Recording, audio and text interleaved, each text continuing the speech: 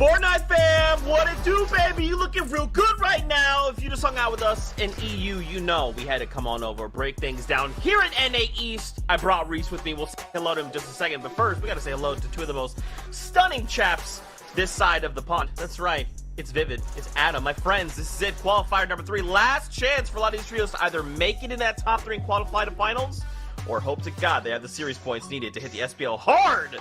How you guys feeling coming into this right now? Oh man, qualifier 3, a little bit bittersweet, right? Because this means we're getting towards the end here. We're going into the semifinals and the finals over the next 2 weekends, which is where all the excitement, all those really, really exciting games happen. But you know, it's getting towards the end, so that means the competition is going to go away soon. I won't have this great stuff to watch, but I'm really, really excited to see who can clutch it up in qualifier 3 and secure their spot in those finals. Yeah, fellas, I'm feeling good. Feeling real good tonight. I can't wait for this thing to happen. I mean, as you both said, the last few weeks we've been kind of seeing our teams competing for those 3 top spots, but series points have been so pivotal as well. Hopefully, all of our teams this evening will do at least something, get their way towards getting one of those up for grab places in the semi-finals. There are a few teams that desperately need to deliver tonight, so hopefully they'll do it. But that's what this is all about: 6 games to see if they can get the points. Whatever happens, it's going to be amazing. I can't wait to get things started. Oh man, we're going to be breaking down everything for your viewing pleasure, but of course, we got to talk about a few things first before we can jump aboard the battle bus and break down said action. We got to talk about, do you like watching what you're seeing right now? This exact thing? Did you also maybe want leaderboards though at the same time? Like, so watch while you're watching the game, you could be like, oh, what's going on? Wait, what is that guy the placement points? Boom. Yeah. Hey, watch.fortnite.com. Great place. It's got us, what you're watching, plus leaderboards. Check it out, watch.fortnite.com. Okay, we're going to take a look at the overall broadcast format now. If you guys that have been here with us for Chapter 2, Season 7, you've leveled up. This is not scary to you anymore, okay? But if you're a first-time viewer, get ready to be terrified. Boom! Look at this graphic. It's crazy. I know. Look at all the numbers, the lines. Look, it's okay. Just follow my voice. Nothing else matters but qualifiers, okay? That left side of your screen. Semifinals reboot round, that'll happen next weekend. The finals will happen the weekend after that, but that's future us stuff. Right now, we're focusing on qualifier number 3, Vivid. Qualifier number 3, we have made it. So how did teams get to the competition today? Well, there were 4 rounds. There was an open round, and then there was a quarters round, and then there was a semi round, which all happened over the past 2 days.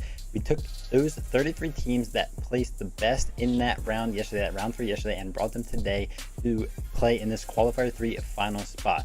Basically what ends up happening is 3 people, the top 3 teams from today, will go ahead and automatically qualify themselves for the finals, and everybody else is competing for those series points, so that way they can go ahead and secure themselves a spot in semifinals where they will be divided up into heats, and there they can also have a chance to secure themselves a spot in the finals.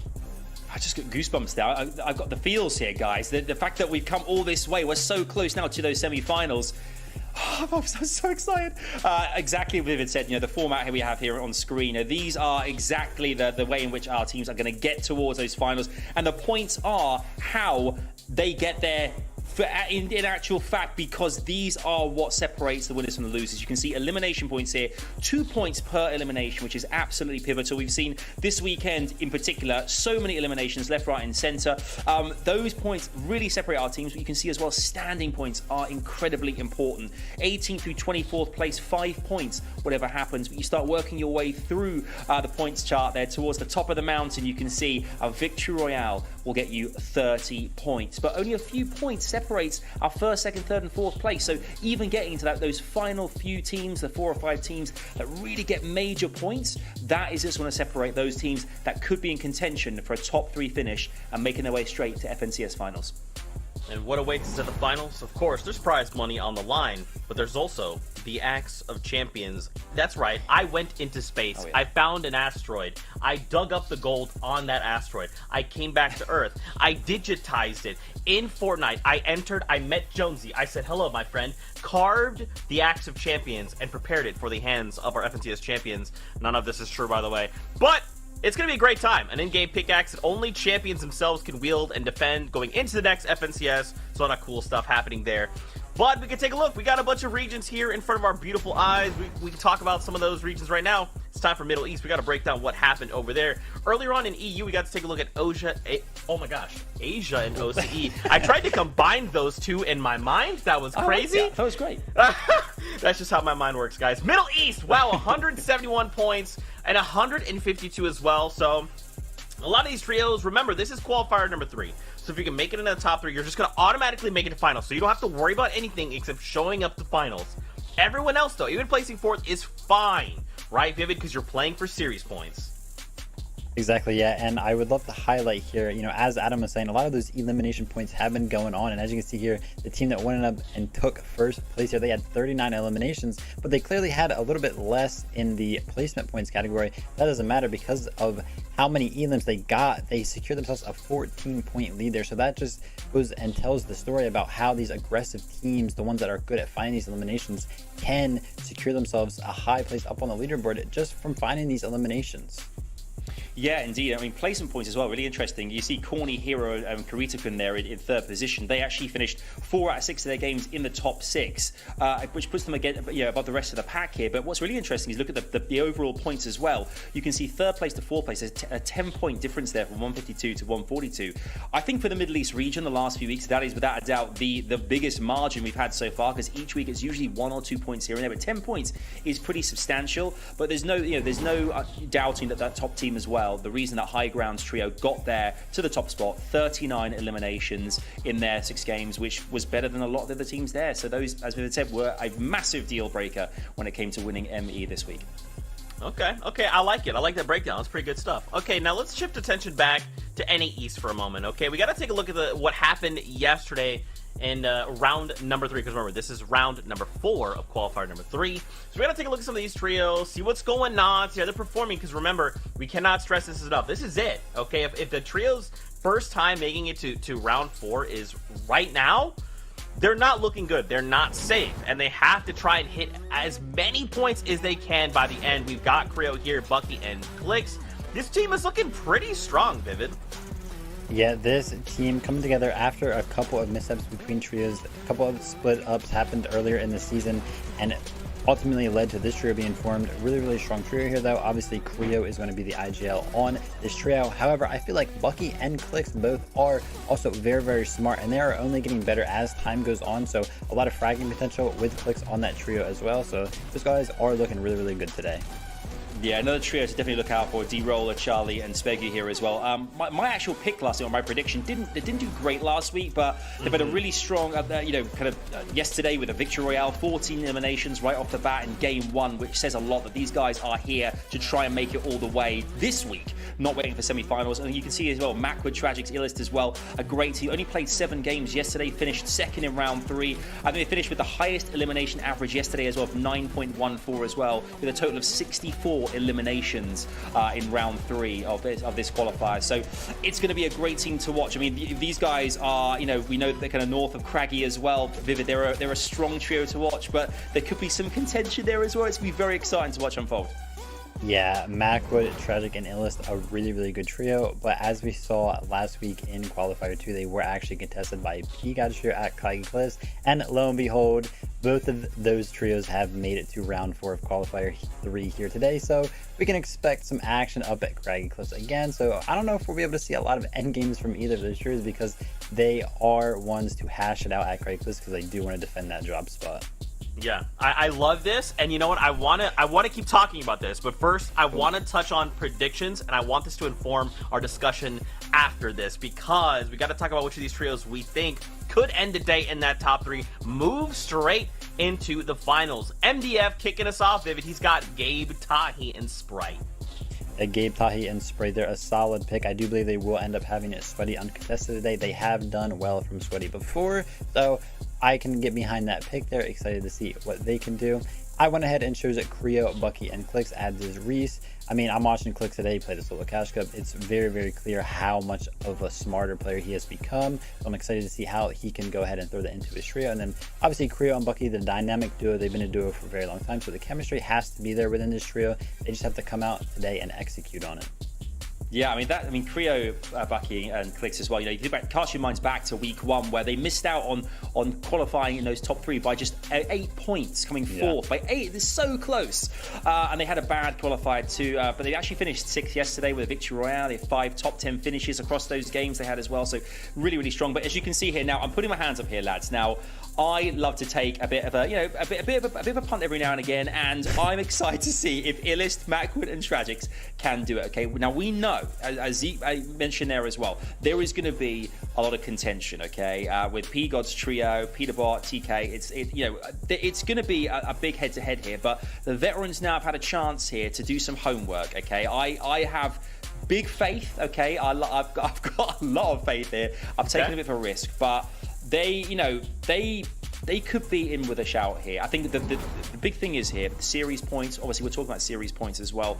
The last few weeks, all of our teams have been trying to work towards getting these series points. These two trios know they're going to go head to head. They may see each other in a heat next week, but I think if I had to put it down, I think Illich's trio, Zeke, I think they're going to do it. Okay. Yeah. So, okay, I'm curious what your thoughts are on this, Vivid, because remember, like, this is going to be such a hot spot. Craggy is so, like, one of the spots in NAE. So, I don't know, like, especially with one last shot, that if I'm not extremely confident in this drop spot, if I'm not like, look, our trio can win this drop spot, it doesn't matter who lands here, we can win 100% of the time. I don't know that I want to do this. And right now, these two trios going head to head, if one trio starts to lose out, especially super early, it could just end their run there on the spot. So, Vivid, how do you feel about this? P-God, Macwood, are you leaning a certain way right now? Do you favor one of these two trios? You know, I would love to root for Macwood's trio because, you know, I like Macwood as a person. I think he's got a really strong trio, but P-God's trio did seem like they had the upper hand over them last week. I think that they were playing the all-spawn better, so I guess it kind of comes down to how much preparation have each of these trios put into bettering themselves off-spawn against the other team, right? Because you can kind of learn patterns if you go back in these replays and see where the other trio likes to land, and maybe you can create some sort of strategy around them doing so, and just maybe you can go ahead and get like an early 3v2 going on if you do find an early elimination based on where these players are landing. So I would say that right now, I think that as of last weekend, I would give the edge to Pikachu just because it looked like they were playing a little bit better. However, if Macwood, Illest, and Tragic go ahead and put a little bit more preparation into it, then I think that they can come out on top because I think that they are actually better players. Why are you doing this in public, Vivid? Why are you doing this in public? What am I doing? I don't understand why you're rooting for the other team when you know that I've been supporting you all season long, and now you're going to do this to me. I can't believe this, Vivid. I thought we were growing closer. The amount of banter you have given me over predictions. One sentence. I should be full on P-God right now. You know what? We're gonna take this Fortnite fan behind scenes. Don't worry, we'll get this all sorted out. I do actually want to ask you guys about Muzz, Speedy, and Looter. This trio that's come over from OCE. And this is their first time making it into round number 4 specifically. So once again, another one of those like, hey, this is it. This is our last shot if we want to make it on through. Or we have to do something big if we want to at least make it to semis, right? If not semis, let's just try and go semis reboot, and then we'll get our shot. This is a very strong trio coming out of OCE. So how do we feel about them? Do you think they can hang with these remaining trios out of NA? Because remember, with every week, we're pulling trios out that have already auto-qualified to finals, right? So right now, the water's feeling pretty open, right? Yeah, I mean, Muzz, Looter, and Speedy, there's a lot of weight in their shoulders right now. Basically, all of OCE is rooting for these guys on NAEs. Yeah. They did not have a successful Qualifier 1 or Qualifier 2, but they have made it through the finals here. So maybe they're kind of like learning the meta of NAEs, because I'm assuming that the regions play a little bit differently. So even though they were completely dominant in OCE, obviously they have to come over here and adapt a little bit. But I do think that they are going to have Lazy Lakes uncontested today, which is a really, really strong drop spot. So I would say that after having a bad Qualifier 1 and 2, and the fact that they made it here, and that they have uncontested Lazy Lakes, if they've done some homework, if they've adapted well, I have high hopes for these guys.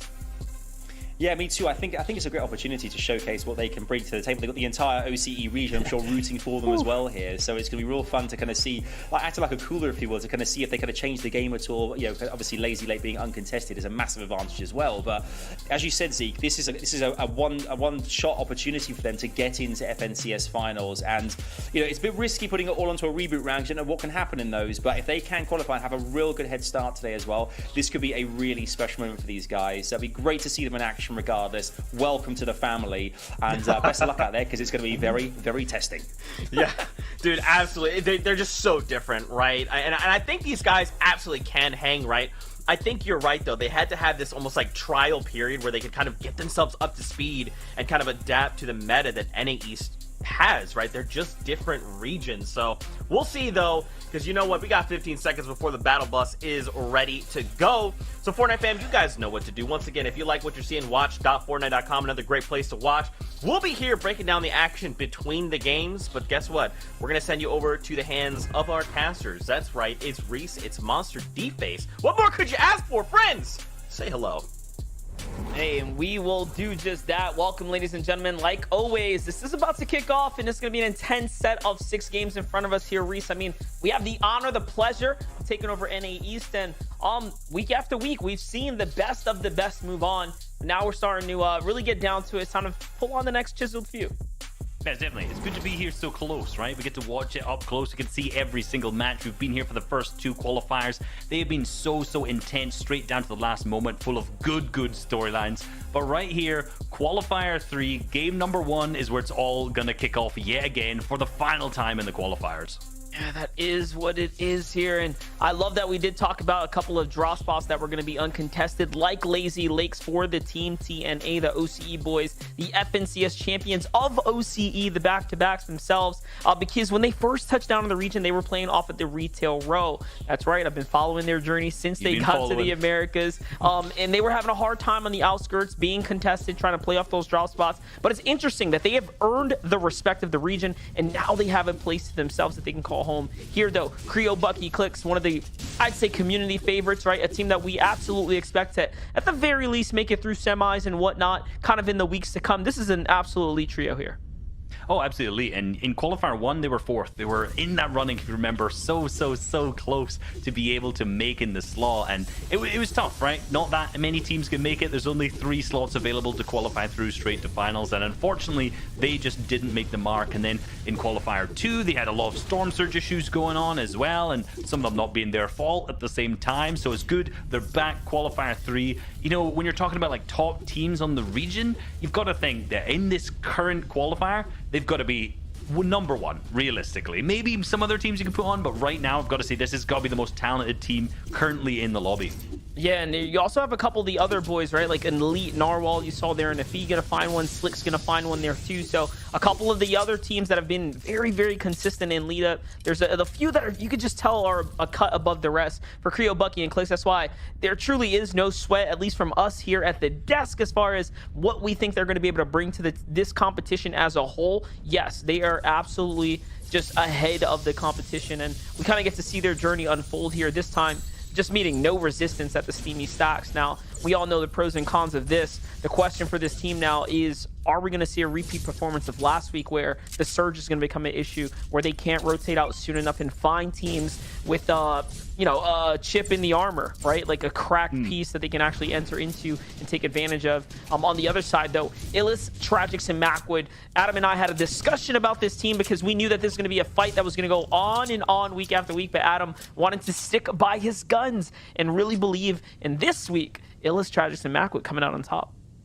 Bold. It's a bold choice. It's Very definitely bold. a bold choice, we'll say, because looking at last week's performances, like, you know, although it ended up technically being 3-3 each team, right, managed to get a bit of peace. At the same time, that last game, we saw Peterbot's team disengage and land somewhere else and then get pushed instead. But right now, this is the first game we're going to see the engagement just as we saw before, as Illis goes to take high ground over Peterbot to try and get that advantage, try and pick up one of the players in this fight. Yeah, and this is a very bold move by Illis himself to go for that high ground there. He's going to commit a lot of resources. P got naturally looking for the chop down here, trying to bait him out. Illis has got to keep on high alert right now. Yes, they have control of the high ground, but the team that is on the mountain this time around is going to continue to sweep on through. This type of playstyle, this threat that lingers on the mountain just outside the orchard, it's going to always be there for the teams that fight here in the Craggy Cliffs. You know, this doesn't change week after week. It just, the players change. And now when the players change, so does the styles, right? It really depends on what kind of teams those are in the surrounding areas of whether or not this is going to be a fight that is going to be relatively, I guess, left to, you know, run its course, right? We saw it unfold like that for the last weekend. It may not be like that this time, as that is Magnolia who's up there. There it is. It is, but Illust completely runs out of materials, gets tagged up from the hill. That is Magnolia indeed, and smart teams are going to push contested fights like this as he actually starts to get a player onto his wall with remaining 0 builds who's going to try to get out, but none of his teammates are anywhere close to him. But no, he manages to get out. That's a good way, but no, the third party still comes in from Magnolia's team, who's managed to drop him down to 111 HP, but the player drops into his box as he goes all the way down onto the bottom, just trying to swivel his way in and out of the builds, trying to get any right-hand peek that he can. But there's 2 players above. They chunk him down to 33 HP, and it is over for Illust. And that's the worst spot to be in right there. When you're underneath an enemy ramp, remember, if you just tap that edit button, it is completely transparent. They can see directly through it. So there was no way Illust was going to get out of that one, although he is one of the deadliest when it comes down to just toe-to-toe gun battle. Right now, Macwood, Illust, and Tragics are effectively losing this draw spot, and it's a 2 or a 1v3 situation, so they don't even get an exchange out of this. They don't get a point off of this. It's a complete sweep, and it's a repeat, I would say, of last week, because Peter got TK and P got, they managed to win this draw pretty dominantly, kind of like what we saw unfold just now, but also they turn these games into end games, which again, that is something you don't see very often. The difference in a team being contested and actually just putting themselves up on the leaderboards versus a team that gets contested and then their game's over. This is a team that has fought against that adversary. It is, and you got to remember, when you're contested, sure, you win it. Storm Surge ticked off, you got the elimination points, but still, it takes time. That's time that you're not harvesting metal, getting your ammo crates, you're diminishing your heals as well. So they may have won this. It wasn't that slow, it was relatively quick, but at the same time, that slowed them down a ton. Sure, they don't have to focus that much on Storm Surge after this, but they still definitely do. The roughly 300, 400, 500 damage that they've done in that fight will not be enough to get them through the threshold. NA East is notorious for having very, very high thresholds for Storm Surge, so that's definitely not going to put them above. But hopefully, like you said, these guys capitalize on those games once they get out. They're able to make big games out of them, to get top 3s, get big placements, and hopefully they'll be able to do that today, because again, neither of these teams want to go through to semifinals.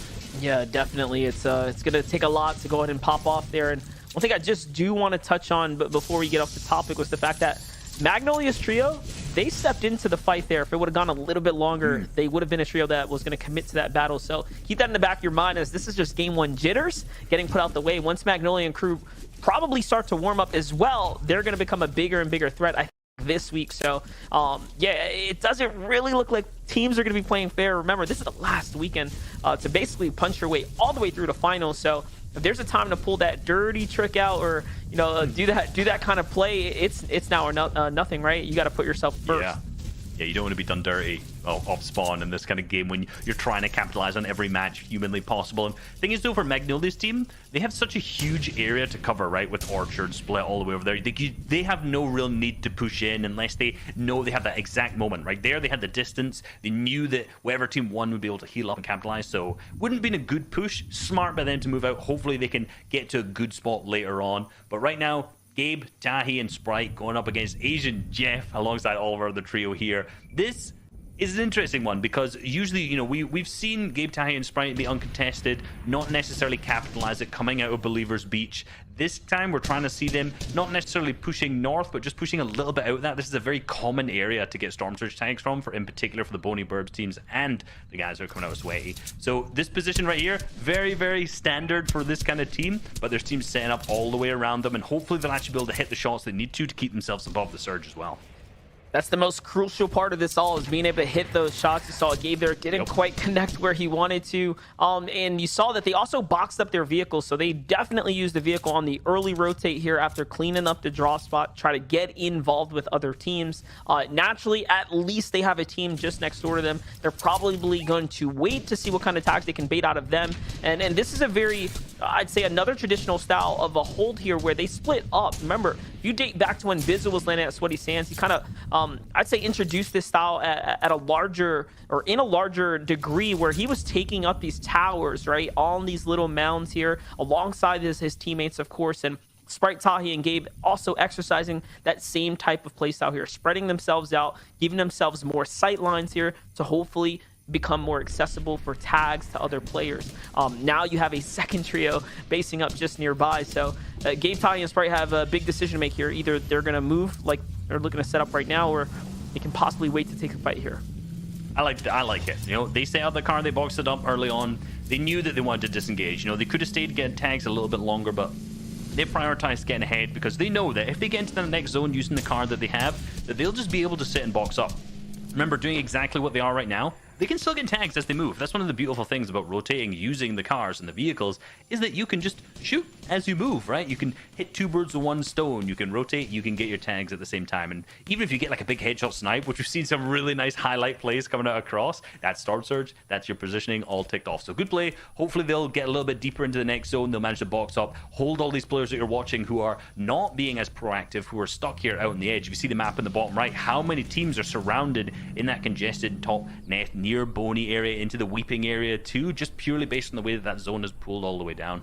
It's going to play into a highly congested zone on that northeastern portion, just the way the zone's kind of pulling hard southwest right now. So there's going to be very limited positioning down to the south and the coastal areas. Now, if you are ahead of the surge, those are the spots you want to kind of get to. If you're not, these positions right here, right now, are going to be the key and most crucial ones, because they're going to have to play the really long-range tags right now. Yes, Slurpy Swamps is one of the, I'd say, prime position spots to be in because of the accessible material and resource that you get out of here. But look at how they are behind all the sight lines, right? The team on the mountain can see first. All the other teams that are come through, it's effectively kind of like a stone wall set up back here. So for Divine, Narwhal, and Zlem, who did find one of the first team elims, they should be okay to be this passively set up inside the base. But if things don't go their way, because for whatever reason the surge is extremely outside of their favor, it's going to be a hard position to play off of. I mean, we've seen teams a lot, get 3 elims off spawn, and no, that's not going to be a huge amount of tags in comparison to other people, right? It says they're below, but we'll wait to see if that is actually correct to start with, because sometimes it takes time. Yeah, they're 700 above right now. They're in a good spot. Like I said, they got up here early. They've got those eliminations off spawn, so they should be fine. They're okay. What I'm more concerned about for them is the fact that they're relatively east on Slurpy Swamp, which is going to allow a lot of the teams, you can see, already start to rotate inside Slurpy. So many teams in these southwest zones rotate and just situate themselves inside Slurpy. They box up, they chill there. Now, because Narwhal is on that far east side, if it pulls to the southwest, far away from them, which chances are it probably will, they're gonna have to somehow rotate through everyone. So yes, they seem to be good right now, situated, chilling with Storm Surge, but I'm not thinking about now. I'm thinking about the next zone and the zone after that, and how they somehow get through an entire wall of people. Yeah, definitely. As you see a couple of vehicles trying to make their rotates as well, you can hear all the chaos going off. It's about getting into this storm line right now, avoiding those other teams. So you really want to keep your distance at this point if you are sitting comfortably. There's Carrie, Fatch, and Pam up alive as well, still in this game here. Trap, Neon, and KJ Rob, also a team to look out for here, as we're now going to tune in with a team that is basically struggling here. This is the worst kind of position to be in here, just above the surge. Yes, they buy themselves some time right now, but that is definitely not going to be enough for this zone here. If any other teams get active, it's going to continue to go back and forth here, and this is a pressure. They are now sitting on the clock here. Last week we saw what happens when, especially even come mid-game, teams try to out-heal these zones. It just really never works out. Judging by their loadout right now, I mean, they don't even have an effective loadout to kind of sit here and go for the heal off, so they're going to have to take a fight. Unfortunately, it's going to be Mega Dubs and Rokan are going to be the closest team, closest trio nearby. This is a pick right from the caster team, so this is going to be all or nothing now as they dive on in here.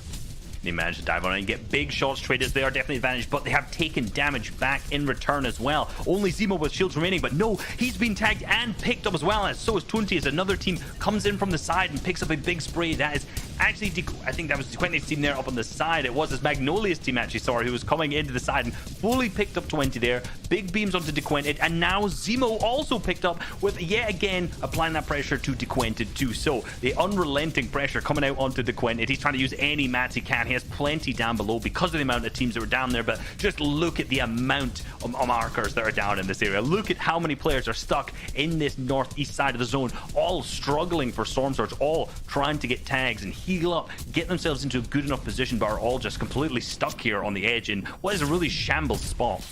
Let's not forget, Magnolia's trio did manage to pull a victory royale in the weeks leading up. This is something that trios, not every trio can say they have done, so that's a team that has that winning factor inside their pocket. But Clicks is going to open up with a massive snipe shot here. He needed it as well. Just take a look. That's going to put him comfortably above the surge right there. That's a 250 tag all the way through. That is big damage for the boys right there. In the feed, though, TK goes down as P-God is left to clutch up there. He's going to find 2 elims, make that 3. It's a full team wipe for him. So P-God lighting things up, giving a little bit of a lifeline for his team as Peterbot falls to Spade there too. So it seems like P-God is left as a solo to try and wrap this one up here. And again, that puts his team up at 6 eliminations at minimal from what we know. Think about it this way. That's 12 points, guys. 10 points is roughly a top 15 positioning as far as points go. So they're breaking past that. This is a great game, even if they don't pick up big placement points. But if they can get to the placement points, if P-God can clutch up,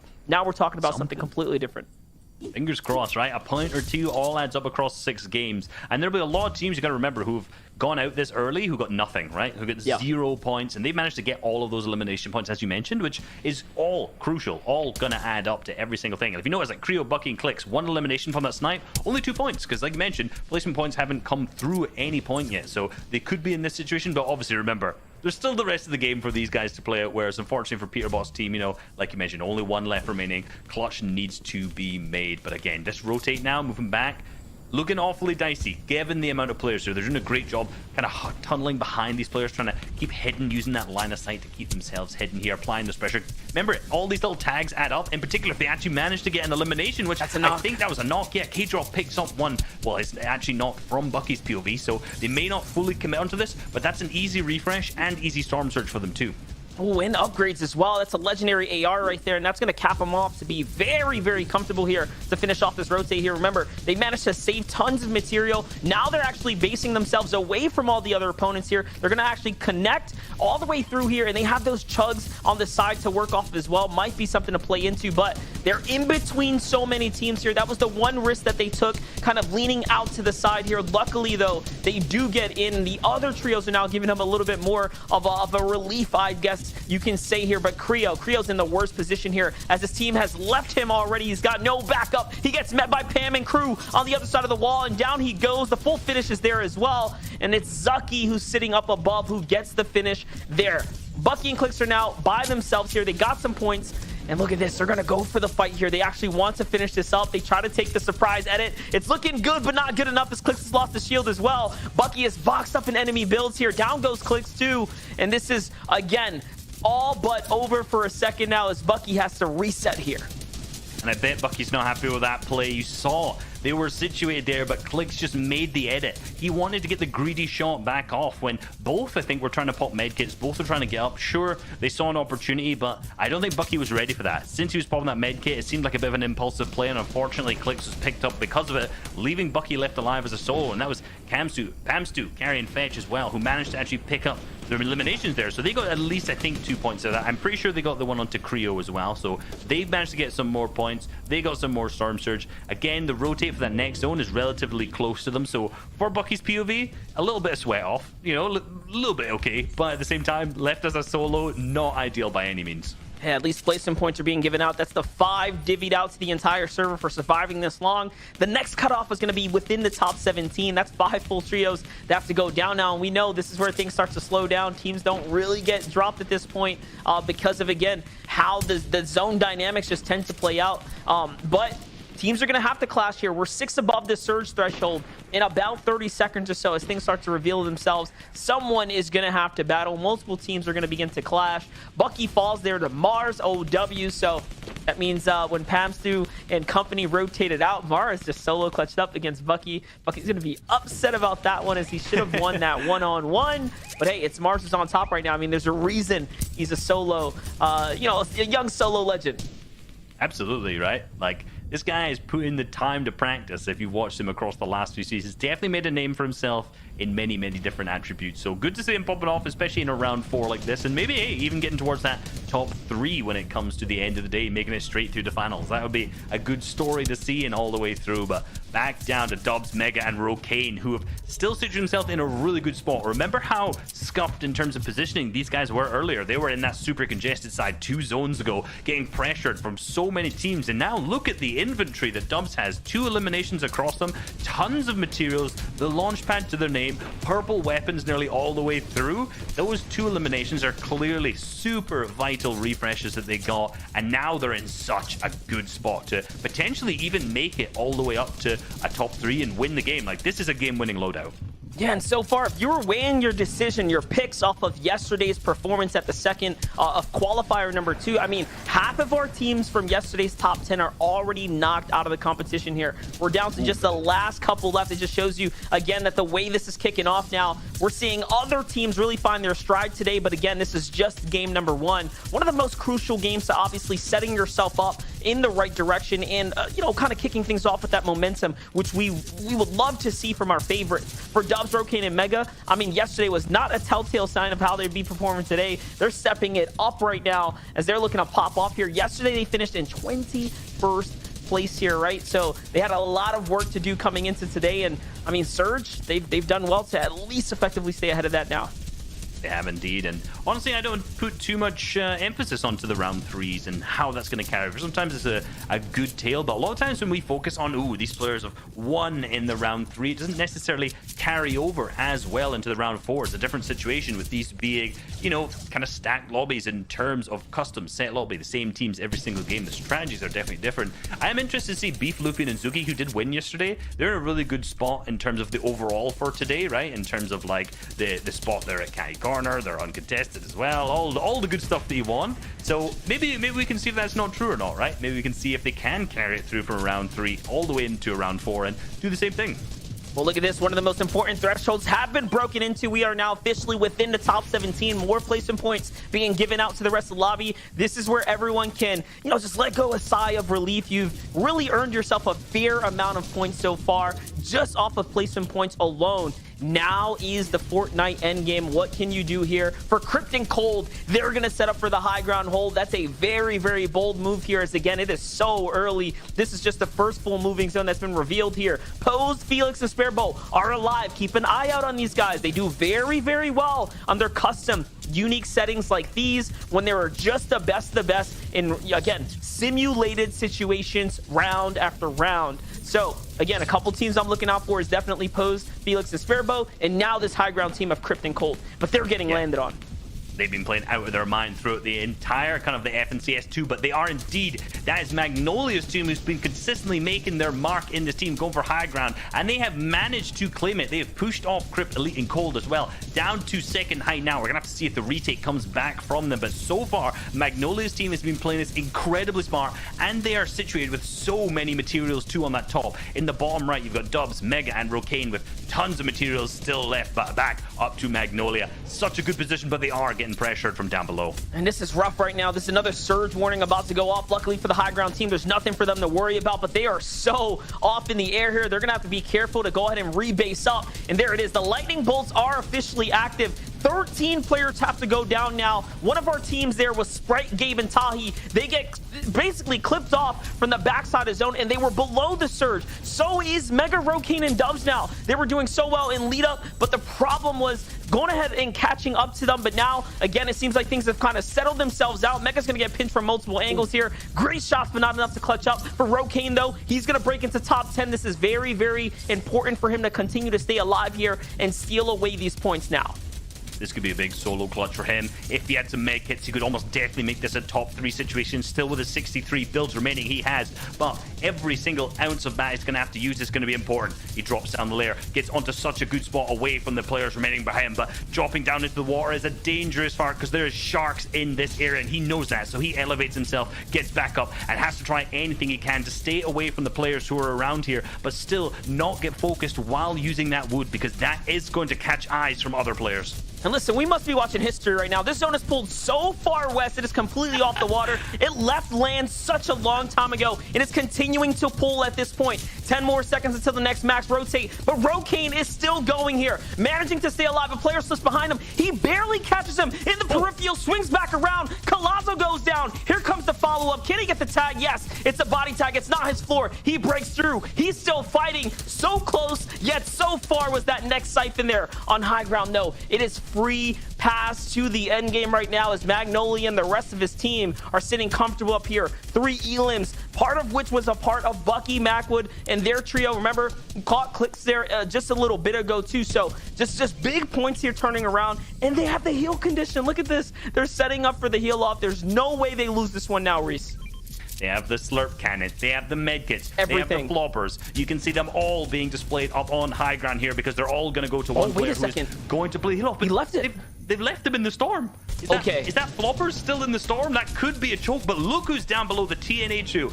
The OCE boys are still up in this, down on low ground 2. As right there, that's another one. Elimination down onto post. Sparebow goes down into the storm 2. Felix still up. There's Chaos down on the low ground. As we see the top teams of Magnolia's team start to drop down, they start to apply that pressure, but no build left remaining on Duran right here. He's going to have to try and do something to pressure the teams down below. And not only that, they throw away that win condition here, but that's the sign of pressure in the end game. You have to have a full strategy mapped out and planned out. K2G is going to jump on down and finish things up with a quick one onto TNA Speedy, who makes an end game, showing up for his first appearance here at the FNCS Final, the NAE stage, making things happen. But of course, it's going to be your team of Magnolia and crew who takes the victory out there in a very spectacular fashion. But let's just talk about that slight bit of inexperience kicking in, that pressure, that FNCS pressure there, making them forget the heals in the zone, Reese.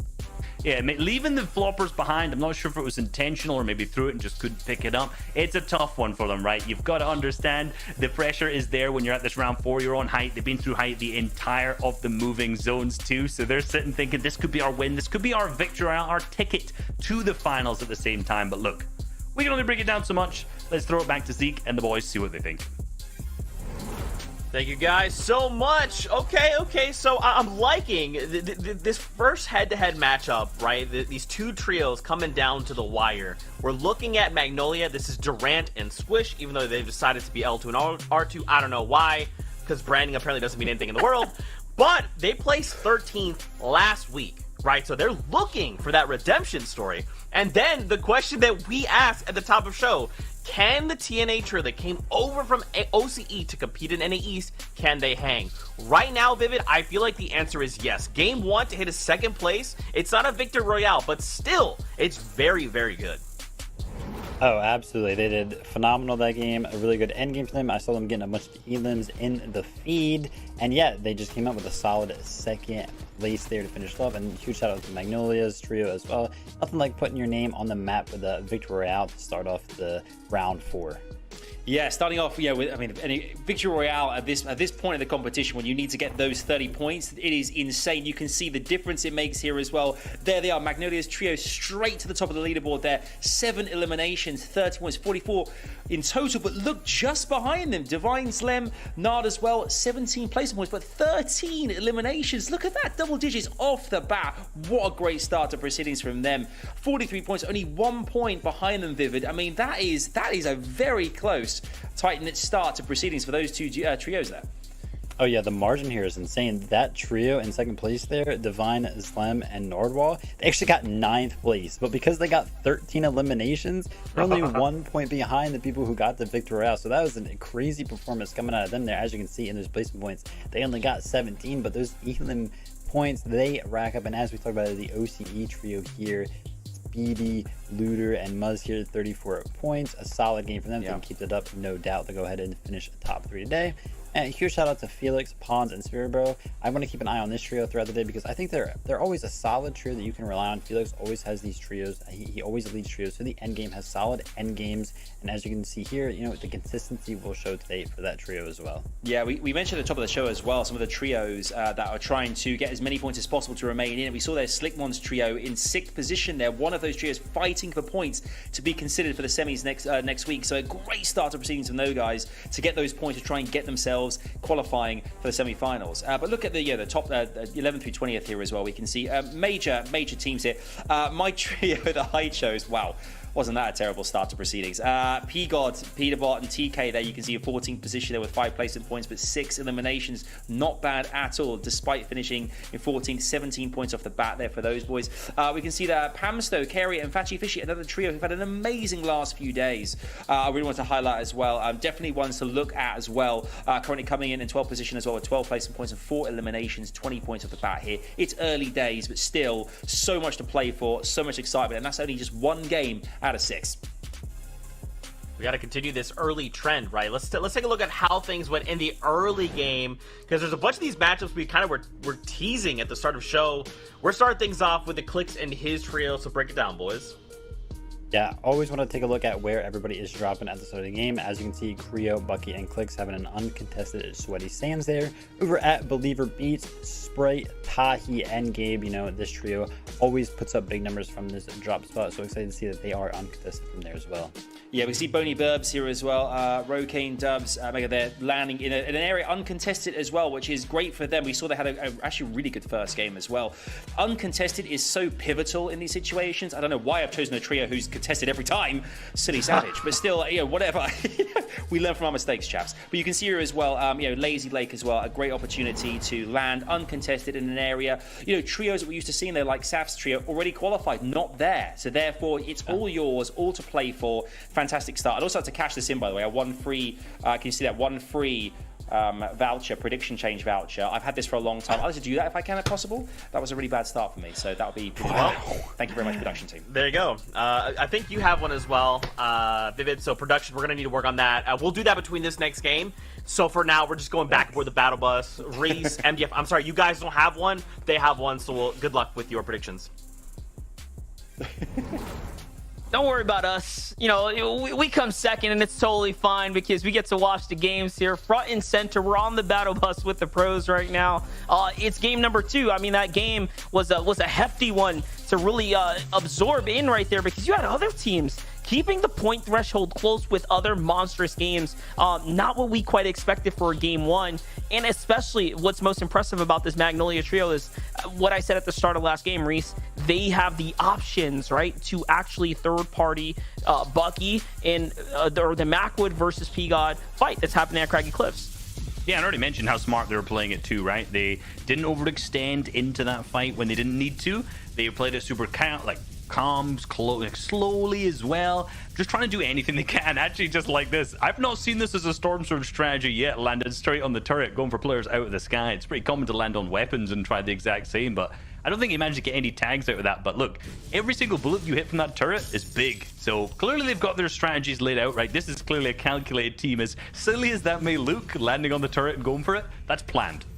Yeah, definitely planned here as the strategy is, again, just all starting to come together and connect for their drop right now. It's a widespread split. We talked about this just briefly before. It takes a lot of time to go ahead and finish up this type of route. But if you can be quicker than your opponents, if you can make it there just in time, I mean, there's so much opportunity for them to just honestly create damage for what's going on around them. And just take a look at the map there. Up in this area, that is the only contested drop spot that we can actually see from our perspective here. I don't see another drop that actually has any major conflict like this other than the ones unfolding in the feed, and even those are very, again, quick and just filthy drops at other like satellite style stations. This time around looks like Spegu's gonna go on and win the drop here. He was I think he was a part of the first, I'd say, collateral damage to fall in the last game. So again, contested drops always pretty rough.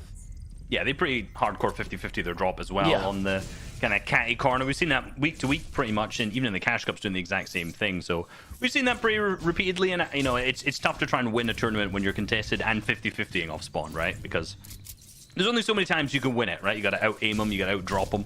But unfortunately, we've not managed to see that so far. But again, Magnolia's team doing exactly what they do. This kind of shows the full area that they've covered. They've managed to get the full of Orchard uncontested, up north of that as well, up to the dish spawn, which is obviously why we saw them push into P-Gods kind of near that fight in the last game. Like, honestly, this is going to be one of the biggest loot paths that is available during the game right now, because usually you'll have teams take one side of this, like maybe Orchard or maybe up in the north dish, but no, right now they managed to claim the entire of this area of the map. Yeah, definitely. They have this all on lock. And, you know, it makes sense, too, right? As teams start to qualify through these other sections of the map, you know, they start to open up, right? This is a draw spot that was notoriously claimed by DJ Agers and Skittles, right? They kind of had all that to themselves. They then decided to move on down to the crops, right? Just because they were that dominant, wherever they wanted, they could take, right? And that's just kind of how it ends up working out. For this trio, though, once again, we get to watch this glorious fight go down again here. P-Got, TK, and Peterbot, you know, again, play this passive style. They wait inside the buildings. They continue to farm while Macwood, Illust, and, you know, company sit up top, right? They kind of get ahead just by these little micro plays here. They do, and every single build adds up. Every single bullet. Remember, all these teams that are dropping here, well, both these teams in this situation don't have that much ammo. You know, you can see P-God does actually have 80 AR bullets, but if they're going to keep spraying like Mako's team is, applying that pressure from the outside, that's going to run out very, very quickly. So every single build that you can harvest up adds up big time. Actually, as we see the gas can coming out, or the Firefly, they're starting to burn down a lot of the buildings, which is going to use some of those materials up that they're trying to make sure that they have, as we see some shots trying to be traded. But no, unfortunately, nothing's going to connect there. So interesting play right now, because we are going to have to try and see who's going to win it. Is it going to be the outside team applying the pressure, or is it going to be P-God's team, who's more solidified, being pushed, but playing slower and potentially a little bit smarter at the same time? Yeah, but they got to be careful. Macwood and company are already rotating up, so if they don't jump on this opportunity quick, it's going to backfire here. And you can see P-God really trying to play this lurker position right now, trying to see if he can catch Macwood off guard with an over peek or something of the sort here. Peterbot has a sniper as well. This kid's dangerous, man. He's really been on fire lately. So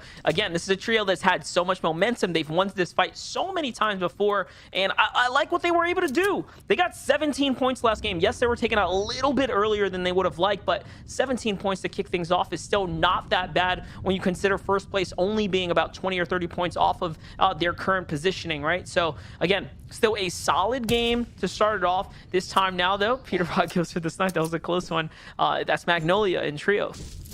Yeah, I don't know if that's the team you want to be sniping at either, because they're not necessarily the team contesting you. They're the team third-partying in here that aren't going to be pushing in too hard. They're going to be holding you. So they particularly gone for the shot into Mako's team, or even just waited for it.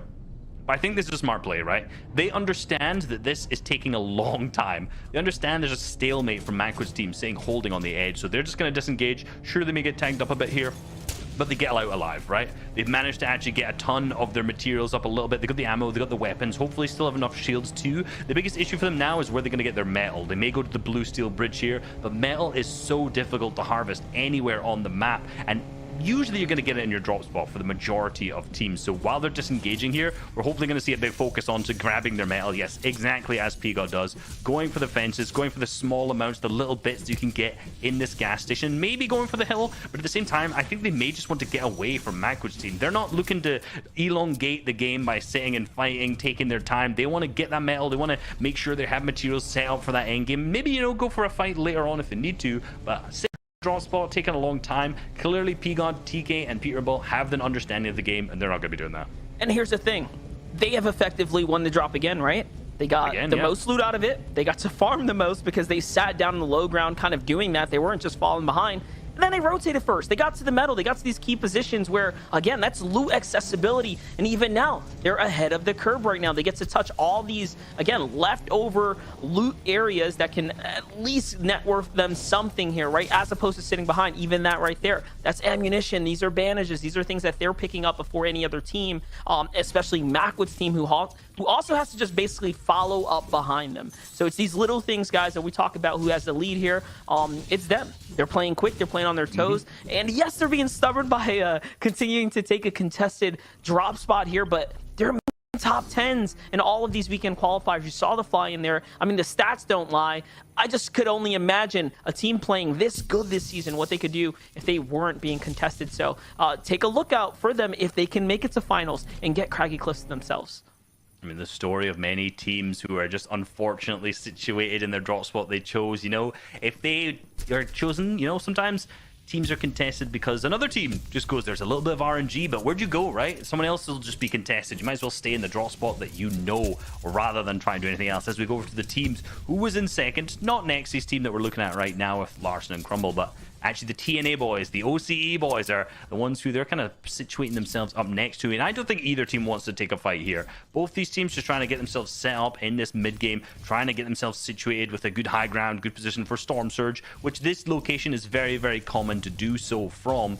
And they're looking good, right? They're looking good, trying to continue that legacy from the last, in particular with the TNA boys. Yeah, definitely. I mean, they've done so good so far, but again, the clock is ticking right now, and not a lot of teams have really gone down. We've seen the odd knock or two here, but no true big finishes. Nexybot goes for the snipe there. That's a missed opportunity, a little too high on the flick. It could have honestly given him a lot of much needed surge here, as things are really about to get interesting as the clock continues to tick on right now.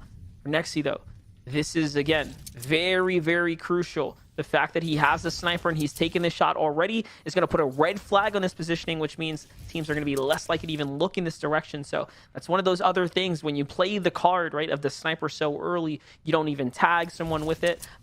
You're setting yourself up for failure in the long game.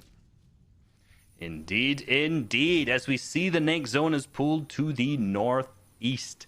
A difficult zone for a lot of players. This is pretty much the exact opposite we saw last game. We saw a southwest. Now we're going for a northeast. And basically, there was, what, 3, maybe 4 teams currently situated in the zone. So pretty much the entire lobby is going to have to try and rotate their way in somehow. So we could see a lot of players start to drop off. But you know what I've just noticed?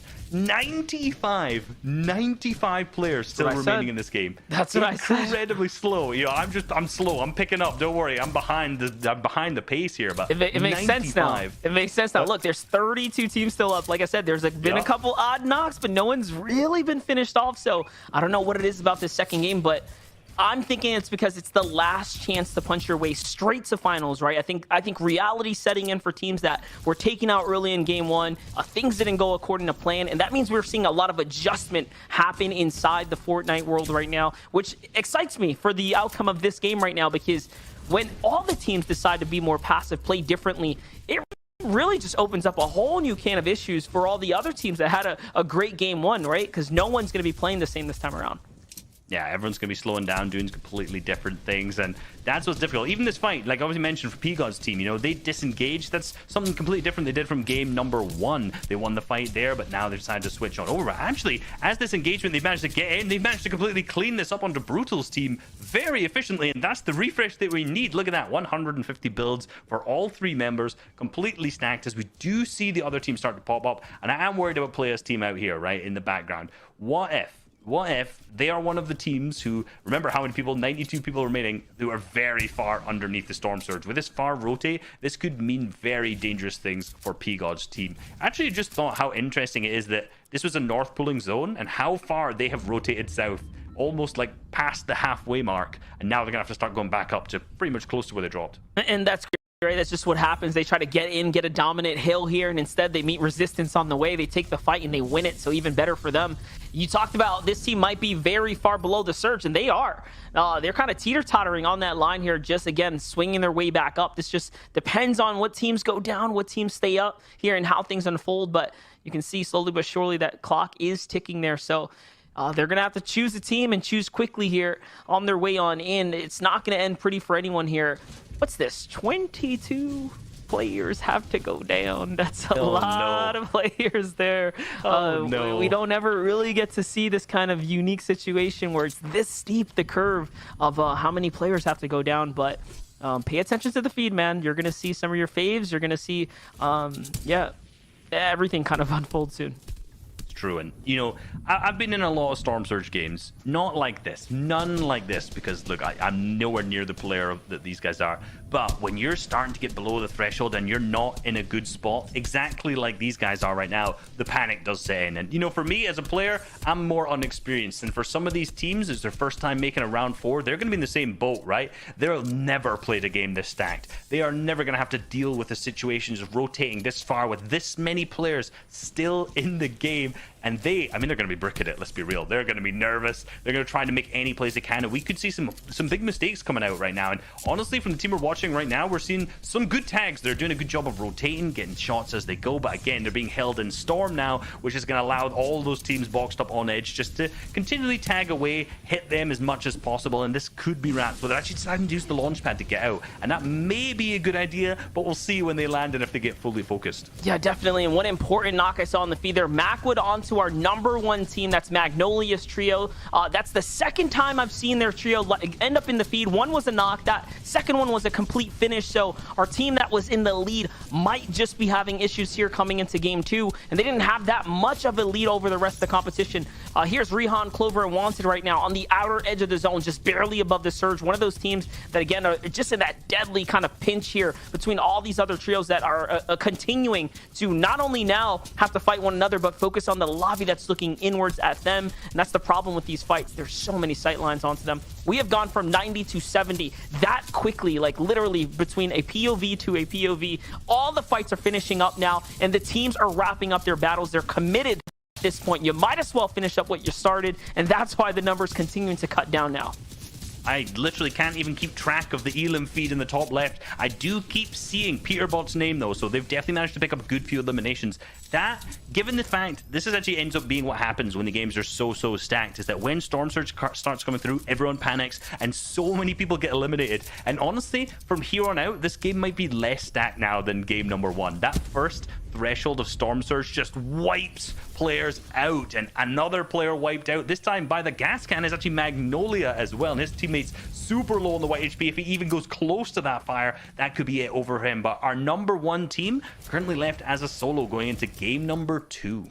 Very rough right there, and you can see that he's got all the shields and stuff to work with, so it just meant that an unfortunate turn of events as they tried to rotate back into the zone, basically overcompensated from their draw spot and found themselves in more of a congested area than they probably would have liked here.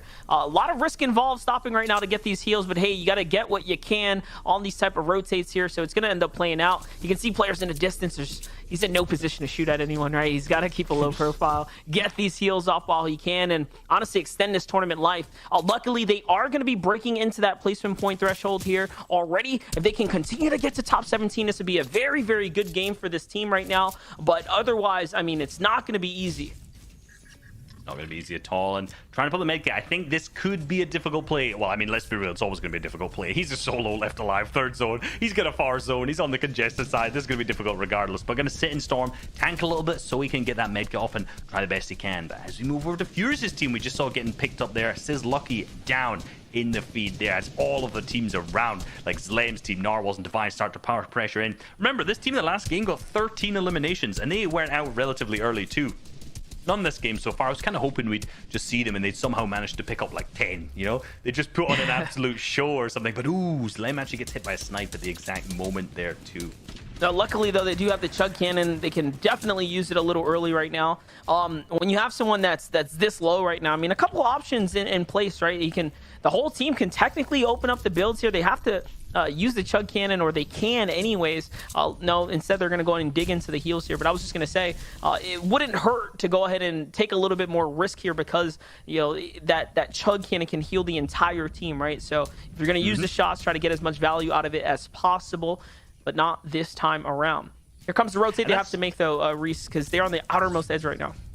They're on the edge, and they understand that, and they know they need to get here quick. So they hit the little short pad, and hopefully using the tree to stop the line of sights, which is really good. Marking a nice high ground hill position, which is a good idea for them to be set out, but at the same time, a lot of the lobby's going to see that these builds are getting freshly built, and the pressure could come out. But no, actually, no one decides to start shooting them at this moment. They've managed to use that single launch pad to get themselves in. I imagine they still have more pads remaining. Now, because they went early and that pad's there, they may be able to get tags on players who are going behind. That's exactly what they're going to do. People who are reusing that pad, they'll be able to go on tags and then not bodies. So they've at least managed to get one tag out of that, but potentially more eliminations on his teammates as they start to rotate through as well. And the crazy part, they marked their own launch pad as well to break it in the distance there. You see the cone on top of it, so it seems like the team did not get to recycle that one going on foot. Now becoming victims to the rotate. They're perfectly done for them, showing why they are in the lead right now, or looking to break away with that lead here as things are setting up.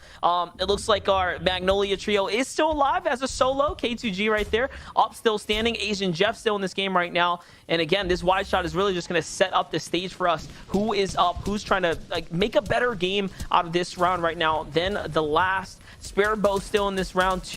Where is Felix? Looks like they've lost a player on this rotate right now as well. So again, a lot of duos we're watching kind of in this mix here. I love these wide shots. They give such a cool idea and gives you so much information in such a short time of who's still in. It's all the TNA boys. I'm going to keep talking about them all day because, let's be real, I want to see them do good. They're the team I want to do well the most. But also, Bucky, Creo, and Click still in it too. This is a zone that is favorable to them. Actually, almost very, very similar to a zone they had in Qualifier 1, which at that moment, they'd already actually had Bucky sniped. So he'd been lost. They ended up picking up a good few points as a duo. However, now they're in this almost exact same zone as a full trio with good materials. They managed to get the Llama, given they have the Chug Cannon in there too. Chilling on Storm Surge right now with pads. This is such a good spot. If Clicks, Bucky, and kind of Creo do not manage to capitalize on this and get a ton of points throughout this match, at least, this is going to be a big choke, I've got to say. Yeah, definitely. I mean, listen, they have a lot of ground to catch up on right now. They are, again, slipping behind here, only 14 points. Another slow game right here in front of them. The last one, they had a couple elims. They were looking okay come the mid game, but one false edit, one bad rotate, and all of a sudden they were in just a world of focus. Here comes their early launch pad now. They're trying to do something completely different than the last game. Get there early, get a dominant position most importantly, and then play off of that. Here goes Clicks. Love that he switches to those soft masks because he wasn't commit to any of those builds there, and now gets his trio here above the mountain, right? This is all starting to really shape up for this trio here. It is an interesting layer decision because they're still relatively low on this hill, but a ton of the players will probably end up boxing up on top of him, right? He is over the players who are down below the hill, but anyone who boxes up on top of the hill will probably build over him, which may block the launch pads that they want to take for the first moving if they decide to use it. So potentially a little bit one more layer up could have saved them, but I think given the fact they went so early, no one had really established here, it could have been a bit risky to get them focused because they had more sight lines on them, and now they have such a good place, right? They can just sit and hold back. But Aspect, Kaz, and Hoofishy, one of the real top picks, I think, for a lot of people in this day, situated in one of the best spots. Yeah, definitely. Macwood's going to fall to Clicks there with a quick knock, and the finish comes through from the rest of the lobby as someone sees the opportunity and takes advantage of it. It's actually Creo who gets the finish there. Nicely done for them. They already know it's a 2v1 kind of situation here. The team below is also shooting too. No cone on top of them. That's the elite boys. That's Divine, Narwhal, and Zlem there. They can see in. Gabe Tahi and Sprite seem like they have managed to sneak up and snatch up the loot there. So again, these are all little micro plays right now. These are refreshers that are gonna start swinging the tide in the favor of some fresh trios right now that desperately need it. For Divine, Narwhal, and Zlemdo, I love what they're doing. They're keeping such a low profile here. They are comfortable with the points that they have, and they just want to make an end game. They're not trying to force their hand here. They want to play consistent. Slow and steady can get them to finals. And I think they know that, like you said, but once they get into endgame, we know they're going to frag out. Exactly the same as they did last game. They're going to apply that pressure. They're going to pick up so many eliminations. They have that fragging power, and they're waiting on the bottom left to try and hit that launch pad. They've already marked the zone. They've marked both edges of it on that bottom left. You can see, which just shows exactly where it goes, right? They're going to mark those positions. That's the max pool. That's the minimum pool that it can do. Great plan, so they have full awareness. But again, on high, Hoofishy, Kaz, and Aspect trying to build themselves across, but I think they're going to have to take the pad because at this rate, someone will probably start to establish at height at the opposite side, and they may fully lose it unless they just don't want to commit to it at that time, which is completely fine. But another team may take that opportunity to do so. Yeah, definitely. I mean, Hoofishy went first. Aspect touches down. They're going to go for the fight for high ground right now. Kaz is on the side here. He gets bested by KJ. Seems like he was just a little bit quicker, but Aspect commits a lot of material there before realizing the call comes out. Give it up. It's not worth it. They've already expended so much. This game's not over for them. Not just yet. They'll come back for that play a little bit later, but Aspect, you can see, sneaking behind right now. He is not happy with that because he did have the lead there. He had a true fighter's chance, but he's going to have to follow the trio here, follow the decision to give it up, and now play out for this end game. For every team that falls now, though, there are points that are going to be given out, guys. This is a very, very crucial time to stay alive here and out-survive your opponent. It is, and Bucky, Creo, and Clicks managed to go back through their old tarp, trying to hit anyone off who's diagonally above them. And Bucky may be able to pick up one elimination, but unfortunately, no, the player manages to get it away from him on the box. And this old tarp that they have provides so many angles for them to pick up refreshes from if they need them. Right now, not a top priority. Staying in the game is the biggest priority, especially to see Creo almost capped on hard materials and soft materials as well. So he's going to be able to just to completely get himself ahead, almost into the 7th zone now, whilst he lets the two hound dogs at the back, Bucky and Clicks, go for those refreshes, keep him capped. This is a top 3 game I can see from Creo, Bucky, and Clicks. They are set up so well, but there is a team in the back of the tarp. Yeah, the risk though. Creo is looking up, so they're probably looking to take a victory royale right now, trying to see what kind of win conditions are available to them. Aspect's gonna fall to Divine. Divine is still continuing his rampage here in this endgame. Trap, KJ, and Neon jumping their way back up, clawing their way back into the competition here for game number 2 at 5 eliminations and an endgame of a top 10 in front of them. Hoofishy unfortunately is going to go down. That's a full team wipe for them, and they are no longer in the running here. Back to the lobby, players are being sent here, and you have to be happy if you've made it this far. But man, the struggle that's happening here in the low ground. There it is. Someone finally shuts down Divine. Narwhal falls too for being on the outer edge, and it's up to the last one. That's Zlem there inside the zone here, possibly against Zucky. Who's going to hit the shot here? He's waiting for it. He does, and he's on top now. these are crucial points, not only for, of course, getting the elim, but it's the placement that you earn as well. That's a team wipe right there. Big exchanges.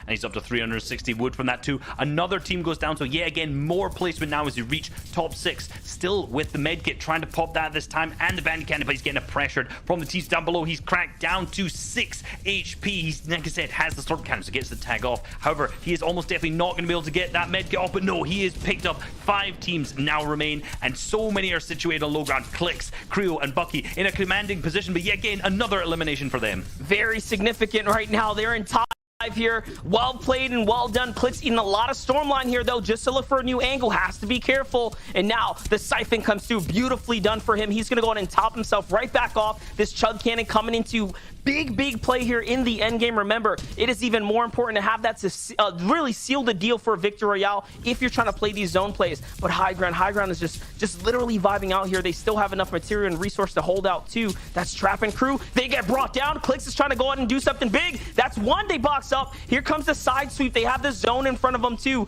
and that's another elimination for them. They are jumping their way right back into the standing here.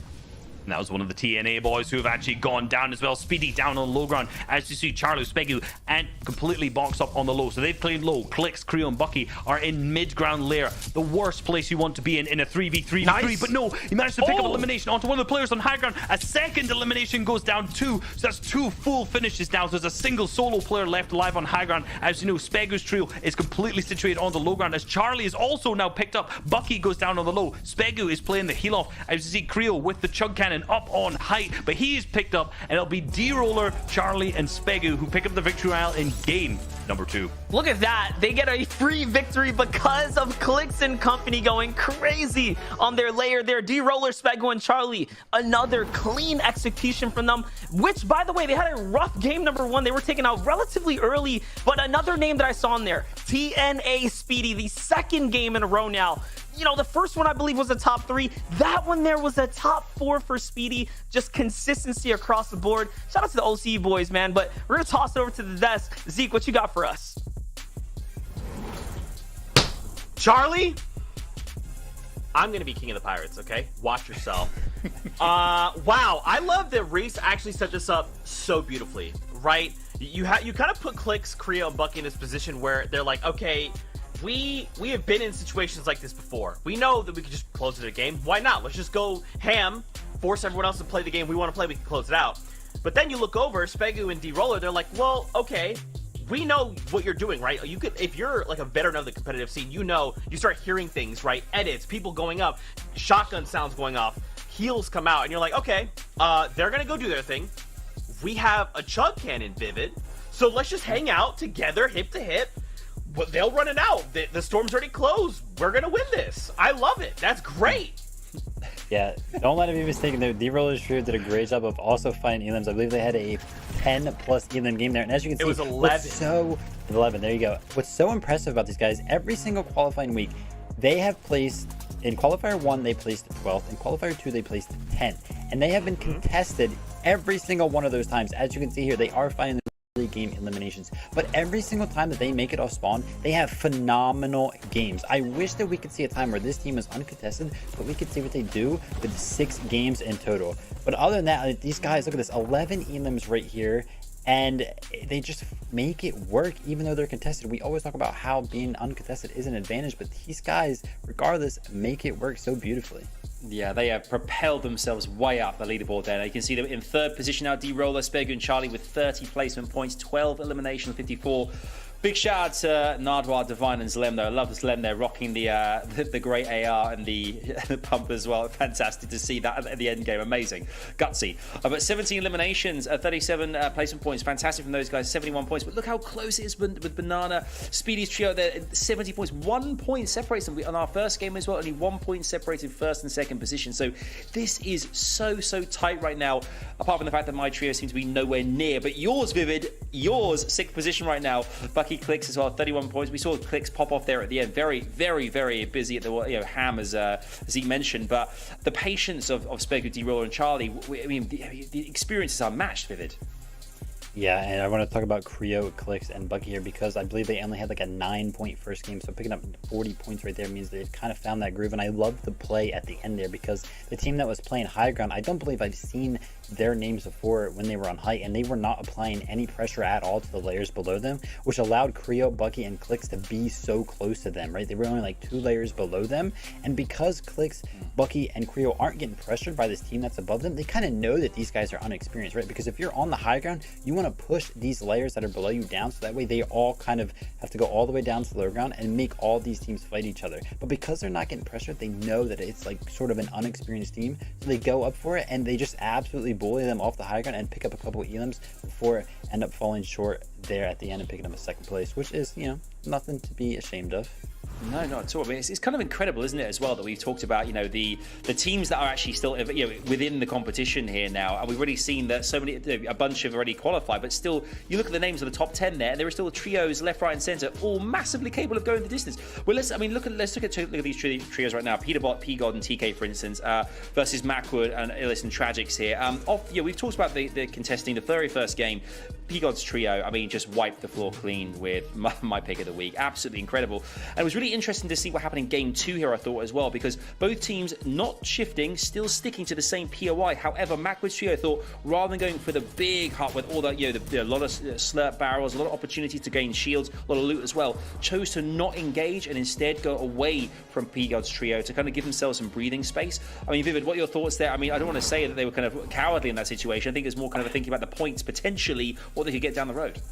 Yeah, essentially they just decided that it isn't really beneficial for them, so they wanted to get out of there early and see how they can play the end game, because there is a team up on the hill that is overlooking that 3v3, so they don't want to deal with that anymore, so they just went ahead and disengaged.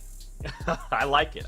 That's sometimes what you have to do, but not only do that in life as well. But watch.fortnite.com, another great place to watch. I'm doing that right now. I have the leaderboards up, so I always know what's going on. Okay, Fortnite fam, you heard the bus. We go back over to Reese and MDF. Thank you guys so very much, but here it is. We're setting up. It's game number 3 now, Reese, and again, things are just getting closer and closer up at the top. Teams that are breaking away right now, though, the TNA boys staying consistent, and of course, Narwhal, Divine, and Zlem doing just that as well.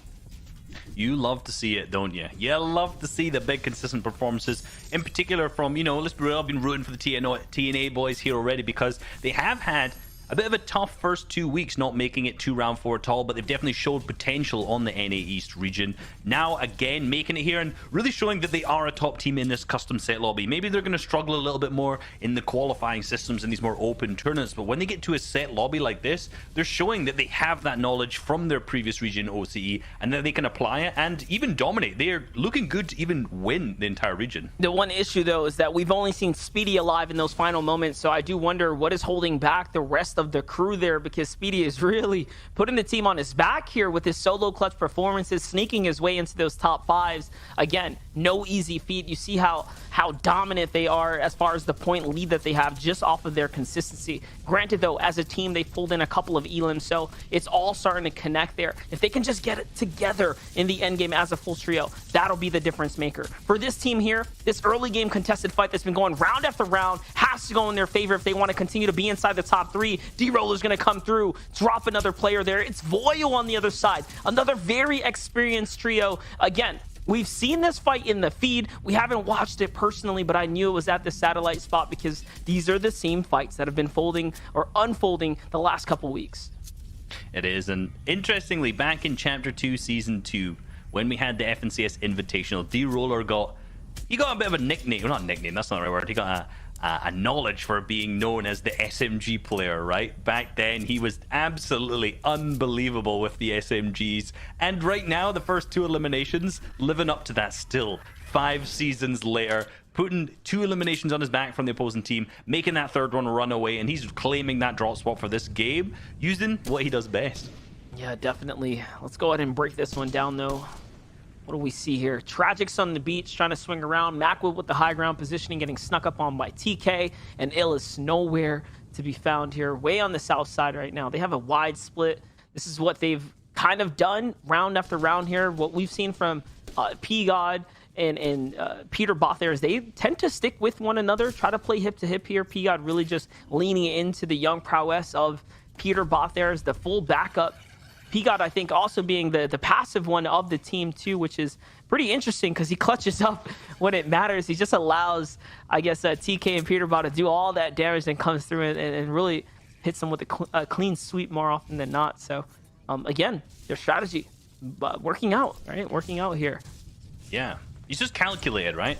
You see these slow plays, you know that they're thinking about what to do. They're trying to understand that if we just play this slow, we can wait for an opportunity, we can go for shots. Like right now, is obviously Macwood using the inflatable. This is a perfect time to go for shots onto him as Macwood actually starts to ramp up with only 5 builds to his name, which is a definite interesting push. But Peterbot is actually disengaging over to the side, but to potentially get some form of extra loot there. And I'm not sure if the full team is going to be dipping, as no, because there's still some left in the main building here. So this could be an opportunity for Macwood, Tragic, and Illis just to collapse in on them whilst the team is so split. And I've got to question what they're doing being this split. Yeah, definitely. They were trying to steal away that loot. Remember what we talked about? Peter Bot, P-God, and TK. They don't like to just sit idle. They try to get the most out of the situation possible, where Macwood and crew take the opposite approach. They just sit up and don't really farm much. And that's why the style differences is really showing, the pros and cons to it, right? If you get caught out like this, bad things can happen to you. But look, if you can't capitalize, if Macwood and crew can't just spot him out, then hey, they get away with murder essentially here, and they might just be able to go ahead and steal this one away here. On the map, though, you see that one person staying still there. That's P-God. He's just hidden. He's hiding out underneath Macwood here. Yeah, he's just sitting chilling. Illis already picked up one of the eliminations. That's obviously why I say we see that one other player dip away, Peterbot dip, as we see P-God just sitting in a corner, maybe in the toilet, just trying to hide and stay in there as long as he can. I think Macwood, Illis, and Tragics have started to think that P-God is disengaged, right? Macwood is playing it very carefully, still walking around the corners, checking his angles as he can, but he is very separate. This could be a 1v1 situation between P-God and Macwood over there, and this way, because Illis and Tragics are so split, if P-God ends that quickly, they could actually come back and be a 2v2. And you can hear the shots starting to go off. Right now, Macwood's HP is starting to dip in that bottom left. Yeah, definitely. We're going to jump over, though. It's P-God's perspective we get to see here. He's out of material, guys. Having to sit still. He's got to be quick, though. Here comes the backup, and no, he's going to get tagged up. No HP taken out now. And, of course, I was going to say, they have to shake him down at this point. They want all that additional information. P-God, again, did what he could. He stood still, but Macwood just knew better. He knew better than to, again, second guess himself, right? He's like, no, I heard this guy. There's no way he didn't disappear. And this extra little bit of BM, they're doing it on purpose, guys. This is a rivalry that's been happening for quite some time now on social media and all that good stuff. So, yeah. Trying to figure out where they're going to take this dock. It seemed like they were going to carry him all the way to the beach, maybe throw him in the water a little bit. Throw him to Peterbot. Just trying to bait him out. Just take him back. Just take him. We don't want him anymore. But no, I maybe looking for a sniper that's going to hold him for that time. I'm not really sure what they were looking for. But either way, they got the 2 eliminations from this at the first time. They're looking good. Peterbot's left live as a solo somewhere in the map right now, trying to do what he can. And hopefully he can clutch up a couple points. Yeah, for sure. As Magnolia's Shield seems to be the one that has rotated in, giving a little bit of extra pressure here, potentially on the outskirts. As Tragics is the one who's got the Parasite on head, so he's the only player that can do the big flank here effectively. But no, he's waiting for his team instead. They want to move together. He's not trying to set up the flank, which means they don't have any interest in taking this battle here because they really don't have the material. He doesn't even have a shotgun yet. Get the chance to check his loadout out, but yeah, pretty desperate situation right now. There's a tactical right there. Nope. Ops not even grab it. He's gone. He's like, yeah, whatever. Nah, he's tunnel vision. He wants to hit the rotate dip out of there, but hopefully be able to get some loot. Keep themselves moving throughout this game at some point as we go back over to Rokane, Dubs, and Mega, who are in an interesting spot, right? I thought there was another team jumping on them right below them, and these guys have been in this situation. Anytime we watch them, there's always teams contesting them. Right now, like I mentioned, Rokane, Dubs, and Mega are fully uncontested in this spot. However, everyone's still rotating in here. Boney Burbs is such a hot spot for teams who are looking for tags, who are looking to also just, honestly, just fight people and get, like, sprays, set up for positioning for the mid-game. So this is always going to be a hot spot for them. See Posix team right there is built over them. It doesn't look like a fight is engaged because all of the materials are still really, really good. But again, a lot of congestion in this area is going to mean a ton more teams are going to have to start rotating through here, which is going to get really difficult for Rocane, Dubs, and Mega because they have done well with 51 points so far, but one loss because they're in a congested area could be very impactful on the leaderboards. Yeah, but you know what? The last time we saw them here, they were contested, and they didn't have nearly as much of a successful, I guess, tournament run so far. They were 30th. Right, Yeah. exactly. I was going to say, they were at the bottom. Like, they were having a very hard time being contested. And it just shows their strong suit is not early game fights. It's not these mid game battles. It's just playing for the end game. And if they can get away with the loot that they need, I mean, they've shown that they can do big things in the end game, stay consistent here. And I really like that we get to see the kind of the night and day difference when they are contested versus them having a completely free drop. I mean, you saw just a couple moments ago, game 2 was the first time this season or across, I think, any of the FNCS as a contested team took that victory royale. So again, just impressive stuff across the board there. And it just shows you the differences in caliber of play that is at play when you don't have your draw spot being fought over. True. I love sitting on those cones. I love seeing sitting. I would love to see if they just jump out, hit some big shots on earlier on, but maybe we'll come back to that another time. It's just sitting cones. We've got more interesting things to watch, like all of our OG's team who's taking a fight up near Stealthy Stronghold, their drop spot, they're home right now. We see a single knock coming out, and he's managed to pick up the finish as well, so they're going to be in the advantage in this fight as they start to apply that pressure to the contesting teams. And no, it's over already for them. 3 eliminations, easy Storm Surge. Hopefully this will be a bit of a bigger game coming out from this contestation right now. I've said this many times. Contestation, right, is the right word. I just feel like it should be congestion. Congestion sounds so much better than contestation. Hey man, you know, I don't make the dictionary. I don't make the rules around here. I just follow them, right? And I'm gonna need you to follow them too now. Here we go, though. Rocane, Dubs, and Mega again sitting up in this prime positioning right now. They actually pulled the zone too. This is gonna pull north. This is a very good spot to be in for the zone going north. All those southern teams are going to have to cross at some point or another through those open fields, which they will have sightlines on in just a moment here.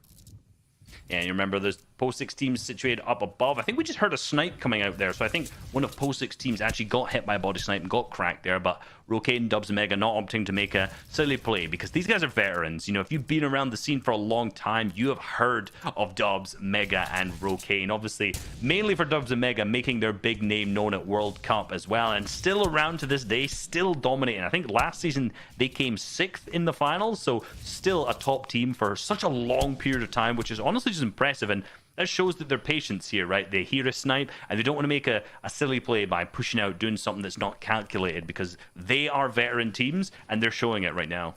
Yeah, here goes that zone pull there. Teams have to migrate. We knew that the southern portion was going to have a bunch, and there's a ton down there that have to continue to sweep on through. So a lot of opportunity there. Up north, couple teams making their late rotates. Remember, that is what's left of Macwood in his trio. If they've managed to kind of bounce back, seems like they have enough time up there to do so.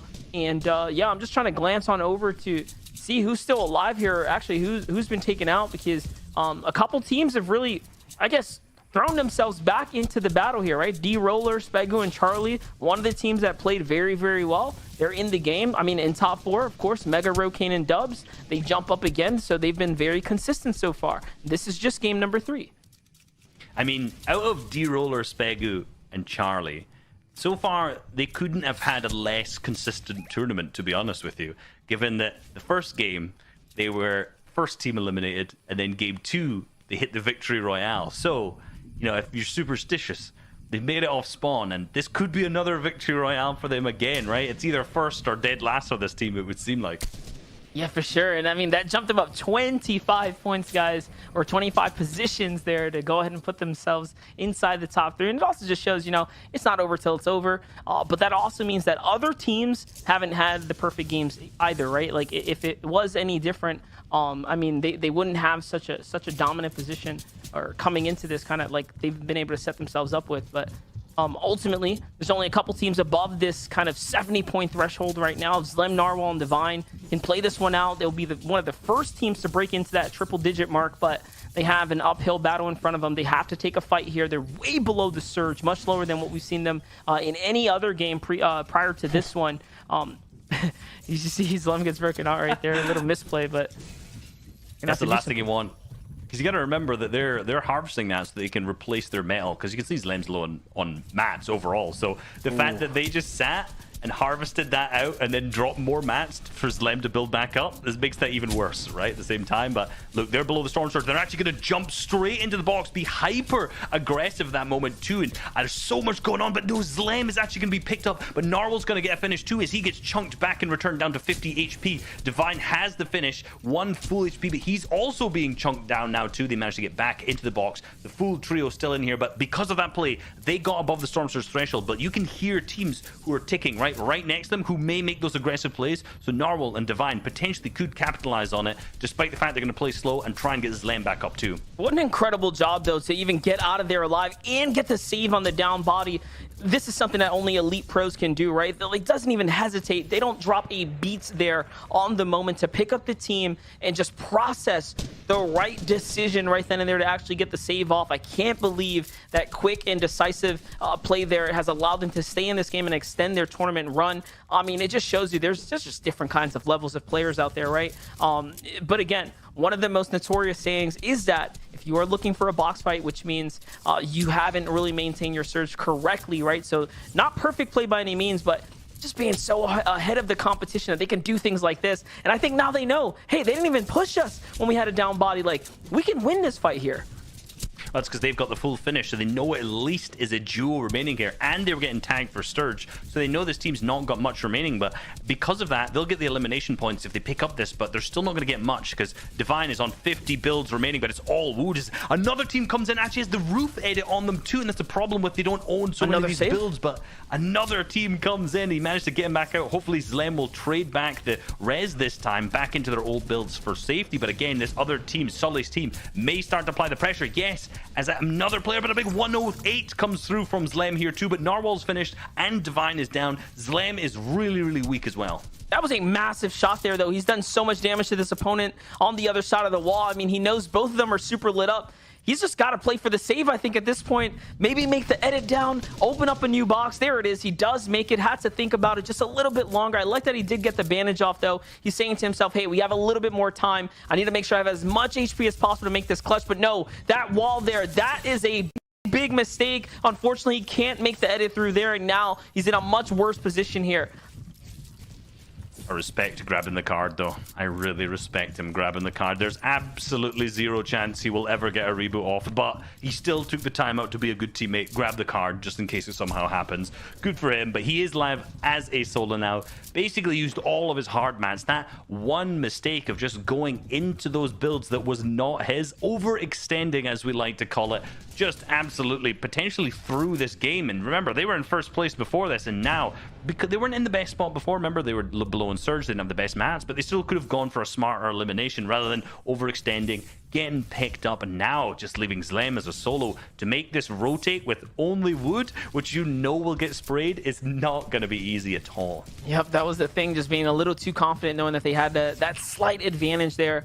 As again, you see the formats fly through, and this format is so important right now because it shows you that top 24 is the next 5 points. If Zlem can at least make it there, this is not that terrible of a game, right? It's 2 points off the elim. It's 5 for making it that far. That's a 7-point swing. It's better than not getting this next 5, which is worth about, 2.5 elims right there, guys. So that's plenty. It's more than enough to at least continue to hold into their top 10 spot, or top 5-ish spot, I think, if they were to fall any earlier. And it would be devastating to see them, Zlem, kind of go out earlier than top 25. And then if they missed on qualification at the end of the day by a couple points, right? It could have been that one placement. It could have been that overextending mistake that even if they had a bad game, they would have got that top 25 placement or that top 20, maybe the 17 later on, more and more points. And it's this trickle effect, which is why every single game matters in a 6-game or a 12-game format. I don't know, but in particular in a 6-game format, because you're punished so much for having a 0-point game instead. So something like this, where it's a very low-point game, is going to be really tough. But as we go for another fly-around shot, Pamstu, Fatch, Carry on a really good spot. The TNA boys with some eliminations. I saw them in the feed earlier. We see Clicks to the right, which is a little bit off screen now. Still in the zone on high ground too. All of our OG's team fully up, who I saw knock on earlier, and they've also managed to get back up. Sparrow's team still there. All of the top teams who've been performing so far pretty much still in this game and ready to go. Yeah, and it's crazy because Sparrow's crew could have been inside the top 10, but they fell just a placement point too early in the last one, and that just shows you how close things are just outside of that top 10, top 5 bubble. But for Tragic, Sales, and Macwood, what can they do right now? They've been having a struggle of obviously fighting for that draw spot. This time around, they finally win it here in a bit of a more dominant position and fashion. Ooh. Nice job for Tragics there. Huge snipe onto Zucky there to sit him down, and that's gonna it's gonna net worth them all the surge they're probably gonna need until the next rollover, and even then I think they're gonna be okay. So that is just a big snipe to alleviate any potential coming pressure here in this lobby. If you have to, spray back, hit shots back if you're starting getting pressured. Exactly what Tragics did. He understood the situation. If all the players are doing is peeking and spraying, wow, why would they stop, right? They're going to get Storm Surge tags, they're going to get the damage off, but if they're shooting back, they're going to know they've made their mistakes. So Tragics does a good job to prevent that fire coming back. And they can actually hear another team below them starting to get pressured by Storm Surge. They're below the threshold, the team below them somewhere, but they can't get eyes on them. They're trying to understand, but no, I think that team is fully now being picked up somewhere around them, but we do actually still see the extra materials from the knock. So that's going to be an easy refresh, right? No risk almost involved. The team had low on Storm Surge, managed to easily pick up some materials. Now they got to make a little bit further rotate. Easy play for them. Yeah, definitely an important development there, guys. Lem does fall, but he's inside the top 24, which means he gets those extra 5 points. He falls to the hands of Felix, who, again, is fighting for that top 5 to top 10 position right now. So points get taken away from some of our top teams. They get put right into the hands that need them for being inside the top 5, which is just a crucial exchange there on how that's going to develop the standings. Remember, when our top teams fall, it gives all those bottom teams the opportunity to rise the tide here, come on up and catch up to those guys up at the top of the standings. But more importantly, it gets the competition really close. It's almost like a reset here to put players back in the competition stance, I guess, if you will, because there's no free passes. Remember, our teams that were up in first and second place had a 20-point lead just about over third. So that gap, right, that being closed out so early, the opportunity now is just going to, again, set things up really interesting for our halfway mark. It will, and for guys like Illis, Tragic, and Macwood, who are way further down on the leaderboard on 27, they're going to need all the opportunities they can to close that gap, realistically.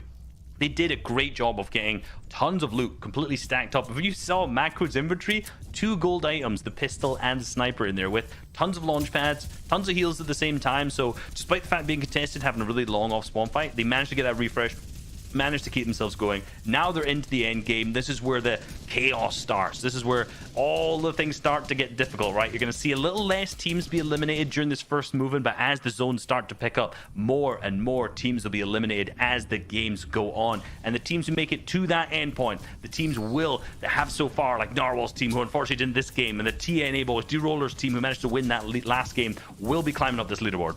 The veterans, Casker, Smack, Niddle having a hard time in their rotate. They get pressured out here. And now the lobby goes to the skies here. Everyone on the move now. If you're in the backside, I mean, hopefully you can break some line of sights here soon, because everyone's going to start looking to set up in position for Macwood and Tragics. They can see the ground rotate's going to pay out. That's the issue with everyone taking to the skies here. You know, there's no one situated. There's no one based up. So the ground team that didn't have the fortunate launch pad is going to be the one that takes advantage of that. And now it's their high ground to hold here. This is their chance to really get into this game here, get back into this tournament, and have a true fighting chance to close out and qualify for this week here. We haven't seen a contested team punch their way to finals just yet. That's true, and this could be the one. If this is a victory royale, that's going to move them up big time as they have that height hold going into 6th. Notice they've already claimed an even higher layer at the front of the zone, as that next zone will pull far for them too. So it's going to be a little bit tough, right? A lot of the players are going to be launch padding at this point, because all those secondary pads are going to come out. Actually, I take the back. The zone is actually moving back, so they're in a very good spot. Instead, you see Tragics all the way up on ultimate high ground, able to apply that pressure down below to ensure no one pads up onto height. The TNA boys still alive right at the bottom of your screen as well. In the bottom right, you see Creo's team alongside Bucky and Clicks. Bottom left, Rocane, Dubs, Mega. And again, on the top screen, you see Macwood, Tragic, and Illist. All of the top boys are still in it. Yeah, for sure. And one thing I want to talk about that TNA team is that they are doing the low ground dead side rotate, taking a page out of Scented, Edgy, and Commandment's book. That is the way you want to play this here. It makes sense as to why they are making all these end games here and just sneaking under the radar, guys. But on screen, high ground, looking dominant right now. Macwood putting that 400 light ammunition to use here. This gun is deadly accurate. It has big damage as well. It's not to be slept on. And most importantly, he could spam it away here because he's not competing with the ammunition with the rest of his trio here. He's got everything in his power to continue the push here. And not only that, he's got all the material here. Look at this. This is just Macwood's count. Macwood alone can make it to end game. You counter in and factor in his team's material, they have high ground for the rest of this game as long as no one pads up on them. Yep, they're in a good spot, still in a good spot. At this point, players probably will not launch pad onto high ground because they'll have used them already, so hopefully they continue that true. But back over the TNA boys, they have lost Muzz, Speedy, and Looter still left in this, but Looter with 0 builds. They're currently in first, but the big shots come out on the opponents, but no, he's traded back right in return. He's going through his old builds, trying to do whatever he can to stay in this, as Speedy puts up that pressure, the aggressive play on, but this is good. The zone is pulling back through these old materials, hiding behind the big 138 shot, and it's onto Kane as well, but Mega and Dubs are still there behind them, so he hopefully will be able to stay in this long enough to get that finish and get those 2 points. And look at the pressure right now to clutch up here by himself here. His teammate is down. He's inside top 8. All you have to do is stay alive at this point. There goes the full finish. Those are big points, guys. Those are huge points, and the siphon gives him enough of the health to swing around the backside. He's gonna sneak up on another. The aim down sight shot is so much damage there. He couldn't get the finish. It's on to Creo. Big exchange there, as now Creo is left in the dust. That's gonna cut down things for Clix here. Clix has to figure things out with Bucky. There's Elite X7 in the middle alongside Recold and Crip. That's a trio down low, a dangerous trio. Tragic's, Illis, and Macwood swinging things around. We talked about their material count. We knew they were going to make it all the way to endgame, and now they are here, and they have all the HP. They can jump down and start to finish things up. Dubs is going to get taken out. That's one down. Bucky in the low ground loses the exchange there. It was deadly, and now it's Crip. Oh no, Clix is down too. We're looking at a 2v2 situation. I know Tragic's team still fully onto high ground. The low ground team of Crip still with barely any HP. We can see Cole going for the med kit play in the back of the storm as well. Also using the chug jug to try and make sure they manage to keep up so full. But Tragic's is going to drop down looking for those eliminations. And yes, he gets it with a big shot. Tragic's, Illist, and Macwood are going to pick up the victory royale in game number 3. Contested as well off the drop here. They win that. Beautifully done. Remember the shakedown, the dance, the celebratory win over at the Craggy Cliffs to turn that into 7 elimination victory royale. That is not an easy thing to do, but it's like a repeat performance of last week where P-God and his trio were just popping off. Now we get to see the other side come out dominant, and that's the power struggle we're looking at here, Reese. Yeah, and from Charlie's in the game before, that was the first win in NAE East that was from a contested team. Now we've just seen it again. So we're seeing some big shakeups in the leaderboards, in the kind of historical playstyles that we're used to seeing. But let's head back to the analyst desk to see what they have to say about it. Adam, did you just want to take this one? Yep, it's gonna. Yep. That's consider the voucher revoked. Amazing. Honestly, I can't believe. I mean, obviously after 2 games was just such a bad start to proceedings. But look, with the contestation, I think that's what Reese is calling it. The contestations. After that happened against P-God's trio and you know the Macwood's trio. Won out and they managed to go all the way forward, take it to the end game, and claim that ground. That was so key. I think that changed everything, didn't it, Vivid? Oh yeah, I mean, that was a great high ground take. One of those situations where Macwood has that awareness, even though he's playing that mid ground, coming from the backside of his zone, he sees that nobody's really playing that high ground. He just basically just ramps up and takes it, and yeah, they just went ahead and won out from there because Macwood has played high ground before, so he knows how to win out in those situations. We take a look here at Sprite, Gabe, and Tahi, though, in that end game, picking up a couple of elims there, and then for the final finishing moments here, Tragic, go ahead and picking up the elim there to make sure that they get those elim points, and wow. You know, OC on top, I guess, right? Like, what's going on here, man? These guys are playing solid 68 placement points. Obviously, the most consistent when it comes to grabbing those placement points on the day. 15 eliminations for a total of 98 points. A 7-point lead over, Adam. None other than Creo, Bucky, and Clix. Oh, I think that there's a bit of a smear on my screen. I can't see who's in second place. Yeah. The rest of the honestly, mate, honestly, I think 18 eliminations. We saw that in the elimination feed there as well.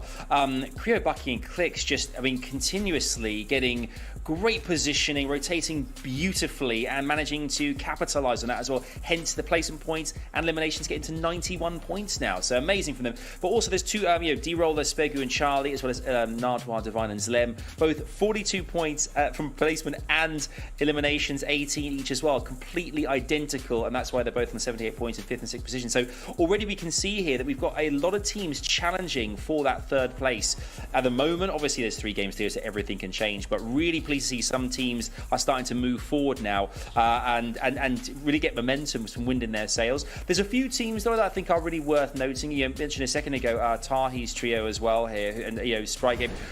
They really are a great trio to watch. Last season when it came down to the reboot round, they had to qualify via the reboot round, which we all know it's a game of chance. You don't know that's not the safest bet when it comes to guaranteeing your entry point. So I think qualification today for these guys, I really want to see them do it. I think they completely deserve it as well. I mean, they were a strong trio. There's Spegu, Charlie, and D-Roller as well last year. D-Roller and Spegu. Spegu and Charlie last year managed to qualify. I think with Goku, who's a player now, I think, who is struggling to qualify for semis. But these are great trios, Vivid.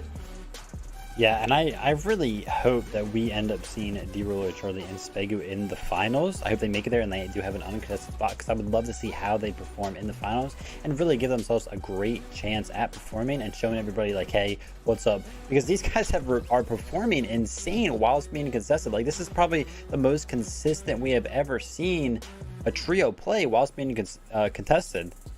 Yeah, let's take a look at the spotlight here. Some of our players that have really stood out. We can see here the trio Zlem, Narwhal, and Divine. Elimination 6, solo impact points 14 points. These are points that have been gathered up by Zlem when his teammates are no longer on the field. 14 solo from him, which is incredible considering the lobby is still so stacked. And even though all these weeks later in Qualifier 3, there are still so many big trios we already highlighted just a second ago. Eliminations versus top 10, 5 against the top 10 as well. That is why they're separating themselves from the pack here. They really are a trio which have got a lot of potential and a lot of, they could go all the way and get one of those positions in the top 3. It's massively deserved. You continuously get those eliminations against top trios. I think that's really key here, is taking out all those around you and separating yourself from the rest of the pack. That's what's key. I'm loving it, guys. I am loving the competition right now. And guess what? We just heard the bus. You know what time it is. Don't worry. I want to hear more from Vivid and from Adam. But for now, we're going back aboard the battle bus. MDF Reese, back over to you. My oh my, and just how impressive, right, for the TNA team coming over from OCE's best, right, slipping on into the NA ranks. Granted, this is the 3rd qualifier, right? A lot of our elite trios have moved on, but what we haven't really seen from the TNA trio themselves is in the custom lobbies, right, up against the top tier, and this is where they're performing the best now that we've seen so far, and that, to me, Reese, is very exciting. It's very exciting coming into finals, and obviously, we still got 3 games left here, so let's not get ahead of ourselves yet. Hey, it's close. It's close. It is. They're definitely in the lead. They're looking 100% chance that they should get into there, but we've got to keep our eyes on them for the other half of the games. But I'm with you. I'd much rather it be difficult for them to make it to a custom stage and then really perform like they are right now, rather than just struggling maybe a little bit, right? If they absolutely dominated the round 3s and then got to round 4, it didn't really perform as well, that's worse. Rather than what they're doing now is they maybe struggled to get here, but once they hit that custom stage lobby, they are absolutely taking away with it. And the difference, though, they have Lazy Lake this week. They have a draw spot that a qualified team, Saf and crew punched their ticket and then moved on. It's a big drop. We all know how much a drop can influence your stay in the tournament, right? Like, it really does matter having these uncontested drops. For some teams like Illis, Tragics, and Macwood, I mean, they play against all odds here. Even with a card or a deck that's loaded against them, they have managed to really figure things out in that last game, picking up that victory royale. That's the 2nd time now a contested team has won a game, and I think the first time we've ever seen contested teams win games back to back. So, the narrative really being tossed upside on its head. If there was a game of percentages, man, it has to be super, super low for that to happen, let alone occur this week back to back. I totally agree. It's been crazy that it's happened that frequently.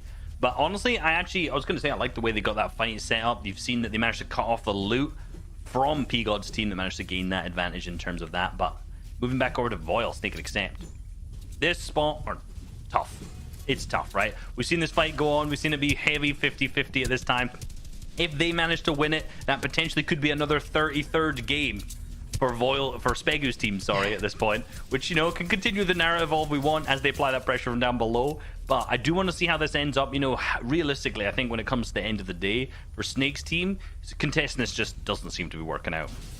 And the problem is, Voil, XF, and Snake, these guys are so good. They are very, very good, especially in these kind of performance lobbies. They can make their way to finals, is what I'm trying to say, very consistently, and they usually do very good in custom lobbies. But man, there's something about contesting this other team of Charlie, Straw Hat Charlie here, and his team. They are just playing even better right now. D-Roller and crew, like, you know, you're just watching very, very good teams go head to head here. I think they're evenly matched, but today, except Voyu and Snake, you know, so far, it just hasn't been their day, right?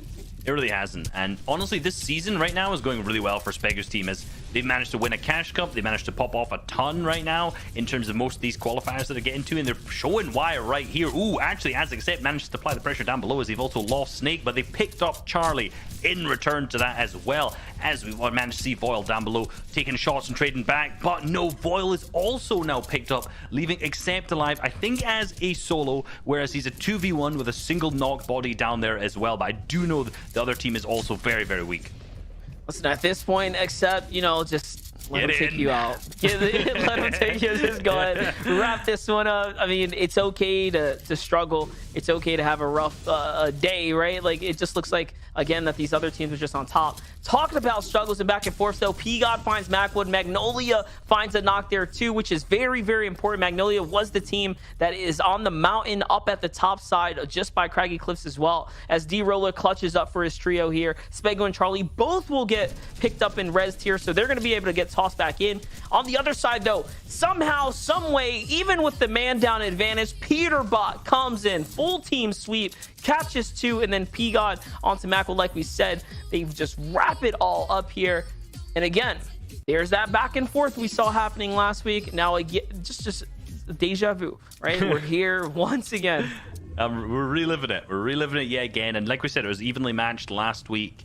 Didn't think Peterbot's team got the edge a little bit. You know, we'll say I think they had the advantage a little bit. But this week, evenly matched yet again. Well, maybe you could say Peterbot's doing a little bit better, actually, given the fact that they disengaged one. So there's been 2 fights they've won, and 1 they lost, which was last game, and then a disengaged. Yeah, and I was just going to say, though, the problem is, though, they're both clearly exceptional teams because they're earning much more points than most of the lobby that is completely uncontested, right? And they're making more end games when they just survive these drops. So it is just sad to see that, you know, what's going to happen with them, right? Like, are they, obviously they're going to be somewhere mixed inside the semis. One of those teams are not getting to finals, like, that's a fact. So it's going to come down to the heats, which, you know, anything can happen in heats. Anything can happen indeed, which these teams don't want to get to, but moving over to Clicks, Creo, and Bucky, and actually uncharacteristic fight for them. They're not usually fighting this early, and actually moving into Orchard to take a fight is very interesting. I think they must have gotten a big beam off. There must have been a good reason to take this fight in particular, potentially struggling with Storm Surge in the previous game for that as well. But right now, Click's doing a good job of just rotating around and just trying to get any angles he possibly can on the teams. The box fighting prowess coming up, the incredible mechanics that he has and is well known for on show, on display right here as he starts to get pressure, but takes 0 damage back because he managed to block every single shot that the opponents have taken on him. And not to mention, they're on a 2nd and 3rd place, 7 and 9 elim, back-to-back games, guys. Just really on fire right now. They are sitting 2nd here, coming into the halfway mark of game number 4. And this early game fight, to me, it raises eyebrows, man. This is a huge, huge risk they're taking right now because they've really thrown themselves right back into the tournament here, and they're risking it all for taking an early game fight. It doesn't seem like it's going to work out for them. That's a little bit of a bait there. They're trying to see if they can force these guys out, but again, I'm hoping that they get on out of here. They continue their tournament run, replenish the materials they used up here, and continue their game, because you do not want to fall out of favor when you've made it this far, especially after a disappointing game number 1. Indeed, and look at that stat. Since Chapter 2, Season Wow. 5, Clix has won more 1v2s than any other player. And that, I mean, that goes straight back That's to insane. what I was saying about the mechanical prowess and the fighting skill that Clix has. And I don't think anyone has ever really underestimated the fighting ability that he has. You know, everyone's always more mentioned about the gameplay in terms of rotational, the game sense aspect, how he fits with the team. That's more where Click struggles. But when it comes to fighting, that stat does not surprise me one bit. And it just shows, right? Like, that's how good he is. Like, that is how we always talk about, dude, winning a 1v2 pros, you know, this is a hard thing to do, right? Like, it's impossible. He's got the most of those. So, you know, I'm just going to leave it there. Let that sit in. He's that good. He is. And look, the TNA boys showing that they are an established team yet again by making very, very similar plays to teams who are dropping in Lazy Lakes, right? Setting themselves boxed up next to a bush with one player inside of it while the other two go and take tags from another area. This is exactly what Zay, Saf, and Canada. Not Zay. Oh, I'm throwing back now. I'm reliving the past of Saf, Stretch, and Canada do, where they have one player sitting in the bush, going for the tags as much as possible in the same drop spot coming from Lazy Lake. So they're clearly taking a lot of inspiration from the teams that they respect and they don't want to contest. Yeah, definitely. Got to put some respect on it. But I love this TNA boys playing the Lazy Lake. They've did their homework. I'm assuming they probably watched up on Saf and crew too, just watching how they're going to play, because this is the type of play that Saf and company kind of pioneered once again, right? They sit in these bushes. They hold these mountains. They spread out here. They play very, very sneaky. We see Stretch and them do it all the time here. Find those free tags, set up with the sniper shot. And TNA Speedy Muzzin Looter, they've just adopted that, and no reason not to, right? No reason not to. Your competition is not in this week's lobby here. They can really just get that piggyback of the strat right on into the finals. Not only that, prove why they're the best in OCE. It's true, and you know, the thing is, like, they obviously know the strats for Lazy Enemy, because this was when they were in OCE. Like, this was their drop spot. This was where they were known for dropping. This was the place they practiced for, you know, and alphaed up for 2 more seasons in a row. So they're very familiar with this, but obviously coming over here, they weren't able to, because they, like I said, respected Saf's team, and they didn't want to contest. Right. They knew that's not a good idea. Like, you know, that's not a good idea. And I was just gonna say, like, we just talked about how, you know, the fight at Craggy Cliffs. We already know one, if not both those teams, are not going straight to finals today, right? Yeah, definitely. Why? Because, well, only one can make it because they're contested, or two, the more likely scenario, they just continue to go back and forth, and no one really wins here, right? And then you leave it up to Heat. So it's the same decision for the TNA crew. You might as well just say, hey, all right, one of you guys go ahead, do your thing. I'm gonna play somewhere else. And then if they pop off, if they qual, you come in with that backup strategy. Yes, we're gonna take that spot after they punch their way through, and then leave it up to finals. Now, finals is a different story, but again, it's about getting there first. Yeah, finals, you just do what you can a lot of times to drop spots. You know, whoever qualifies, sometimes you're just going to have multiple teams in the drop spot you're at, and you are chosen because that's just the teams who were good in the qualifiers in the previous season, and then also in the semifinals, who have just made it through. So we'll see, but again, finals, many matches have to be played before we go fully in depth onto the finals. And here's another team that looks like they could make it there, Rokane, Mega, and Dubs. We've talked a lot about them today, we really have, and they're really showing why we're talking a lot about them, being on 93 points, currently I think in 2nd place, doing a fantastic job. So hopefully they manage to continue that and show why they're complete legends of the scene. All right, though, gotta be a legend. Let's see what kind of things Dubs and Mega can do. These guys are legends of the scene as well. They're way above the surge for landing at Boney Burbs. You can see they've managed to pick themselves up 2 elims here. 93 points in the game.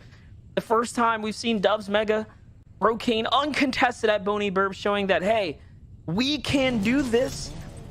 We're still here. We're still a top team, and they can deliver the action here. For Aspect, Kaz, and Fishy, it's another squad that is grossly underrated right now, and they're, again, just, I'd say, under the radar right now because they haven't quite had the flashy performances, but 70 points so far, 3 games in, is not bad.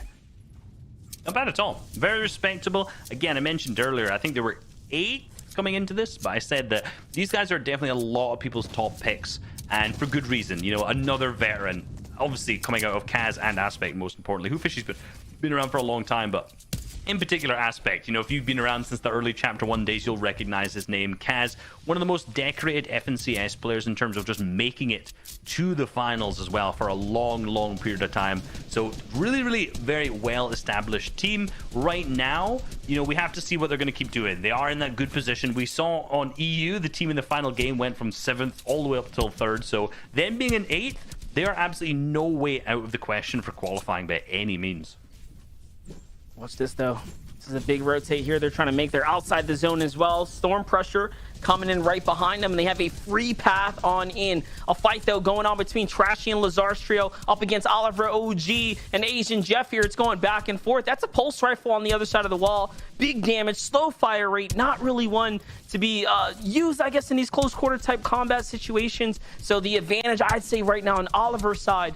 Again, Oliver has really been popping off in these competitive settings, truly showing that practice can get you very far, pairing up with his good friend of Asian Jeff here.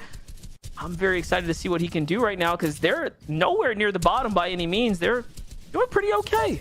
They're nowhere near the bottom, but they are near the bottom of the Storm Surge leaderboard, and they are currently getting tagged as it is active. We don't know how above Colazzo's team is, but we can see that they're not getting tagged by Surge, so Oliver's team's going to be desperate. And Colazzo's team smart, which we know they are, they're going to wait for that psycho play, right? We know, we can see Trashy already holding the edit because he can hear them getting tagged. They're 300 above. They don't need to do anything silly. They need to wait until they know these players are weak. They're just going to be a psychos, and then they're just going to get those big shots off when it matters, get the easy eliminations. The worst thing they could do is just let the opposing players in, and unfortunately let themselves be eliminated at this time too. But yeah, Colazzo picks up one, but Colazzo's also weakened down too. But no, Trashy will finish off that final one, get the res off onto Colazzo. They managed to pick up 3 eliminations, 600 above the Storm Surge, which is really good for a team who has typically struggled with Storm Surge in the past.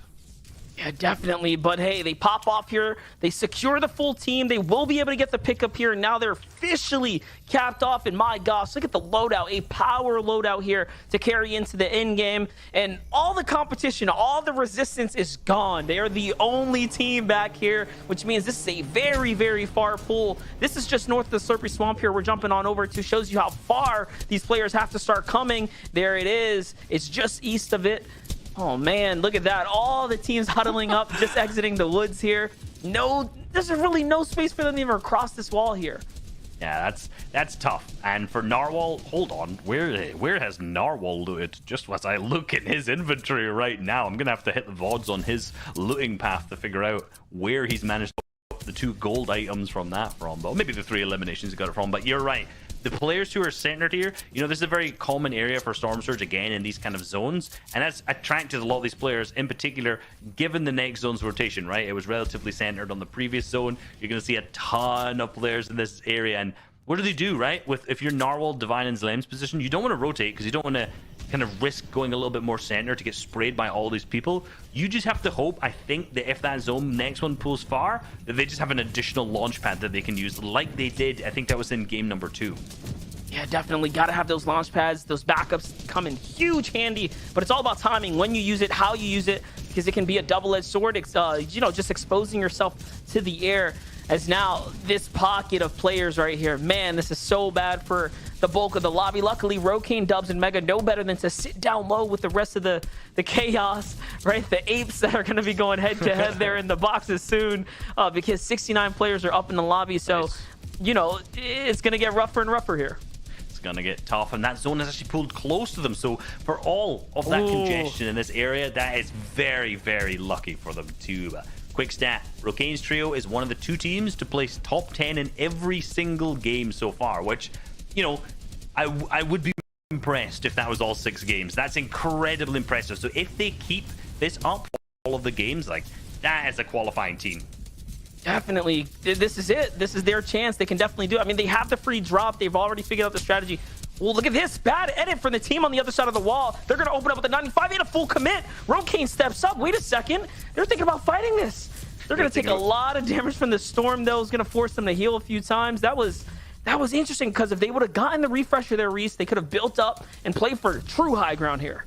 Yeah, they were really set up with a pre-edit play in there too. You saw them get that wall straight away, but again, they didn't want to commit. That was fine for them to take that storm damage because they had the slurp cannon there too. So it was a good play. It was a very, very good play. That's the kind of aggression you need to, a smart fight. That's the kind of plays that will get you to qualifier, right? That's the standard of thinking that you need from a team who will make it to top 3, who will play in the finals, and who will perform well. Right now, though, Mega, Dubs, and Rokane doing exactly the same thing, making those plays that are smart. They've topped off with cones above them. They don't want any business of people landing flying on top of them as this 4th zone has approached them here.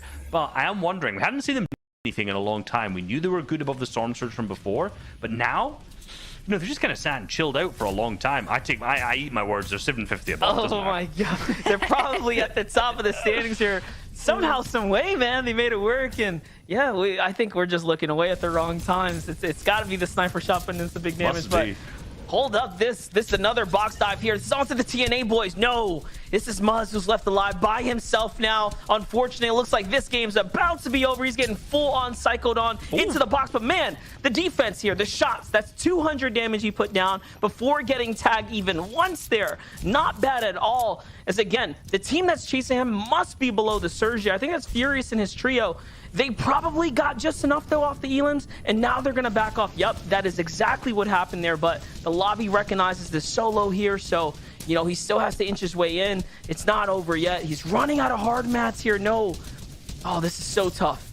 It's so tough, and you can see the second he started building in wood, the fire started to come out rather than him building in metal, but down to 22 HP. He tried to get the pick off with the snipe to stop the pressure, similar to Macwood's team in that previous match, but it did not pay out. So the TNA boys are out of this game, and that is worrying at this early, because how many points did they manage to get? I think they definitely got 5 from that placement, but after that, did they get many elims? I don't think they did. I didn't check to see exactly the time. So that's going to be tough. They're going to be taken down from first, almost definitely further down the leaderboard with 2 more games remaining. This is not the situation you want. We've seen too many teams start hot, slow down, and just fall out of that top 3. Yeah, and listen, they didn't have any elims there. That was just 5 points off the placement points. So, yep, they didn't earn anything. At least they got that top 24, though. So, you know, it's something, but definitely not going to be enough right now unless this team gets wiped up. Hard to say that's going to happen. He's got legendary loadout, big mats here, pulls half. All right, zone right now. So, I think we're looking at Narwhals, Lemon, Divine. Just time, right? This is their time here to pop off and take this victory. I mean, they have the half-in. They have everything that they could possibly ask for at this point. Yep, they're in such a good spot as we go for another pan view around again. My gosh. Back to them up on height, solidified in such a good spot. See Bucky's team still in there too. Colazzo's team still looking good after that fight we watched in the mid game as well. We see more Sparebo's team still in, not looking so good on HP. Let's be real. Hopefully they can get healed up and do something better. Loopy and Beef and Zuki down below too. So many teams still set up in a good position, but let's be real. Dubs, Mega, Rokane are the kings on top of the castle right now. If Mega, Dubs, and Rokane don't walk around in first place right now, I'm going to personally tweet them myself. You know what I mean? I'm going to ask the question, what went wrong? We'd have to hear from them at this point. Let's hope we get a sanctioned interview on this one, because at this point, they have everything they could have asked for. Unfortunately, though, it looks like the zone might be pulling max distance, so wait a second. It's not going to be completely free just yet. Here's a launch pad available. Bucky, tempted, though, looks at it, sees that, hey, there's a team waiting there for him to go ahead and make the edit there to jump out to it. Trying to look for another angle. This is not the dominant angle. I was going to say you really do risk getting tagged, and he does immediately just for the opening there. But they have to cross all the way to... They have to go all the way to the other side. Mega, Dubs, and Rokane have the first moving here. This is the perfect spot to be in. He's going to elevate himself so he's off the launch pad presence. And look at this. 2 single solo towers, right? They're not giving any landing position for teams launch padding in to actually contest them right now. Veteran teams have said it over and over again. Mega, Dubs, Rokane making a fantastic play to ensure that they keep the height. Mega all the way at the back, and look at how high Dibs is at the front. So high, so solidified, so much more difficult for any players to land on them. But players are still going for it. You can see Dubs trying to actually build fight up still at some player, but no, they've managed to get themselves up onto height. They have moved it for that first one, but they've been chopped. They've been chopped. No. Dubs goes down, but Mega manages to catch himself, and Rokane seems to be okay as well. And Spade starts to crank up here. Mega goes back. He goes back to pick up Dubs, and he actually grabs him. And not many people know that you can actually take a body and fly with it, and he gets in the box. It's going to be one of the most interesting saves I think we've ever seen. Definitely the coolest by far, even if you don't walk away with it. You know what, Mega, that is the kind of teammate we want and you would love to see on your team. What a play there. Mega, I will play with you anytime. Thank you very much. Man. What a teammate. But back on the low ground, Bucky, Clicks, and Creo in such a good spot. This is the familiar situation we've seen them in every single end game that they get to. Low to mid ground layer. Good mats. Great positioning from Creo, trying to understand the tarps, the positioning it needs to be in for almost every single zone, just leaving Bucky and Clicks at the back to try and get any elims. The spacing that they are in right now is so good. It's a dodgy rotate, so they're staying close in case anything happens. Any edits come out, and exactly that's why as Felix drops in the box and Bucky picks up the elimination. And Bucky saw him too. He was baiting that one in, and Felix took the trap, and just like that, fresh to get the points there, and Felix falls just outside of the top 10 there, and this is where the big points are going to start coming in. And remember, Bucky, Clicks, and Creo have managed to jump their way all the way back up to second place when this kicked off. They had a second and third place finish. Now they officially solidify themselves inside another top 10 game here, and look at their points. 112 now, definitely starting to jump their way up to lead, but one goes down. Can Clicks clutch this up? We already know he has the outstanding record here of 1v2s, and of course waits for the door to open up. That's Loopy, and he's gonna fall there. Clicks is by himself now, takes fall damage. He's trying to change layers here. Where's his teammate? Bucky has to be found in the chaos here, and it's just all or nothing now for Clicks. I think he realizes, I gotta play for myself here. He's playing for himself, but doing anything he can to pop the med kit that's here to try and keep himself in. Bucky was still in that as a solo left alive too. Sig's lucky on low ground, managing to completely claim that, so it's a good game for them as, again, Clicks is gonna go for that med kit play, but doesn't unfortunately gets it. He gets the knock. Another big shot comes off and decides not to run into the box. He's down to builds, only 2 left remaining. Goes inside the cone, does what he can, but no, he is also picked up. Top 6 though, not bad at all for Slim on the other side here. He's still trying to clutch up as well. 106 mats there it is. He's gonna start running out now. That box there, he can only make one more full box, and that is it. So here comes the fight. Down goes Slick. Beautifully done for him, and Slick has some goodies to take on the road here. Tactical shotgun. This is very important, guys, because that will allow him to take on multiple players here in the end game. Down goes Lem. He jumps into another box. He's shooting. It's not going to be enough, though. He gets taken out on the low ground by Nounsy and Sizz Lucky. They make another end game. And where in the world did Spade, Shifu, and Dusky come from? Because they are now at 10 elims, rocketing their way up the standings here. They came from 23rd in the leaderboard, now flying up, but on the low ground, the exact same thing.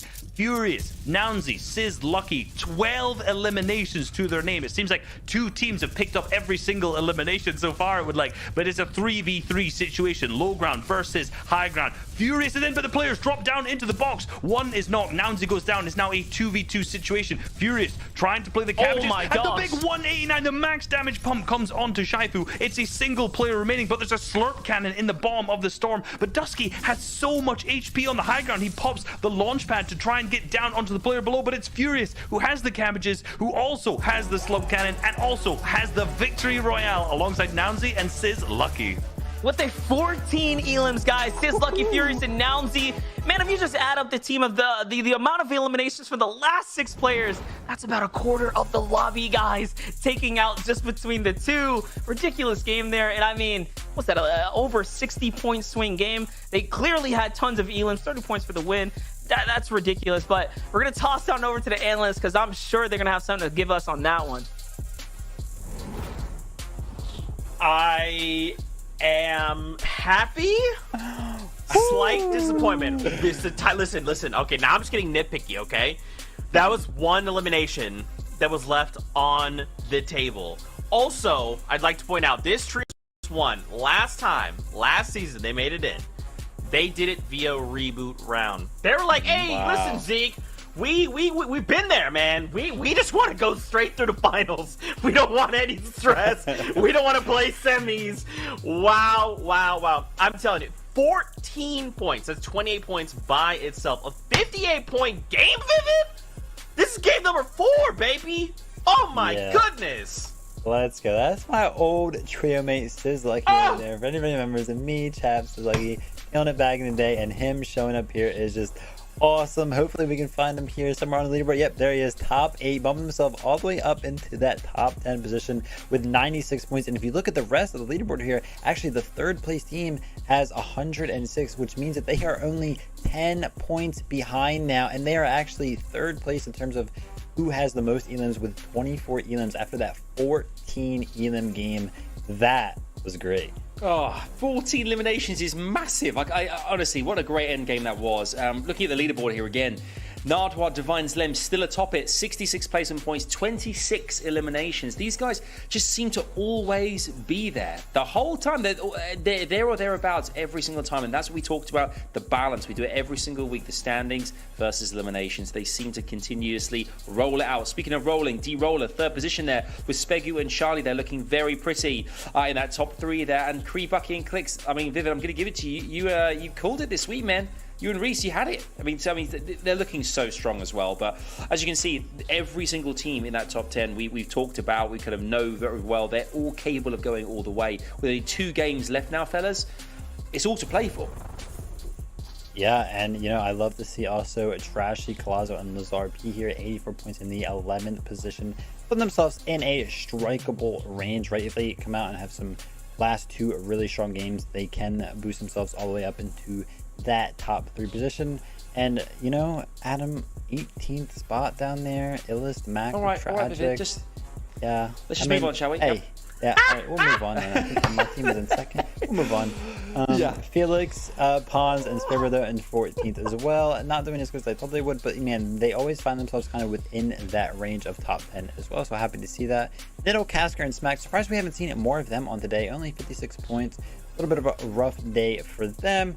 But I mean, hey, Qualifier 3 is rounding out really well. Now, something that I kind of wanted to look at here was I wanted to jump back a game and look at our Game 3 victory royale that was achieved from Illest, Macwood, and Tragics, because essentially I talked about it a little bit and how Macwood kind of just walked up the height. I kind of wanted to show you here. You can see that Macwood, as he is tarping, he sees this. This is the highest point. If you guys look at the screen, this is the highest point that he can see. And because he knows that it is the highest point, and because there is a cone on top of these builds, that means that nobody's on high ground. So he just goes ahead and ramps up, and as you can see here, noticing that there is a cone on the highest point that is currently on the map means that nobody is on high ground, because there's a cone up there, right? That means there's nobody up there.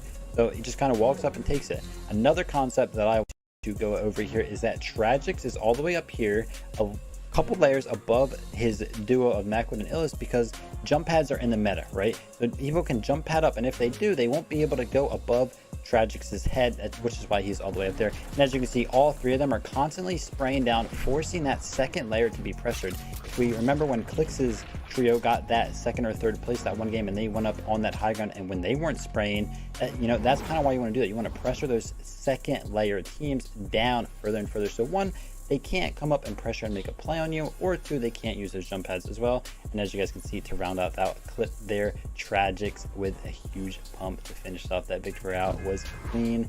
A couple of awareness moments there from Macwood, and just solid height play from the rest of it. Not only do you have all the insight, Vivid, but you also clearly highlighted my trio have a heart. Thank you. Yeah. This is, well, Fortnite fan, this has been a very vivid masterclass for you, so I hope you took notes, because I sure did. Okay, Battle Buzz has a beeped, which means we're going to go to the next game. So, Reese, MDF, back over to you guys. I'm genuinely confused if whether or not the glasses are supposed to be like that or not, but It's just Zeke. It's just Zeke things, dude. That was just so fun. I almost shed a tear over here laughing to myself. My gosh, way to set things up here, really lay out the stage for us. Vivid giving us all the tactics here to set us up for success coming into game number 5, but it's the textbook plays you expect from teams that are looking to qualify for the top of the top here at the FNCS. Exactly, and that's the teams who are going to be able to capitalize on the wins they get off spawn, like we talked about very, very early with that team in particular. And we were saying more Peterball's team was able to capitalize more in the previous weeks, but Macwood's team absolutely managed to do that this time. But moving on to Sizz, Lucky, Nounsy, and Furious, the team who won it all last game, actually landing in a mid-map position, completely split. Can we be surprised uncontested at the same time? This draw spot's been pretty good to a lot of teams from many other regions at this point, so let's hope that they can continue the roll on through. I don't mean to put the pun with the rolling with the cow, but it comes out sometimes. Yeah, it does. I mean, it was well called for as well. That's a very interesting drop, like you mentioned, because it is a contested one. Players do tend to kind of split that one up. You can see just a little bit outside of that, kind of the circle there, is actually Felix Posed and company who land just not too far from them too. So it seems like they kind of got alphaed out of their rotation and their drop. So kind of interesting to how the high-level player dynamics end up working out there. But back with Furious's you've just officially shattered all records for elims today. On the day, they're popping off, man. They're at 96 points now. They're right back into this conversation. Just one monstrous game to throw them inside the top 10. You know, but the problem here, Reese, is that, you know, you can't really depend on games like that, right? You cannot depend on games like that. So I wonder what was going wrong before this that they were missing or lacking that little bit of consistency. Well, in game one, they were out 14 minutes into the game, 28th place, which to me just screams a Storm Surge game, right? They struggled with Surge, which being in this mid-map position is quite interesting, given there was also a South Zone. So, you know, you'd think they'd be okay with that positioning, but next game, 5 eliminations in 20th, to me, again, would suggest, hey, they've been fighting a lot of people, so I'm guessing they just fought one too many, picked up that one. You know, the game after that, again, similar, 5 eliminations, 12, just not able to capitalize all the way through to the end game. And then we saw the big victory royale. So that, like you mentioned, the aggressive play will work sometimes and not work in other games as well. As we go back to Gabe, Tahi, and Sprite, who are just cleaning up a fight. Yeah, this is a team that I was actually really rooting for today. You know, you take a lot of the best teams, you punch them on through the finals. What do you have left? Other trios that are just exceptional. Gabe, Tahi, and Sprite just scream top tier trio to me. And I mean, I didn't even think they were being contested here at the drop. They're probably not. This could be a team rotating in, but judging by how much ammo they have, maybe there's a team that just decided to land on them. And these are, again, 3 free elims that they're trying to set themselves up for. They wrap it up quickly. Tahi doesn't even get finished up there, so perfectly done. And look at this. The trio brought over a launch pad, so they had to have gotten either some major loot or try to land here and contest the drop.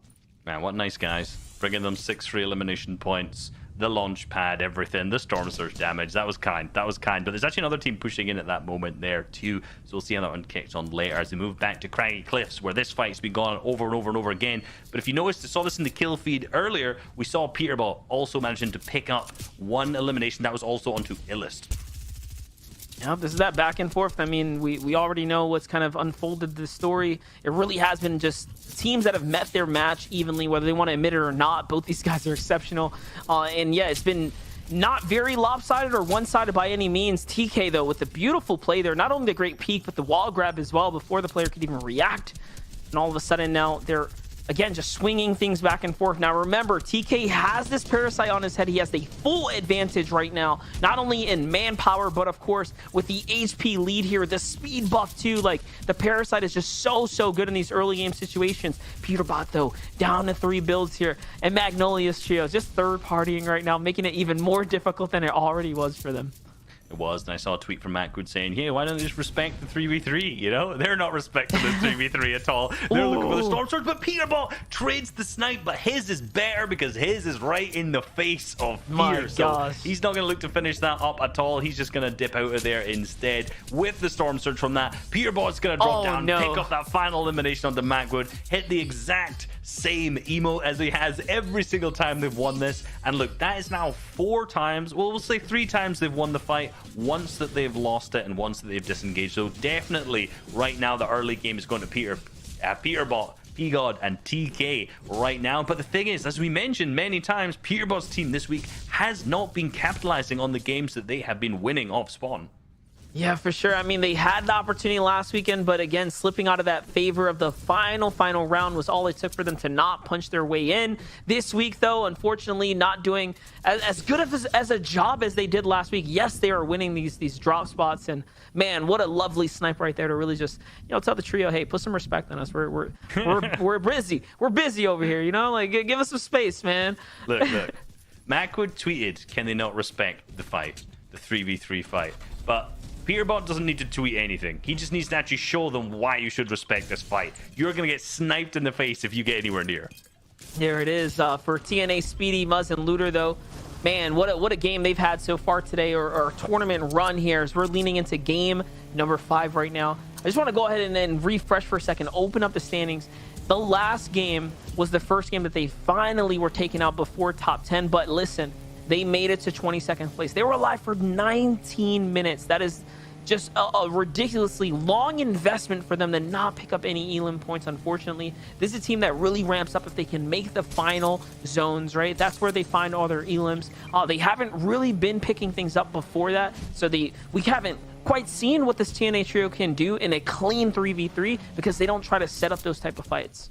Yeah, no, and a lot of smart teams and top level teams won't, because they'll know that if one of them loses, if they even lose a single member from that, which is highly likely in a hugely stacked lobby like this, big chances are that, that's not going to say well for the rest of the game. So teams try to take as many smart fights they want and not take those 3v3s, because they can last a long, long time. They've got themselves looted, and look, let's be real, they saw that supply drop there, used it to their advantage, and look exactly what they have. They got the launch pad, they also managed to get the gold pump, the legendary pump from that as well, which... Can you ask for anything better? I'm just gonna answer my own question. No, you can't.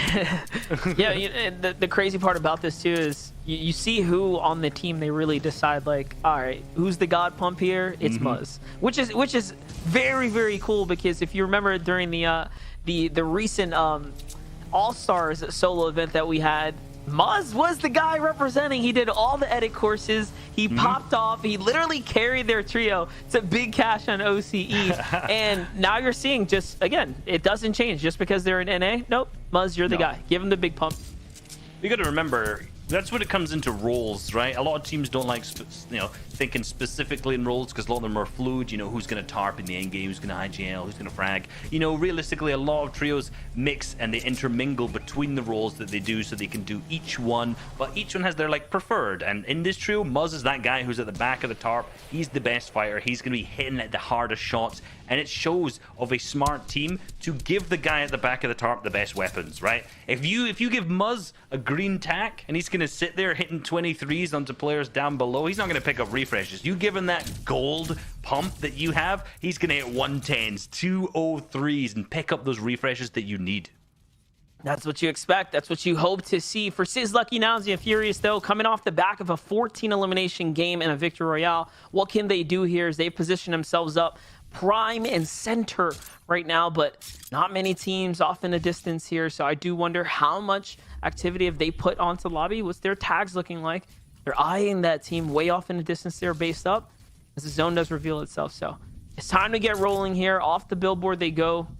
Look at this. This is how you know they have tons of loot. They could just have a spare pot laying around right now. No biggie, no problem.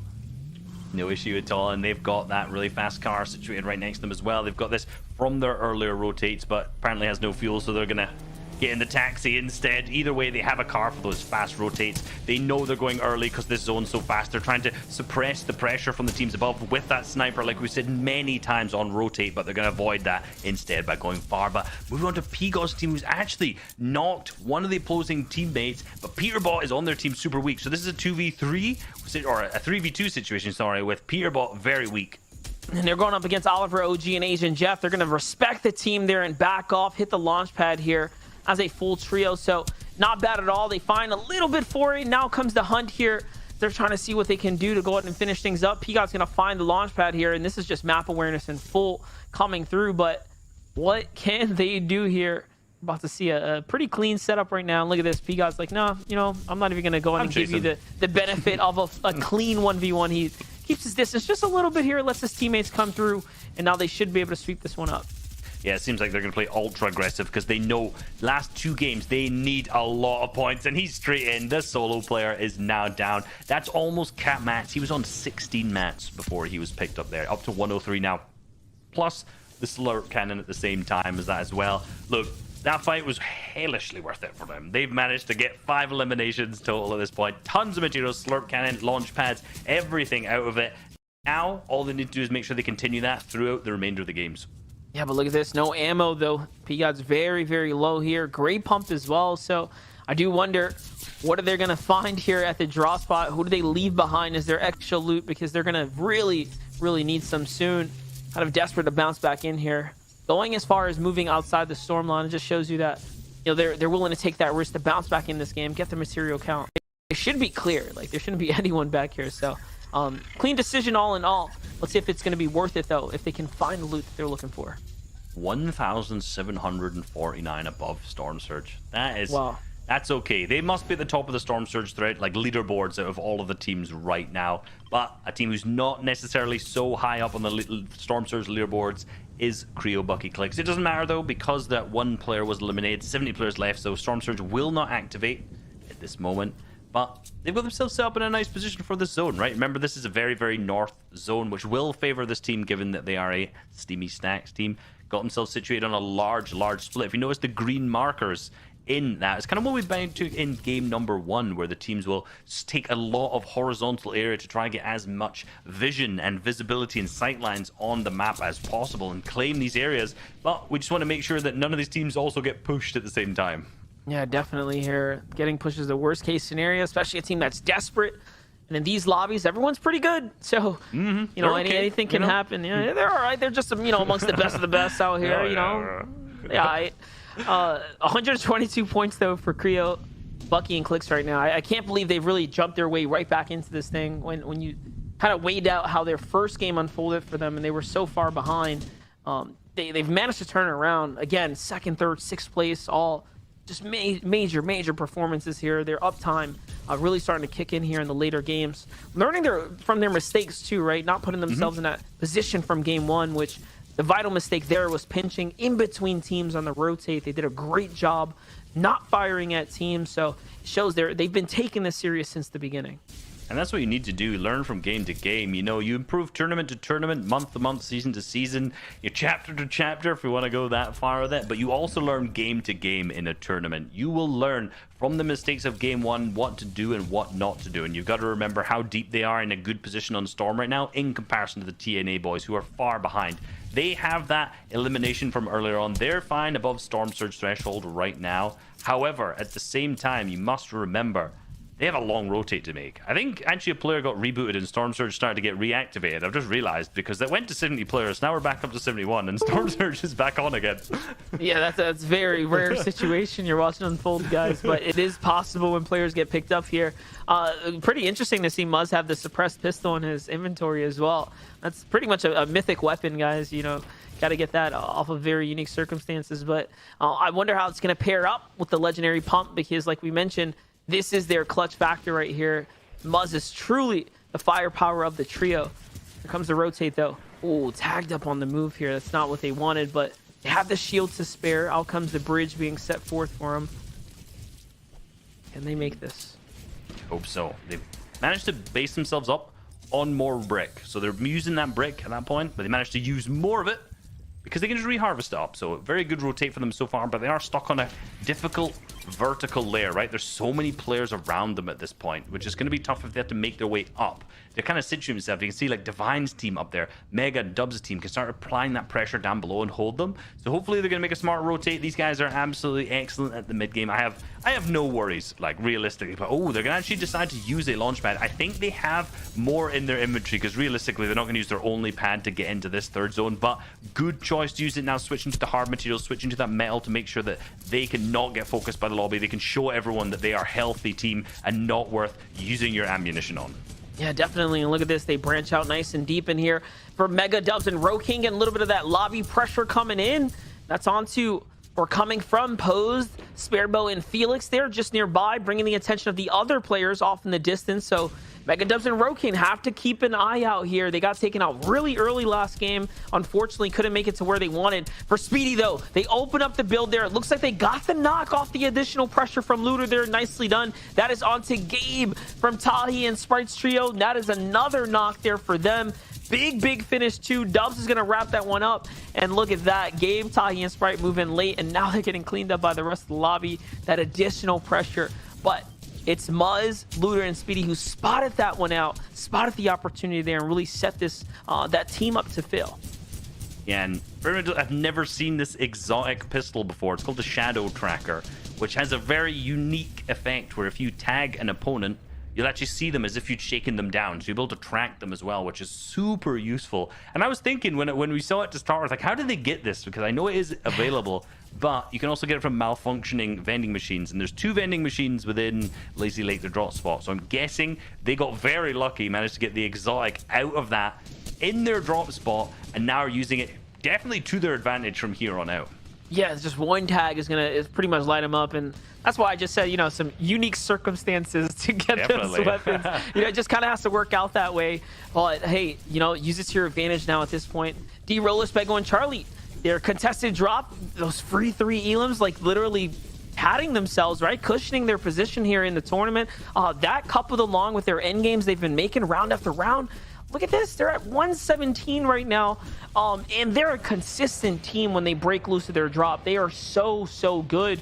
They are officially up there with everyone else, and man, they're giving us a run for our money here because we have so many teams truly looking to set themselves up for the last game here for top 3. I mean, I think we're setting it's really shaking up to be an exciting NAE's finish right now, and I can't put my finger on who's going to be the best right now because all these teams have continued to improve game after game. Yeah, and you know what? You'd love to see it for Spegu, D-Roller, and Charlie. Given the fact that they played really well in Cash Cups this season, like I said, they won the first Cash Cup of the season. They made it to every round 4 so far. They placed 10th and then 12th in the one last week, and now here they are, clearly doing well to be way better than 10th or 12th, right? That in contention for the top 3, even maybe first as well. So it's great to see these guys really perform, not only in FNCS, but also through the Cash Cups, through the majority of the season. So it's clear that these guys have something down, right? And teams contesting them, you gotta question why. You gotta question why a team has been so dominant throughout the entire season. You gotta think, you know what? That drop spot near Cami split area, it's just theirs. Yeah, it's not worth going against these guys with how good they've been playing. They're scary good at this point. That consistency really coming through. I mean, that's one reason why. Again, you just see these teams come up and pop off every single season. There's always one new trio that is just everything is just connecting. The way the meta works, it's theirs, right? And of course the drop spot, man. You got to be able to claim those drops, but that's we're gonna save that for finals. We'll see who makes it there because that's where the real drop spots are gonna matter. For now though, Bucky, Clix, and Creo continuing their stronghold right now. They are just barely above the surge. These shots are gonna connect though. Clix finds a full finish. That's a huge sniper shot. Once again, man, Clix just finding the openings for his trio, keeping the lifeline alive right now. And that is, Clix just has that it factor that you need in a trio. And of course, listen, Bucky and Creo just some of the best we've ever seen touch this game. So this whole trio right now, they're starting to mesh really well, and I think they're in the right headspace right now too, and it's showing in the gameplay.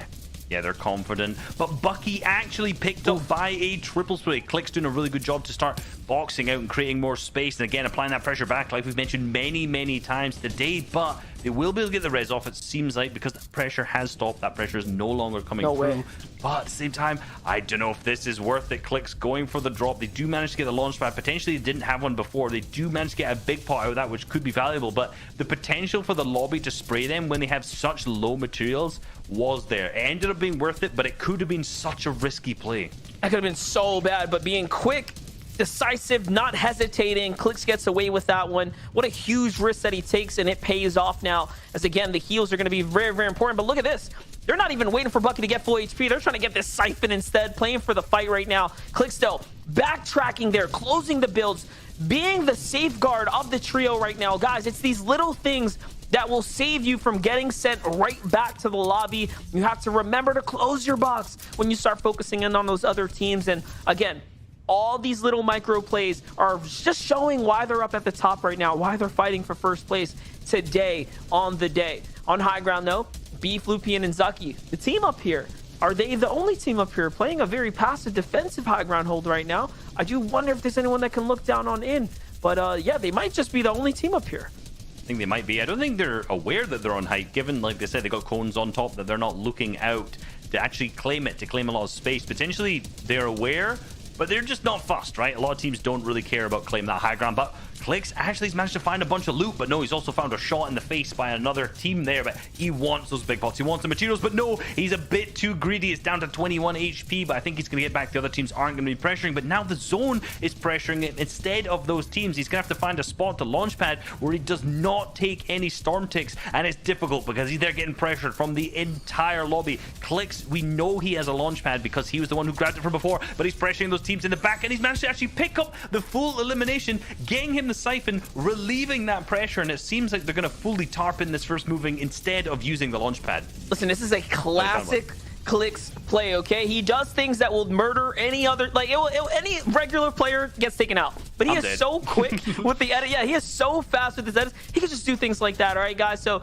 you know, don't follow in his lead unless you're exceptionally quick like him, because, you know, most regular players would have been taken out, but he knows, hey, you know what? You know, before you even react, I'm out of there, right? He grabbed the loot, he got in and out, and it just works out. So that's just Click's things there, guys. 2 elims already end game in front of them. Big placement points coming through because they break into top 17, and now things are going to get real interesting for them as they're breaking away with the lead. Another elim on their layer falls into their lap, and they manage to pick that up and get all the mats there. That's on to Charlie, guys. So his full trio is now down and out of this game. Again, that was a team fighting for that top 3 spot. So competition fallen is perfect for them because this gives them the opportunity to break the lead and continue to get in front of everyone else. Is fallen, but they are below the Storm Surge by 3 points. We saw it being active and tagging them, which is the last thing you want at that moment. But Speedy is up in that bottom right as well. They're above the threshold. As in the bottom left, you also see Clicks has now gotten above. So the full trio of Clicks is still in this, whereas Speedy, along with Muzz, is left alive on low ground as a duo. 2 builds left to their name. They must try to get to top new, but no.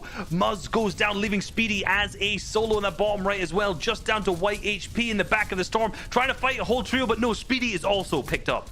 And there it is. He falls just inside the top 13 there. Not bad at all. Another consistent end game for them. Shorter than what they expected or wanted. But on the other side, Narwhal and Zlem here at 6 eliminations, alive and healthy. Still have some material. This elevation is so interesting, though. It's jumping off the edge of the zone, but at the same time, it's got like this little bit of a steep curve there, too. And you can see it's fighting against Zlem now as they have to eat into the zone here. He gets cut off by opponent. The quick reaction wasn't fast enough, though. And Narwhal's left by himself. He doubles back into the storm line. Tactical shotgun. Can he get the siphon in time? He does. Barely any. The sniper shot too. And Narwhal is going to clutch up here. The huge sniper shot. Not enough in the chug cannon. What a play. Back-to-back games now, we have seen ridiculous clutches almost unfold. First, it was the mega save. Now the crazy sniper shot here. This is Fortnite at its finest. You just never know what you're going to get. That was one of the most insane shots I've ever seen, but unfortunately, he will not get the finish from that. But moving back to Rokane, who is currently poking off 2 eliminations, picking up Slick as well. 6 to the name. He is a solo left behind. Make that another knock, but no, it's Shark gets in his box and picks him up, unfortunately.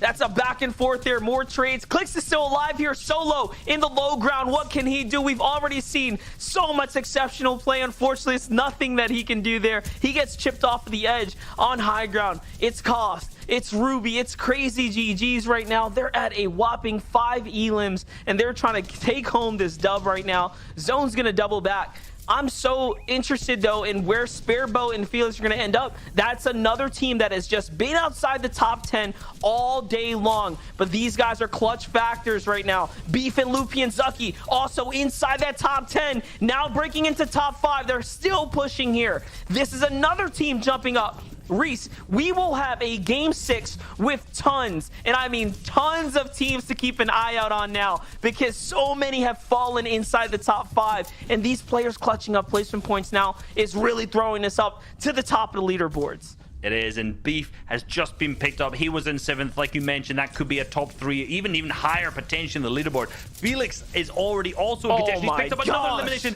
and the victory royale at the same time. Just out of nowhere, there were so many players in the back of Storm there. Just it seemed like solo after solo after solo, but Felix, Posed, and Sparebow pick up that victory royale for game number 5. What a good game right there. These guys, man, I'm telling you, Felix, Pose, and Sparebow, they take home wins in custom lobby settings. I said it at the start of this entire tournament. I'll say it again now. It is those guys that are the most scary you have to keep an eye out on, and their time is coming. They've just been so good, Reese. They've been so consistent, but you know what? Our reactions were great. I need to know from Zeke if that was another game that's got his glasses upside down. Bro, what do I say to this? Dude, what? I was gonna do some dumb Zeke bit, okay? I wanted to. Then I'm watching Slim, and he's like, hey, oh, it's just me. Oh, let me just literally snipe someone from behind, hang on for an extra set of placements. Then I'm watching this game. There's 4 teams. There's people coming out of the woodworks like, hey, no. Last qualifier, we'd like to put our names in the hat. We'd like to throw our hats in the ring. What am I supposed to, guys? I'm gonna have a heart attack. It's gonna happen. Okay. Yeah. This leaderboard at the end here, the top 10 is going to be so close. Like, anybody can really take the top 3 at this point. Like, we know that P-God right there at the end, yes. you know, that snipe right there. I know Adam loves to see the snipes for sure. And another one here for you, Adam. There you go. Oh, I mean, do you know what? I mean, you're right. I love to see a snipe, but as you said, with Lem doing it at point blank range, I mean, unbelievable scenes. I mean, this is the great thing about this, you know, qualifier 3 here. So you've got teams. There are so many in contention for those top spots, and as you can see here, this is how things look going into our final game very shortly. There he is. Creo, Bucky, and Clicks are in top right now, 150 points. I mean, Vivid, your dreams are coming true. You have these guys down, and they are on top right now, which is amazing. I mean, Nardwar, Divine, and Zlem, no taking it away from them. Only 2 points away from the top spot. They've been sat there very pretty for a long time, but 82 points for them. Placement points, eliminations 33. They're still in the lead with elimination points there, but 96 from Creature. That was insane. But as you can see here, yeah, we've seen Beef, Lupian, and Zucky Fish. You know, yesterday they won Qualifier 3. They were at first top of the leaderboard yesterday, and as you can see, consistency is paying off. 4th in the leaderboard right now, but look how many teams are in contention, Vivid. There are so many with just a good game going into this last one. I mean, 3rd and 4th place, there's 1 point in it. Yeah, I mean, that is absolutely crazy. And as you can see here, the OC boys actually slipping down the leaderboard there. So losing grip on the top 3 placement that they had for much of the day on today going into this last game. Trashy, Clazo, and Lazar keep themselves around that 12th place position, tied for that 11th place spot. They would have to come up with a huge game here to get into the top 3, because top 3 right now is 136 points. So they would need like a victory around like 15 elims to even beat that out. And yeah, I mean, what's been crazy is how well everybody is really playing. You know, I'm just getting where the Monsters prediction here is actually in 14th place. So, you know, me and Reese are absolutely just dominating on the predictions today. Yep, not me though, not me. But do you know what? 11th position right now. You can see Slick, Shark, and Goku as well. A team that we highlighted earlier on today who needed to get good points today to be in the semi-finals. They have done exactly that with 101, sat in 11th position, which is absolutely incredible. But we wanted to actually talk about a few teams that we specifically are excited about who could be in that 3rd position that I think is up for grabs right now in the top 3 to qualify automatically. Rokane, Mega, Dubs here. I mean, we saw that they've had a superb day. We saw that insane clutch res rotate earlier on, which is just brilliant. Mega bringing the good stuff to all of us watching here at home, the entertainment factor. But you know, these are a team as well, like Sizlucky's trio as well. 14 eliminations in one of their games as well, which, you know, we get that many eliminations in one game, Vivid. That separates you from everybody else. I mean, that's an incredible amount with a lobby like this. Yeah, I mean, if they can pull that off again, they can for sure secure themselves a top 3 here. You know, we can't forget about Fury, who seems to be so dominant, you know, in past seasons. So seeing him again come out and have like one of those spotlight games with a trio and pick up those 14 eliminations makes it so, you know, like overwhelming, because it basically means that any of these teams can really pull that out at any single point here. And when the leaderboard up at that top 5 spot is so close, that means, you know, nobody is really safe. That top 3 spot is not secured yet. So going into this last game, all of these teams have to be on their toes and ready to withhold that top 3 spot so that way they can go to finals. I'm so ready for it. No one is safe. That's the scariest thought I have had all day. This is it for an FM. One last game in NAE. Which teams will make it through that auto-qualify spot?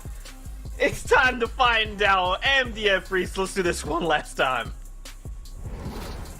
Here it is. Here we have it. The final game of the FNCS Qualifier Week 3 is about to go down. It's here and now. Who will punch home the dance ticket to the finals, guys? Only 3 will move on. The rest will have to be pretty much sardine into the semis, into the heats. And man, oh man, that's going to be interesting there too. But listen, Reese, it's so hard. It is so hard to pick a team right now, to root for a team. I know and love so many of these trios that are inside the top 7 right now, including Pose, Sparebow, and Felix. Like, these are players we've rooted for just month after month, season after season. We've seen them come so far, and they're all fighting for the same spot right now. It's going to be gut-wrenching to watch teams fall now. It isn't. Look, we all have our biases, let's be real, in this situation, but any of the top teams who make it deserve to be there, like hands down. Whoever makes that top 3 deserves to. Over the last few weeks that we've been in the qualifiers, during this last game, you know, me and you have both tried to do the mental arithmetic of who is still in the game when it comes to end game, what points they're on. But with so many teams being in the threshold, look, we're just gonna say we're gonna do our best. It's gonna be hard. This is gonna be tough. Yeah, it's gonna be very tough to call. Like, and again, I'm just saying, I'm throwing it out there, man. I'm so emotionally invested in this final game right now. There's just so many good teams in here. I know. Mega, Rokeen, Doves, man. You love to see them win. Of course, the Elite Boys, Divines, Lemon, Narwhal, they've been playing so good. You have this team right here in front of us. D-Roller, Speggle, Straw Hat, Charlie. We've been hyping these guys up season after season. They continue to make their appearances. Like, how could you not root for Lupian, the console lord, transfers over, you know, just competing with the PC guys now. Like, it's just so crazy, the teams that we're watching fight for this last spot. And I couldn't have been more just like not ready for this, you know what I mean? Because like I don't know who's gonna take this right now. I really don't. They have all been so good.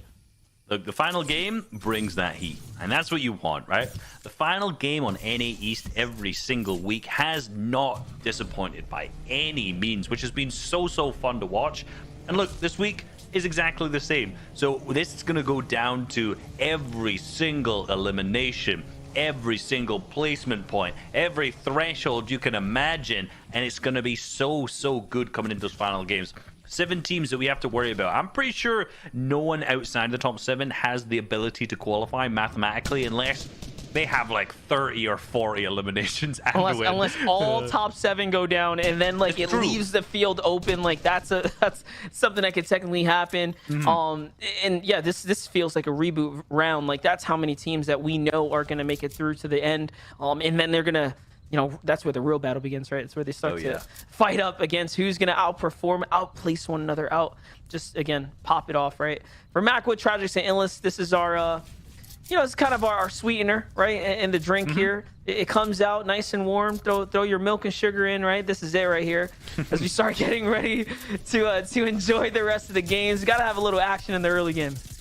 Yeah, I mean, this fight right now is more about the tweets than anything else. We're not going to see them get into the top 3 situation. We're just here for the entertainment value instead. And, you know, being 60 points from Makwa's team and 83 for Pigo's team, like we mentioned, the chances of them making a top 3 are almost slim to 0, but I do want to see how this fight plays out, who ends up winning it again, for the scoreboard more than anything else, for the storylines, because I'm sure these 2 teams will. I'd be surprised, honestly, if they didn't make finals generally through the semis, you know, because obviously they're going to have qualified through their series points, but just not here today, I don't think. I mean, the worst thing that can happen now is we see this again in heats. Like, I'm telling you right now, if they end up in heats against one another, then... oh yeah, it's gonna mean a lot. It's gonna mean a lot, guys. And if they don't, and then they qual, it's gonna be even worse for finals because we know it's gonna be head-to-head. So there's gonna be some pent-up aggression here between the 2. We're gonna see these teams clash again at some point or another. It's just a matter of when at this point. For the last game, though, Tragics, Macwood, and Illust, a bit of a different strategy. Okay, they slide on out to the outside. A new team shows up in Zemo, DeQuinted, and 20 here. They try to sneak on in and take advantage of the chaos that's been unfolding so far. We talk about those last games and those desperate attempts, right? For some, we forgot to kind of mention, not everyone has all the series points in the world, so this could mean a lot for a team like Zemo, DeQuinted, and 20. Yeah, they're looking to come on in, you know, hopefully make those thresholds. A lot of the teams, you know, still need, when they make it this round 4, to get like a top 20, a top 15, a top 10 even in the leaderboard to make sure they make it to semifinals. And we're going to see some of those teams be a lot more aggressive than other teams as we move over to Slam, Narwhal, and Divine. The teams who have just been popping off, currently in 2nd place, only 2 points behind right now, looking very good. The launch pads, the peppers, the heals, the blue pump in the inventory. Really, they're set up. And they have an 8 elimination lead over the opponents, guys. You know, actually, no. Make that what's it? Let me do the math here. 5, 6. Is this about 7? Yeah, about 7 or 8 or so. So yeah, they have a nice little room for comfort here, right? So it's gonna be really hard for the other teams to overthrow them if they survive the test of time, if they continue to earn that placement point threshold with everyone else. That's the difference here. It really will come down to the elims at this point. So getting all the loot, getting all the material, making this end game is going to be the most important thing right now. Now, traditionally, Reese, we've seen this time and time again. The last game is the most aggressive, right? Look at this. Look at the standings already, or look at the feed there. We have 80 players left. Before this game, too, we had 95 players when the surge went active. So traditionally, these last games are a little bit more aggressive, and that's better for the teams inside the top 10 if they could just avoid all those other, I guess, crazies out there. Yeah, you know, you got to keep away from the players who are on a rampage, who need something, who have nothing to lose. Those are the kind of players that you do not want to go anywhere near. And unfortunately, it's hard to pinpoint who they are until they come right close to your face, start shooting you, pressuring your walls, trying to do whatever they can. You know, a lot of times it's too late by the time you figured out who is who. So trying to stay away from those teams as much as possible as we go back again to this fight. We know, I think we both know what's going to happen here, right? We see that storm coming in. We're about to see a lot of purple. Yeah, we're going to see a whole storm fight probably break out. Yeah, we're just waiting for Mako to get sniped, actually, because I was looking at the team on the mountain. I see him out exposed to the side there. Luckily, he doesn't get popped, so it just kind of is what it is at this point. And again, I mean, this is the problem with the drop here. It's the problem with taking these early game fights. You commit so much time, you don't have time to actually bounce back into the game. Luckily for them, they do have a campfire to kind of extend this just a little bit, but out comes the launch pads as P God and their trio try to sweep their way into the new zone. Seems like they actually find the enemy ramp just off to the side. Yep, they get a little bit of land there, so they are going to be able to slide over this mountain. That's actually very well invested to get away from Illustrags and Macwood. Definitely, but you know what? We just want to see what happens to both teams here. We've seen Pigo's team disengage. This is now the second time they've been looking to do so. You know, we see with Illis, Tragic, and Maxwood, however, getting into the car. Are they going to chase? Are they going to hover to that left or they go towards them? You can see them eyeing up, trying to do, you know, it's trying to get the vision on them, see if this is worth it. But as you can see, that Pigo's team have disengaged fully. They've kind of gotten way further and they've gone to that east side. They know, they understand exactly what may happen if they don't, because they know the play style of Macwood's team. So they're just trying to get away. But moving on back over to Clicks, Bucky and Macwood, teams who've been hitting a ton of snipes. And if I'm to guess, that's probably onto the TNA boys if they're still within Lazy. But I do know that they rotate out a lot earlier than this, so it would be a surprise to see them still situated in Lazy at this moment. Just depends. The zones here, I mean, you know, things can happen. And it's kind of interesting, right? I don't really know if TNA, the trio themselves, play well when the zone lands on top of them. I mean, you have to assume so because Lazy Lake is their home space. But, I mean, we all know that some teams just do better when you have to, you know, kind of stick and move here. Oh, no, look, this trio is gone. So they're already out. And they're facing a very scary trio of Neon and KJ there on the other side. Great shots right now from Muzz and Looter. They're putting up a proper defense here, but more pressure from the side. They take advantage of the chaos here. Might open up for a free knock there. Yes, Speedy does get it. That's onto Trap, which is huge here, but to fight for the loot, that's the risk. This is crazy. They do not want to push in. You don't want to overextend. You can see how careful Muzz is being with every angle. He doesn't want to go into those builds because he owns none of them. He knows their opponent's teams, and this is good. They've created their own tarp, starting to apply that pressure from the other angle. But also, we see Berserk's team, so they're fighting the wrong team, it would seem like, because there's a trio and a duo left in the match. But okay, you know, it seems like the other team will disengage. Muzz's team got so much storm surge from this. You got to imagine, you got to see how many body shots he hit with that heavy assault rifle, a favorite weapon of his by far. He takes it in solo cash cups, he takes it in trio modes as well, and you can see why when he hits every shot like that. Look at that, just going for the hipfire as well. The ADS right there, 52 to the body at close range. You just can't find that kind of damage anywhere else. And just imagine that on the follow-up there. This is why he loves the weapon. Very unique playstyle, but we love to see it here. As again, he's just flexing out right now. See what he's going to continue to do here now, though. Again, just trying to open things up here. And this is kind of interesting. They've migrated to Retail Row. Now, remember, when they came to NA, this is their drop spot before, so they are very comfortable here. This is their backup spot. If they make it to finals, this is probably going to be their finals drop spot. Yeah, I think this is their plan for Surge, rotate in here from the uncontested Lazy Lake, because you know you're landing in Lazy Lake when you look at the amount of ammo that they have in the AR in particular.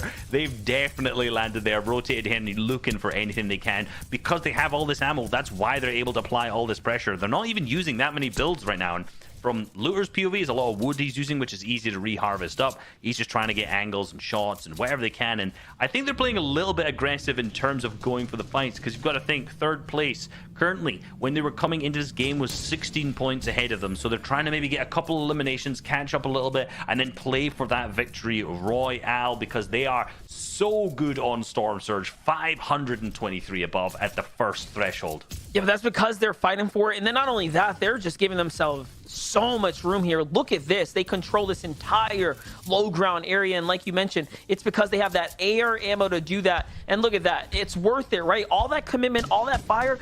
Push these teams off this area, it unlocks the drop spot for them. Now they get a full-on airdrop here, uncontested. They've already backed off the trios here. That's a launch pad, that's a weapon upgrade, that's more material. And not only that, a potential, of course, chug cannon, right? The heals that can come off of that too. Yeah, it's such a good idea. Such a good idea to get those hands down. And you know what? It's worth it. You get launch pad. You're set up in a good spot for the rest of the game. Huge. And Furious, Sizzlucky, Nounzi, in a tough spot, to be honest, because this kind of zone, right? You'd think they're on this hill, they're in a good spot, but the amount of players that are rotating through here aren't gonna be great from that southwest side. But on top of that, the hill to the northeast of them, where you see all those markers on, that is the spot where all these players congest on. They're going to be like basically just congested in that area, right? Which means they're going to have to go through there at some point. So hopefully they can go through Kai Corner, go through that way. But there's a team in there as well. So this time they have a really, really tough rotate to make it through from this position. And they're above right now, but potentially not later on. Yep, here it is. Here it is. Things are going to start getting, again, very interesting right now. A couple teams have to go down. A couple players have to fall, right, as the zone starts to close out. But I just want to know where this zone's going to pull here.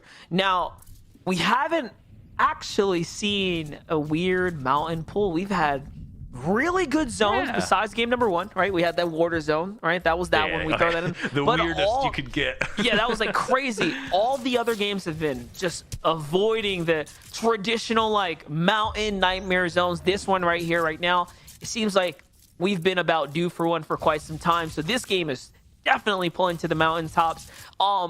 Preparation is key here. The thing that kind of worries me right now is, have players forgotten that, right? Like if you aren't preparing for this well in advance, if you didn't recognize the fact that these mountains were in play, you've already been beaten to the drop, right? There's already teams eyeing up and keying up those really strong positions, and those are all the mountains on the east here. It is, and look, just what we mentioned about Furious's team. Notice their position, the yellow to the west of Kai Corner. Nobody in that southwest side. Nobody. So that means they're going to really struggle with the surge tags on that rotate. And look, they should have started this rotate again into this next zone. They've clear vision on that west side, and they know no one's in there. So they have to get moving into that next zone before it becomes too congested. Same with all the teams that we're about to fly right over. The teams that are in Lazy Lake, who are really going to struggle with that rotate. You've got Dobbs, Mega Rocane, along with Fatch's team underneath there as well. Some heavy hitters who need to get moving from here, because this could be really, really congested and a bad rotate for them. They have managed to pick up the single elimination, really stacked on loot at the same time. So clearly it's been worth it, but now you see the shots starting to come in from the teams who are ahead of them, because there are just so many. Yeah, for sure, for sure. And guys, remember, these are our top teams right now. They're all fighting for that top 3 spot. All the competitors that we wanted to see are still here. Beef is going to find Furious in the feed. Remember, Beef is up there alongside Lupian and company. That is a team inside the top 4. That's a big, big knock there to take down Furious, who was inside top 10. Now, again, those top 10 teams, they're just, you know, again, obstacles at this point for our other competitors that can actually vie and fight for top for the 3 positions there. So it's still just so much pressure involved right now in these elims here, finding those points, because they have to play catch up, right? All those squads, there's just so many more elims behind if you want to break that top 3 threshold there. You do indeed, you do indeed. And they're going to have to catch up at some point, either eliminations in the end game or maybe some cheeky ones in 4th and 5th zone, just to get those small points that all add up. But so many of our top teams on this far side of the zone. You see Bucky's team there. We also see Rokane's team we've been watching a lot, who are making a relatively free rotate given how many teams are in the position to hold them, and good job from them, honestly. But no, the actual fire starts to come on through from Colazzo's team. Clix' team is taking a peek through a window as well, as we see up above Oliver OG's team now opening and also taking. So this team currently has eyes on them, but they built in Mel to solidify themselves, to stop them getting focused, and that's worked so well. But moving back over to Lupien, Beef, Zucky, the team who won round 3. Remember, we talked about this almost at the top of the show, that a lot of the times the players who perform in round 3 don't necessarily come and perform in round 4, but they're doing it. Lupien and Zucky are proving me wrong. They're proving me wrong. Yeah, very, very rarely do we see that back-to-back just dominant stride, right? And again, you know, usually we kind of depend our picks on, like, okay, you know, these guys are on fire, like these are the guys who want to do well, and then, you know, it's hard to have that back-to-back performance. But right now, Beef, Lupien, and Zucky have done that so far today. They've really continued to pop off. Let's not forget, Zucky was part of the reason Bucky, Creo, and Clix fell in game number 1. It was Zucky who caught the Elim onto Bucky, I think, early on that storm fight there. So, you know, this is all coming full circle at this point, as these are the same teams that clashed at the start of the show and now are all battling for the positions here at the end of the day right now. I love a good storyline. I really do. I love a good storyline. As we see, every single one of the top 7 teams who are in contention for the first place are all still here. You mentioned there, some of them are situated right next to each other, battling out from the start to the finish. But the most important thing is they are all still in it. The worst thing that could happen is they all get out early and we see an end game with none of the teams in. But right now, every single team that matters, Creo, Bucky, Clix, you got Narwhal's team, you got Mega team, Beef's team, D-Roller's team too, and it is huge as Sparrow's going up against Zemo, who's actually managed to pick up 1 elimination on them, but they are all hurt as we see DeQuinted hit the launch pad trying to get out of there. Remember, if they find these Elims here, if they can wipe up these teams, guys, they were just, those 2 points that they just picked up, if the other teams have not found a single Elim, will put them inside top 5. That is how close they were. They were just inside top 7. That jumps them up 2 effective positions on the lobby standings, and this is why we're really emphasizing that you have to find Elims, because these guys are making it to the end. They've already figured out how to make these end games round after round, and this end game right here, with the way the zones, with the way the mountains are going to play out, it's just textbook at this point. Creo, Bucky, and Clix, they don't buy the bluff of the empty base up above. They realize, hey, these guys haven't shot at us. It must be empty. And they go up, they take that high ground, and now it is officially theirs. Where is the half in, half out going to pull? I would love to see which team left that base regardless to be a fake base, because that was the god spot for this zone in particular. With so many teams surrounding that high ground is so valuable, and we know Clix's team is not a high ground focused team, so I'm sure they're not going to fight for it. But like you mentioned, where's the 5th zone going to pull? Oh, Creo gets knocked. Or no way is he being knocked. But that potentially could have been a big snipe coming out because no one was close to them, which means they could also potentially get the res off. But that 5th zone is pushed to the northeast, probably the spot that has the least amount of teams in it. Yeah, this is going to be the toughest one right now. It's going to go all the way across, and it is going to play a little bit off that mountain there, so do keep an eye out on that. Ooh. On the other side, Clix, Bucky, and Creo here underneath the storm surge right now. They have to go for some desperate plays now, or this game is over. They have come so far. You'd hate to see them fall before the big placement points come out. They haven't even gotten the top 17 points either. They cannot heal the zone out. We already know it's usually impossible to do so. Bucky's going to find Ace and Jeff with the full elimination there. That is huge, but it's not enough. It is just barely 17. Enough to push them into top 17, or for the surge there. Top 17 above. Oh my gosh. That is so close. Anyone else gets a tag, they're going to go down, but no, they found another tag. They're now 60 above. The tension Bucky's in this for this team, they must be another sweating. knock from Bucky. And he does get knocked. That's going to be points for them as well. Not only they've used so many maps, and but the they finish managed to get so much above. Now the launch pad comes out, the reuse, so they still have one of theirs for moving zones. This is so good for these teams, because we know if they get into endgame, they're going to make it. They're going to be consistent because their endgame is so solid. Their fundamentals are so good. But they just have to make sure they get past this first little part of the moving zones. More huge knocks coming through right now, though. D-Roller, Spego, and Charlie find 2 more. TNA's Muzz finds another one as well. Everyone that needs Elims right now are starting to drop the lobby. They're cutting the fat from the competition, but you know what? All of our top 7 are still here, guys, which means there is more and more animosity being built up inside this lobby here. There it is. There's another finish onto the Epic Specs there. Onto the TNA boys, the trio there. That was just just inside, hanging on to the top 3. You know, if Rokane, Mega, and Dubs aren't getting active right now, then they're falling behind for sure, for sure. Look, they only have a single elim now.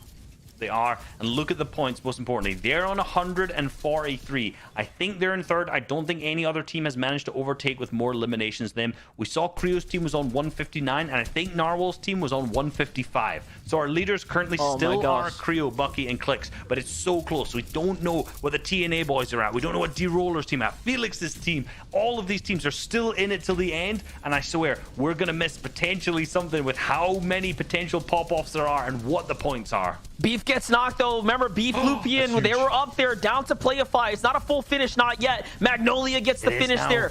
That is one man down from the equation of Zucky and company. So now it's up to Zucky and Lupian to play this endgame out. Mega Dubs and Rokane sitting right above Speggle, D-Roller, and Charlie. In comes the fight. It might just go down. It's all about controlling the pieces here as they start to lead out. One mistake and it is all over now.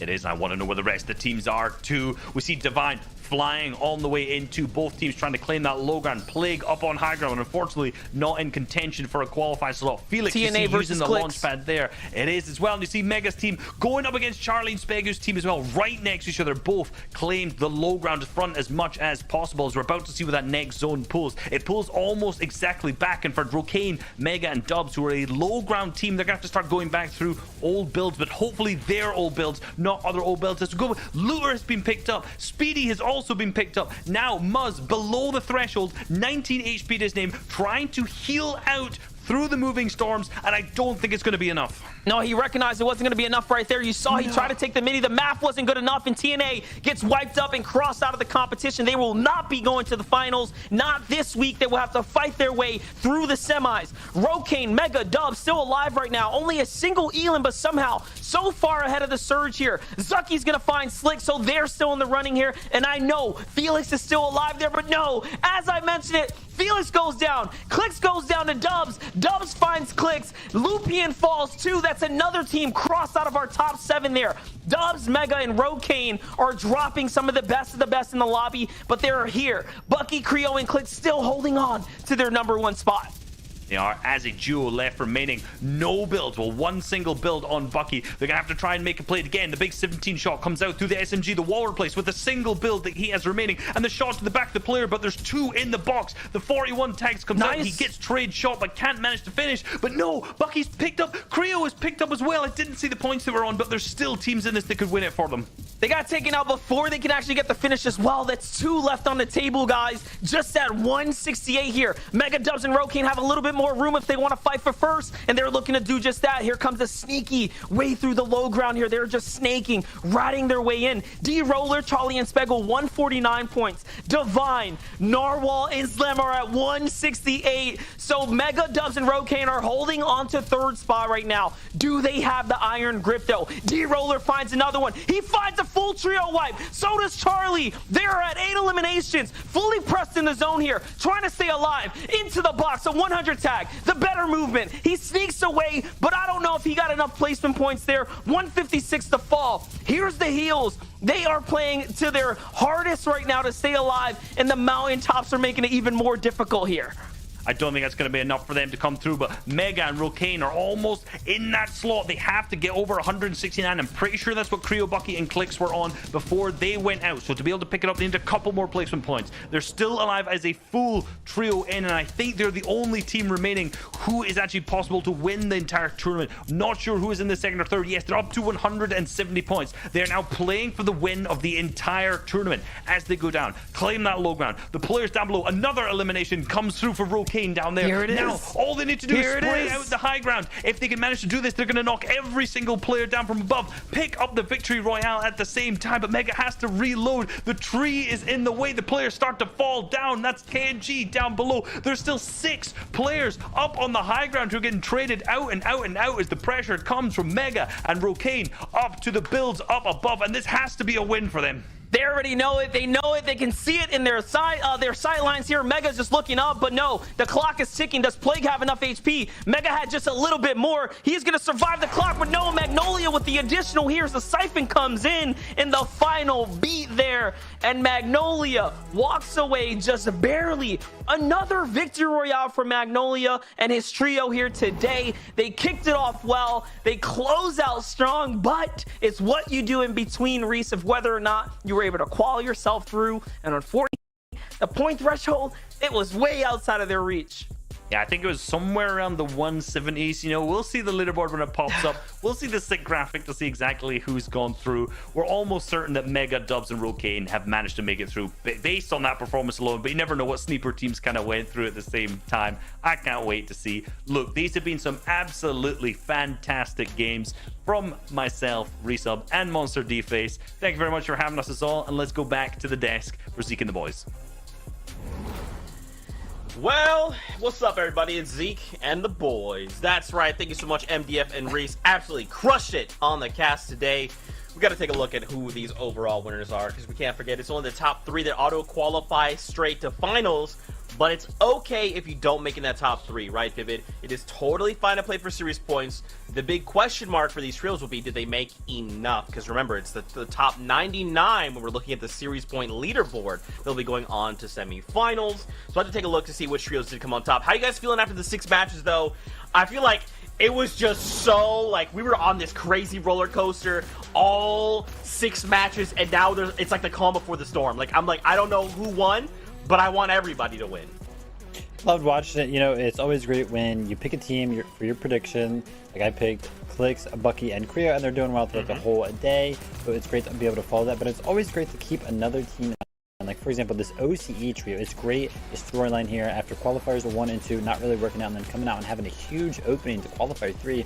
But they did, I don't think they ended up closing and getting top 3 on that. So hopefully they grabbed enough series points, and here we have it. Our final top 3, qualifier 3, Mega, Rokane, and Dubs with 178 points.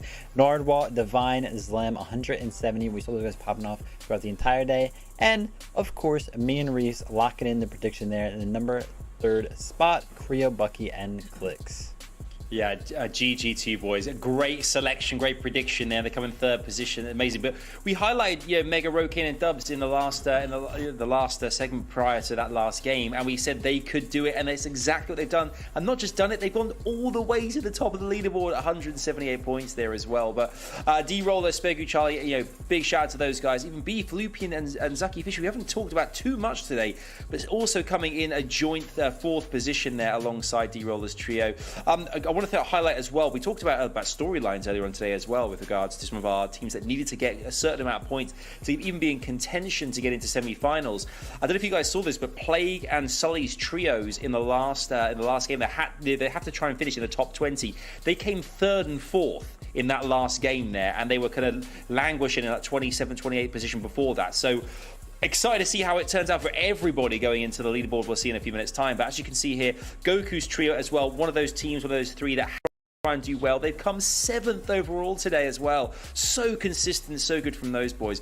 But also Aspect, Kaz, and Hufishi, not talked about those 2 guys too much. 115 points in 10th position here. We can see elimination leaderboard as well here. D-Roller's trio, the top of the day it seems, 36 eliminations.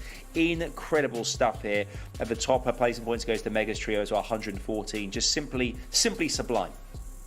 Oh yeah, I mean, everything was just really, really great to watch today. Something to keep note, though, that these teams got to prepare themselves for finals. I mean, well, a lot of these teams have to prepare themselves for heats before those finals, but if they do make it to finals, you got to remember that how they place today, basically there's like 8 teams that we are missing that are already locked into finals before we even play today, right? So these teams got to take that into account, that there are going to be 8 more really dominant that are in these finals. So a lot of these guys, they got a week, 2 weeks to prepare themselves, and they've really got to take advantage of all the time that they have and make sure that they up their game, create some new strategies, perfect the routes, perfect the storm surge strategies, and really, work as a team in those end game situations so that way they can find those refreshes and those elims. Because look at how important these elims are. Our top 4, they all got 30 plus elims. Yeah, exactly. And do you know as well, I've got to say a big shout out here as well, that it seems that every single kind of qualifier at NAE, we always have such an unbelievable finish to the day. Game 6 always seems to be so crucial, and it always seems to give us such a great entertainment factor as I mentioned. So GG to all the players that took part, because we have been on the edge of our seats. Everyone has loved every single second of this. So much fun to watch. Oh my gosh, boys. I mean, we got to take a look to see what else we've got for us, whether that be page 2, whether that be upcoming highlights from the entire day. We got to relive this, man. This was so crazy. I feel like in qualifier number 3, NAE's really brought that heat. There were some great games, some insane snipes and plays in general that were happening, and really a bunch of trios had that kind of moment in the sun. You know what I mean? Yeah, I mean, especially right there, we saw the win that D-Rollers Drew had. I gotta tell you, every single week I've kind of been looking at these guys more and more, because it is just so crazy to me that they came out in Qualifier 1, they got 12th, Qualifier 2, they got 10th, and then Qualifier 3 here, they got 4th. They have been improving every single week, and every single one of those qualifiers, they have been contested. So I can't wait to see what these guys can do in heats, and for them making it into finals. Really want to give a huge shout out again to Felix, Sparrow, and Posed. I feel like we always see Felix kind of towards that top 10 spot on the leaderboards throughout these qualifiers, but he never seems to find himself securing a spot in his finals with a top 3 finish. But I think that he really does have the potential to grow and become a great player, because we always see him consistently around that like top 10 mark. Yeah, I love seeing this last victory royale as well with Mega Rokane's trio as well, just kind of sat pretty in the bottom there, just shooting away at the top spots there, trying to knock out all those panels and knock everyone down to the bottom there as well. So it has been absolutely amazing. As you mentioned, the 8 teams that already have qualified for finals, they're going to come back into the mix come finals and really shake things up. POIs are going to be contested left, right, and center, and it's going to get very heated very quickly. Cannot wait for that. But first things first, semi-finals. That is next on the agenda.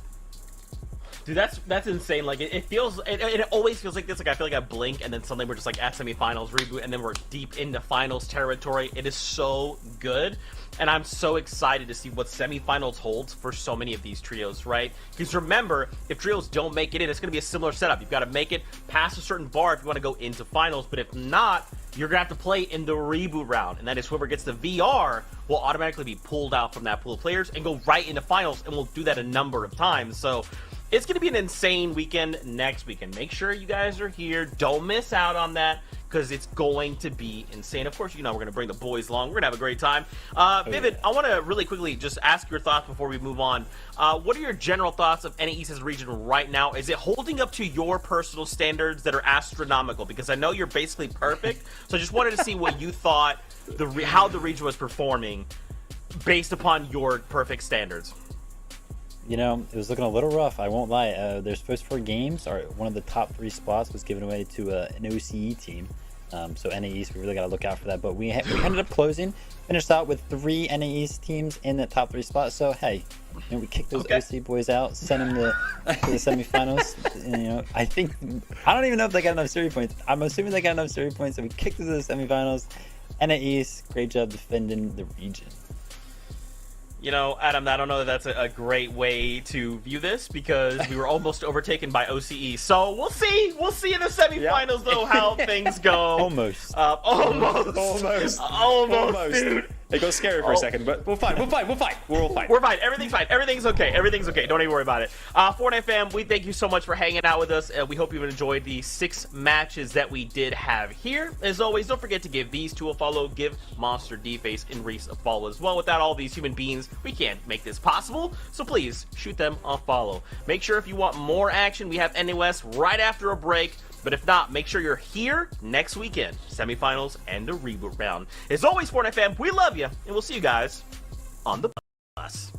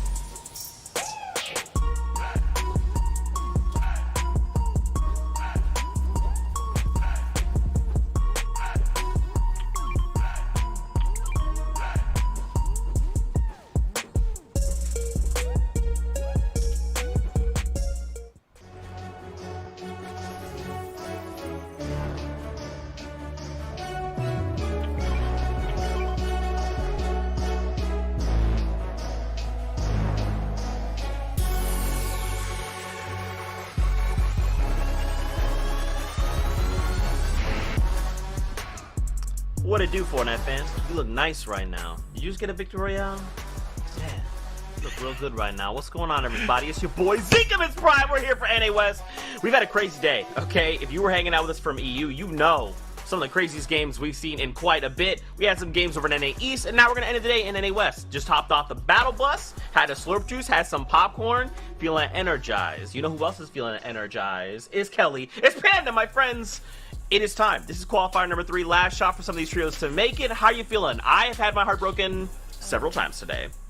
Yeah, it kind of feels like it's a bit of a bittersweet moment, right? The qualifiers is always so interesting because you get to have a lot of new players shine a little bit. You don't usually have the same meta over and over and over again. There's a lot more variability that goes into the qualifiers, and this is the last one, the make or break for so many teams right now. But even some teams that didn't qualify into this round have enough series points to probably make it into the semifinals. So if your favorite team isn't here, don't worry. They might have gotten enough points to make it all the way through to the semifinals.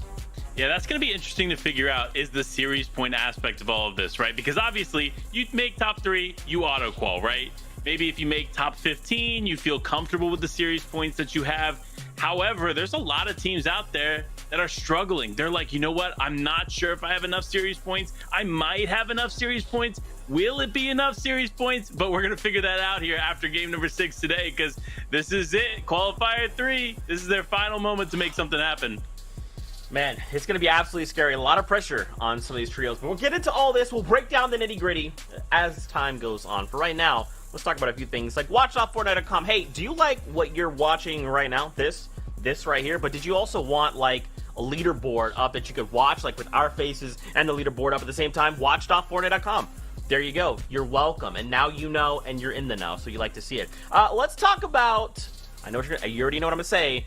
The tournament format. I know, you professionals out there that you guys are like, oh, we've grown up, Zeke, we're already well aware with. I ain't even scared of this, Zeke. Listen, I'm so proud of you. Congratulations. I owe you a slurp juice. For you new faces around, don't be alarmed. Don't be scared, okay? It's okay. Look at the bottom left side of the screen. Kelly's gonna break it down, but right now, we're in qualifier number 3.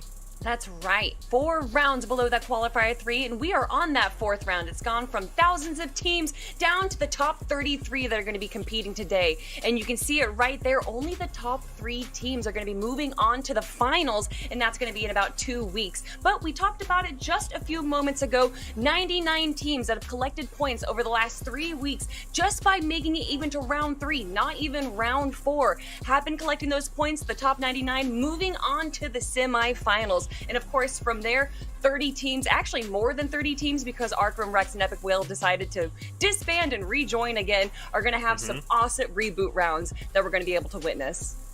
Yeah, I'm excited regardless, right? You see all these teams putting up the work, putting in that effort, and then some of these teams, if they don't make it into one of those top 15 spots, they need to rely on series points. But now, though, this is the format, guys. You have to focus here on balancing eliminations with placement. While it is placement heavy, eliminations are worth 2 points. So you know you're going to want to get some eliminations on top of some solid placement. Make sure you're focusing on that end game, because you know that's where everything is going to go down.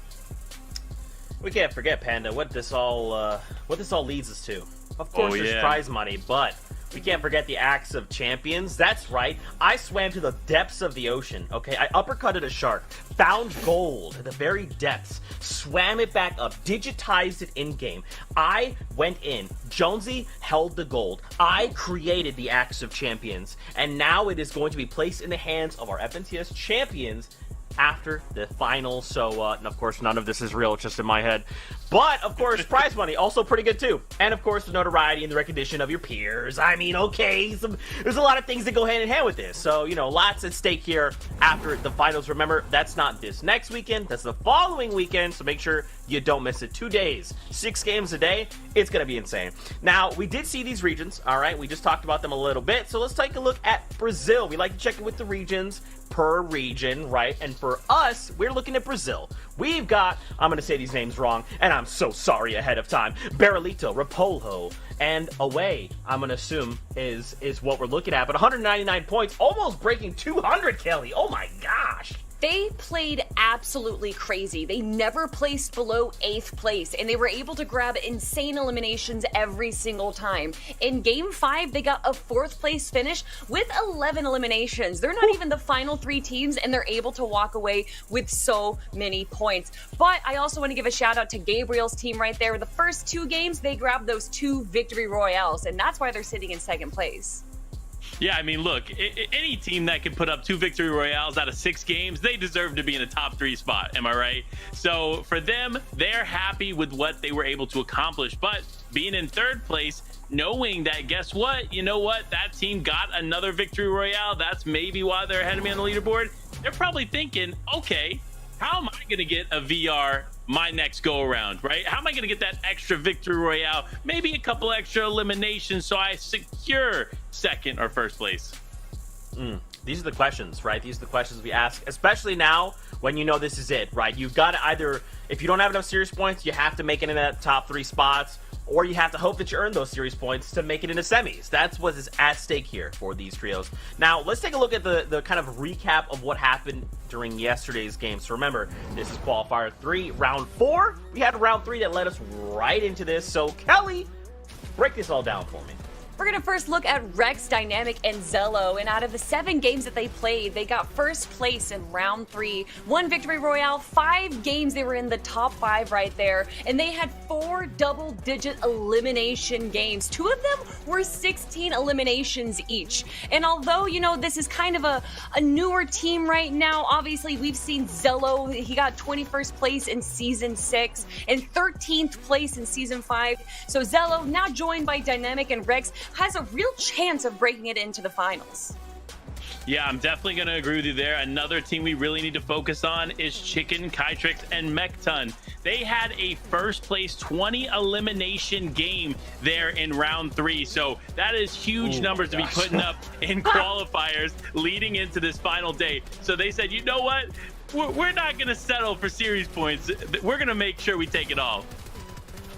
And of course, to wrap it all up, we got Symmetrical, Alithi, and Frappi right here. Frappi ending the All-Star season that we got to watch just a few weeks ago in 2nd place right now. Alithi getting 8th place. And of course, Symmetrical has been a force to be reckoned with for the last few years. So now him joining Alithi and Frappi, this is a new team that you do not want to run into. I like this. This is a dangerous set of trios. Some very much... I would say sharks in the water that are looking to pounce. Remember, some of these trios, they're already looking real good in series points, right? So they're kind of in this unique position where they can almost say, like, if we think this trio that we're landing on isn't in that similar position, we could very well look to keep them out and kind of put them in a very rough spot. Now, I want to talk about the predictions that we have for trios we think will place in that top 3 at the end of the day. So let's see what you guys have gone with. Let's see if, much like last week, you guys all went with the same. Okay, thank goodness. Production, shout out to you guys, because last week you got me real good.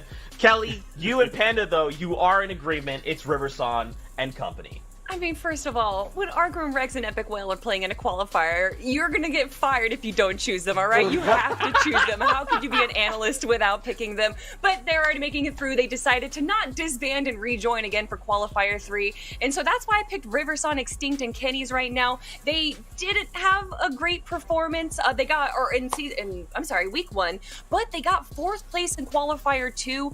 In the round 3 that we just saw for Qualifier 3, they did get 1 victory royale, 58 eliminations, but you know, last week they only had 1 point separating them from 3rd place. So you know that they're kicking themselves, you know that they have a great chance, and they did that at a contested Lazy Lake. I don't know if anyone's going to contest them right now with how close they got, but I do want to give a shout out to Sun right there, Falconer, Reet, and Chris, who is the team that got 4th place in week 1. I was kind of fighting between these 2 teams right now because individually, Falconer, Reet, and Chris are some of the best players that NA West has to offer. So as a team, you would think they're just as good, right? But they didn't qualify in week 2. In fact, they got 130th. So hopefully they learned something from week 2 and they're going to show up today. Yeah, I'm definitely gonna have to agree with you there. You look at Falconer, Reed, Chris, again, individual players, phenomenal, right? Even Reed, more recently with his Cash Cup performances, has just shown us that he has true talent. Whether it's trio Cash Cups, solo Cash Cups, they've been doing exceptionally well. Now, though, will they be able to translate that into a top 3 in FNCS? That's the question we're gonna have answered momentarily. But Kelly, I know you're excited about watching this team. I am so excited. Can you tell us more about what's going on through these guys' heads? I mean, so yeah, with Reed, you know, I feel we were talking about this before the show started, that Reed right now is kind of focusing a lot on content creation, which of course you have to, right? This is, you're a player, you're a professional player, people want to watch you, and he's focusing on all these different individual teams from Asia, NA East, Europe, NA West, and he's performing at a top level. But when you do that, you don't get the same synergy that you get by playing with the same team over and over and over again. And that's, you know, something that you really need to be able to perform at a top level right now, regardless of how you're able to perform in the qualifiers. If you don't have that communication and that synergy, it's gonna hurt you. So gosh, I don't know, man. I mean, Chris is an incredible player. He got second place with Kinchi and Snacky. And then, of course, everyone knows who Falconer is and everyone knows who Reed is. So together they should do well. They got 6th place last season. So why they struggled last week, maybe they just had some unfortunate games, because they proved to us already in Qualifier 1 that they're a top 5 team, but you need to be a top 3 team right now because there's no prize money in the semifinals. You want to make your way all the way to the finals. Yeah, I think some of that is scary, right, Panda? Because, like, especially kind of in this spot, like, so I agree with your sentiment, Kelly, that, like, you have to place top 3. But, Panda, a question I want to pose to you is, do you think some of these trios might actually be down to go into semifinals and further go to Reboot? Because we have seen some teams, they play super well in Reboot. They're like, hey, look, if I can't make top 3, okay? The competition, way too tough. But what I can do is either go well in the semifinals, but at worst, if you put me into Reboot round, I'm gonna win that, and there's nothing anyone can do to stop me. Yeah, you know, I mean, that's a really good question, right? Because there are quite a few teams that they're good at getting those victory royales, but maybe they don't have the consistency level to get to one of those top 3 spots. Because remember, a victory royale is great, but if you have no eliminations or very few eliminations to balance that out, you're not going to take one of those top 3. Like we saw literally moments ago from Brazil's region, the 3rd place team actually had 2 victory royales and they still found themselves in 3rd, right? So if you had 2 victory royales and didn't balance eliminations the way that they did, they could easily find themselves 4th, 5th, 6th on the leaderboard. So look, I bet some of these teams are like, you know what? Reboot round sounds kind of nice because I know we can walk away with a victory royale. I do want to add, we're talking a lot about series points and how a lot of these teams are probably safe making into the semifinals, but Rex, Dynamic, and Zello didn't qualify last week into round 4. Symmetrical, Lithian, Frappi didn't qualify last week into round 4, and Falconer, Reed, and Chris didn't qualify. They got 130th, so there actually is a potential that they don't have enough points. They have to do something today to kind of, you know, build up that stats, because there are a lot of teams that we see so many times in round 3 because it's not set lobbies kind of underperform, and that could spell doom for so many teams right now. But I also want to give a shout out to Macon, Jay, and Dog, who barely made it into the finals today for round 4. They've got 1 point ahead of 34th place. So again, a lot of these incredible top teams, veterans in the FNCS, are kind of struggling a little bit. And I kind of wonder if that's just that NA West is starting to get some new teams that are, you know, starting to flatten the curve a little bit.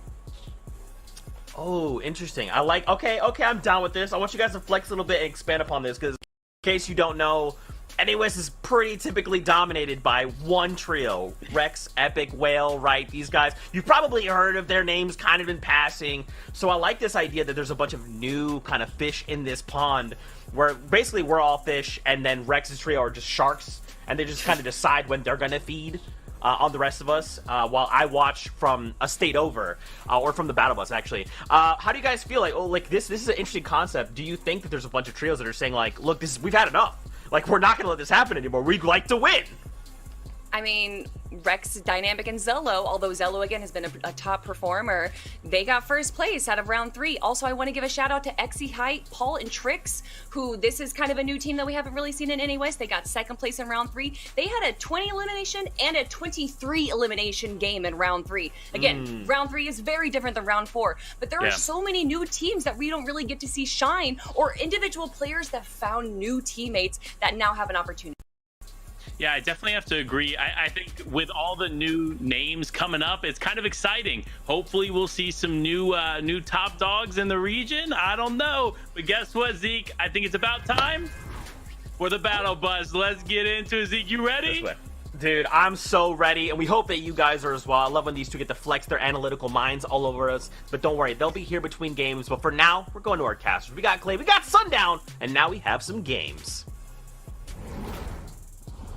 Thank you so much, Zeke, Kelly, and Panda. And what's good, Fortnite fam? We missed you. It's been a long day here for qualifier number 3. 6 regions have wrapped up, and we're bringing it home here on the graveyard shift. You got myself, Sundown, joined by Clay Stelling, as always. And Clay, how you doing, man? I am so excited to be able to bring these games once again. You said it, NA East and EU were just action-packed until the very end. NA East had that wonderful sniper shot in those final moments that I think all of us just were so hyped about. And now we get to see if NA West is going to hold up to the action. Hello? Kenny's hit like 4 or 5 shots. They're almost at max range, but luckily for them, he was not able to grab a rifle. Instead, was that suppressed SMG. So with the damage fall off, he'll take the extra tags, though.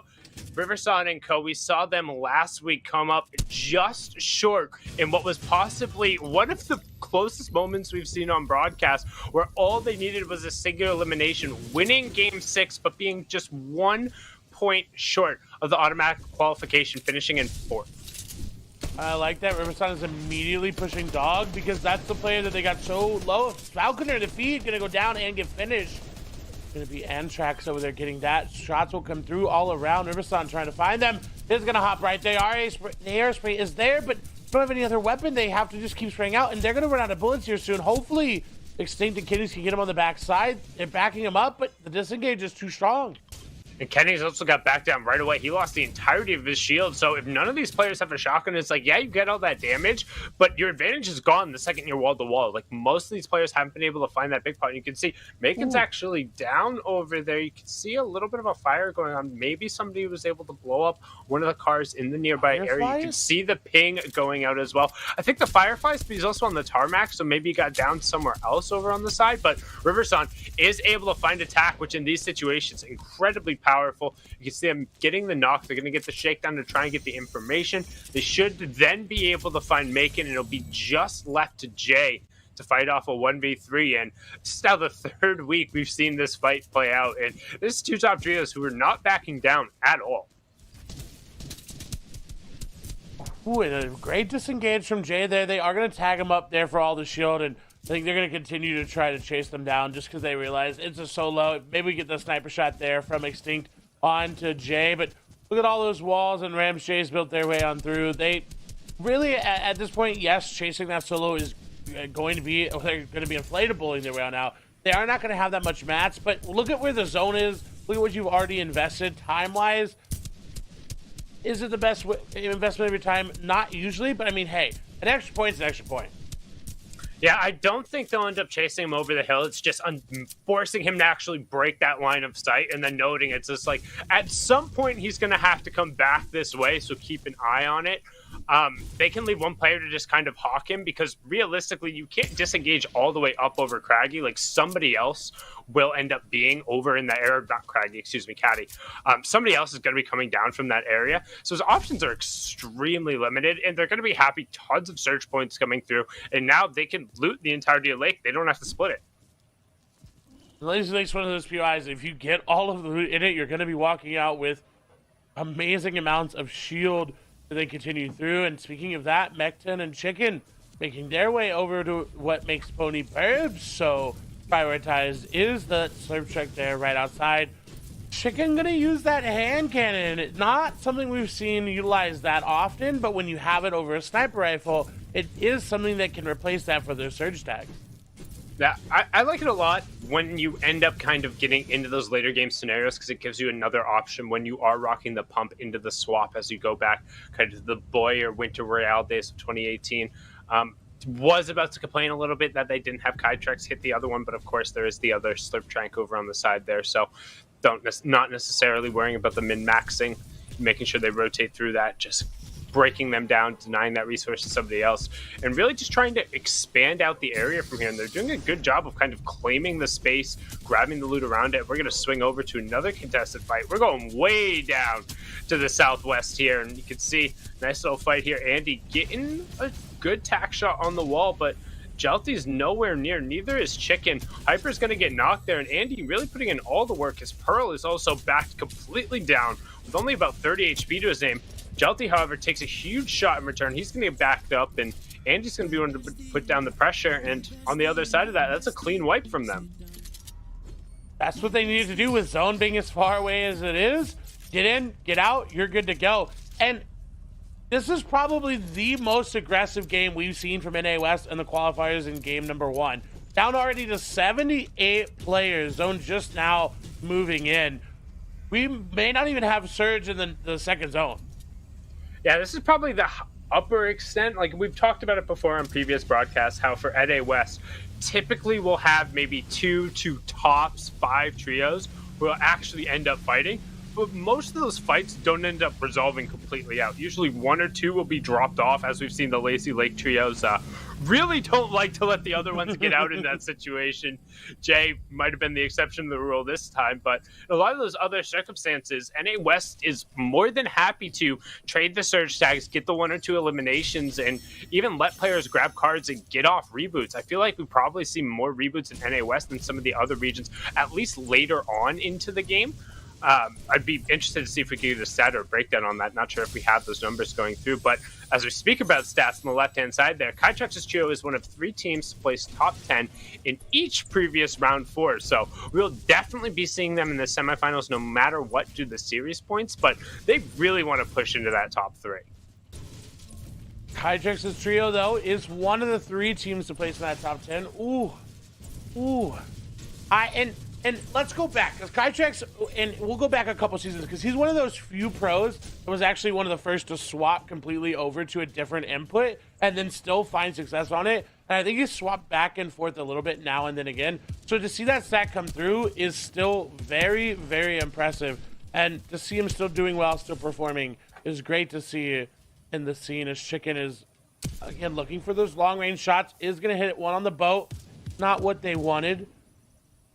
Looking for one more, maybe able to get it through the trees. No, and interesting to see Mekton now in this trio, because I believe we saw Mekton over in one of the reboot round winners, actually, from, I believe it's season 5? Trying to remember, I know he did win a reboot. It wasn't last season, so yeah, it would have to have been season 5. But I feel like Chicken is a really good complement to this trio, just being able to put down the shots at the long range, and Kytrex being able to really guide them through. The one thing, though, is it feels like they end up being more susceptible than some of these other trios in terms of just having that one game that really drags them down.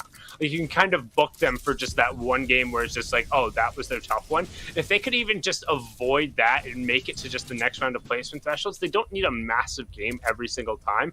But if they can clean up some of the little things, they're one of those trios who has the potential where if they put it all together and over the course of 12 games, they could be looking to push realistically into a top 5 position.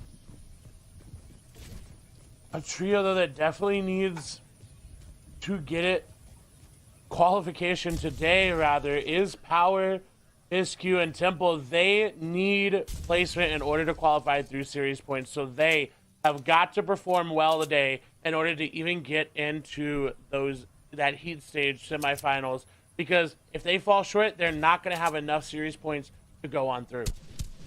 Yeah, and that's what today is all about. If you're watching as a viewer for the first time, wherever you are watching, whether it's Twitch, YouTube, watch.fortnite.com, whatever input you're watching on, whoever you're supporting, thank you for tuning in.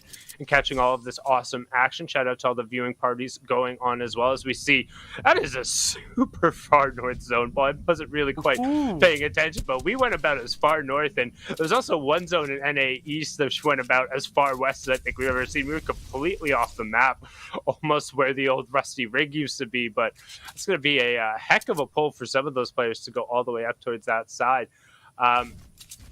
But what is at stake for these trios who are playing today? A lot of them competing just for the series points, trying to make through the semifinals, but all of them competing to get into that top 3. Because if you get to the top 3, it's a spot directly in the money in the finals. You get to skip next week. You don't have to worry about the round of heats. You don't have to worry about the reboot rounds. And you get to compete with those top dogs, the Rex, the Arkhams, the Epic Whales, the ones who have been there. Even though they dissolved last season, we'll still be seeing them through. Everyone else looking to try and push into that series point leaderboard to make it into that semifinal round. So every little point could end up mattering, Clay. And that's why you saw some aggression going after Jay for that Elim chance, is because if Elim is being worth 2 points, if you're able to find someone off like this and grab a tag onto them or two, and you see, oh wait, they're whited, like that's such a good starting catapult into these fights. And in West, we got a little bit more slow-paced gameplay now. Notice we have actually gained a player, like you talked about, since we mentioned the 78. Everyone still seemed to calm down. That means once this zone fully closes, we will have 9 players that are below Storm Surge, and they're going to have to worry about that. Yeah, want to know what's funnier than 78? 79. But you can see right now, like in the rotation through, trying to get the positioning up on the high ground there. And Grim doing a good job. And first of all, this loadout is fantastic. The amount of utility mixed in with that the epic pump, the epic pulse rifle, the inflatable, but also the surprise factor. You generally don't expect people to just be carrying a gas can. So when somebody really like whips that out of the inventory in some of these mid-game fights, if you're not fighting around an area where those are innate and used to being around, it can really allow you to get the drop on people. And as we see that storm surge warning coming on the right-hand side of your screen, it could end up being the X factor. He's definitely the one enabled to get plays, and this is going to be the point in time you see everyone kind of open up a little bit, kind of check what's around them and see if they can't get any of those free tags, because storm surge here impacting 3 trios is going to be decently heavy. And NA West, gas can synonymous with read. That trio is so good at using them to find impact elims when they need it the most. I'm excited to see how they're doing moving on through his shots. Unfortunately, we saw him go down. That's going to be a big shot there. You see Paul World immediately moving and rotating through that inflatable. Going to be so useful. Still 4 below. They've got to find these elimination down below. Inside the bush, they're going in, but once you go in, they've got that advantage. They know you're coming in. They can see you the entire time. Luckily, his teammate is there. Keto does go down, but Cool's there to back him up. They get a chug cannon there, but it is so risky. Yeah, and that was Jay just trying to extend the tournament or game 1 life of his trio there, but will get taken down. That's the resolution to the Lazy Lakes contention that we have seen every single qualifier. That's 3 for 3 actually, where they've been there and they've been duking it out from the beginning. Keto might actually end up getting traded down here. I don't think they have any excess heals. There is plenty around here in Corny, and nope, as I say that, he does get the medkit confirmed, but this run's going to be a little bit tricky as it will end up ticking over to a 2 damage storm. They do have some inflatables, but Jay going down there with still 26 trios remaining means he doesn't hit that first placement threshold. He doesn't make it past kind of that first third of trios who need to go down in order to get the +5 points, which ultimately was his goal there as a solo with his first 2 trio mates going down off of drop. We're going to flip on over. You can see Ray's, Former, and Rimuru, they're just 61 damage above the Storm Surge. 3 trios will be fighting out. You can see Frappy, we're going to knock there onto Garrick Wong. Ray's is going to take a huge shot, have his shield broken, and needs to back down because the aggression could come out. Is going to get knocked. The inflatable gets denied immediately. Might have accidentally just popped that. He's going to try to get an angle coming through the storm to potentially either get the card or get a sneak angle. He's not going to get it. Instead, gets blasted in the back. They're not going to be happy as the shield's going to get broken through again. That's going to signal go for Cesar and Hawkle. They're going to try and get on the other side. Raids hits a huge shot, but ultimately is going to get cleaned up and sneaks Hawkle and Caesar on 6 elims already, Clay.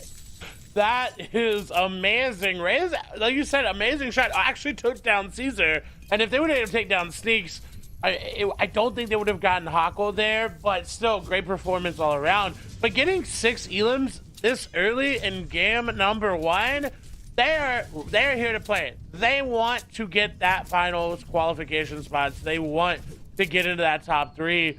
And what a way to do it in game number 1. That has to be where you make your move if you're going to set the tempo for the rest of the day.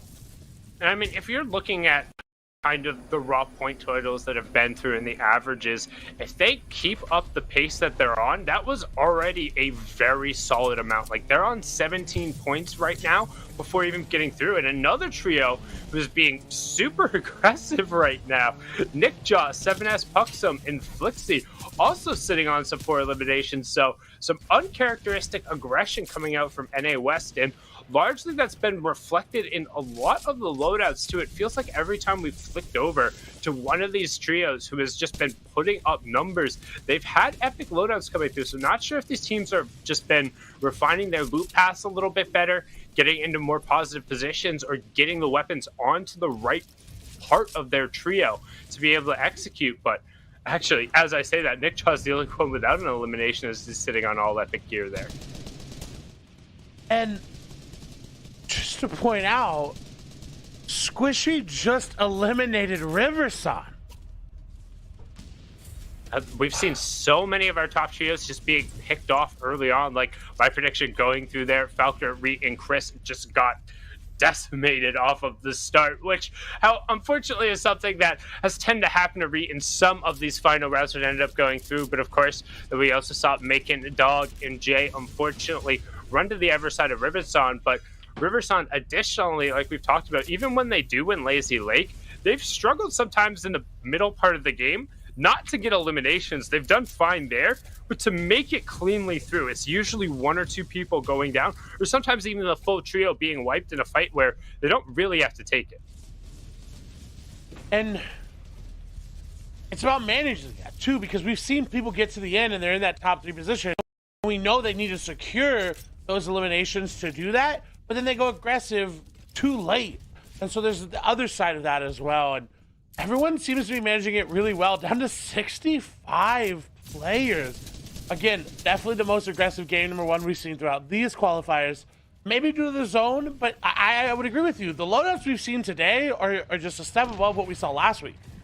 Now, I'll be interested to see, too, if we can break down the drop spot map. We'll try and look at a comparison between Match 1 and Match 2 when we end up going into Match 3, because I feel like there's probably a little bit more contention, maybe a couple of trios who end up swapping up their spot from where they were landing in round 3 to round 4, saying like, hey, I think we can get an advantageous either drop here or whatever. And maybe some of these trios weren't ready to fight, but some of them definitely were, as our observers do a great job giving us a lay of the land, showing us where all these trios were. You can see Jelty, Andy, and their trio mate. They were posted the Slurpy Swamp. So, of course, towards the southern side of the zone, Tuki, Lush, and Notch have a decent opportunity to be able to execute on high ground if the zone keeps pulling towards the northern side. But otherwise, nobody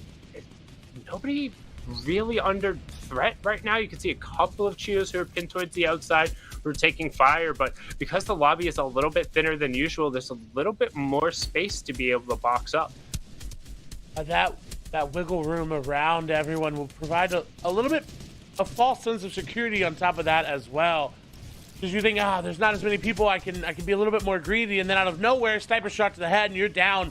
All of a sudden, just like Batman Booga, unfortunately, falling, you could be out of the match and not able to help. Keto and Paul World are just going to go down like that. They do take down NJ there in the backside, but not able to get that going for them after we saw a great performance. Andy is going to go down. It means Jelty and company leave.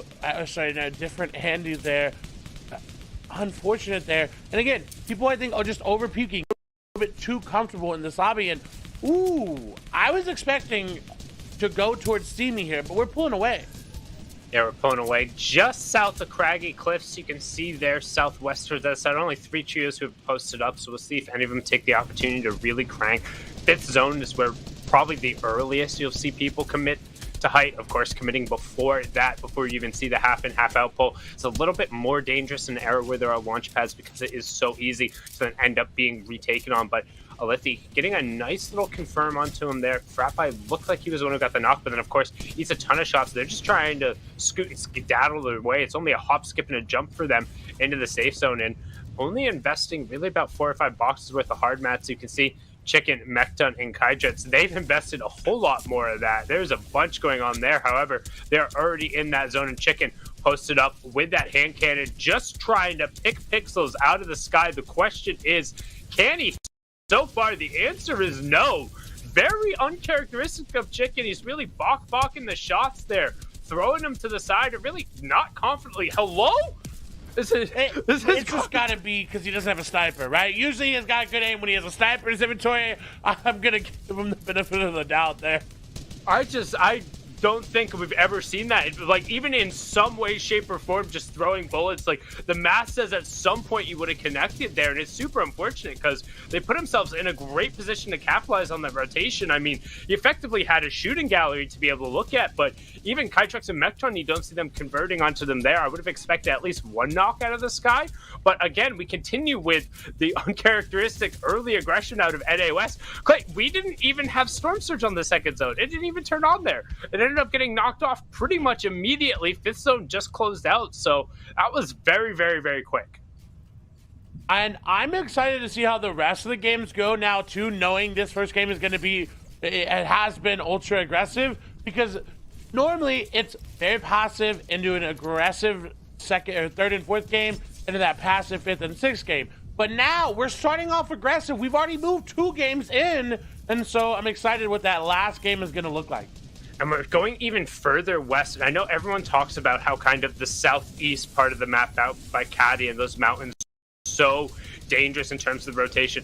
This part of the map is super deceptive because it's all of these rolling hills, and once you start getting builds in that area, even one slight level change can make it so incredibly different. Also, slight correction myself, we did see some storm surge going on there because there was the 5th zone closing. We saw some purple lightning coming through the sky, but it turned off relatively quickly as we see the warning on the right hand side. But now a lot of trios, as you can see, with still 17 up, we're into the cascading placement points. Everyone gets a +3 for just making it this far. Now it'll be +1 for each of the trio that drops. Zello up on the high ground, Dynamic raining shots down. Rexima, they're completely uncontested. We'll see if anybody decides to go up. And right as I say that, Mekton and Co. surprise on the backside. Kytrex stricken observers. What a great shot. Catching all of that from the outside, but Mekton, he catches more than all that. He catches a huge shotgun shot to the face, but Dynamic ends up getting traded down. Zello's going to be forced out. Dynamic gets cleaned out, and Kytrex takes it away, but Mekton will be the price. Reximon will get taken down, and it's a duo with control up on high ground now from Chicken and Kytrex. Chicken drops it back into the zone to try and get the confirm and pop the pepper. Zello, who was the last remaining member of that trio, is going to inflatable all the way to the front, and he says, see you guys later. I'm playing for placement. That was such a beautiful play for them. But Kytrex and Chicken, we had to have known we were going to take high ground. They love sitting up there and just finding players down below. Squishy still in this game. Looking down, we do see Moni, Jagbear, and Solution still fighting to try to go. Jelty down, unfortunately, not able to impact that much. Chicken and Kytrex are honestly just trying to catch up with the zone. They spent so much time in it, they haven't had a chance to really push themselves on high ground yet. Yeah, and it's going to be a little bit more of a difficult to establish with just being a duo. That's the less mats to be able to split and be able to funnel. Less people who are able to play the front. You don't get somebody in the front, in the back, and then managing the tarp. But realistically, NA West, people don't look up.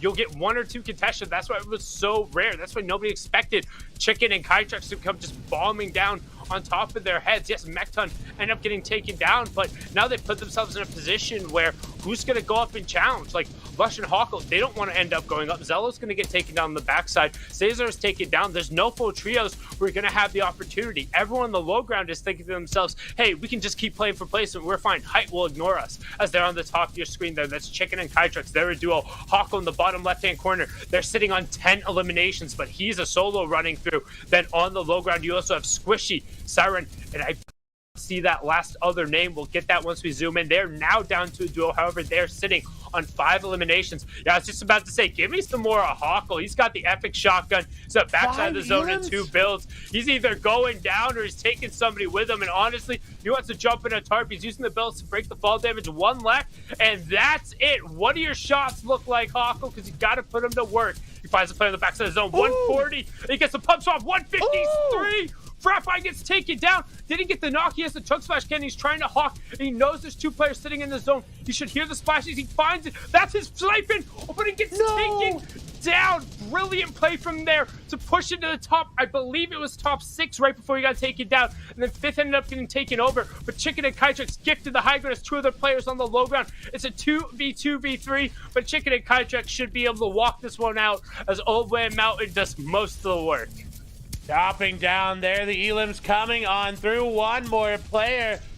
Down below, they find him. Kytrex and Chicken hit him at the same time. They pick up the victory royale with a great amount of eliminations as well. But Hackle absolutely dominating there on the low ground. Yeah, Hackle with that low ground, back of the storm plate with the epic pump shotgun. Pretty much, you didn't have a choice. You're going into the zone. You have no builds. You're not jumping up that, so you have to make the plays. But High Ground ends up winning the game. But I just got to say, that's one of the weirdest, typical game 1s of a round 4 that we have seen in any of the qualifiers. We're going to have to kick it back over the desk so Zeke, Panda, and Kelly can break it down, because there's definitely stuff to break down. You know, Sundown, sometimes it just be like that. Yeah, this was absolutely crazy. I mean, look, as much as I want to congratulate Chicken and Company for that victory royale, 7 eliminations, super well fought for game number 1. My eyes are on Hawker right now. I mean, this guy's solo impact score about to spike. I mean, this was insane. Flying around these builds, like, there's so many times, especially like while we're hanging out watching the game, we're like, oh man, this is it. Suddenly turns a corner, just 150 domes someone, and you're like, how, Kelly? I couldn't do that on my best day. Yeah, that was insane. We were all losing our minds when we got to see that. We thought maybe the siphon was going to come out, but it was just a few seconds short. But obviously, that was an incredible play right there. You have to give it to Hackle, getting his team much needed elimination points, and of course, those placement points as well. But there was so many crazy plays that were going on there. Of course, the height take from Mekton, Chicken, and Kytrex, which we have to talk about later. But Panda, so many great plays. So much to just digest, right? I mean, literally, the victory royale was great, right? But so many things happened leading up to that moment. I'm just excited to look at some of the highlights that we got to watch in that game. That's right. We did pull some cool clips, right, Kelly? There's a few things we want to talk about in the early game, and we'll get to that in just a second. But what I feel like for me, NA West it's like, if you've watched NA West, you know it's like this slow burn, right? And then there's like a point where everyone is just eliminating each other.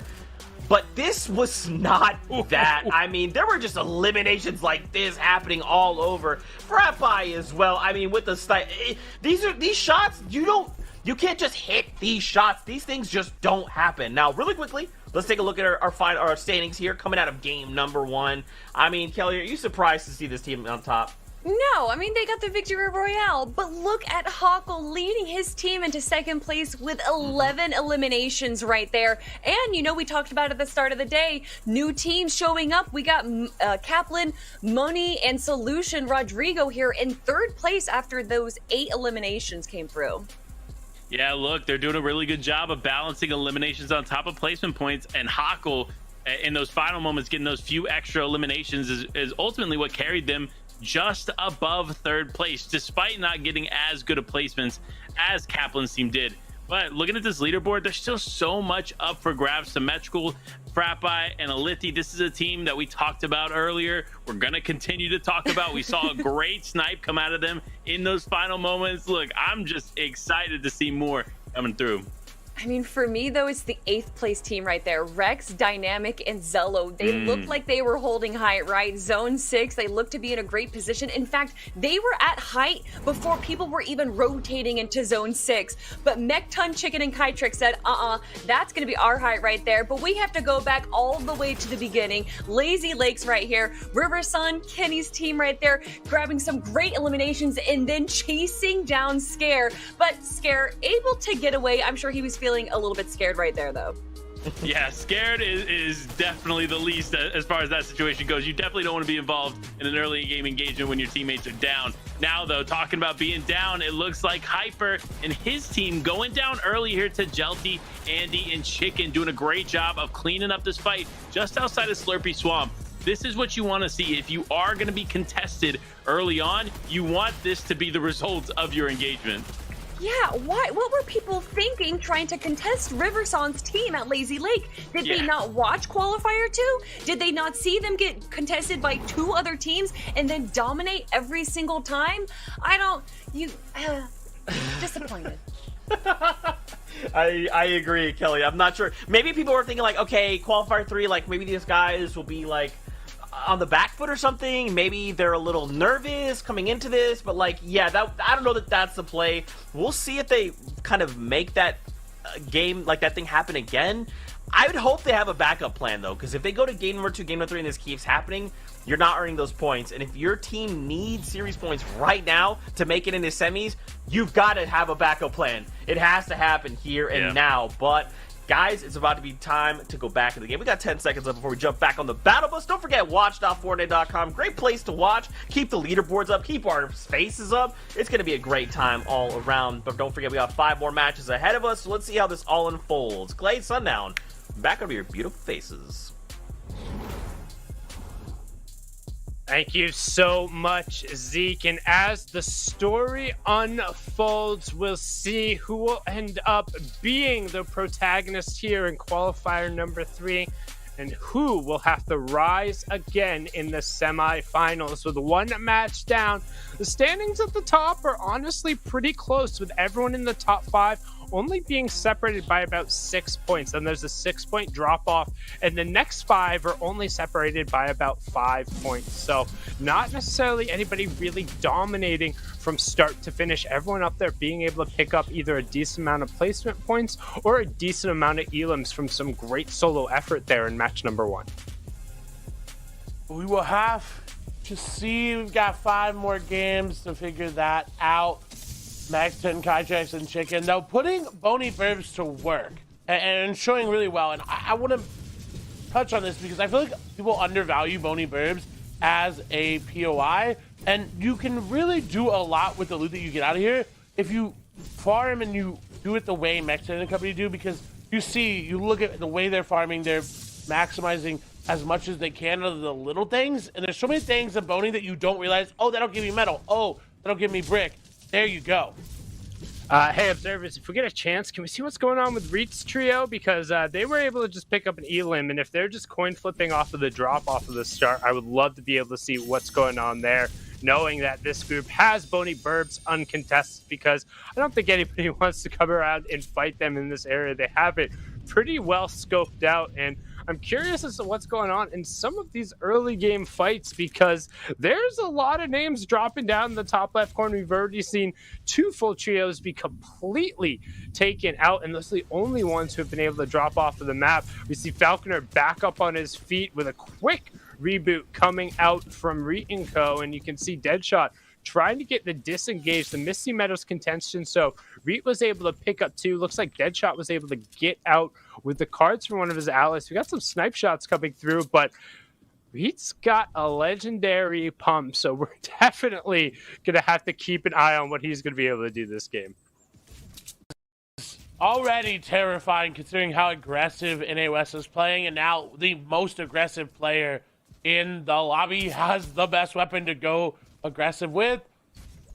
I agree. We're gonna have to keep our eyes on them. There's 2 of them coming through. We had tagged up from the mountain, just a little bit of storm surge tags going over. We see Mateo going to go down, and Sundown, we're already down to 86, 85 players. I sense a trend. Yeah, just lots of fighting going on off of the initial drop. So we know there's a contestant going down in Misty. Here's the other contestant on the other side of it. We saw this last game.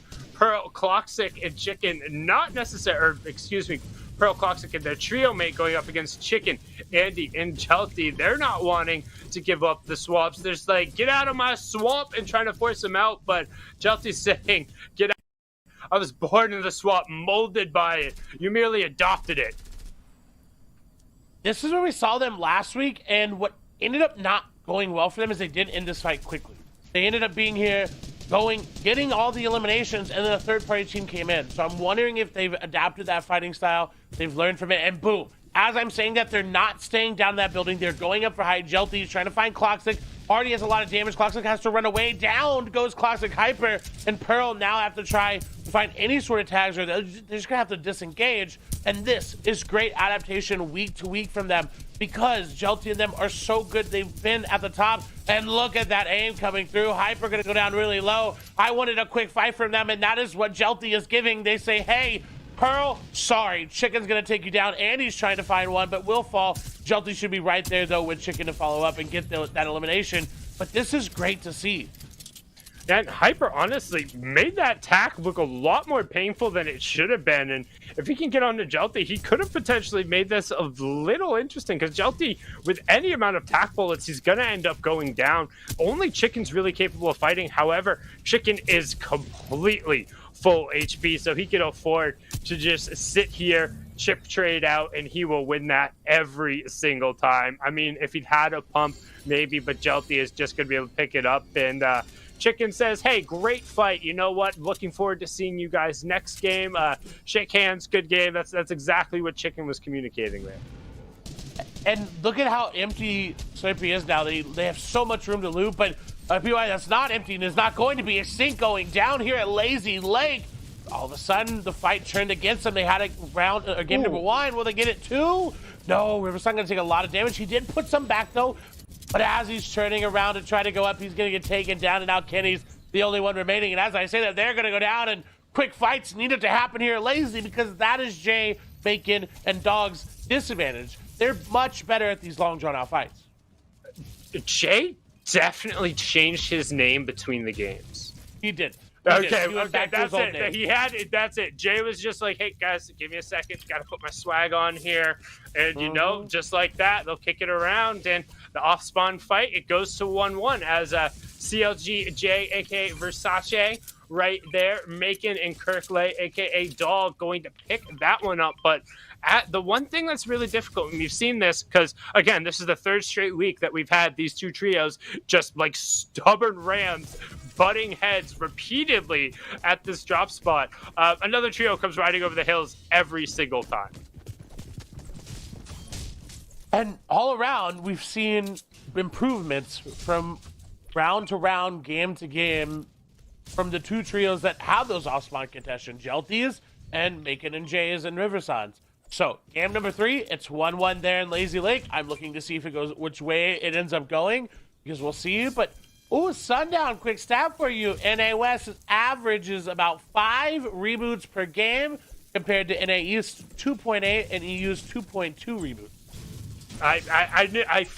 It felt like NA West did more reboots. Like, we always see that number come up a couple times and we don't see the resolution, but it's nice to have the reaffirming stat that it's over double Europe and just a little bit under double NA East. I think it speaks to just a little bit more room, and also I feel like NA West is a little bit more like ride or die for their trios. I feel like there's a little bit more loyalty that ends up going in there, whereas it's like we see some of those more instances where it's like there's no possible way they go for a reboot here, right? And then they just end up like grabbing a chonkered out car and go sprinting off into the Netherwoods being like, no, I got you, fam.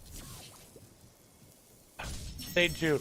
They won't make a. They always make a play for reboot. They won't let someone just go down. Squishy, however, will start to fall. And we talked about how scary Reet is with that legendary shotgun, especially the pump. But Falconer is just on the same level as well, especially if he gets room to operate in the low ground. This is a game they're setting up really, really well for. Yeah, I'm going to be interested to see what they end up getting out of this as well, because we've already seen 2 legendary pumps. It's basically like, let's roll the dice, see if we can end up getting all 3 out of the friendship chest here. And and no, just blue tacks all around. Don't think anybody's going to end up picking up an upgrade. And they're like, well, that was worth our time. And just for reference, there was 4 reboots last game. Casual. So, just 4 in a competitive game. So next time you're playing Arena, you're in scrims, you're in a tournament, and your teammate says, I can't get your reboot. Just be like, whoa. The pros can do it. Come on, get my reboot. That's what I say. Just you got to know where the vans are. Got to know where the zones, how to path, how to be able to make efficiency. And like sometimes, if you're going in those early fights, it's worth it. If you know you're going to be able to trade one person for the full trio wipe, and then you can confidently get a storm reboot off. Like, yes, it's difficult in some circumstances. Yes, it may require you to drop some other form of utility in order to carry more medkits, but knowing how to execute those form of storm rotations is a skill, and sometimes it ends up paying off. Like I said, the last grand finals, I believe we ended up seeing the 4th zone reboot that they ended up pulling off. That ended up being bonkers, but it won them a key game, which ended up pushing them up, I believe, 2 or 3 extra money thresholds. So it's something that, as a player, not absolutely everything is editing in the fastest way possible or building perfectly on the grid. Going through, knowing the rotation, studying the map, and even just knowing basic timings in how long you're able to survive out in the zone, highly beneficial. And now even more with that chug hit, and you can make that play happen even more. For our eyes and see if there's any reboots this game. Again, another early aggressive round. We more likely won't see Storm Surge unless these 5 players. As I say that, Izo's going to get knocked down, Trix is going to get knocked down. So again, the trend is continuing aggression all the way through. Will it continue into game number 3? And then that's usually where we see that little switch up happen, is because the back half of games, players decide, you know what, we've only got 3 more games left. Let's play a little bit differently. Those knocks haven't been confirmed yet, though, so I'm interested to see where that fight is. But look at all the fighting around Caesar, Sneaks, and Hockle. There is so much going around, and their loadout, I'm intrigued to go through it. I want to see if they have launch pods on every player, if they have any of these power weapons, because like we saw, Hockle really relied on that. Yeah, he was able to put himself in position to hit those massive pumps, but if you end up, even sometimes with just the rare or the uncommon ones, some of those huge shots don't end up allowing you to hit those 1 or 2 rifle shots. Sometimes you need a third, and in a situation where you can't really afford a third if you're in the zone and it's ticking for 5 going through, so you need to be really conscious of that. But for them, doing a good job of breaking line of sight. When we talk about that, that's putting mountains or previous builds between them and their opponents, sometimes the trees, those changes in elevations, and making sure you can't get shot at. It's dangerous to go lower into some of those basins unless you're able to hug tight to the wall like they're doing. We're going to hop on board here. We got Wavy, Regulator, and Garrick Wong currently sitting 145 above the Storm Surge threshold. If you're unfamiliar with Storm Surge, this is 25 damage every 5 seconds to the trios who have done the least amount of damage to their opponents up to a certain threshold. The first one triggers at the 3rd Storm Zone and requires there to be 70 players left before it turns off. The next one will trigger at the 5th, that's 50 players, and at the 7th one, it requires 30. So a nice 7-5-3, 3-5-7. It's a little bit confusing, but it's okay. We walk you through it every time. Numbers there on the right-hand side, so players just want to stay above that threshold, or else the purple lightning comes through, and nobody likes the purple lightning. But Jelty picking up another Elam on the Flixie, potentially denying any form of Storm Surge, and you can see Wavy and Co. kind of want a good aggressive here. Yeah, Garrick Wong, actually, I believe going to be Jay Rose is getting confirmation on that. And we've seen this trio do some interesting things before. We've seen even just Jay Roses and Wavy be so close multiple seasons, and wanting to get that this season. Hockle, Caesar, and Sneaks, though, going for yet another early to mid-game fight. This is where they got those eliminations last time, but look, it's different. Caesar sneaks down very, very low. Hockle does not have an epic pump shotgun. And one thing to note, check the right-hand side of the screen. They're below Storm Surge, so whether or not necessarily they want to take this fight, they might not really have an option as that number keeps ticking bigger and bigger. 109 below now, and they only have 20 seconds before that damage starts to come through. They do have the exotic Chug Splash Cannon, which is able to negate basically 1.5. The math ends up getting a little weird, and as you know, Casting 101, never do math on broadcast, but right now you can see nice little 46 tag there. It's still that number, they're still below. You can see the right hand side just 18 damage above now right as it ticks over, so they're going to be right on that fine line with only one of their trio plus one other player who's going to end up being impacted by it. It's going to get a little tricky, just 16 damage above, but Hockle finds back-to-back 33 tags. It's going to make him feel a lot more confident about that one. Hopefully they're able to press in a little bit more here, but as 15 goes above, I don't think they necessarily have to. I don't think they do either. We usually see that 150 is where you're safe this zone.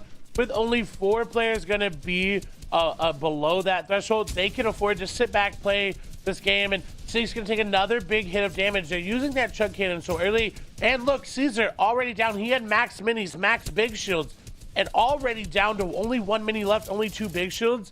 This is a fight they had to take, but right now they can back out of this. Yeah, they don't necessarily have to take it all the way. And honestly, on the other side of that, Sean Franklin and co should have been happy because they're trading it through. But as we talked about it, Sneaks is able to get it down. He says, happy with what, Sundown? We're not happy with anything. Push through. Give us all the elims. They'll take that through. Storm Surge potentially adding a little bit of help towards them at the end, but everyone picking up one, everyone doing their part. 6 points going over, and that Elam pushed them into the top 24 as well. So that is an 11-point swing for Sneaks, Hawkle, and Caesar, who got off to a great start in match 1 on the back of Hawkle's eliminations in the solo run going through. And honestly, they're keeping it up here, as now we're going to switch on over. Moni, Rodrigo, and Alex doing their best. They're posted up right in the middle of the zone, as again we have a relatively interesting one. We're central to the map, but we're also central to that lazy lake area, so plenty of water in play, and also 2 very different changes in elevation, both on the northwest and the northeast sides. I'm going to call it. It's going to pull to that island in the middle. Then we're going to have some water zones throughout. We're going to see what we saw over in NAE and Moni, Jagbear, and Solution there, trying to get any sort of tags they can onto Reed, Falconer, and Chris as they make their way through. Already set up pretty well. And Chug Cannon, yet again, we'll see it, I think 5 there in that could be in the game and on these players' inventories, as Raph is going to fall. Symmetrical, my pick, going to get an elimination there, and it's good to see him here in this round. And moving over, we get to see Lush, Tuki, and Nachu. Had a great performance last week. Yeah, I'd have to check the exact llama spawn rates. I think it's variable now between 5 and 8 now that they move, but I need to go back and 100% confirm. I know it feels like we see at least 5 every single game, but that's also because at no point in time, if a trio walks over one of them, are they ever going to leave it. That's one of those most valuable things. It was the same as we go back to the season with all of the mythic weapons. We ended up going through and you saw the glider grapple gun and Sky's assault rifle and the shockwave launcher in what it felt like every single game. Well, it's because if you saw them on the ground, you're going to pick up this chug splash cannon in a trio's environment, because it's AoE healing, becomes infinitely more valuable than anything else you could put in that slot. And the fact that it then is able to charge back up means that if a trio is carrying them and then you eliminate them, you're going to pick it up. So it has a trickle down effect where we always end up seeing them through the late game. But Tuki and Lushenko are trying to deny a lot of people late game. He's throwing out shots like it's nothing, no worries, and they're already sitting on 5 elims. We know they got a pretty clean wipe right off of the start, but then also finding one on transition. You can see they're over on the side as Flumsy catches a bullet. He's going to end up going down, and Lush right now sitting on that legendary tac shotgun. Personally, my favorite shotgun in the current loadout. Off Frat Bay go down. I believe Symmetrical and company have fallen right around here. Power going to go down just to a knock. And once again, 57. We're setting up for the next Storm Surge, and we're only single digits above the threshold. NA West is playing very aggressive. That's the theme of today, is aggression. Now, in the past, NA West, we can associate that. But these recent seasons, they've calmed that down quite a lot. But everyone wants that shot. Everyone's hungry for that top 3. Because they know some of these players don't want to play that semifinals. They don't want to play reboot round. They just want that last chance to get in. And you can see it here today. I would never want to play the semifinals in the reboot round. Are you kidding me? Another chance for something to end up going wrong, to end up not necessarily being able to put it all together on that day. No, if you could get into the money round, take the chance, go play in that opportunity. But right now, like, it feels like we've been saying a lot because this is so absurdly atypical for NA West. You don't see this level of aggression. We've been casting this, I believe this is now our 3rd season in a row now on NA West, and we haven't seen a round of 6 matches that has played out like this at the start. This has looked more like kind of the match 3, match 4, even sometimes match 5 kind of vibes, but it's been right out of the gate. And it feels like some of the trios who maybe have a little bit of a chip on their shoulder are coming out with something to prove, being like, we can do this. And not only can we do this by just like having a solid 6 games, but we can go after it a little bit. As you can see, Jelty picking up his 5th elim there. It's something we haven't seen a lot this season, actually using the fishing pole late game to try and snag some loot away. It was super common with your favorite weapon, Clay, the harpoon gun.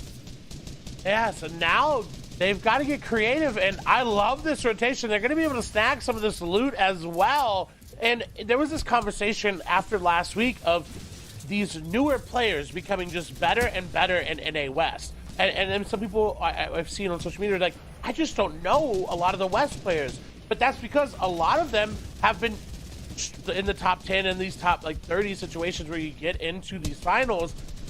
They're just up-and-coming players that have been proving themselves over the past 3 seasons. We've seen a lot of these players, like Andy, just grow up to be a phenomenal player. Chicken as well. And right now, 49 players remaining. Storm Surge turned off. No purple lightning coming from the sky. One more trio needs to drop them. We'll get the +3 for the top 17 placement threshold. This Fresh gets swatted out of the sky. She barely got an opportunity to move. And speaking of getting swatted down, Chicken got cooked right there, leaving Mekton and Kytrex now to be the duo. On the flip side of that, Mekton was the one to go down in match number 1, leaving Kytrex and Chicken. So Kytrex is going to be doing his best to continue to carry through. Mekton going back, checking to see if there's anything there. But them getting separated in the tarp was a huge mistake. Kytrex ends up going down, so now Mekton, they might end up actually missing out on even the +3 for that top 17, which would ultimately could potentially be disastrous for them. And they know he has the chug cannon. They're not gonna let him get away. We just talked about how valuable it is. When you're a solo with the chug cannon, everyone's gonna want to try to get that elimination. Mekton will get some pressure drawn off him as Major is gonna go down. Everybody sprayed him the lobby focus, and they are going to fall. And that leaves Mekton with just enough space and just enough time to possibly get that top 17 as we get a nice pan shot here from the observers. There's that chug cannon coming off. They're trying to heal all the way on up. Poppy will fall. Mekton, for now, has some time, but I don't think you saw above him. Oh, if I'm Mekton, I'm not firing that chug splash cannon there. But unless, even if it's max charge, like the information, like he had gotten away, he was good, but he needs to find a little bit of room to be able to use a launch pad. No, instead, the duo above him just lets him go. So Mekton, big brains, even me, he gets a free launch pad. He's a second one with it. He's looking to just survive and pick up whatever placement points as he can as everyone else takes to the lobby. +3 coming through already for Mekton. And when I say he's looking to just survive, in fact, he was looking to get directly in the box to somebody there. Almost hopped on top of their head, but wasn't quite able to execute. Another plus placement point coming through. Top 16 trios left. Gets a nice little angle going through, and we'll see if we can get a solo clutch from format flying on that left-hand side. Don't forget, it's +1 for each trio going down as Nate is able to pick up Tuki there. Lush should be the solo on that side now, looking to end up running through as Mekton finds a great line, and he's able to mostly stroll through. However, completely out of hard math. Only wood here now for the endgame, Clay, as he looks to get the drop down and get wall to wall. He's got to get that damage too, because this will be the first time we'll see Storm Surge activate this game, and it's going to be a very hard-hitting one. He's got the chug cannon to keep up, but he's going to have to find a ridiculous amount of damage. 290 below. At that point, it's just he's going to need to hop into box after box, get shotgun shot after shotgun shot, and hope that he gets enough damage and is able to survive. As you see more and more shots going to his way, they're going to get sprayed out, so unfortunately not going to be able to do it. But look who's on the high ground. It's Jelty, Chicken, and Andy all of a sudden who take control of it. And so now it's going over old builds, and we know what that means in West. Yeah, West, old builds. Oh, and as we say that, generally it means uncontested high ground, but somebody just peeked their head up there real quick. They said, hey, what's going on up there? And Chicken said, hello, you don't belong up here, and swatted him back down. We'll swing over. You can see Lush actually Notch still up on his feet. So Lush, Notch, bottom left-hand corner, already sitting on 7 eliminations as a trio. You also have Moni, Rodrigo, and Alex in the bottom right-hand corner. High ground is Chicken, Jelty, and Andy. They're sitting on 6 eliminations. They're on the top of your screen as we have our top 10 trios here for match number 2. NA West Qualifier 3 for Chapter 2, Season 7, FNCS. It's the last chance to get to the finals, and all of these trios are trying to push Lush, You can see Timber's chicken dropping down there, trying to grill the rest of them, but Lush making plays. That's the one I want to stick with on the low ground as he's a solo. He has a knock going through in the storm, and he has the floppers there. He's going to be able to pick it up, and that was Reet who he's able to take down there. Finds a little bit of room, a little bit of builds, but now he's completely out of both room and builds. He's going to go for a medkit play. He popped it in plenty of time. He's not doing a Zexro and sprinting into the zone. Instead, going to play towards the back. He has the flopper to potentially find somebody else, and the question, who can he find? What can he find as the zone is pulling over to the right? And there it is, 64 on the backside. He finds it. Good headshot, but the zone is pulling up towards the side. He's going to find a second one. Can he find room? He needs to find launchpad space if he wants to get back, but you called it. He has the chug splash cannon trying to get as many charges, and you called it again. There's a second one as Jay is able to take it down. Old Man Mountain is claiming his toll. Lush is... I say, wait, there's no way it's possibly going to catch up. But then he's able to get in just one tick in a dream. But no, he blocks himself off. It was so close. But Jay solo cuts his way into a top three. Jelty, Chicken, and Andy up on the high ground. 10 elims, medkit, and a flopper. They should be able to execute the heal off to get the victory royale as well. The question is, who can find the solo knock onto Jay? And is there any last minute heroics? He needs to take a tick of damage, though. They've got it here. He's got to take that tick. I don't think they're preparing for it, but I don't think they want to play for it. Jay, with 41 HP, does have enough builds to survive. But really, what he needs to do is make that high ground team fight the one below him. Jay going back into the zone, trying to use that chug can a little bit. It's going to get some shots there. They're fighting first and second, or rather there are fighting Chicken and Jelty trying to make something happen. DL going to go down. Andy going to go down. Jelty is going for the heal off there. They prepped it. They set it up. They didn't want to have to do it. They're here. Medkit will be popped. Opdog going for it as well in the zone. Has enough time. Yasir is going to get the other elimination as well. Does Jelty have enough in him? No, he doesn't. Jelty end up getting taken down. I actually was about to call that out. They went so early on the medkit play, and they gave so much room to Optidog, DL, and Yasir to be able to execute their own medkit play with the chug splash cannon on the low ground. You saw how even after Jelty ended up popping the medkit, the zone still had barely even closed. So yes, while he had the flopper, he didn't really buy himself all that extra time, and it forced him to go.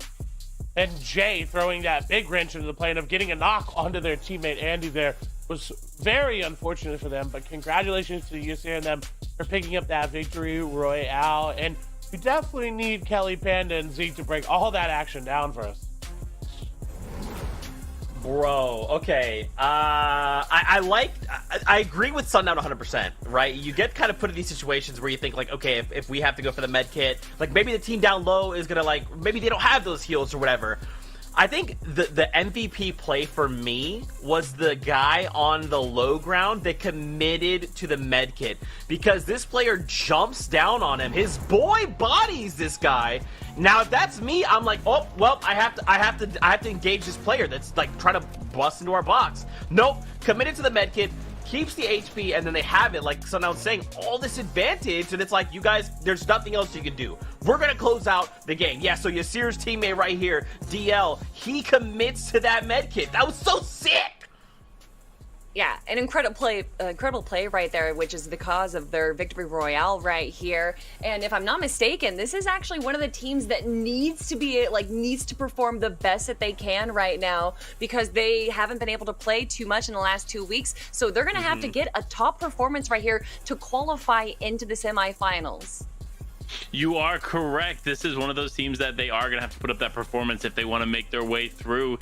And you know, like, series points are no joke. You have to get as many of them as you can. And this is their last opportunity to do that. But we got to talk about it.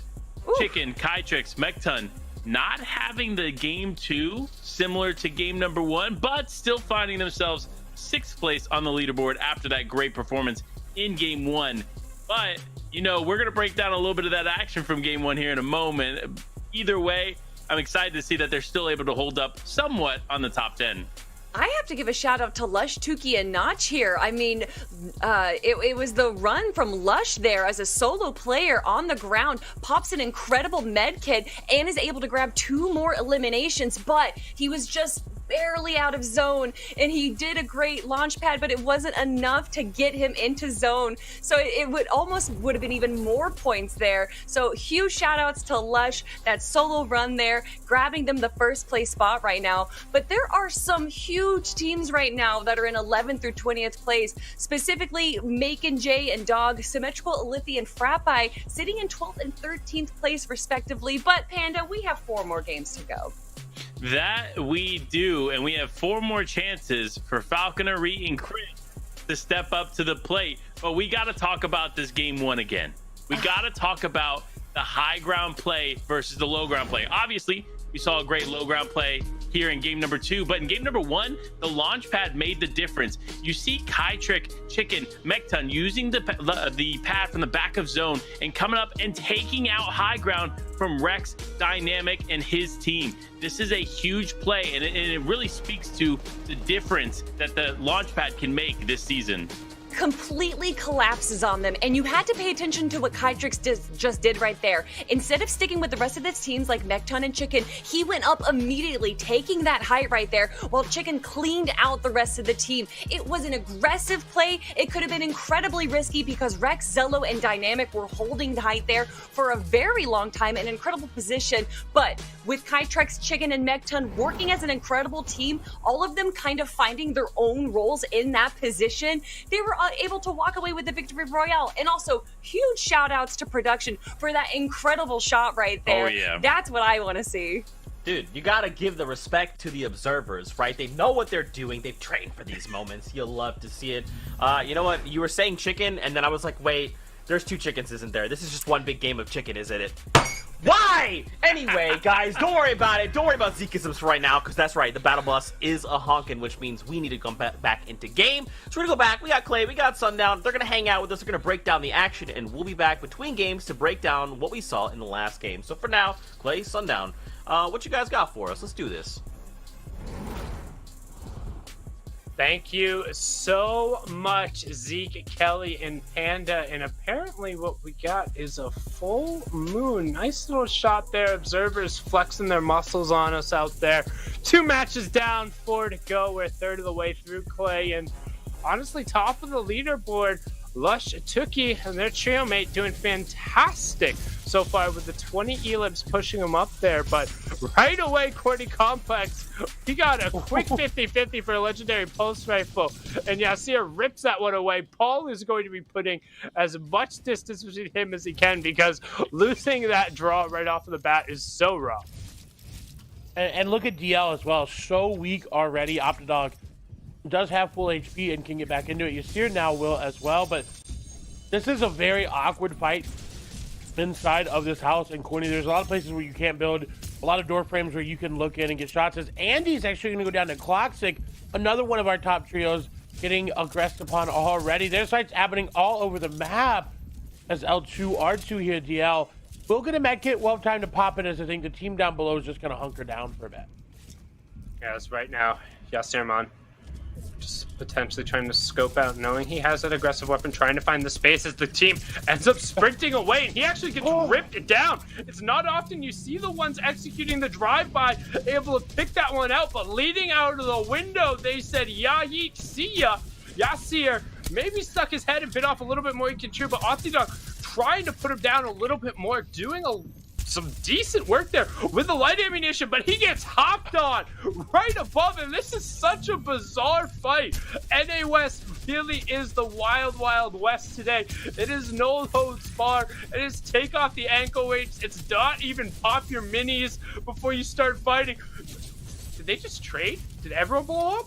Okay, no, somebody's still up. Okay, I was just about to say, if everyone just ended up going down there, I would have been able to call it a wrap, but that might end up then being the case. As you can see, those trailing shots are still coming through. He's trying to box up, loses almost the entirety of his shield, tries to get Keto going away, and this is just some downright shenanigans.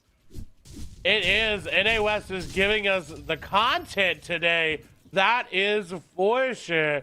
As those IO guards wanted to get involved, back over to Lazy Lakes, we have Kenny's Versace and Dog all fighting off against each other. Extinct now making their way on through. No eliminations on either side quite yet, and I want to correct, I did say that Jay and them don't benefit from those quick fights. It's reversed. They do. Riverside, Extinct, and Kenny's like these long, drawn-out fights where they can find angles on you, pick you off a little here and there. And this is already looking good for Riverside and them. They did lose a lot of HP on Kenny's and Extinct, but they are taking these sites where they're forcing Jay, Dog, and Macon to expend a lot of materials to make plays they normally wouldn't want to have to make. Kenny's being that low worries me. Yeah, you can see he already wants to put a little bit of distance between them, probably opting out, as I say, that just finishes off the med kit. Need to ensure that they get shields over onto him, because even if it's just a little bit, you never want to let the opponent tag you for some white HP. And as I say that, yep, Riverside going to be able to drop down. Just one spare mini. Doesn't look like they have another, and I'm okay with that. I think they possibly could have been able to disengage it without, and as I say that, no, actually he wouldn't have been able to. He has no other build, so rather than refarming and trying to get away, he will have to get it. And just as we keep the running with the reboot totals and NAOS being having reboots a little bit more on average, match number 2, another 4 reboots. We see another one go down there, a nice little picture-in-picture shout-out production as they pick that one up. As Sneaks continues his aggression, he's going to get it going, and Zaros just gets sniped out of a tree. I think he did. I think it was a sniper shot or a one AR bullet coming on through, and everyone is low HP on this trio, running away. They have no more builds here on Tukey. One there on Notch, just enough to swim away, but I don't think this trio is going to let them get away that easy. They know, hey, they're whited. They don't really have a lot to run to. Now, they can go to this brick area right here, get a lot of match really quickly and turn this site, but they're going to continue to go on downstream and try to find something in that junkyard area to work with. Yeah, just create distance. It's one of the benefit of moving away from that center area of the map, that even if they do want to chase you at any point in time, they have the ability to just be about-faced either around one of those corners or in one of these little shacks that end up lining the river there. And you do get the bonus speed, but one thing, keep an eye on the bottom right-hand corner. Somebody else is coming right up that river, so they need to be cautious of an ambush on the other side. As you can see, the car goes whipping by. They're going to throw a warning shot saying, hey, back off, we're over here, this is our side. And luckily, that shot was enough to scare him away, as Rimuru is going to be on the opposite side of some early game aggression for once after being taken down early in the first 2 matches. He's going to trade a knockout there, as they're going to get that nice little junk rotation off. As we swing back on over, Sneaks, Hockle, and Caesar getting a fight there. It's former Rimuru on the other side of it. Sneaks has picked up 1 Elam, and looks like there might have potentially been some reboots or even a third team who ended up coming through, as both these trios are still even strength, so... And Hockle's got that epic pump shotgun again. We finally get to see it on their inventory, and I'm excited to see what they can do with it this time around. And what's more intriguing to me is that it's not just the initial drop spot aggression, it's that players are still rotating in, being just as aggressive, knowing that they may not have that time that you do on the drop fights because they've already healed up, they've already gotten their mats, unless it's been drawn out like that lazy leg fight. So everyone is all around saying, you know what, hey, let's just be a little bit more aggressive today. Sneaks, though, I mean, wait a minute. So Hako has an epic pump, Sneaks has an epic pump. Does that mean Caesar has one as well? Because if they do, I'm scared of them. I was about to say, do they know something we don't know? Because apparently they're just able to rock through every single time, finding these super high-value weapons. And I think there's also a little bit of an intimidation factor when you end up getting one of those wall-to-wall fights and they have the epic and legendary variants of whether it's the pump or that tactical shotgun. They have that different sound, and I swear the sound is like 75% of the extra damage, right? Like, you just always hit more pellets with those guns. It's not because the spread is tighter on the pellets. No, it's because of the sound. That thing is meaty. You hear that and immediately you know. And look at Former and company. They're rotating away. They know we don't want to fight that. They've heard that sound like you talked about. They don't want any part of it at all. With the zone being here, they can afford to disengage a little bit. There's not a lot of loot there, though. You're running out of spots to grab. If they were rotating more towards Holly, a little bit more options. But going towards the castle up there, not a lot to work with. Not a lot to work with in that area. Tends to get scavenged out very quickly, as we've seen in a lot of other regions. You either rotate near or around it, but never through it. So you generally can't really kind of get those outside routes. That's why when we do see Rex, Arkham, and Epic Whale, they loot outside in, and then they end up kind of grouping up. But now we get an interesting fight over here as Batman, Boga, Angie, and TT are right up against Kytrek, Mexon, and Ticken. And when I say right up against, I mean actually directly on top of. However, there's another trio based too far away. So at this point, these three trios have really just cemented the fact that they're like, okay, this is where we are. Hopefully Zone comes near us. That's a very big gamble that early, but honestly, Hydrex, we saw, did it with that half in, half out, where they built their entire base out from 4 zone into half in, half out. So I'm not surprised about that, or this off spawn fight taking all the way into the zone. Extinct, Riverson, and Kenny's do not want Macon, Dog, and Jay to go up. Again, this is 1-1. They both have won, respectively, each one of their games off of the spawn fight, considering. And so now it's up in the air. Who's going to take game number 3? Well, and at this point, like, they've made every single one of the round 4s. They should have enough serious points to be able to go through. Honestly, I feel like whoever leaves first ultimately loses. Like, at this point, like, I'm not even worried about the overall points and all this, like, because both of these guys are fighting each other and they're just so evenly matched in terms of being able to go back and forth. Like, they're almost effectively able to just deny the other the opportunity to be able to get the top 3 from being here every single time, but they are able to find that resolid code launch pad and create a little bit of distance. It's more about just defending the lake and just trying to break the will of your opponent, saying at some point you will have to leave because we are not going anywhere. And they may meet each other in those semifinals, and we may see the same thing again. I think there would be a little bit different, as Heizo going to go down. Wiggly trying to make something happen there. Jator is down. Forswear going to take that and try to make something happen. Wiggly is going to go down. This is still up, actually able to get the elimination there on to Flick. It's able to get away, but not a lot in the inventory to really work with. They've got good builds and heals, but a common tactical shotgun? Yeah, that's going to be tough. Any wall-to-wall fight you get in, especially without having that extra bonus 50 shield going through. If somebody's able to get a solid pump on you, then it's just one more medium bullet to be able to go through, and it's really going to be about putting distance, but with the zone pulling relatively far south away from him, he's not potentially going to get that opportunity. But as I say that, Rex will take down Jother, and they're going to continue going hunting. Could get a shakedown coming through as well, but that's not going to end up revealing Wiggly, as he is the third party going through that situation. So honestly, he's just going to sit and chill and wait and hopefully not get revealed. And as I say that, nope, shots end up coming through. Oh no, they're chasing down the other one of his trio mates, because that's Wiggly sitting in a cone over on the side as they're able to pick up Fourswear there. And Wiggly, hopefully, I think he just re-edited that wall, and yep, Rex saw it. I think Wiggly recognized the second he opened that wall. He's like, I shouldn't have done that. He knew the moment he made that. Unfortunately, going to go down. They held on as long as they could. Reed, Falconer, and Chris, though, definitely need a little bit of an upgrade on a vehicle, but what they don't need is an upgrade on their inventory. Because Reed, once again, is looking great. They have 3 elims. They're very far above Surge.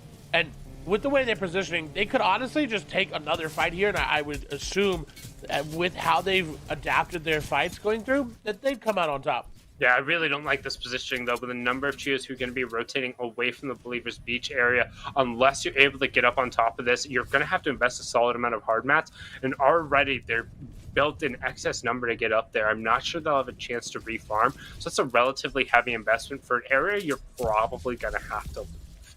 Unless they end up pulling a really western side zone here, they're probably not going to get the third zone. So they're potentially looking to take an opportunity and take a fight from one of the teams rotating away from Believer Beach, or at least post up.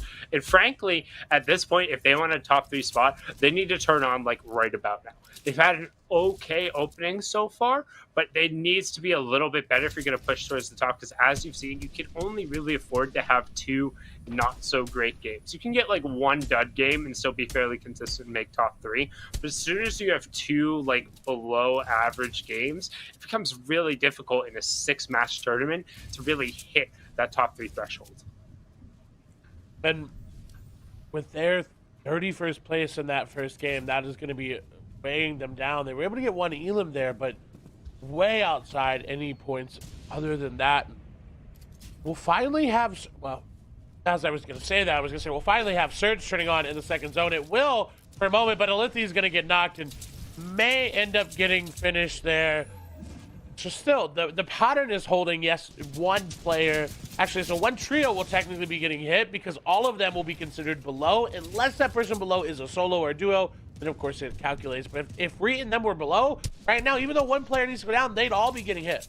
Yeah, and that's one of those situations where, unfortunately, you just tell the player, all right, build up 4 or 5 tiles and eat yourself off because we're not taking the extra damage for you. We'll grab that reboot card and try and do the NA West special, but we often don't see trios opting to make that intelligent move because it's really hard to kind of get in that self-sacrifice mode, even though it is the mathematically correct play. What have we talked about not doing math on cast, as Falcon and Reet and Chris actually get gifted the truck over on that side, which I feel like more often than not tends to be booted when I end up rotating past it there. But it's tough because when you're rotating early, there's a number of trios who have already been in there. This is what I talked about, not pulling that zone and investing a decent amount of hard mats where they were. The line of sight, as you see in the bottom right-hand corner, those 3 sets of trios who are already looking out towards them are just going to be raining shots at everyone else trying to come in over here. So this is now the second time we've seen them have to overinvest a little bit because of where they've rotated in, and largely it's been metal, which they're not going to have a chance to refarm. They're going to need to go look for some form of elimination if they're going to want to capitalize. But Kaichuk and Co need to be careful here, as actually the Fireflies in the lower part are going to break out a lot of the hard mats that they'd invested there. And this is what we saw last game. They like to overinvest early and hope that they're going to get it, but not paying off this time. Mekton down really low. Does have a med kit though in the inventory, so they can get back up to full HP. This is just a random big shot. I was wondering if they were gonna find it and notice it. So luckily Mekton did it. It wasn't just sitting up there for anyone to take. But the mat count being under 100 right now for everyone it's not that bad. But you really want to see it at 150. Yeah, and the bigger part is here too, particularly around Bony Burbs, there's not a lot of refarm opportunity for anything.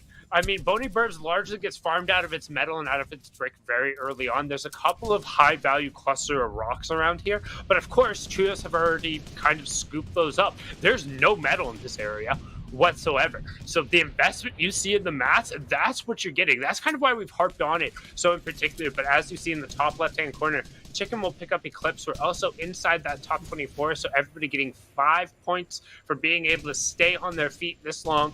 So we're going to swing back on over. Kaichuk's Mekton and Chicken up on his feet. And honestly, I kind of want to I don't want to give them nicknames or monikers going here because we have 7W Chicken and Timbers Chicken, but I feel like one should be grilled and spicy, and we just end up going like that. I'll let the analyst, I'll let Zeke play with that one. He can figure it out. As we see, I feel like a zone we haven't seen in a very long time, almost directly over Bony Burbs. So a lot of people are going to be rotating east, and again, some rolling hills, but otherwise not a ton in terms of challenging geography.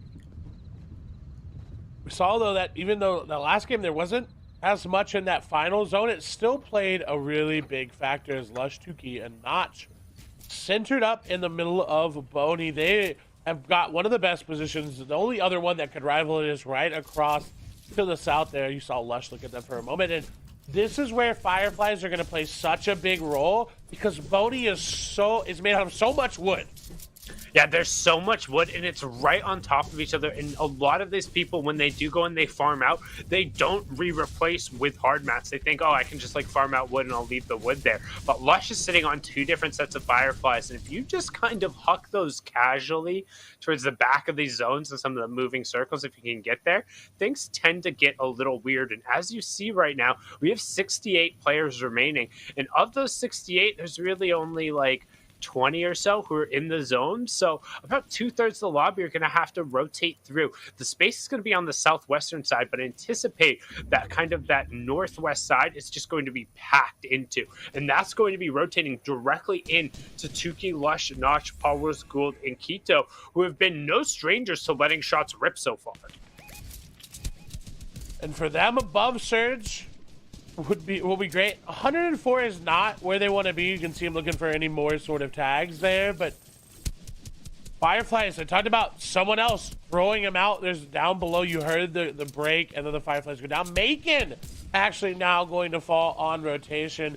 will only be a knock there, but going into this end game, third place is down. They are no longer in this game. So for fourth place, which is Chicken, Andy, and Jelty, this looks really good. Yeah, that's what they're looking for, an opportunity, especially after they were able to get shut down just for a second there, to be able to kind of get the ball rolling again and kind of get back on your feet. You talked about third place going down. 10th is also out, but otherwise, everyone who's in the top half of the leaderboard is still up on their feet. So not quite going to have a massive shupening. Where our kind of first real cluster of trios who are out were 16th, 17th, and 18th. Otherwise, everybody who's done well is still hanging out right there. You also say Tukey opting to carry some of those cabbages, which give you an interesting opportunity to potentially pull off a double medkit play if you know how to execute it. Some of the things that I feel like our trios have gotten a little bit lazy about, how to get some of those double medkit plays off, considering that everyone just defaults back to the chug cannon. As now we see Storm Surge coming through here. Alex Kaplan, Moni, and Solution Rodrigo, they're going to be below. It's 124 damage, so they're going to need to like hop in a box, and they're going to need to do it now. So they're still 57, as we say, 15 damage below, and Alex able to open up and hits 2 huge shots. This is 78, followed by a 52 under Trio, who wasn't really paying attention. He needs to be able to get an angle, but that door is closed. They learned the lesson on that side, not leaving that one open, and they're going to be able to deny it. And you can see Rodrigo going down, but they know the rotation is going to have to come out, so he's going to begin the path and try and create a little bit of space for them here. And Jelty and company just went down as well. Rodrigo will get taken down there. And that's fourth place out now, going into the end game. Alex there, going to be, I believe, Jag there, trying to keep this pressure on up. This stack is so good at getting into boxes right now. Not able to get the wall that the player would have had edited on out. They were ready. Jay now going to fall, and Litty will be the one to take him down. Shagbear still trying to get in the zone, still trying to find these things around, and we're saying, I think this season, out of any season, if we saw a double med kit, I think we could even see a triple med kit with the way the chug cannons work. I know it's hard, but I think we could see it.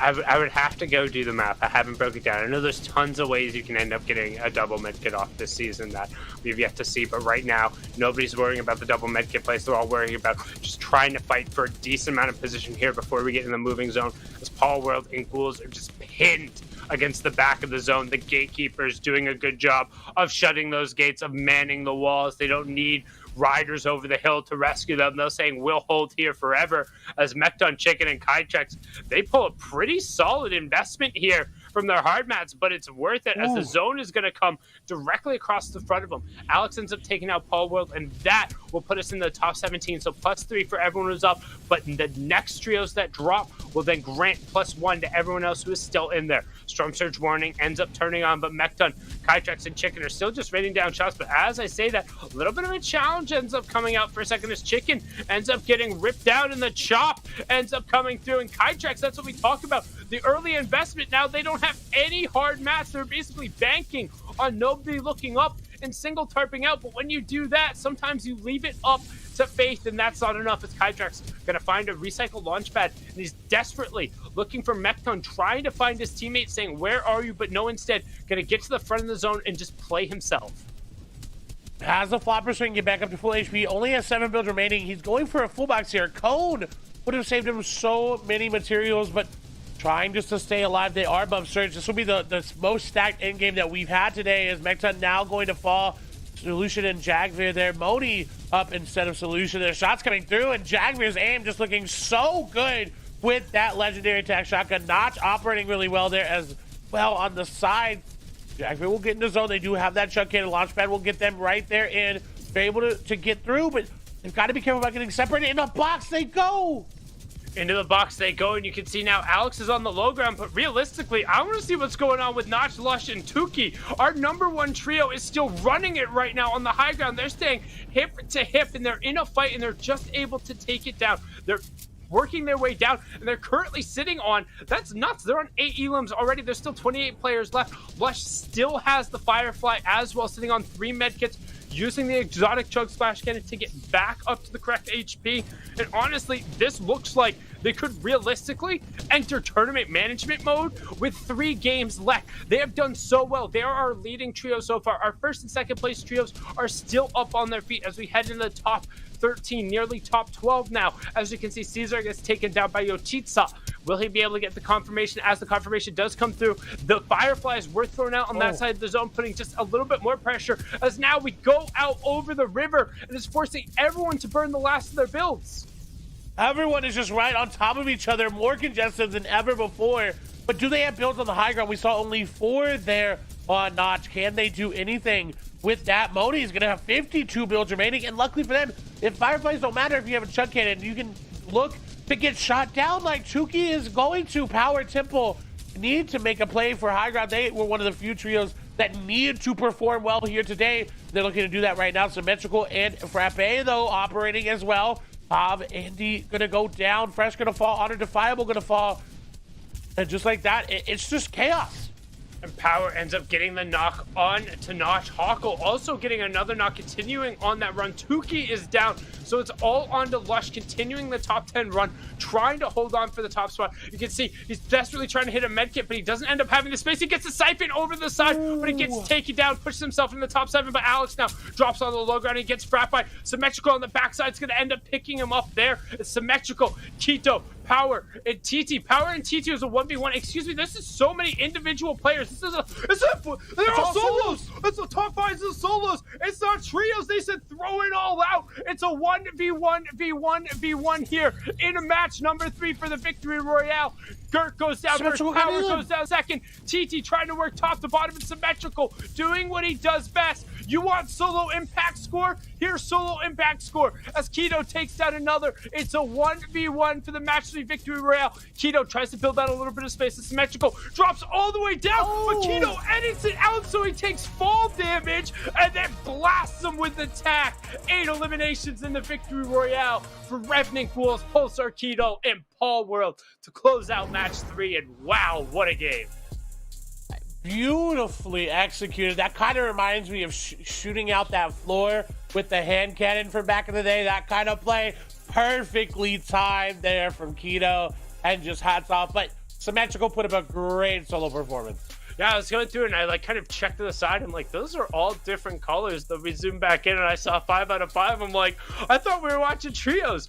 We got a straight up solos match going on here in game number 3, but we are halfway through there in the final qualifier 3 here in NA West. We're going to kick it back on over. Zeke, Kelly, Panda, what you got for us? Bro, we got free for all. Woo! Free for all, baby. That's right. Nothing matters. Trios out the window. It's a free for all. We ain't seen one of these in so long. That was very exciting. I had a really great time there. Also, Fortnite fam, I'm sad that you could not see Sundown's camera from when he was casting that because he threw his arms up. He was genuinely excited, and I was excited that he was excited. Kelly, Panda, were you guys excited? I was very excited. I don't think in the 3 seasons that I've covered the FNCS have I ever seen a 1v1v1v1v1. Absolutely incredible. And here, Keto, all the way on the bottom, editing that and then grabbing the elimination onto Symmetrical, grabbing him that Victory Royale right now. But still, Notch, Lush, and Tuki in first place, and they're starting to run away with it, Panda. That they are. And you know, look, we saw Paul World's team just walk away with a great Victory Royale, but where are they? They're not on the leaderboards thus far. They haven't had the games or the consistency through these first 3 that they want, but that Victory Royale, that could be the momentum shift that they need to climb the leaderboards and make their way into one of these top 10 spots. Whew. Yep, this is just the top 10 right now. 3 games down, 3 to go here. And in fact, if you actually look at our top 6, none of these teams have a Victory Royale right now. So although you're able to grab that Victory Royale, maybe a handful of eliminations, it showcases that consistency is so important. And to Notch, Lush, and Tuki's They have 29 eliminations right now. The next closest team is Sneaks, Hockles, and Caesars there, which we know that team right there is really good at grabbing those early eliminations. So this is a bit atypical for NA West. A lot of the action, a lot of the opportunities are happening in the first half of the game, not the second half, but all of the incredible plays and crazy games kind of ends up in the end game. That it does, and look, that's what you want to see, right? You need to find a solid balance, but it looks like even though they have kind of found a balance with placement, eliminations are still heavy for them. But for some of these teams that we see on the second page, the eliminations just aren't quite there. You see down in 19th place, only 3 eliminations so far, but done a great job at gathering those placement points. Will they be able to turn it around here in these final moments? That's the real question as we get ready to go into game number 4. But before we do, we got to talk about some of the stuff that took place in this last game. There is one team in particular that needs to make some things happen, and it is not only Palworld, Keto, and Ghouls, but it is none other than Optidog and his trio. This is a tough way to go out here early in this game, already knowing that they need a great performance here throughout today's game because they are not guaranteed to qual as of right now. So without a good performance today, they may not be able to make it to semifinals or grand finals. I mean, you were talking about it. Why don't we see this team? They just got a victory royale. Why are they in 12th place right now? Well, they actually dropped almost immediately in games 1 and 2, probably because of this situation right here. And Palworld almost didn't grab that because he was being attacked by the NPC, of course, but Palworld, Keto, Ghouls being able to recover and then grab the victory royale when it almost went down to an NPC almost seems serendipitous right now. Hopefully they're able to learn now in game 3, surviving that fight. But we have to shift our focus right now to our spotlight team, which is going to be Lush, Notch, and Tuki right there. They have 13 eliminations. Out of those eliminations, though, so many of them are against other top 10 teams. Yeah, look, Lush has done an exceptional job of putting up some incredible points as a solo player. Look at that Fortnite battle average, 4.6%. And this is 4.6% of the eliminations across all the games thus far. Like, that is insane to think about. He is putting in work. And this is a team also that needs to do some big things today here, Kelly. I'm excited to watch some more action from them.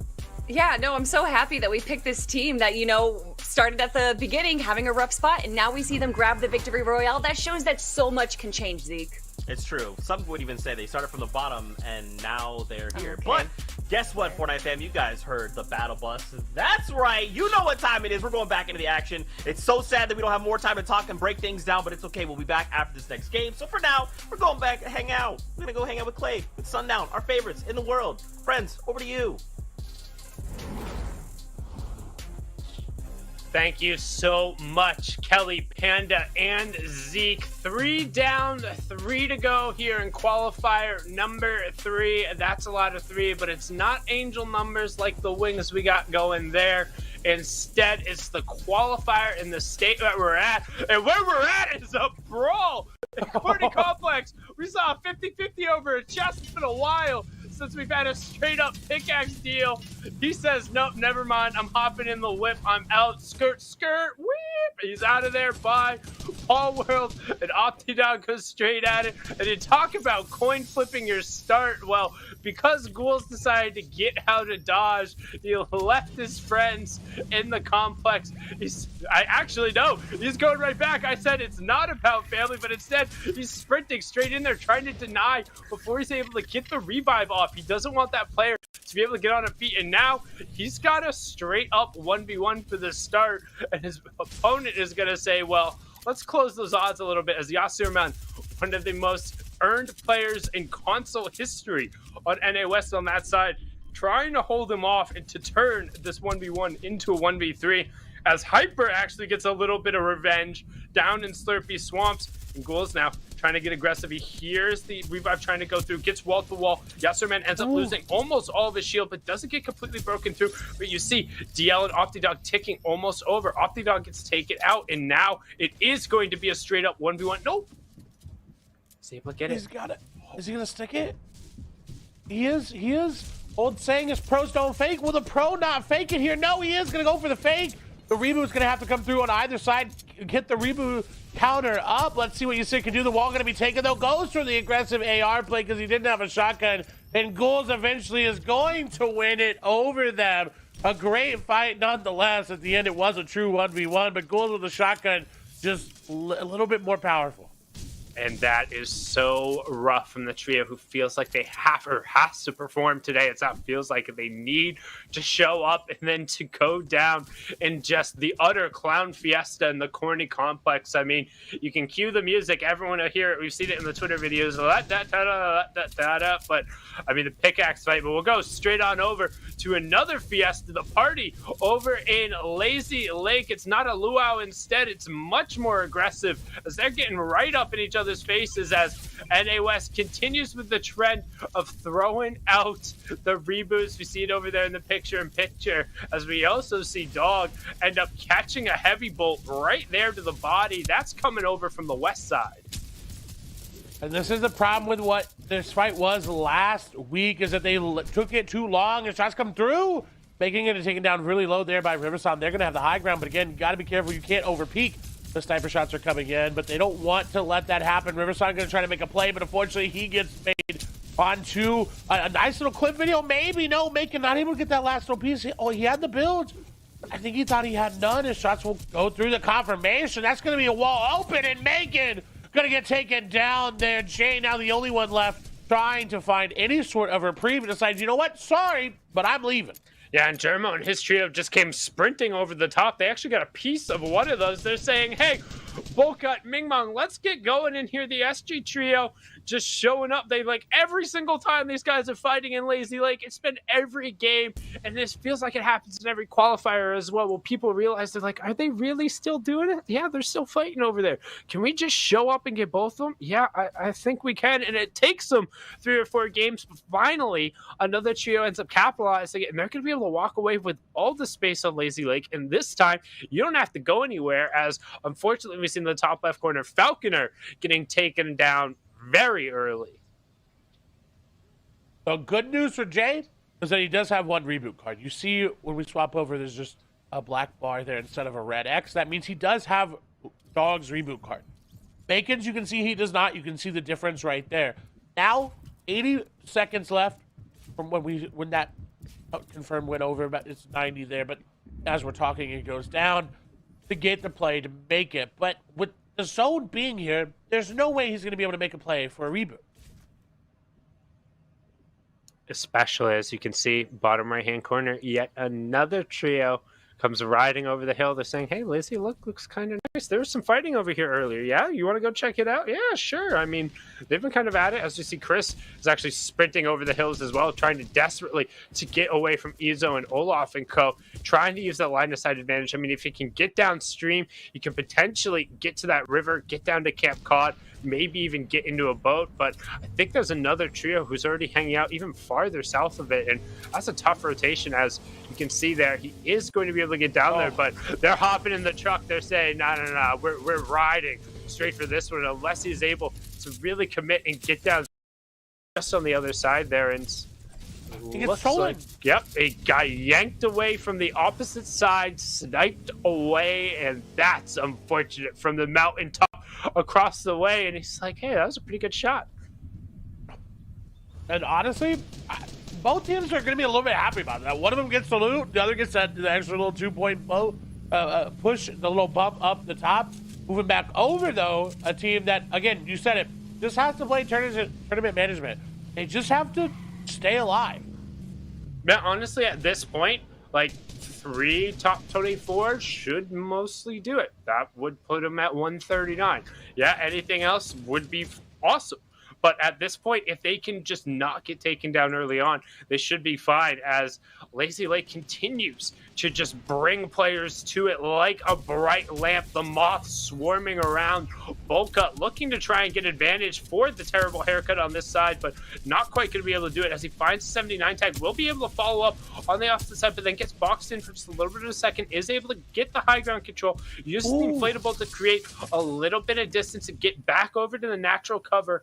And honestly, I'm okay with that. You don't want to get bogged down in the fight. And so is Jay, as Jay's going to sneak on over. You should be able to hear the dinner bell, but Germo and Bolcut aren't really in a position where they can aggro on this. They should be about facing and going to that reboot van like right now. But as I say that, Bolcut is going to turn around, might be able to get the drop on this player coming through, but nope, Dog's going to be able to just be summoned down from the sky, and Jay's got a buddy. That is the most quintessential NA West reboot of the entire thing. There's people fighting on top of you. There's a third team coming in now, and you decide, oh, hold on, wait a minute. I don't hear any footsteps. Let me just back up a little bit, go to that reboot van, get my teammate in. That way we can have another player in this game, as we see Germo now going to go down, but they did take down Nitrix in the meantime, so confirming some eliminations. Bolcut, 2 builds remaining. They've got the inflatable to make some plays with, and the legendary tac shotgun, but with now a 5th team entering Lazy Lake, it just seems like it's never going to stop.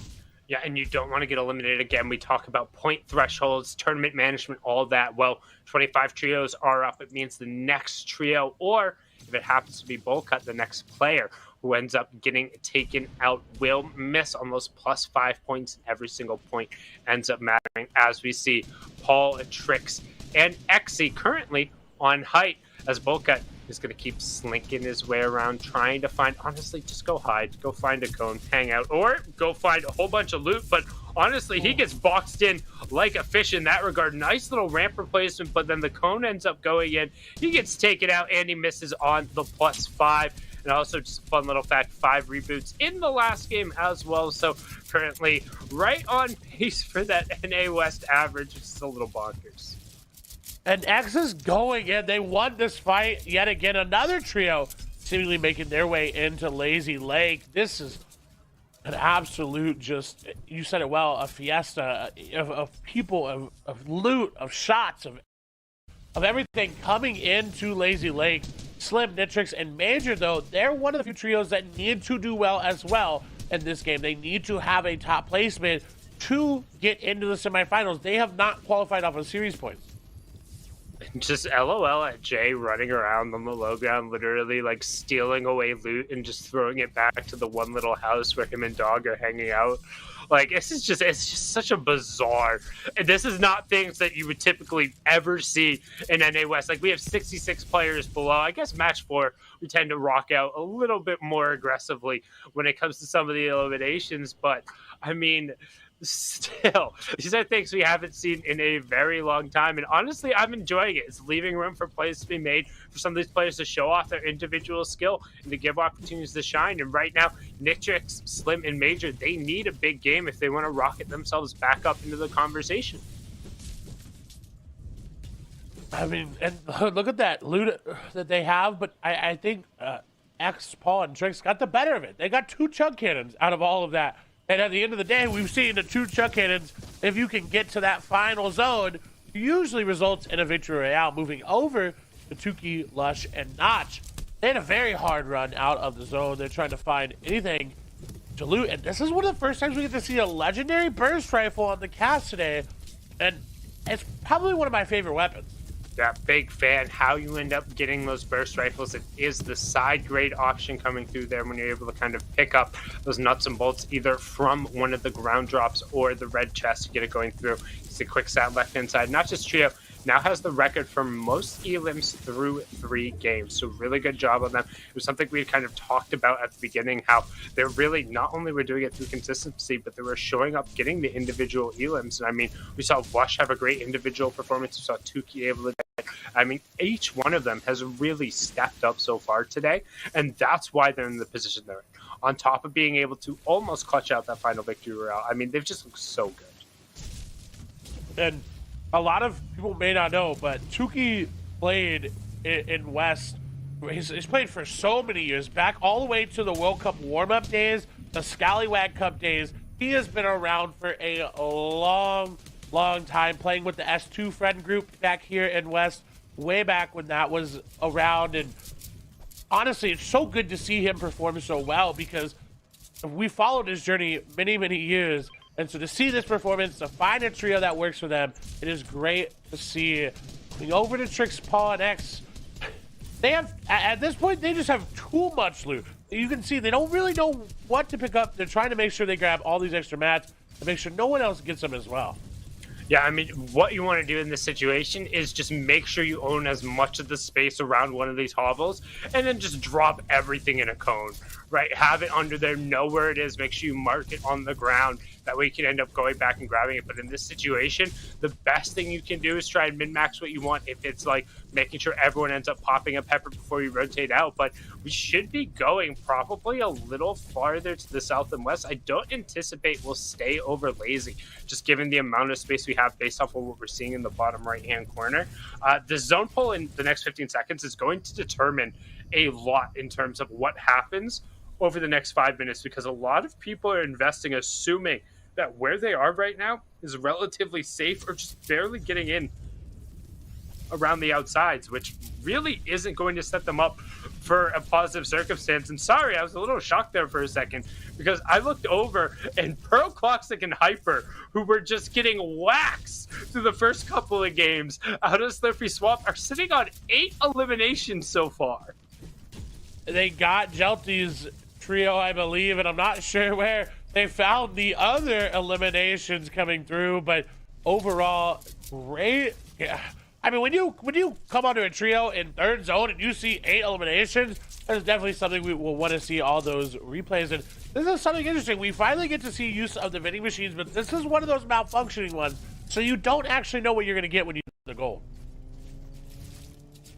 You know, sometimes you just got to pull that slot, though, and see what ends up coming out. And the legendary submachine gun is fantastic in terms of these wall-to-wall pressure that ends up coming through there. As you can see, Funky Microwave just kind of hanging out on the low ground there. Doesn't necessarily want to get spotted out. Maybe somebody had some leftover tuna in there, and if you do that in a shared break room, you honestly deserve to step on paper clips or mouse traps or something else, because that is just really poor manners. As we can see, Hypercloxic and Pearl really trying to make a push on it, and to highlight just how rough of a game that rough of a tournament they've had so far. They have 31 points, right? They're sitting on 8 elims right now. That's 16 points, and they've already gotten the +5 for the top 24. So 21 of their 31 points have come in this match so far. So if they're really able to get going, I mean, they're not quite out of it, but also somebody who has stalled a little bit here after the first 2 matches, Chicken, Kytrex, and Mekta. Yeah, they've gotten that extra placement point coming through, but you're right, they really haven't done a lot. I think last game they ended up being, I think, losing a placement point there coming into this one, and they're able to make that rotate come through, but again, playing very close to the edge of zone from them is typical. We've seen that every single time. But what I want to see this time is not this overinvestment of hard mats. I don't want to see them building up for that high ground in fourth zone.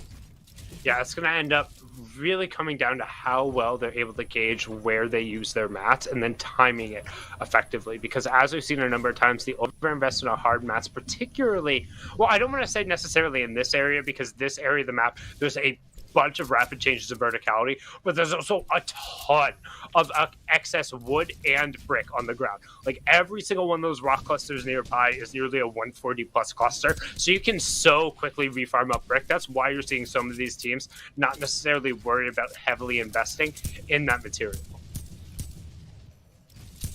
And 6 seconds left. We'll see where that zone pulls. Is it going to pull towards Lazy, or is it going to pull over towards the Misty side? And the Misty side it is. Everyone's going to have to start swimming that's not there. And everyone on the other side gets to open up a couple windows and look for any tags. Mekton is trying to find a rotation. And I like this. If they're going to rotate around, this would be where I think they would go if they're not going to swim straight through the middle. They do have the pepper, so they have a little bit of leeway in where they rotate. But I do like a little wraparound rotation here for them. Oh, they've got the car.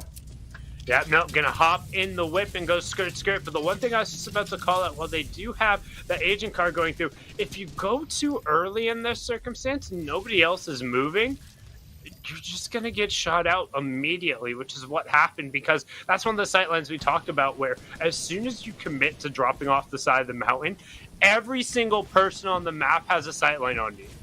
from the area in play that's left, the circle, everyone else, you're basically in a basin once you've dropped down. That's why this zone is going to be so hard. So the players right now we need to keep an eye on. Symmetrical, Litty, Frappi, Moni, Alex, and I forget who their trio mate is right on top of them there. Solution, Rodrigo, I apologize there.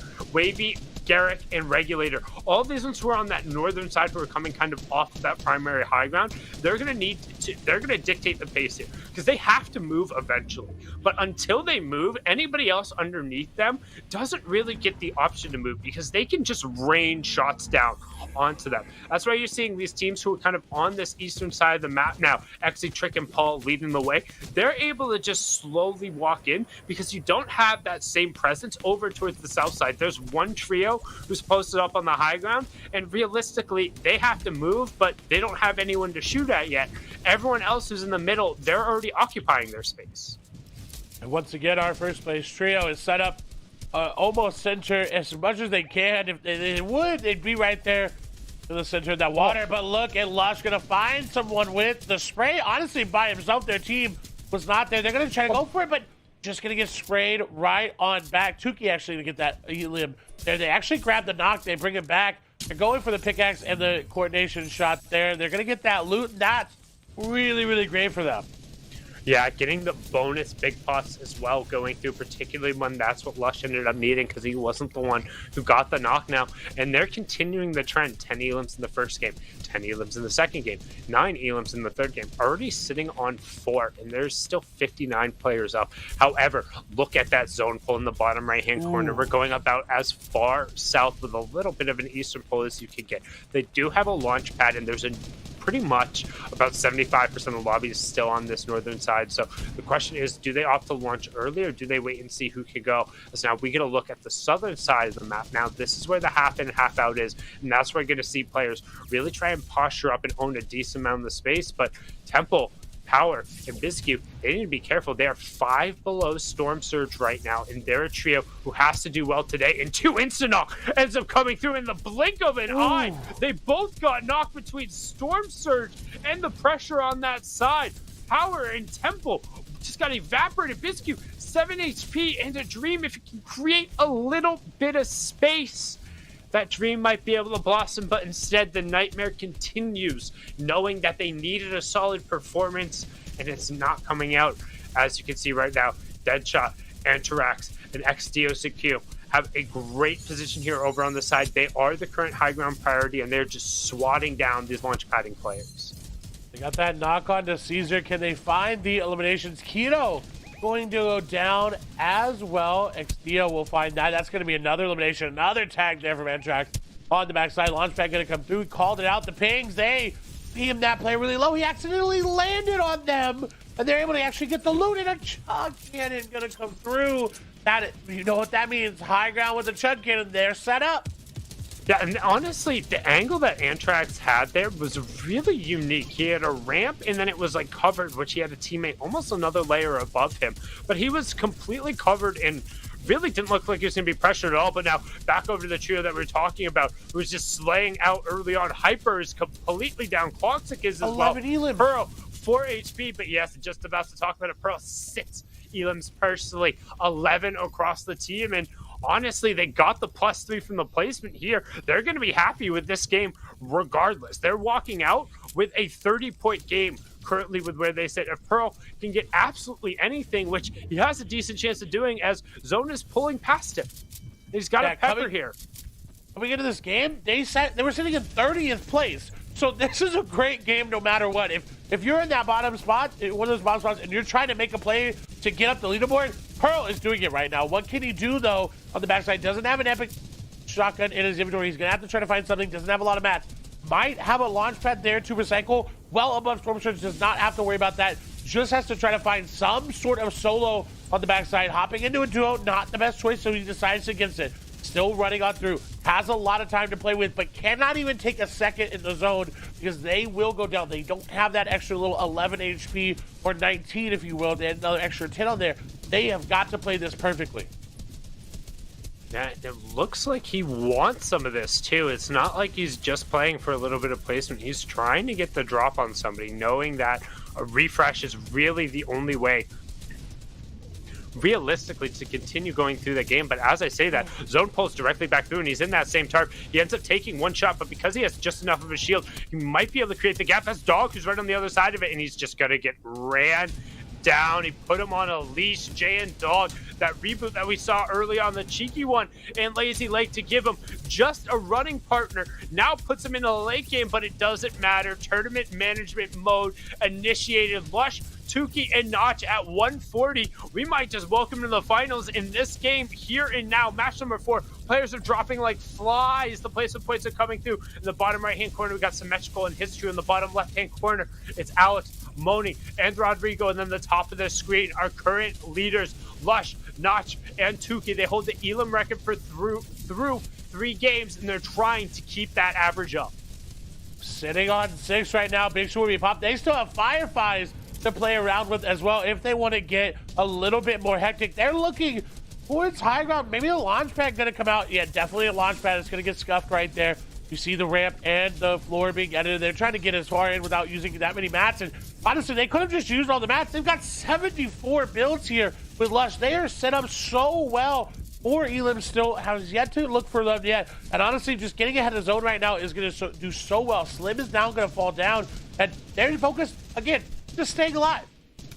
Yeah, and I really like the use of the launchpad there, because particularly since we're going back over old builds, there's not going to be a ton of opportunities to use one vertically, and horizontally, the zone has gotten so small that you're not going to get a ton of distance. So that was very well timed. Lush is going to opt to use one of their medkits. You can see him drop another one, so you do have the option for a medkit play late if it ends up going to it. And right now you can see Olaf taking out Balance. Paul also ends up getting taken down. Exi gets traded out as Wiggly goes down. Trix ends up getting confirmed, and we have our top 10 trios as Lush, Notch, and Tuki continue to just run through. But look at the chaos as we swing back on board. Alex end up getting a knock. Can he get the confirm on the other side of it? Looks like he's not going to be able to find it, as Rodrigo ends up getting taken down, but not before he was able to pick up an elimination. And Moni got one too. So now Kaplan trying to increase that solo impact score, trying to just push the points up, because they're right towards the top as well. I believe they're in second, aren't they? Or at least they will be now with that 124 score. Yes, our first and second place trios still up on their feet.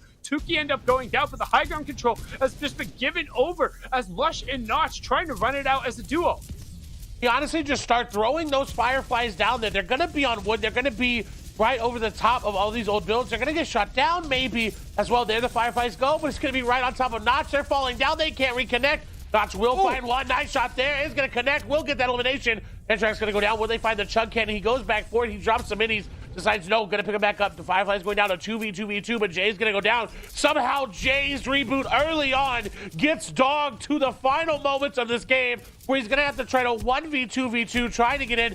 Does not have the heal off potential there. Nate's trying to go for it with Cube. They're trying to go for the high ground, but once again, Jay's team is going to play spoiler there. Dog is going to go down. Nate trying to find anything there. Not's going to get knocked down. No, they connect yet again. They're using the chug cannon, and I didn't think they had it, but they did. They pick up another victory royale, this time again with 10 eliminations.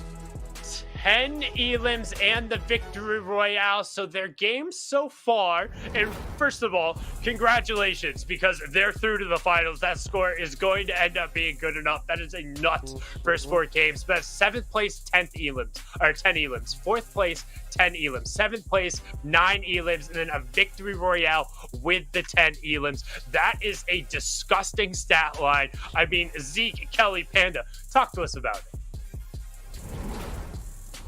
Okay, I made this joke in another region. Sometimes Sundown players are just built different. I don't even know what more I could possibly say on this, because my tiny vocabulary cannot properly emphasize how incredible what we just witnessed was. And so I don't know. Kelly, Panda, help. I'm just gonna sit here because my mind is literally blown. It's just sparks up here right now. Listen, after that insane Lazy Lakes fight, I think all of our minds are blown right now. But look at this. Notch, Lush, and Tuki up on top with 168 points. Has there ever been a bigger separation after Game 4 than this? Absolutely crazy right now, Panda. This is nuts to look at. 39 eliminations, 90 placement points with only 1 victory royale, putting them with 168 total points. Like, this is just insane to think about. Even with an Arkham Rex and Epic Whale dominant performance last week, you didn't see this kind of gap between first and second. No, but a lot of these teams right now doing a great job. You actually see Symmetrical, Alethi, and Frappi jump up the leaderboard, currently sitting in 5th place. But, I mean, Sundown already said it. Notch's team is definitely going to be making it. Now it is a fight for 3rd, because look how close 3rd through 6th place is right now. Really only around 10 points that is separating them. Although, again, big shout outs to our 2nd place team, Moni, Salute, Rodrigo, and Alex Kaplan doing a great job as well. Yeah, I mean, they're doing a really good job of staying up on the leaderboard despite not taking a victory royale. And I mean, you look at it, right? The top 8, only one team has a victory royale. But moving on to the second page here, there's still so much going on, so much potential for these players to climb up on the leaderboard. And there it is, Rex, Dynamic, Zello, a team we've been watching very closely, finding themselves just outside of the top 10. A good game 5, a good game 6 could be all it takes for them to flip the script. That's what we need to see from these teams, especially a team like Optidog, who realistically, they have to have a good performance if they want to make it into the finals. Oh my gosh, but the chaos that ensues right now, starting with Riversan's team, which I want to apologize to all the teams that I said, why would you try and challenge this team in Lazy Lake? Did you not watch Qualifier 2? Because clearly a lot of people did, and they wanted to be a part of the action. First off, starting with Jay, Macon, and Dog. That's right, Jay, a solo player able to somehow survive, and you can just see the players slowly start to roll in, Panda.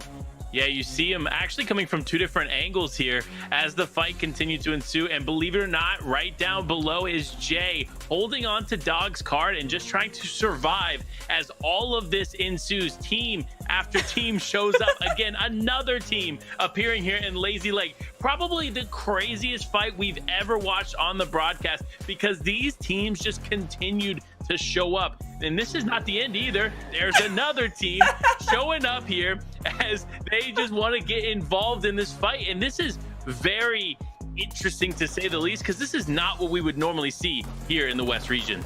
Big shout outs again to production for that car shot where you can see them pulling up right now, wanting to be a part of the party there. But you know what's even okay, so yeah, that entire fight started because it was going to be oh my gosh, Riversan's team versus Jay's team. They go down to a solo player. Jay able to grab Dog's card, gets the reboot, makes it all the way to endgame, getting a 3rd or 4th place finish right there after the insanity of what, 20 players, 18 players all collapsing onto Lazy Lakes right there. And that's not even the craziest thing that happened in the game. Pearl and Hyper had 8 eliminations at Zone 2, which is easily a record. I mean, I don't know if that's just a record for NA West or for all the regions, but what is going on right now?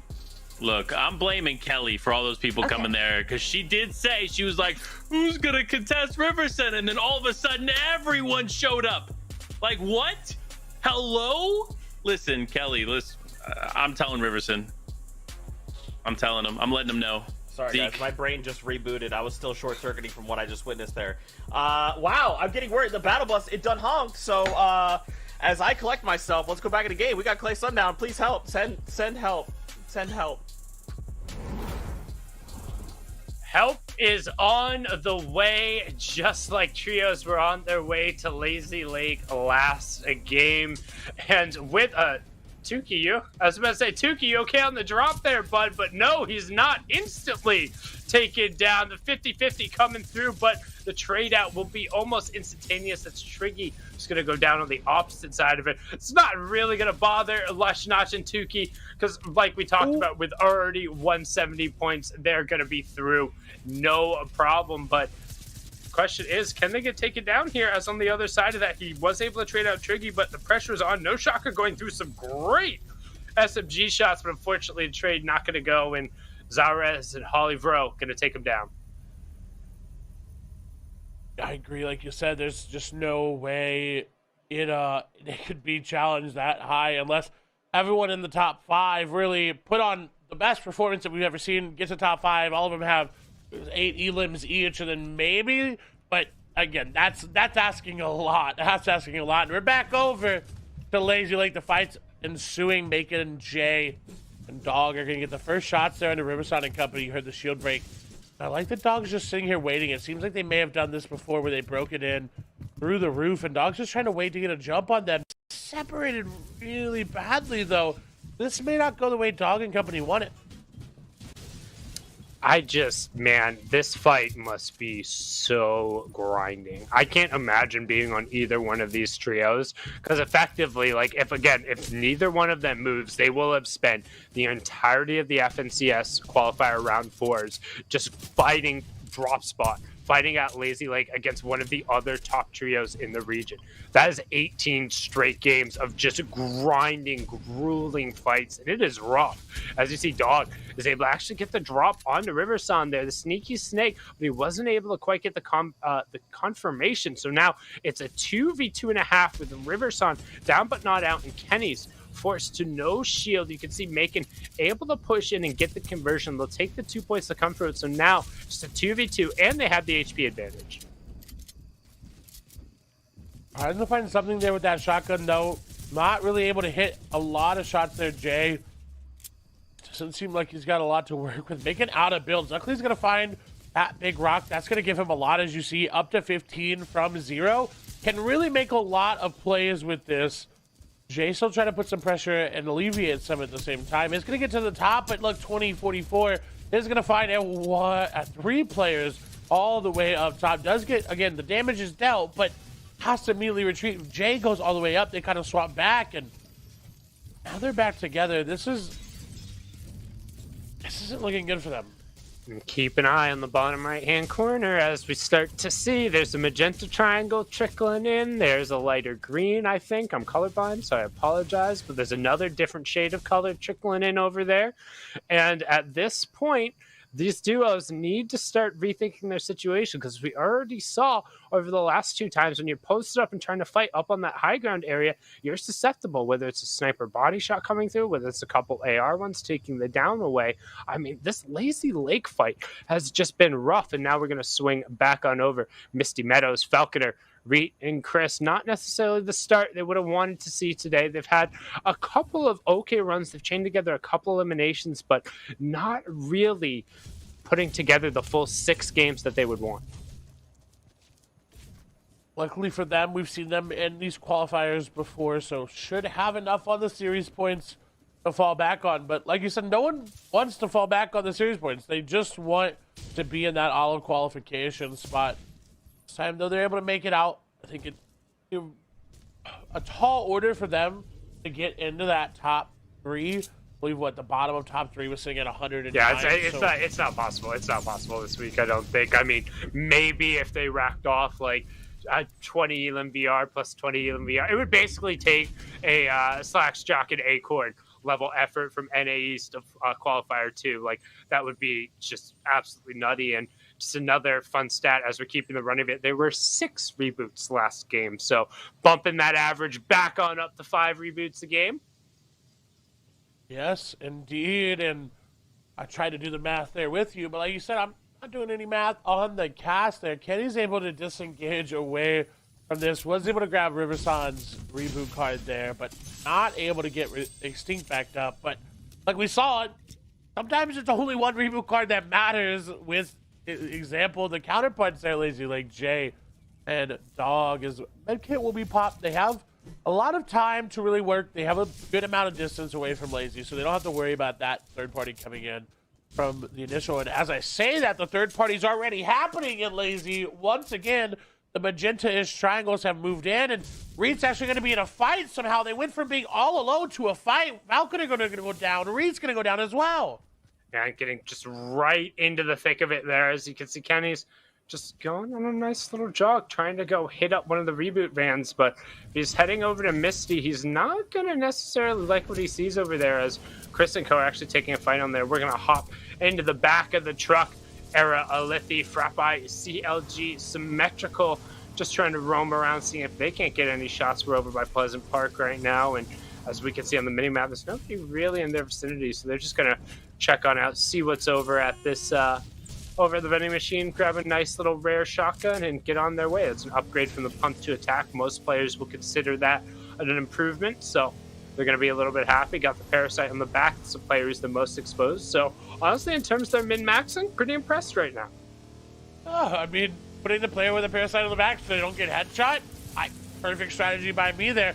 And it's not even going to come off when they go in the water because they're in the car. So doing a really great job. And honestly, that's my favorite vending machine to get, just because 50, I think it's 50 gold for a rare shotgun. Yes, please. Any day of the week, sign me up. And talk about solo performance, symmetrical, doing so well today, and has that epic tag and get them to where they need to go. They have jumped all the way up into 5th place. They're right on the edge of getting in. Now they're right on the edge, and again, don't forget, we look at those points. Notch & Co. finally got shut down. The first game where they've had less than 9 eliminations, we're still able to trade out 1 at the start, but they have crested 170 points. That's, I think, been enough in almost every single region to end up going through, and they still got a game in their pocket, so they're not going to be sweating.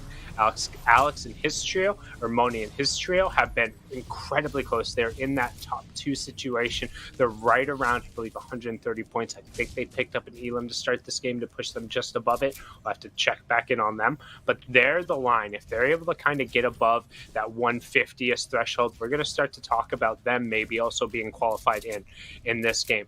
After that, the 3rd place spot looks really dicey. Pretty much everyone between 3rd and 6th right now is right on top of each other, but everyone between 3rd and even 12th, upwards of 15th, with one good game, could end up propelling themselves into that spot. And that's what we saw last week, is that 3rd place spot came up for grabs with a 1-point difference there. I'm excited to see it again. Mojo, Jagver, and Solution, they'll want to make it. That was the team we're getting shot at there.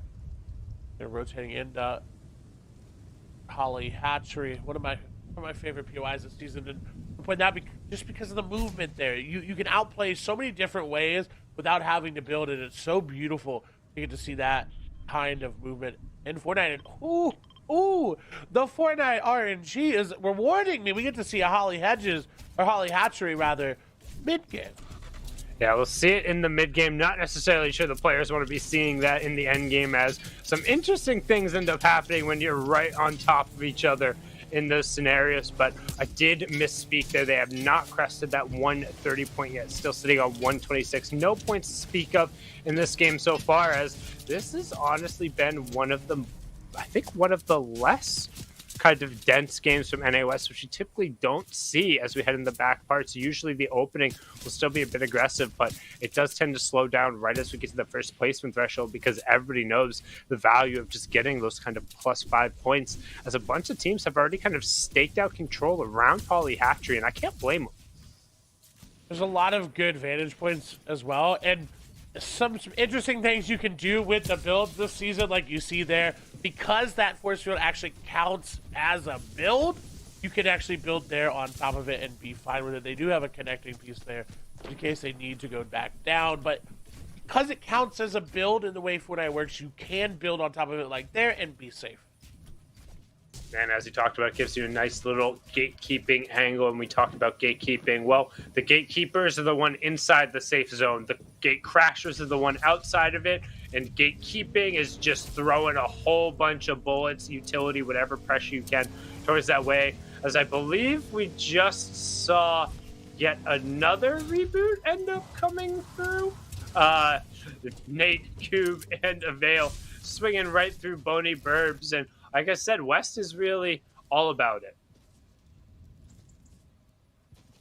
79, Huckle gonna go down. Players Formal and Rimuru, as we talked about, the pace kind of slowing down a little bit, picks right back up. And one of the few, honestly, I feel like today we haven't really seen snipers. I don't know about you, but I feel like snipers today, we've seen and heard them, but on a lot of players, we haven't really gotten to take a look at their sniper shots today. It's 31 above, now only 14. That's why they're popping the med kit right now, because they know why they have some moment to get it. They need to, because that's 14 above is not safe at all. Yeah, things are going to get dicey, especially because 2 full trios end up having to go down here. You can see a little bit. No, get the alien artifacts. Come on, get the quest. Don't you want the quest? Like, oh, It's just like when people used to pass by XP coins, just not min-maxing efficiently. But Stormsurge Threshold flips to the other side. Now they're 11 down. You can see Coop trying to throw out some shots over towards the side there, but unfortunately ends up eating a sniper bullet to the chest. So despite them going 128 above, the sniper bullet's going to eat into a solid amount of their utility. I don't believe they have any of the big potions to be able to get that plus 50, and they're trying to just check their surroundings here and make sure they're not missing anything, as that could have ended up being a little dicey. Always make sure you talk to the NPCs, see if they drop you anything nice, and honestly, boom, that's a little bit of an improvement there. Hey, I'll take that. 10 extra shield. It's a big difference when you have him, like some of these players do. It could be the difference, again, between you going down and you making that rotation into zone. Sneaks is trying to do just that.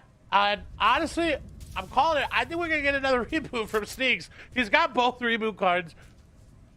Maybe. If any region did it, it'd be West. Where? I'm trying to, like, there's nowhere that's... Holly. Yeah, but, like, he's not going to go back over to that group, right? Like, it would be so incredibly hard. I mean, you can see he's even opting to, like, fish right now. Like, I guess maybe, but we have the opportunity to potentially get one of those funky zones that we saw over in NAE. And as I say that, we could keep pulling all the way over to the west, but we're going just a little bit north of where Sneaks are, the Rainbow Cottages over there. One of the more interesting parts on the map, because when it comes to the outside of the map, and me being a connoisseur of the fishing routes, this outside the map is actually really empty compared to pretty much the entirety other portion. Like, both the northeast and southeast, as well as the northwest, have such a higher density of both just material around the outside and fishing spots. But Sneaks is able to kind of get to the one area around here that has a couple of fishing holes, and honestly, he's not going to be too upset by that. The spicy fish are really effective in these late game rotations, but he needs to be careful as a number of cheers are rotating past this way. He has to hide, like, now. Maybe able to get into that bush, but I'm not sure. Jelty and Chicken did lose Andy there a little earlier on, so they're going to be rocking as a duo. Iza, Wiggly, and Olaf sitting on 5 points. 86, my apologies there. Coming into this game, I believe they were in 10th place, so again, that placement point coming through put them up a little bit. And like you said, it's really up for grabs for that 3rd place spot, as long as Jaguar, Mojo, and Solution don't go down early. Because again, 1st place locked in, it's going to be Notch, Lush, and Tuki, and again, unless some weird miraculous play happens.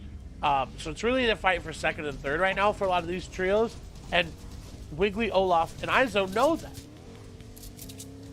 Yeah, but you have to be able to put those games together. I mean, we talked about it in NA East and Qualifier number 2. Jack Slack and Acorn just had an absurd game number 5 and 6 to really push through and pull off what felt like a miracle qual. But Ollie Hatchery is in play here through some of the end games, so some potential interesting shenanigans going on, but I'd anticipate that the zone probably ends up pulling a little bit away from it just because of where the positioning is. There's a little bit more available space there. So, but I mean, at this point, it's honestly flip a coin. We'll see what happens here. There's Wiggly, Olaf, and Izo. They're posted up. Zares and Triggy, they're trying to get a little bit of space. Kytrex and Mekton have room, but they look like they're only a duo. See where Lithia's ended up posting up, as well as Temple and Power on the side there. Observer's doing a great job just kind of letting us know who's by who might be under a little bit of pressure, who's just kind of scouting for information, and who's throwing out the shots. As you can see, Chicken is actually just spread out away from them.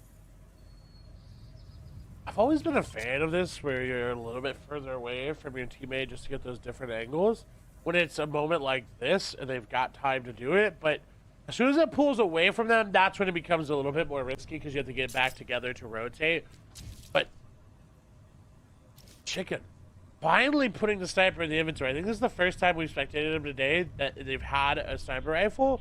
As we talk about snipers of NA West, Chicken is, I think, the best sniper of NA West.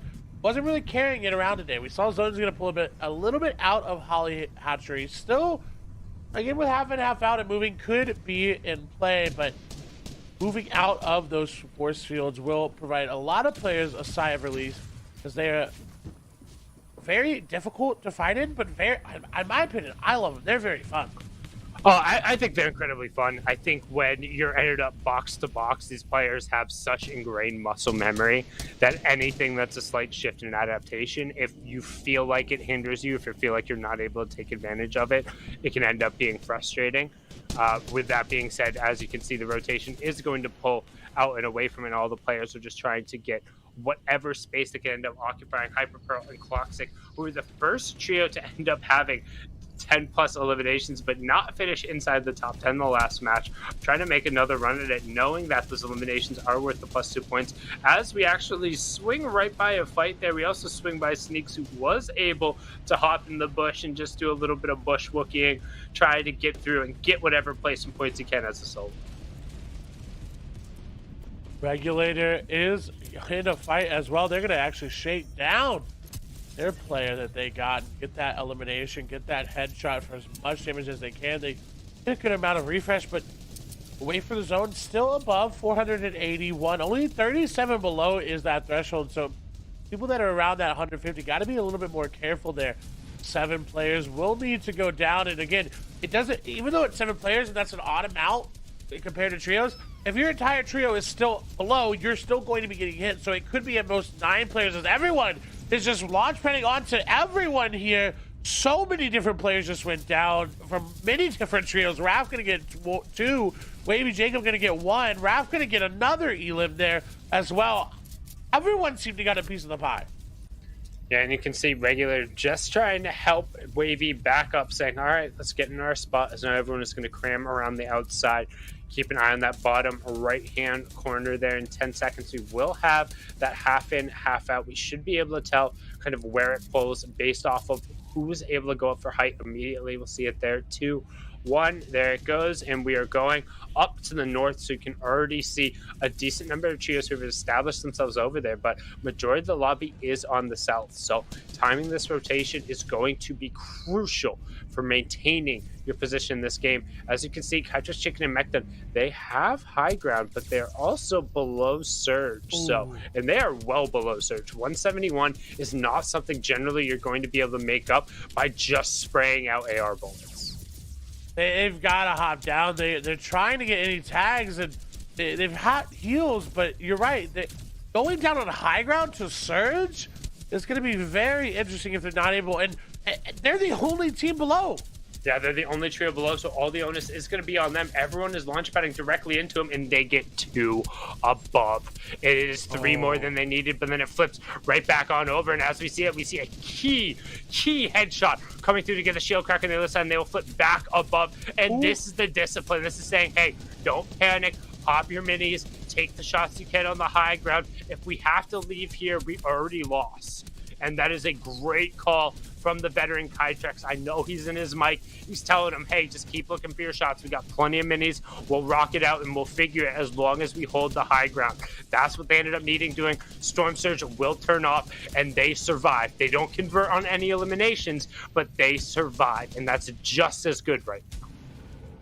And with a lot of mats as well. They had to invest a lot of ammo, but again, high ground's just all about having enough mats, which is not something we've seen from them in the past couple games. They invested a lot early. They got lucky this time around and were able to stay on high ground with a good amount of mats, but that is a little shocking to me that they still had enough minis to get the tags that they needed. A zone now will show where it's going to go. You'll see everybody start to move towards it in a minute. Back towards Holly we go, just straight east from here.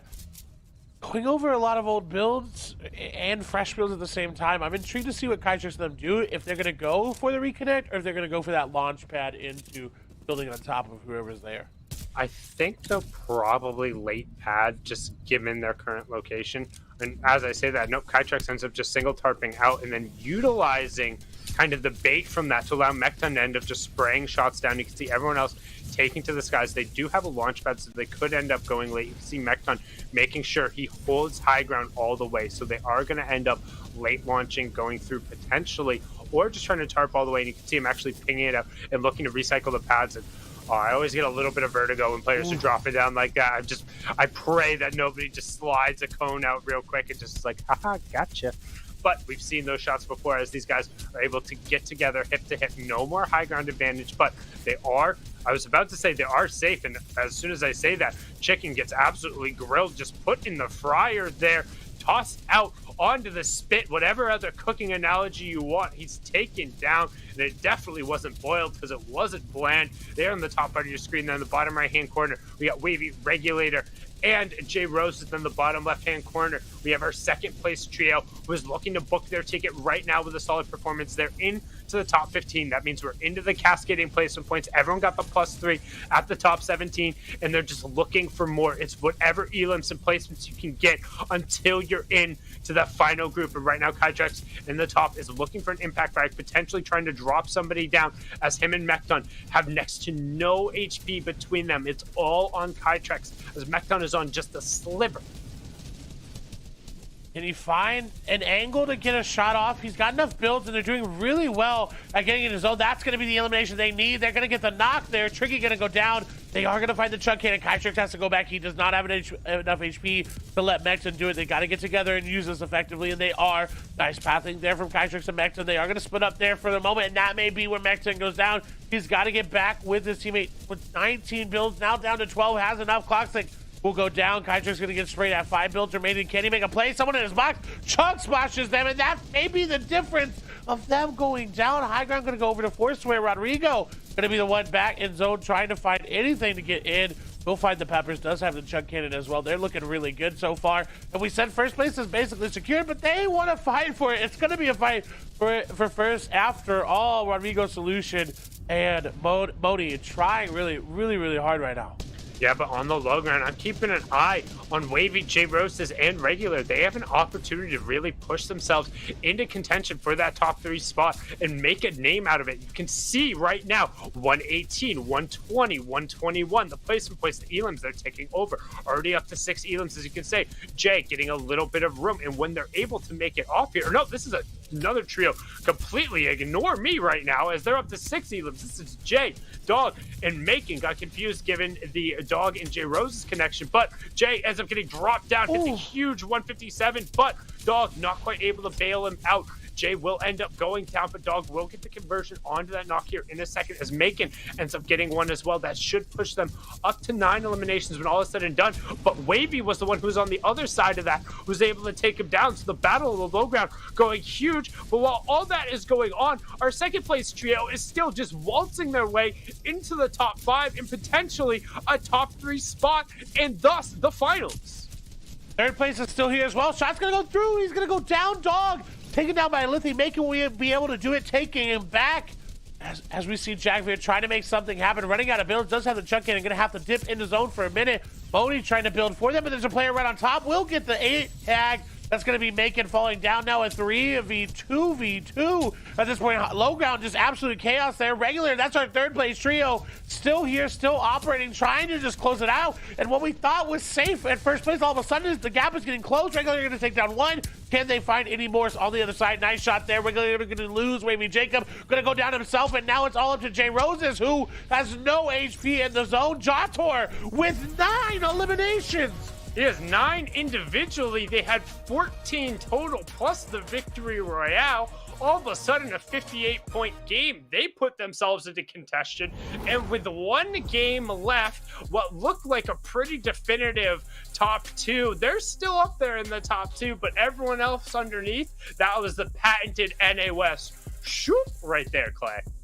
Yeah, the winners were in 24th place coming into this game. So we know they're going to jump up, and we definitely need to send it over to Zeke, Panda, and Kelly to see exactly how close it got.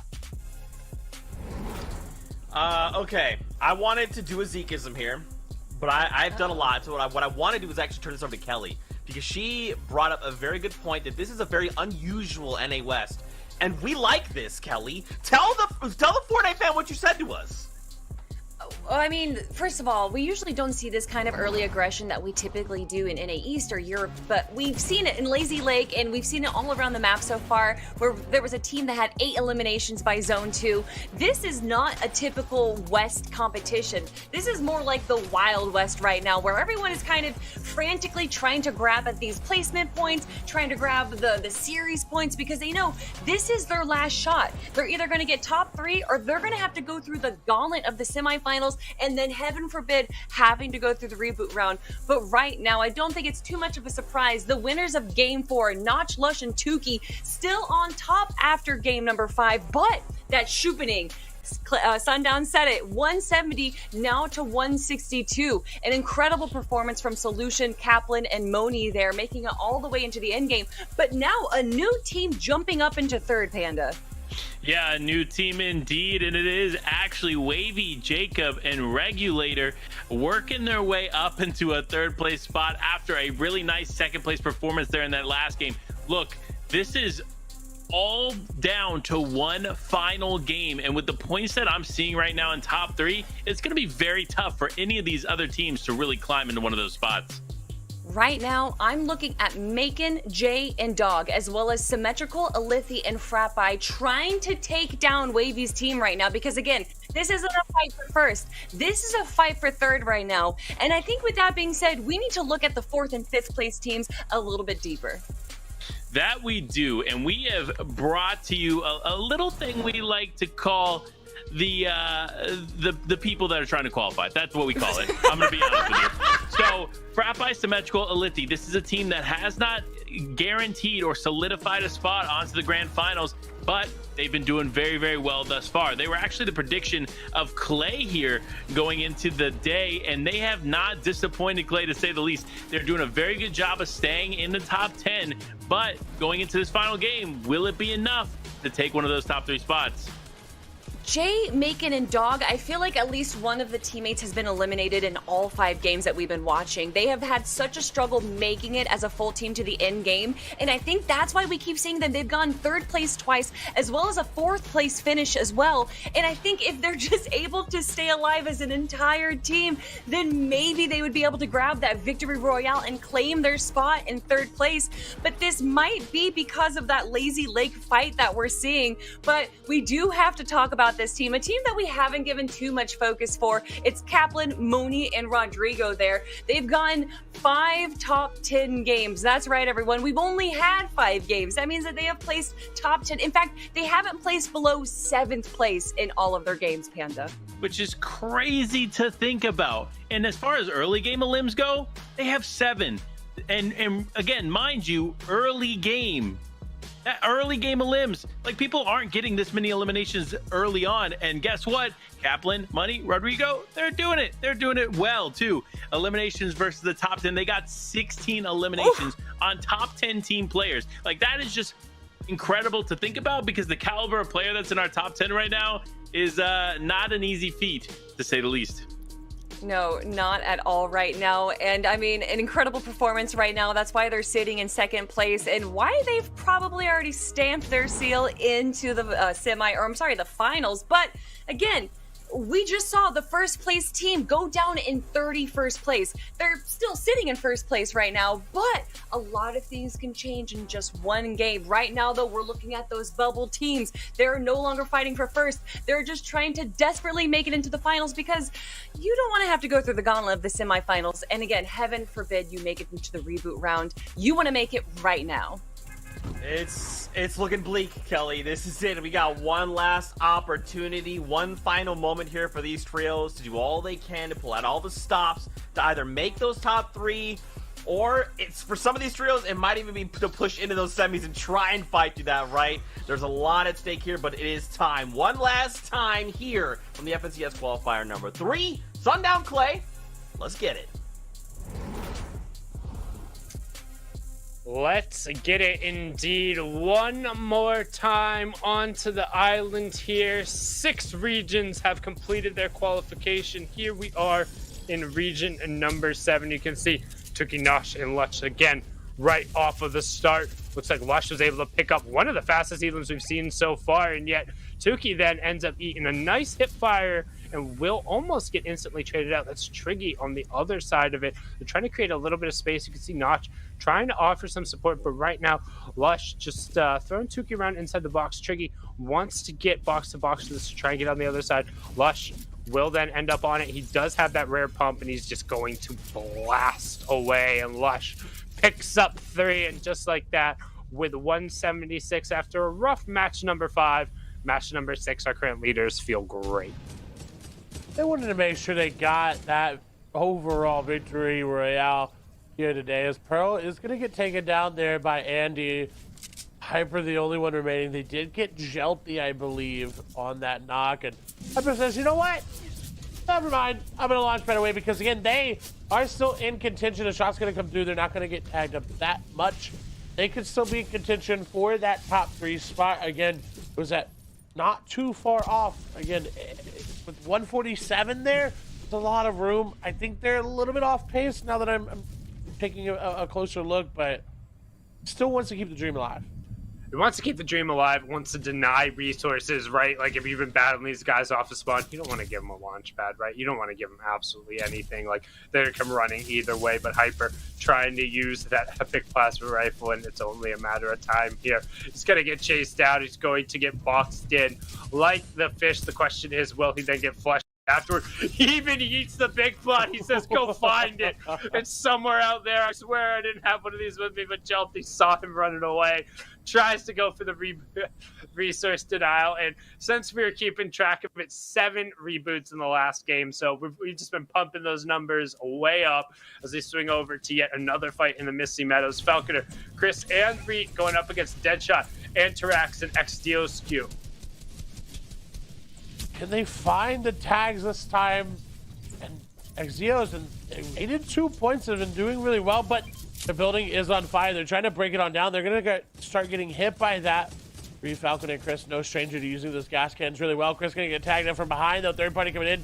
Deadshot really, really low. Took a lot of unnecessary fire damage there. They've got a gas can of their own, but I don't think they're really going to be able to use it. And they build right there with the wood. An instinct, if you will, as the wall is going to get taken. Shots will go down low. They had him so weak. Falcon are going to get traded out. Reed going to take down 1. Can Chris do anything on the backside there? Antrax trying to make something happen. Not going to find the shots to do it. The side jump is not going to connect. Over the top, they're going to find Chris. Now only up to Reed.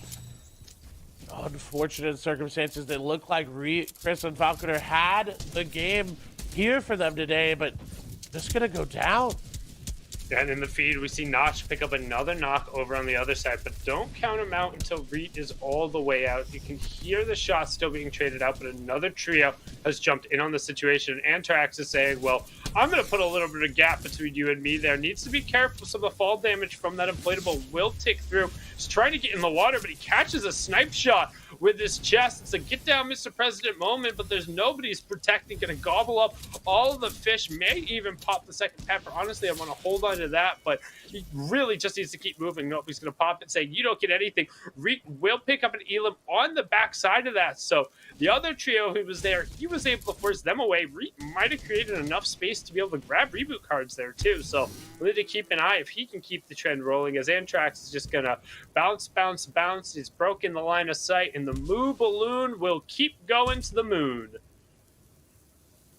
Beautiful shot from the observers, tracking it through and able to get away, but we know that lazy leg fight is going to come over here eventually, and you can already see the arrows trying to make their way on through. Andy is going to take down Sean. Deadshot will now get taken down there by Graham, and Antrax knew they had to leave their teammate behind, but it's always so unfortunate when your teammates left and you're able to get out and you just see them and you hear that little sound of them going down. It's unfortunate, but Antrax can keep their hopes there.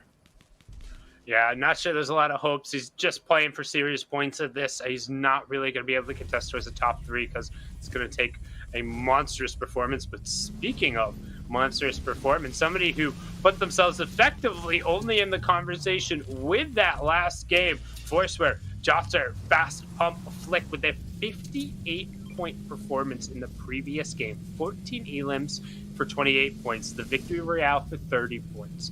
push them up to 97. And realistically, they're right there. Yep, quick stat left-hand side. Josh Stew moved up 15 places after their Game 5 win. That is huge. That's a really big jump. I want to know what the biggest jump of the day is. Lush is actually going to go down the feed to Temple. Temple of Power taking down Tuki and Lush. That's a team that actually really needed to do well today again for the series points. So great to see them getting some elimination. Yeah, they're going to want to get on the board, get as many series points as possible. And honestly, this game too, they're going to want as many placement points as possible. You need to be min-maxing if it's coming down to getting a qualification spot. But realistically, looking at the map, I don't think they've done enough where even if they're really able to push forward today, it's going to take a monumental effort here in the final game. We'll keep an eye on it and we'll let you guys know what you need to be watching when who's going down there. Because again, we talked about it, our first place trio, the one who's holding the #1 spot, they have been eliminated. However, we also saw that they were able to get, I believe, up to 172, should be more than enough. Additionally, our 4th place trio, Macon, Dog, and Jay, they are out. They have been eliminated. They cannot push into the top 3. They will go into the semifinals, play in the heats, and potentially the reboot rounds for their opportunity to get to the final. All the pressure now. Currently sitting in our 3rd place spot, you have J Rose's, Regulator, and Wavy. Then we're looking at basically 5th through 10th could all realistically make a push for it with a super solid game. But really, it's going to be on Symmetrical, Liffy, Frappi, Sneaks, Hawkle, and Senzeezer, and an outside shot at Avail, Nate, and Coob, who could potentially push themselves on the way through. So right now, that's one of the teams we talk about on that line, sitting at 116.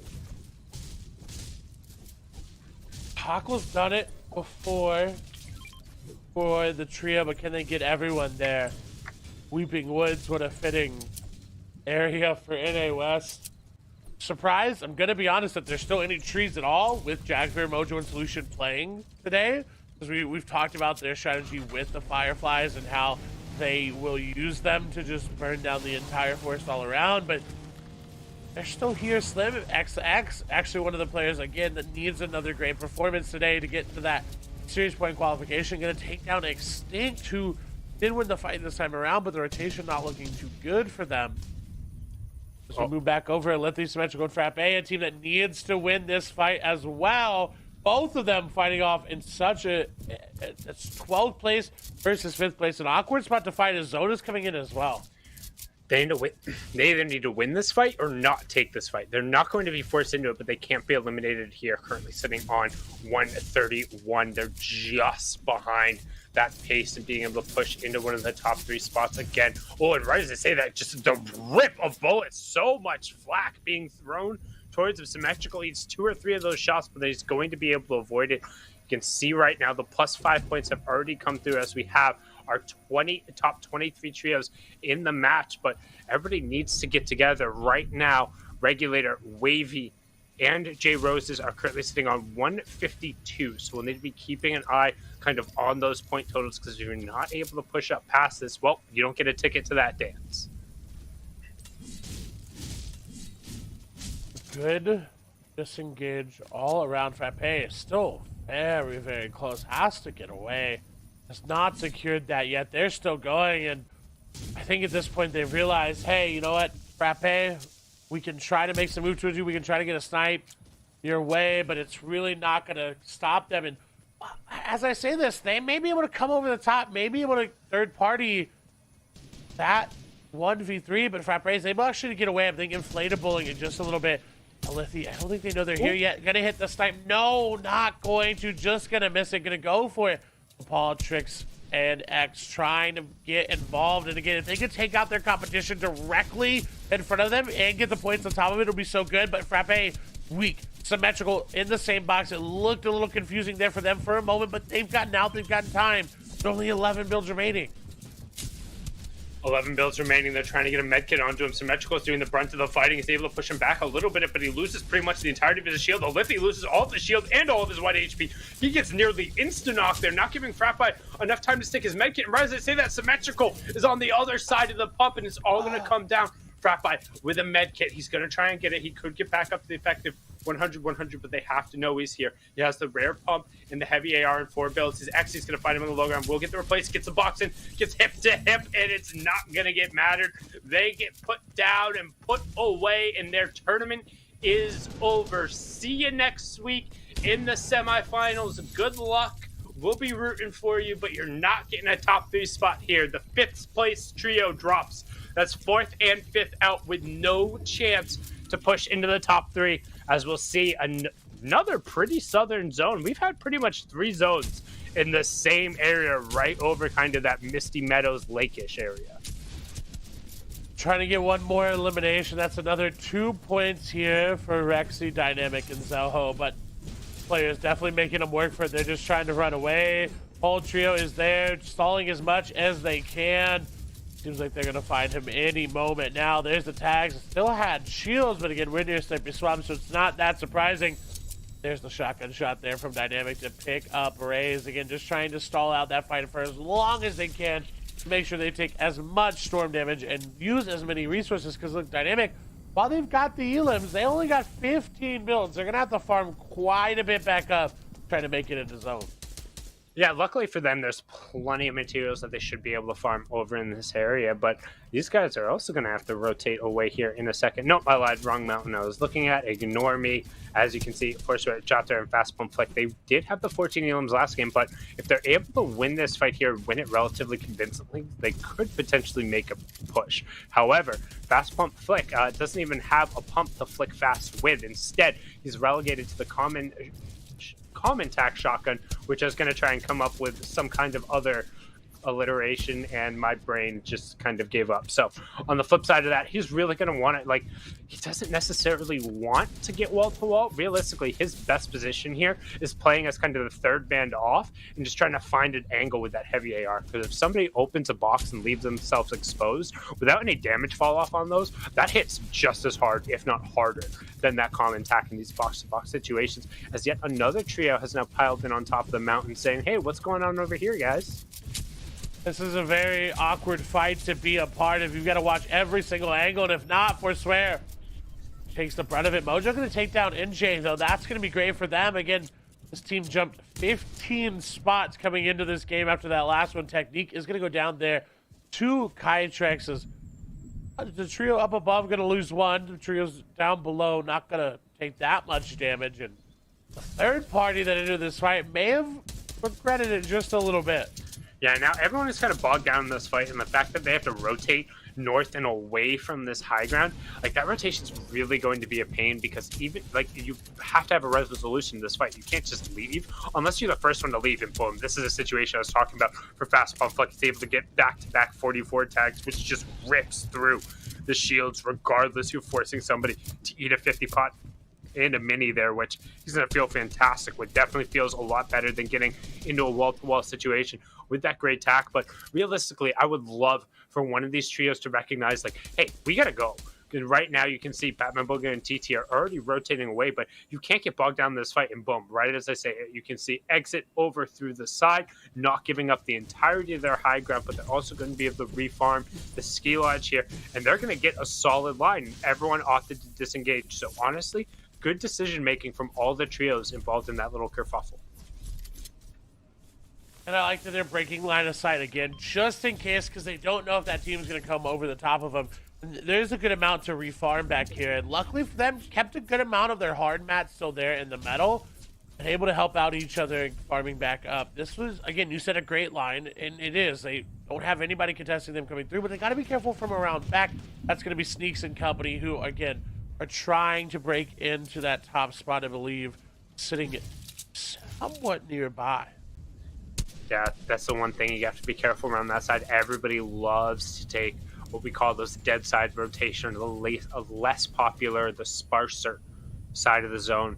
And particularly when you're looking around kind of that southwestern corner, the zone kind of keeps pulling up those cliffs there. Everyone always wants to take that high ground early. But if you just kind of walk slowly up the hill, generally you can find a line that's mostly uncontested, as we see Batman Booga does get unmasked there. That's Anthrax finding another elim there. Anthrax picking up a knock onto Hob as well, so he's really been putting in work with that assault rifle today, something that we saw earlier. Mojo will get knocked. He'll get confirmed over by Dioscu, and we will not have Storm Surge even for the 5th zone, as we have 50 players remaining here in the 3rd zone. We've nearly hit that 2nd placement threshold. 2 more trios will need to go down, but I anticipate at this point the game will get a little bit scrappier. Especially if zone pulls to that northwest, even just a little bit, as Mech and Kytrex trying to get into zone. They do. Chicken's still there. Caesar, Hako, and Sneaks, who 6th place, are in zone, but a team right below them trying to make their run in right here. Hako took a lot of damage, and that's what they're going off of. They're trying to find the team above. That's going to be Chicken and Kytrex trying to make something happen as well. The shots continue to come through. Luckily for them, they build out of a lot of metal. It may hurt them in the end game, but here in the mid game, they are still fighting, still have a chance to get into that top 3, because again, in front of them, the only other person that can stop them is the 3rd place. So they have to take down that 3rd place in terms of points, and they're good. Yeah, and the one thing I know too, looking at the leaderboard coming into the game, we talked about it, 4th and 5th drop nearly instantly along with 1st place, but also a big innate drop-off from 5th place to 6th place. I mean, Sneaks, Hako, and Senseiza, while they are in contention, they were 15 points behind even 5th. They're 36 points behind J-Rose's Regulator and Wavy. And as long as kind of they're able to keep ticking over those placement points, like, they're not under any amount of pressure. It's going to take a victory royale and some eliminations to go, but they need to get that opportunity. And you can see that Kytrex, Mekton, and Chicken don't want to play Chicken there with that rotation. They're saying it's fine, we'll blink, we'll move first, we'll go and head on into the zone, as our current 2nd place trio, who will likely end up overtaking 1st, but they'll still end up with a ticket to the dance. We saw them posted up there as Jaguar, Moni, and Solution. You can see Observers doing another job, just kind of giving us a lay of the land. There's the current 3rd place trio, and the Gatekeepers to that finals ticket right now are posted up, and they have a great positioning. That's a very, very solid natural high ground to be holding. Been over though. Nice shots by Solution. Again, can try that first ticket. It doesn't matter with 1st place going out if you get 1st or 2nd or 3rd. As long as you're in those top 3, that is what you're shooting for. It doesn't. There's no seeding going into finals. You were just there. You get to claim your job, and you get to skip all of the semifinals, including that reboot round. That's what they want. That's what they're playing for. They more than likely have secured it going through. Again, the only team that can contest them really is 3rd place, but 3rd place knocking down 2nd place or 3rd place doesn't really affect that. So they're just looking, again, tournament management, and what a zone we just have pulled. Yeah, and the zone pulls right off of the side there, and 2 supply crates going directly down on top of the players on that northwestern side. So going down what is pretty much the one distinct change in verticality that was left on the map. So things are going to get very interesting, particularly if the moving zones go immediately back to the south or back to the east. Things are going to get weird, but now you can see Sneaks go trying to get an angle, but unfortunately hit a couple of body shots there from the AR, and they're also not finding the elims that they necessarily need. Like, while they don't have to rush it, there does need to be a sense of urgency if they're playing for the top 3 spot. If they're not playing for the top 3 spot and they just want as much as they can in terms of their placement points, fine. Totally understand that. But you're already going to get most of that anyway. And as I talk about it, Poffy ends up actually picking up and knocking Hawko there. Everyone will end up getting the +3. Caesar ends up going down as well. Hawko gets confirmed. It is just Sneaks left on his feet. But if Sneaks gets taken down, I mean, it's pretty much almost guaranteed at this point for Wavy, J Roses, and Regulator. I mean, they're so uncontested. Nobody looking at them, and you can even see him trying to open up a little bit of space. Wavy getting a knock onto Nate there. The rotation will end up coming through, but as we're into the cascading placement points and they're not under threat, they got to feel confident about this top 3. Yeah, and with Nate going down, that 7th place that they're taking down once again will fall. This is just basically them securing that qualification. If they can take down one more member of that trio. They take down Nate, they take down Avail. They're just looking for Cube. Avail will fall. Nate now going to fall there as well. We'll just wait on that. And honestly, I agree. I don't think there's anybody left in the game that could compete for it. Well, Sneaks is still up. Sneaks is still up. He hasn't dropped yet, but he's a solo, so there's a chance, is what I'm hearing, but it's a very, very, very hard chance to do. And Cube is still there, so could happen. But again, for a lot of these players, there's still an opportunity to get into semifinals. There's still some players still playing for that at the end of the day as well. Yeah, don't forget, it's about the series points. It's about every single little point you can get, because sometimes the difference of 10 or 20 series points will be putting you into the semifinals, and that ends up being the difference of just a placement point or an elimination, and you just end up having to hold on. And right now, that's what it's about. You can see Wavy, J Roasted, and Regular all trying to get hip to hip and stay next to each other. Second and third are still up. Them not going down and getting the first 2 rounds of placement points has effectively locked up that top spot. Additionally, nobody really taking the initiative on the lower end to go out and get all of those eliminations. But as I say that, Josh are still trying to go for it. You can see Sneaks in the bottom right-hand corner. He's trying his very best as a solo. 124, but he's not quite going to get it. Yeah, let's let it ride with him, because if he's going to do it, it's going to be pretty. And if not, we already know what's going down. So I like that call, observers. Sneak right now, rare tactical shotgun, legendary assault rifle, and a dream.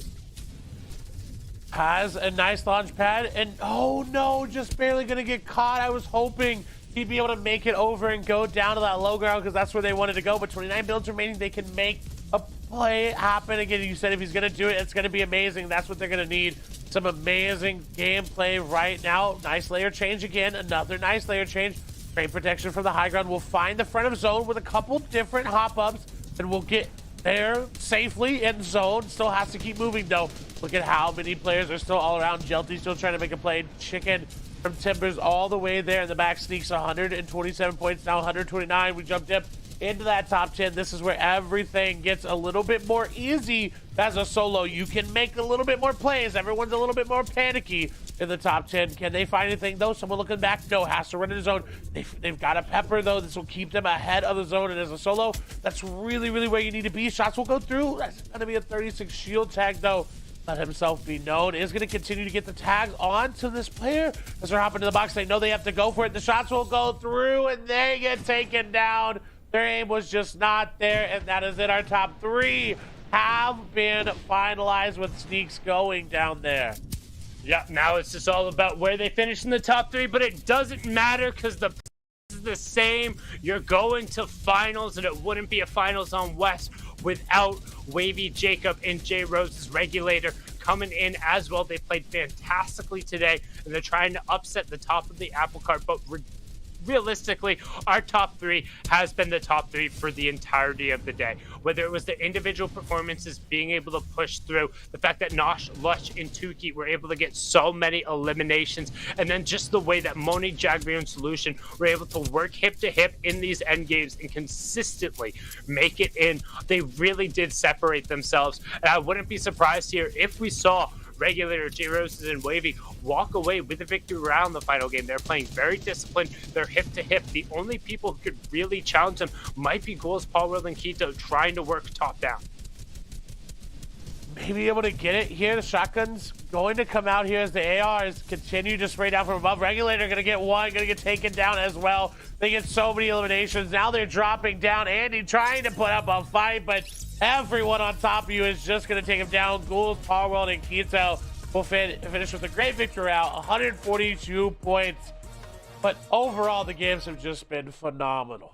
Games were fantastic over here in West, and honestly, it looked like we might have had a similar script to last week, where the top 3, they go down a little bit early, but there wasn't any last-minute dramatics. Second and third, they locked it in right there, so congratulations to them. We'll be seeing you in 2 weeks in those finals, but don't forget, next week we'll have the semifinals with our round of heats, and then we will have the reboot round to determine who will join them. But thank you so much for watching. My name is Sundown, joined by the fantastic, as always, Clay Stelling. We're going to kick it back over the desk to wrap it up. Zeke, Kelly, Panda, take it away.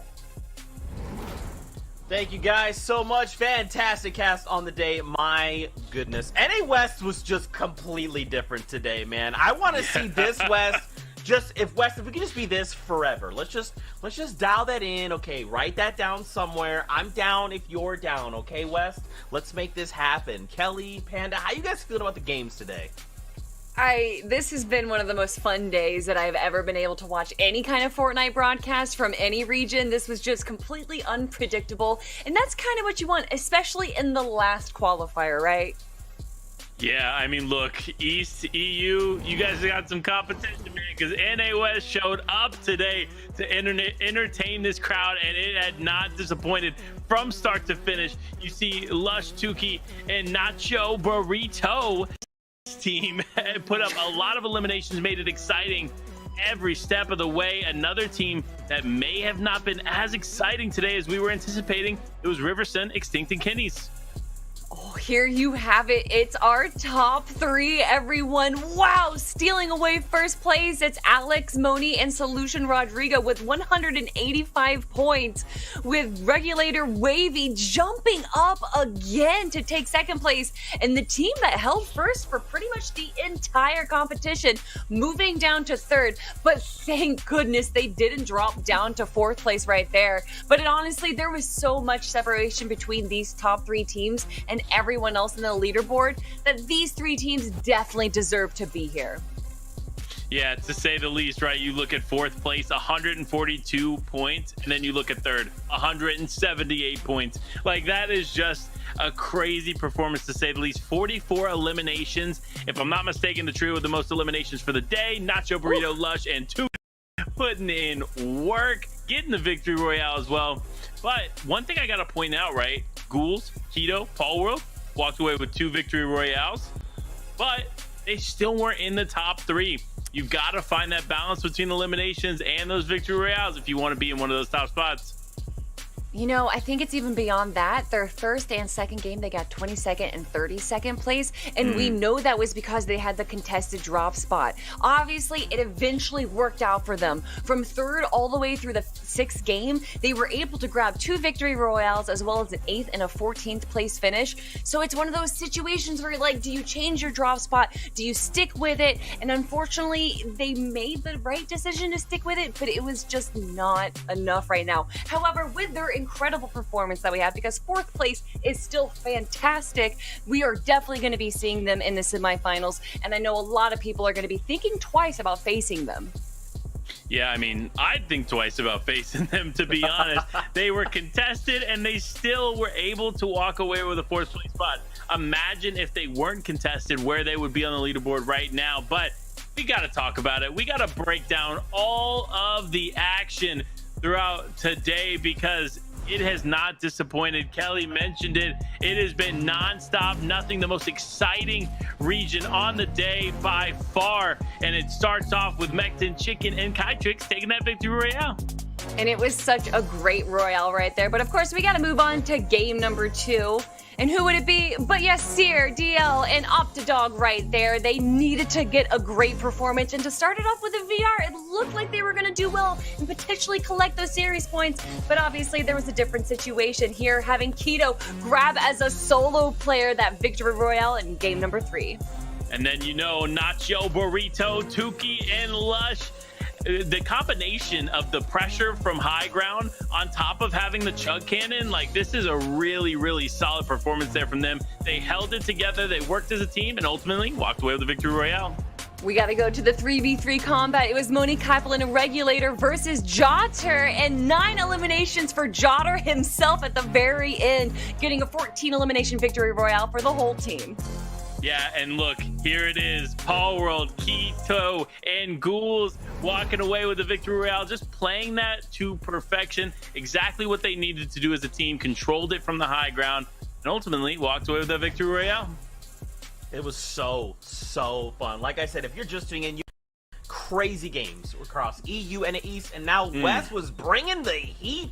That's what you like to see. And this is almost like a little appetizer, right? Because next week we're heading into semifinals. remember, that's another round of trying to place top, and if they don't make those exclusive spots to go right into finals, we're going to reboot rounds, and that's where we just take it from a 10 to 11. It is going to be absolutely incredible and crazy stuff that you don't want to miss. Now, we will have the series point leaderboard in just a little moment. Before we do say goodbye, do you guys have like a favorite moment from the day? Like, I just feel like this was so crazy. Like, and I don't want to even say goodbye because it means I'm not going to be able to see you guys for a week. But this was a great day. I think I have two, and it was the height steal that we got to see in game number. It was game number 2, the height steal, which ended up being their victory royale. But of course, that lazy lake fight with 5 to 6 teams, definitely the highlight of my day. Yeah, I mean, the Lazy Lake whole engagement from start to finish was just a madhouse, to say the least, but it was so entertaining to watch from our perspective. We were literally behind the scenes, just like dying, trying to figure out what was happening in Lazy Lake. I mean, it really is exciting to watch that. Yeah, I was trying to write every single name, every single team that I saw, and it was just my fingers were typing away. There were so many players that ended up showing up. We can confirm Kelly was getting very excited and taking tons of notes. It was a great time. Yeah, I think that was probably my favorite moment as well. Like, it was just one of those things, like, we're like, oh, what are we gonna do now? Wait, what's happening? Wait, why is there this other team? Wait, there's another team? Like, super incredible. That was such a fun time. That is 6 games done, though. So remember, we're coming back. We've got semifinals, 6 games. We're gonna have reboot rounds. We'll talk about those and how many are per each region when we get there. And then the following week we have finals. 12 total games, 6 across both. It is going to be crazy. Now, before we go, we want to take kind of like break down a little bit of what the series point leaderboard is, right? So remember, we have 99 trios, the top 99 from this leaderboard. They're going to go into semifinals next weekend, and you're racking up series points per every single qualifier, right? So even if you didn't make the top 3, it's totally fine because you're playing for these series points. So for example, we saw both of these chickens, the ultimate game of chicken, in this qualifier, right? Kelly, Panda, and I mean, look at these points right here. After 3 qualifiers, they are going to semifinals. Listen, I always heard that chickens had a hard time flying, but these guys flew the coop right now, and they're sitting in 1st and 2nd place. But of course, we saw Ghouls, Keto, and Paul World 4th place, so close. Victory Royales, but sitting in 3rd right now, you know, that's gotta feel good. Also, these are seeded semifinals, so to have the 1st, 2nd, and 3rd team be split apart, they're probably feeling a little good right now. Yeah, feeling good to say the least. I mean, look, the series points, they're here for a reason. They're here to get these teams, these great teams who didn't make it into the top 3 in one of the weeks, to show us what they have in the semifinals. And I'm excited to see how these players ultimately perform. But on top of that, who's going to take away a win in the reboot rounds? That's what's exciting to me, and I can't wait for those moments. Oh, that makes me so nervous. And we're going to have 4 reboot rounds because bless Arkham Rex and Epic Whale, they decided to give up one of their automatic spots. So that means that there is now going to be an additional reboot round. But 13th place, Falcon of Ree and Chris. I couldn't imagine a semifinals in NA West without them. We have Trashy, FJAA, and Salvo, who didn't even make it into round 4 today, qualify through. A lot of incredible teams that maybe they just had a rough qualifier, maybe they just weren't able to break into the top 3, but they're gonna have another opportunity, another chance, and so many more teams here. Yeah, I mean, look, if you made it, you one of the top 99 teams. That's what's going on here for the semifinals. And through those heats, we're going to see a lot of diverse action, especially after what we saw today, Kelly. I mean, I can only imagine it's going to be even more intense than what we just watched. God, I can't handle that. I can't handle a more intense NA West games. I'm so excited, though, to jump into the heats and to especially see that reboot round, because that's really where things just go absolutely haywire. That's where the meta gets thrown out the door and everyone ends up living for so long that there's Storm Surge on 30 players. So I'm so excited for it next week. Gonna have the semifinals and the reboot round. But Zeke, it's been such a fun day today, and I'm so excited to be able to share it with you two guys here. Oh, man. Well, friends, the honor is mine. And, of course, Fortnite fam, thank you guys for hanging out with us. If you watched all day, you're a trooper. And someday I will meet you, give you a high five, and pass you a slurp juice as we eat popcorn together. Guys, also, don't forget, those series points leaderboards will be for the next few days. So if you want to keep up with what's going on, check out the social channels. We'll be posting final lists as we prepare for the semifinals next weekend. As always, please give these two a follow. Give Clay and Sundown a follow. We love all these human beings. They're absolutely incredible, and they make me laugh more than anyone else has. Fortnite fam, we love you guys. We'll see you next time. And as always, we'll see you guys on the battle bus. Beep, beep.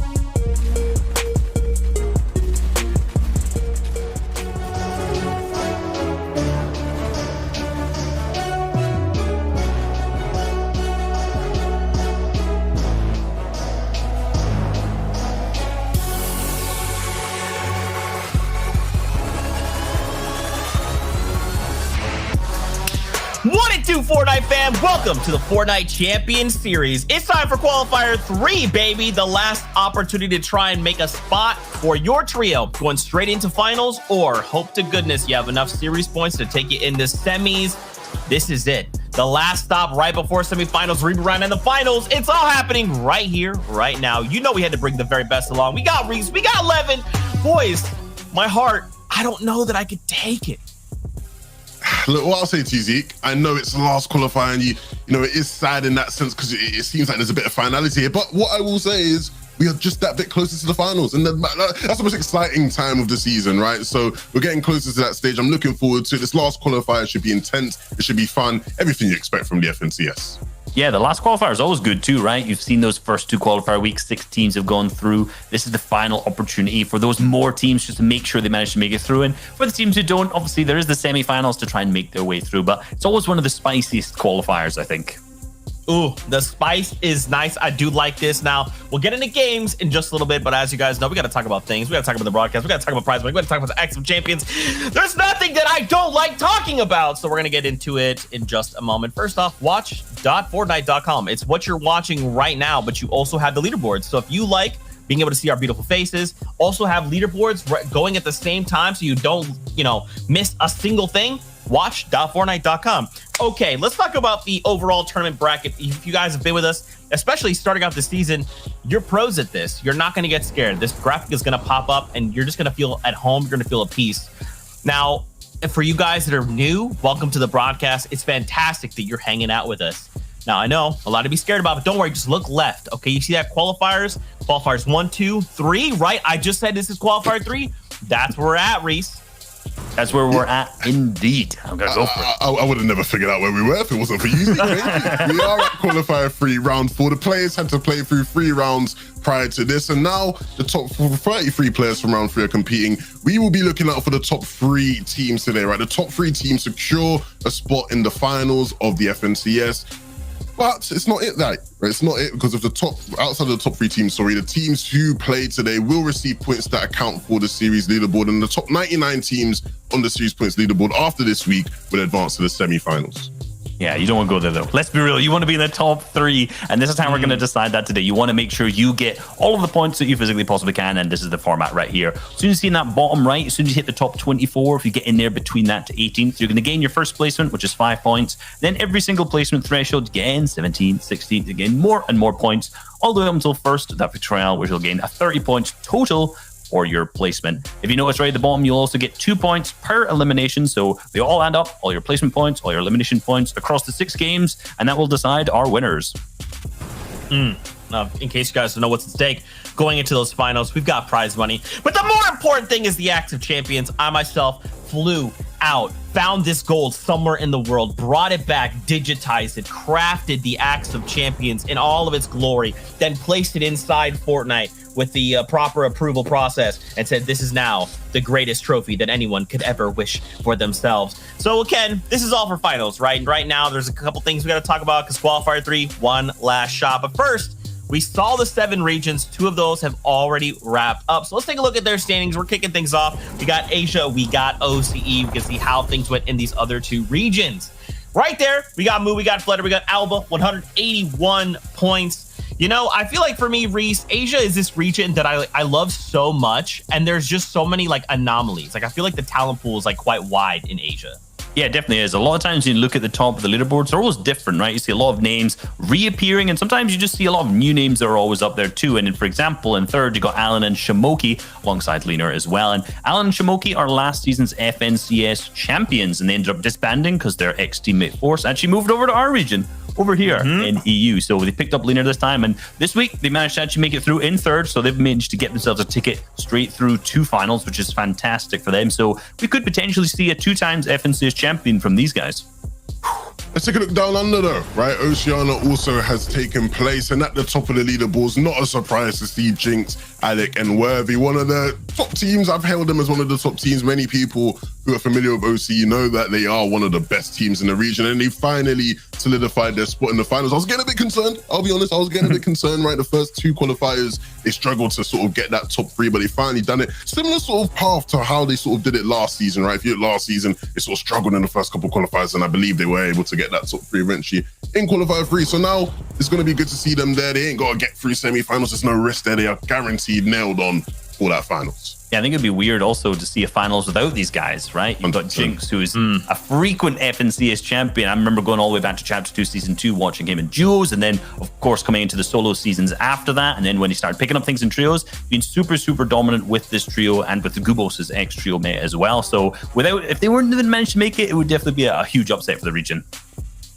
That's right. And I wanted to take a very quick look at qualifier number 2. So this was a qualifier that happened last week to kind of talk through the top 3 that did move on. We have some cool highlights coming out. I mean, guys, Thomas HD, what more can we say?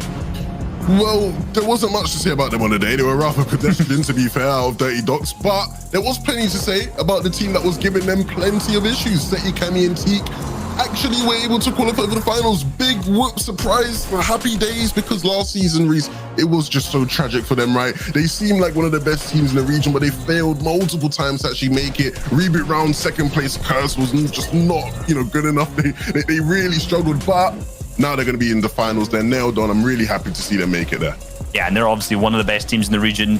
Our favorites, maybe not favorites, but one of the top favorites that we have in there as well. And last season, it was tough for them, obviously, not to see them make it through the finals. It was really heartbreaking, actually, to see the consistency they put out. But the team who did make it through last season and this season as well was Kiriachi, Stormy Right, and Toos. They put on an absolutely incredible, consistent performance. And, we've covered these guys in a little video on them as well, so you can check that one out.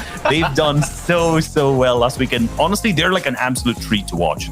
Yeah, and speaking of treats, right? Speaking of treats, a good treat is usually a surprise, right? And this team was a surprise. Mappy, Exteriors, Red Rush. These guys definitely weren't a team who, going into last week, you would have said to yourself, yep, they win the qualifier and they, secure the spot in the finals. But they did, and in spectacular fashion. These guys were incredibly impressive to watch. If you can see here, right, they finished the day with 162 points, more than anybody else, up there ahead of everyone in terms of eliminations as well. These guys really put on the show, and I'm looking forward to seeing how they fare in the finals. Yeah, and realistically, some of the teams who didn't manage to make it through, Bobby versus Fly, along with Vino, Tayson, and Reason, have both made it here today. So they're going to be top picks, no doubt, coming through into just qualifier number 3. Some of the other teams like Floki, Clement, Deceptos now, I think, are in the lead on our series point leaderboard, so are definitely making it through to the semis. They're not going to make it through to an instant final, so we'll see them next week as well. So top teams who saw perform last week, we're definitely going to see some today and see some in next week as well. Yeah, look, both of those teams right in 4th and 5th are definitely going to be 2 teams to watch out for. They're very familiar with the territory, and they're going to want to auto-call, right? You don't want to play in the semis. You want to make it straight to the finals, and they have a great chance of doing so. Yeah, that's right. Let's take a look at the list of 33 trios we'll be seeing in today's games. Now, key thing to note here, if you look at the left side, we see these little logos, that FNCS logo. That means that this trio has played in a previous FNCS qualifier. So we can kind of gauge the new faces as well as returning faces. And we got to remember as well, with qualifiers 1 and 2, we have 6 total trios that have auto-qualified through to final semis. These POIs, once again, up for grabs. How are you guys feeling coming into the competition, Levin? I mean, there's a lot of brand new faces, and this being like their first time to make it to a round 4, like, there's so much pressure right now, man. Oh yeah, 100%. Some exciting names as well. You can see a bunch of the players who played in previous qualifiers, sort of in a similar sort of line of what I was talking about before, where, very familiar with the territory, should understand how it is to play these games, and should have a foundation to build off of in terms of improving on your mistakes. Of course, there are many more players, so we will take a look at that next page, right? Page 2, because I'm sure there's going to be even bigger names there as well, Reese. Yeah, 2 we already mentioned. Bobby versus Fly go alongside Vino, Tayson, Reason. Super, really good performance of them previous weeks alongside Kezak, ZQ, and Falconley as well. So top teams that we're definitely expecting should be performing today. But again, more teams who haven't made it here. Wolfie, Freemock, and Letwick right at the bottom. Well, second from the bottom there as well. A team who definitely needs to perform well today as well. Yeah, they're going to be an interesting team to watch out for. Let's take a look at page 3. Maybe there'll be some more interesting teams, or there are more interesting teams, as there always is in the round 4 of an FNCS. Ziku, Sun, Jules, these guys are going to be a very interesting team to watch. I'm sure we'll talk about them more when we get to the drawing board segment, but uncontested at Carry Corner should be interesting to see how they do. Vetley, Crizzy, Stir6, a team who I was so high on a couple seasons ago, and I've really been looking forward to seeing their progression. Will this be the week they show it? Maybe, maybe not, but that's always the question mark you have for a lot of teams. Pablo, Bloomy, Tomsy, they're just goated, right? I'm just expecting the world-class performance. It's Bloomy, it's Bloomy. I'm expecting a world-class performance, as always, with Bloomy. So I'm looking forward to that. Okay. Now, of course, you know it's my favorite segment on the show. It's time to draw, baby. We're going to talk about all these trios that where they might be going, what trios might be going head-to-head, the matchups. And of course, you know, Reese, I feel like the thing that we got to talk about this week is the fact that Coral Castle has been abducted, which is going to change the POI pretty considerably, at least for this week. What are your thoughts coming into the competition? Is Coral that hotspot that some of these trios should have an eye on? It is. And if you know anything about me, if you've watched any of these broadcasts, if you've watched any of my personal stuff, you know I am not a fan of Coral Castle, purely not because it's a bad drop spot by any means, but for competitive trios at the highest level, it has so many issues in terms of Storm Surge, the time it takes to loot, the metal can be difficult there too, and usually we don't see teams performing that well from Catty Corner in this area in particular at this level of play. However, with this week, with the fact that it's changed, there's now an additional 10 supply crates there. You have the additional cars that are in that area too. You also have the low gravity areas and the fixed launch pads there too, so you can loot it quicker, you can rotate in there faster. This is now a really, really good drop spot, and this is where Freemock, Wolfie, and Letwick are dropping as well. So with them being a super aggressive team, I don't see them struggling with Storm Surge too much either out here. So we could, for the first time, see a big performance coming out of Coral Castle. Look, this would be the week to do it. This would be the week to do it. I'm going to draw 3 circles. Now, I'm not doing a 3-corner map challenge, right, when I draw on these POIs, but I do want to highlight the teams here, right? First team up at Steamy Stacks, Podosite, Nikov, Wanlast, a team who I'm very high on. I do believe these guys are, you know, have all the fundamentals and the makings of a really top trio. Podosite, Wanlast in the past played with a Mexan, usually would impress me here and there out. Nikov as well, such a veteran player, you know, one of the best players coming out of France we've seen in the game. I'm expecting them to figure out their Storm Surge issues, which they struggled with. Storm Surge issues aren't something I normally, you know, sort of identify with a team Nikov plays on, and so hopefully they can sort that one out. Down in Misty Meadows though, right? Andalex, Forziark, Squeeze.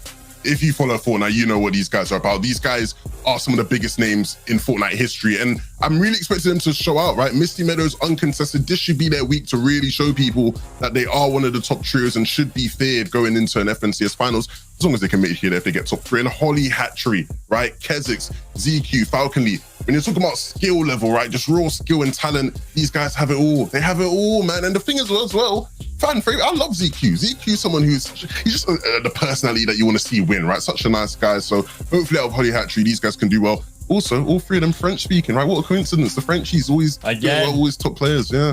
No, they're very, very big in Fortnite and big in esports in general, right? From the country. So, last point.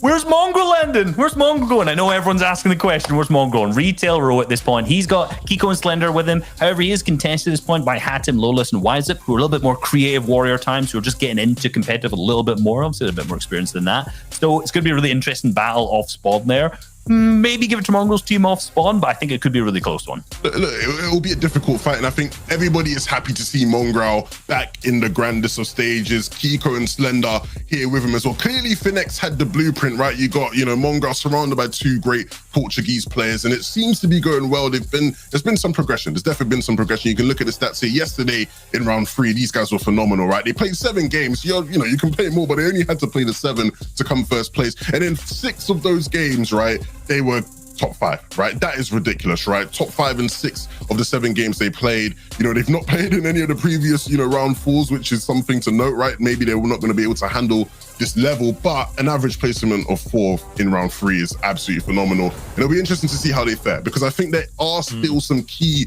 you know, missing parts of this trio, places where they need to prove to me that they are one of the elite trios, but this is that time to sort of show it.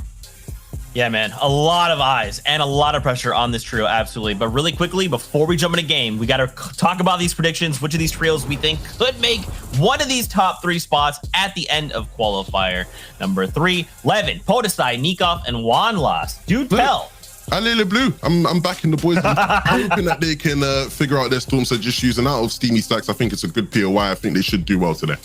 Yeah, I mean, I'm going Vino, Tayson, and Reason. Let's be real, some of the best teams out there in the entire region right now. We've talked about them a huge ton. I don't think we should really go in depth. But with Shio's team, he's going with Andalex, Forzion, and X-Squeeze. And then Sancho's going with Wolfies, Milan, and Marine. All super good picks. Yeah. Oh, my goodness. Guys, this is insane. I'm already stressed. You guys know me. I stress way too much. Speaking of stress, it's almost that time. We're going into game. You can see the timer up here. Sancho West and Shy Wager, they're going to be our casters. They'll be seeing us through all the action. We'll be breaking it down between games with Reese and Levin. But for now, it's time to begin qualifier number 3. So you know where we're going. We're going to the boys. Let's launch on the battle bus. There we go. Thank you so much, Zeke, Levin, and Reese. Now, for the last few weeks, we've watched these EU trios dance. You know, from the UK to Norway, all the way to France. Today is their last chance. Welcome to the FNCS. This is EU's Qual, week number 3. And that is Shio Wager. I am Sancho West, going to bring you all the action. And Shio, this has to be one of the most stacked qualifiers we had in the EU region. And they already mentioned all the names. They already mentioned what's on the line. But we all got to watch for that top 3. Yeah, the end of the arc for some up-and-comers, the peak for all these teams who've mixed and matched and now have their last kind of run to see if they can skip the semifinals, go all the way to finals, and just achieve greatness. We'll tune in with Tayson, Reason, Vino. I mean, 4, 4, 4 over and over again. You know, how lovely is that? Not really when top 3 is what makes you all the way to the finals, Sancho. These guys have all the pressure on the line.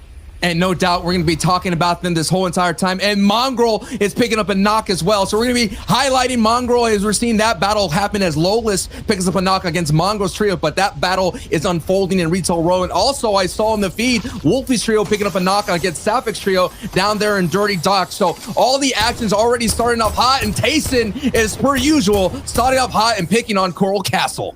Yeah, before he was all the way up on the pier looking for some big damage. Now to the Spire, you see the drop is kind of elevated and changed over the weeks. But at the same time, when you have notoriety like this, when you inspire fear in the rest of EU, you get to have a little bit more of a greedy split on your drop. We'll see exactly what these guys can do now that they're even more advanced.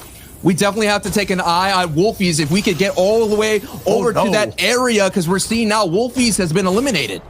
Absolutely. He goes down, fully wiped out. We go right back towards that Retail Row fight with Mongrel. Feels like I'm in Season X, but this is Chapter 2. This is completely new. Wiseup and Lowless versus Kiko and Mongrel will be a 2v2. Now, this is going to be the most interesting moment here. These battles that we have here, the drop spot contestants of Retail Row. We've seen Mongrel have these battles before in the qualifier earlier rounds, and it's been sloppy, and it's going to get a little bit more sloppier because the Genius Trio is here alongside with Ziku is here in this fight, and Mongrel gets knocked.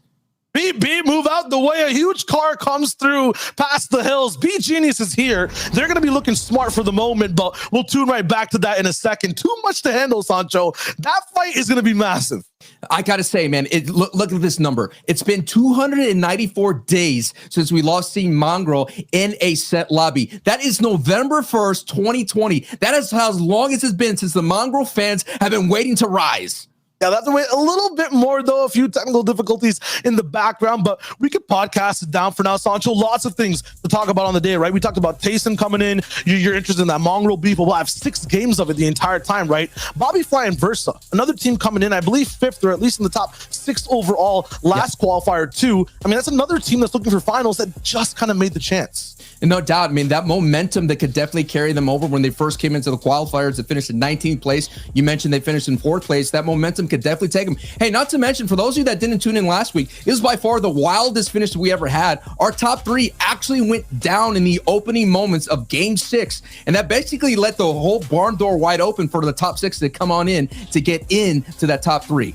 Yeah, it was like a true battle royale, like the way early days. You never actually expected what could happen in that Game 6. But past that too, right, what Levin was talking about on the desk right there, all the French trios rolling in. I think, Sancho, one of the most interesting things is that everyone around them is like contested. They are free. That is a recipe for big success, especially for Search. Yeah, we had Malibuka kind of going in there. We had other like Floki's trio kind of landing in there. It was very messy at the very beginning. You had like 50-50 people fighting for floor loot. So, hey, if you get that uncontested, they definitely have some work to go with. But my storyline watching that trio out of Analyx, 4ZR, and Exweez is 4ZR. 4ZR had a auto qualification going into the finals this season, but Tayson disbanded 4ZR and Nate as well. And so this is now 4ZR's opportunity. And considering that it's one of those newly formed trios, and yeah, most likely they get in through the semifinals route if they don't work out here in the top three. Still, you got to root for 4ZR to make it through.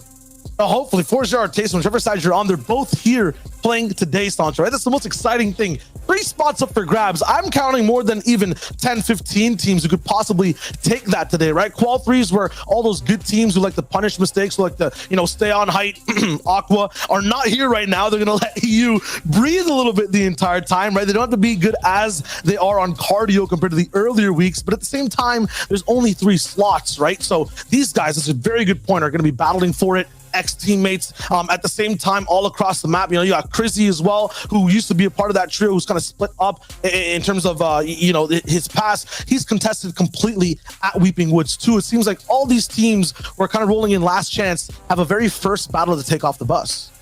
And that's what's going to come down to what's going on in game 1. Of course, we're going to work through some of those issues that we're having. We really appreciate you hanging out here. And we're just breaking down all the storylines that are happening around the map. The boys on the desk kind of talked about Mongrel's return. And the thing we got to talk about is, Tayson's trio alongside with Vino and Reason. I mean, Vino recently signed to Falcon. I mean, no doubt a lot of pressure on Vino. We've seen on social media him having those issues and trying to get up to the pressure. But I think Vino definitely has it in him to meet the challenge here this week.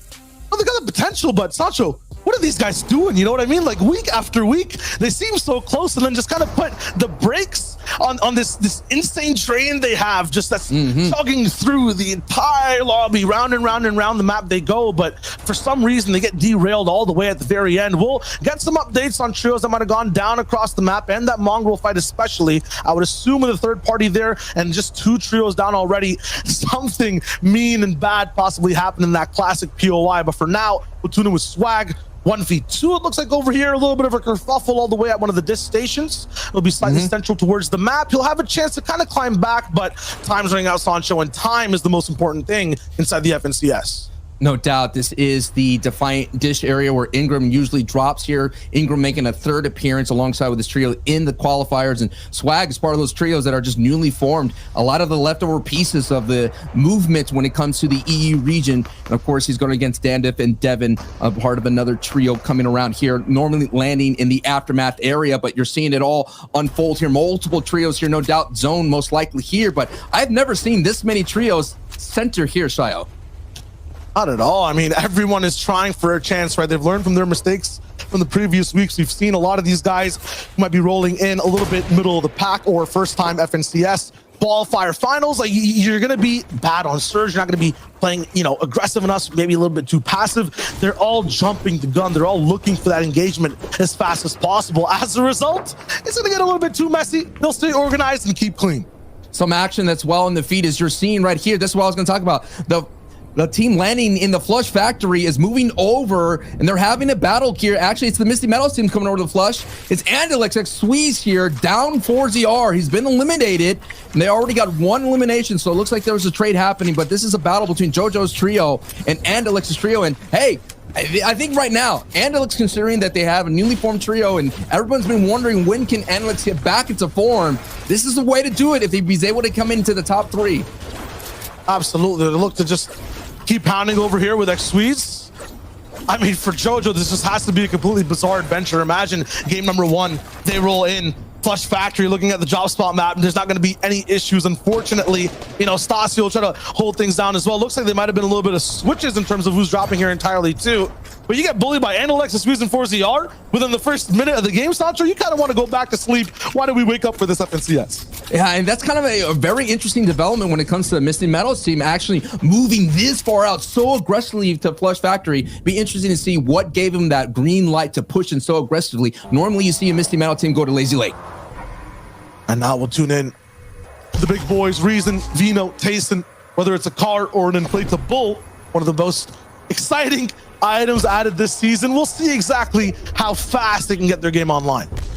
And they're going to have to definitely shake off some of that like you mentioned, that 4th-place woes here, and now they're going to go ahead and push into Weeping Woods, and this is not an easy trio to go up against. It's Fremant's trio, and we all know what Fremont could do when he has a legendary pump in his hand. We got to know what he has, but you got to watch out. Fremont could definitely put you on the highlight reel. There'll be a few sparks clashing between both these trios, bashing against each other, but at the same time, I don't think any of these topples is going to be knocked over. It's going to be easy for these guys just to disengage, look for a little bit of damage against each other, and then move on with their day. Just to give you an update on the rest of the trios that have been eliminated, Mongo's trio has been eliminated from Retail Row. You have Swag, who's just got eliminated. We saw Swag by himself. Nail's trio has been eliminated. Lola's trio and Wisep, that has been eliminated as well. And as well, Wolfie's trio eliminated out there doing that Cammy split. My pick to proceed into the top 3, considering that they had a great shepherd into that Cammy split, I thought they would definitely be an opportunity to get into the top 3 into the finals.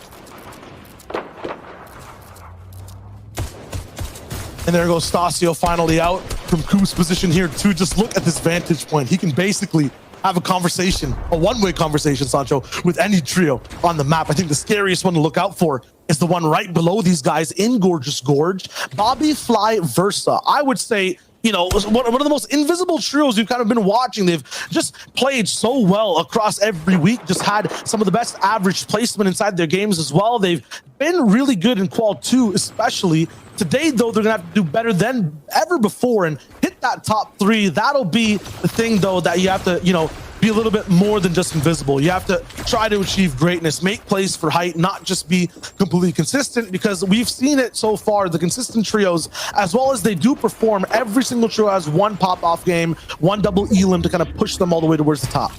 You talked about, being invisible. That has to definitely be the Stur6 and Vettel coming from the Play Well organization. We all thought, a couple of seasons ago, they have the ability to make some noise. We're all putting some money in the bank. I mean, I remember me and Sundown casting them, talking about their hip-to-hip fighters, adding Crizzy. And now Crizzy is in danger of the lobby focus. They're going to have to hold some walls as in comes the beams and bullets.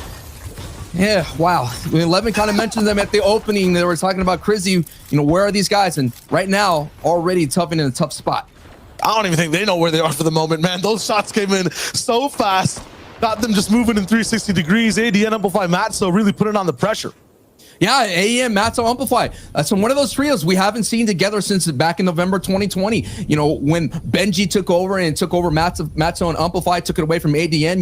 We were wondering, when would this historic trio come back together? They're here back together again. They're okay this entire season, Sayo, but this may be that opportunity to get in the top 3. They're not favorite to get in, but they definitely have the experience and the know-how to do so. Absolutely. You can say the same for Savid. Astro, right, Fly? I feel like quals aren't exactly, and even semifinals aren't exactly their, their style, though. These guys are one of those reboot trios we like to watch who, try their best week after week, have these upper echelon of teams just keep them down, or the changes they might not, adapt to fast enough. But when that reboot round comes around, this is one of those teams that can definitely win a game. They'll have to win 2 or maybe even more here today, and it's not going to be the same stakes regardless. Big fights all across the map. DKS up against another fight once again. Fast Roki's here with Void. They were chilling in a base, but it seems like Surge has got to make these Gophers come out of their holes and look for some damage. Look to see how the entire Sun is looking for the moment on the field, and boom, a big tack shotgun on the DKS. He does escape, but at the same time replies back with a shot of his own. Void is reacting perfectly to every single angle available to him, and as a result, these guys clean up the fight. When you got that legendary tack, all you got to do is just have it out and just keep spamming it everywhere, getting some big hits everywhere. And that is what you want to see. Erica now all alone here trying to avoid the madness. But I was going to say, Shayo, there's so many other trios that are just historically performing in the middle, as Void now is in full pursuit of Erican, and Void is trying to get away. He still has that power of that legendary tack. But yeah, what I've been seeing is so many trios in the middle of the pack. They do have that opportunity to get in the top 3. They have the history, they have the background that are always in the finals, and Void, Fast Roki, and Karma are one of those trios as well. And here's another one, Link, Fury, Ira, Zumi. These guys were holding first last week for a couple of games and entirely dwindled off a little bit after the fact. Can they use that early, boost, the speed, and hold on to it for the entire 6 games, or will they fizzle out by 3 is the question.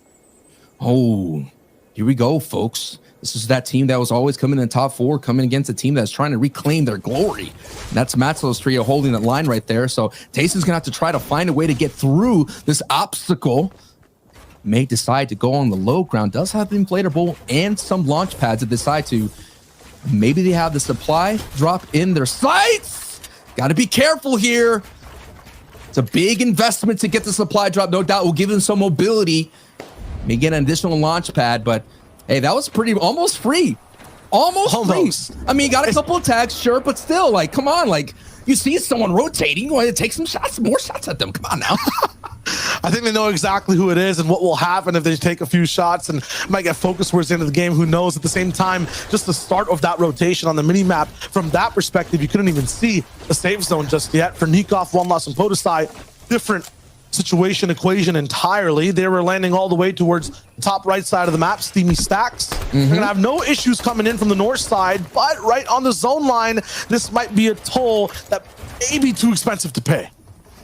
No doubt, and this is their 3rd appearance in the qualifiers. We'll keep an eye if this French trio can actually make it through. You talked about the switch. They were in Coral Castle last week. Now they're coming over back to Steamy Stacks. I mean, the first time they were at Steamy Stacks in the first qualifying week, they had an abysmal showing. They had a 25 place finish with only 60 points, and they literally only got 10 eliminations throughout the entire week in Qualifier 1. But what's at stake right here, folks, is the top 3, and you've seen teams like Eclipse's trio who are making their first appearance into the qualifiers. They're trying to make their way through. As you've seen Tayson now trying to make his way through, and look at all their mats they're investing so far. I mean, every time we come to this POV style, I'm just seeing mats and mats and mats being expended. I mean, you can go for it right now. You can, rely on a refresh afterwards as well. It's not that bad of a decision at all. You want to have the best, what's it called, foundation built down before any mistakes can happen or sprays come through. This is the time you want to get greedy, and then after this is where you want to maybe end up playing it slightly safe. Hey, I don't know, man. The safe rotation, that may not be an option. Look at this, 1, 2, 3, 4. Look at that mini map. 4 trios just directly in that white line space. You got Pablo's trio, you have Amplify's trio, you got Bobby's trio making their way through already, and they're getting greedy with tags. So that's the path right now for Tayson's trio to go through. We'll see exactly what route they take. They've had a few successful rotations already. This will be the tricky one. If you're just joining us right now too, this is game number 1 of the last week to qual. That means lots of drop spots open because top trios are already in the finals. That also means wins matter so much. Every moment matters so much more. You can skip the grueling process of semifinals and go all the way towards the finals and that top prize. Just to give you an update, Playwell trio alongside with Crizzy, who we saw on that backside of the rotation, making their way through the canyons, just what Tayson went through, Shio. They're out. So that's what's showing you how dangerous this rotation Tayson's making. But while we're on board with Bobby, who are just a little bit ahead, closer to the safe zone of Tayson.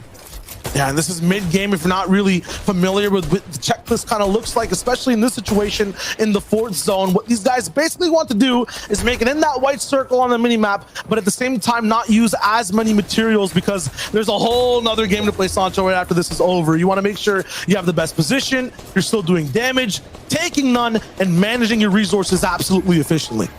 Absolutely. You're seeing right now, we just crossed the placement point threshold. Placement points have been doled out, 5 points. That's why you see Flash here with 5 right there.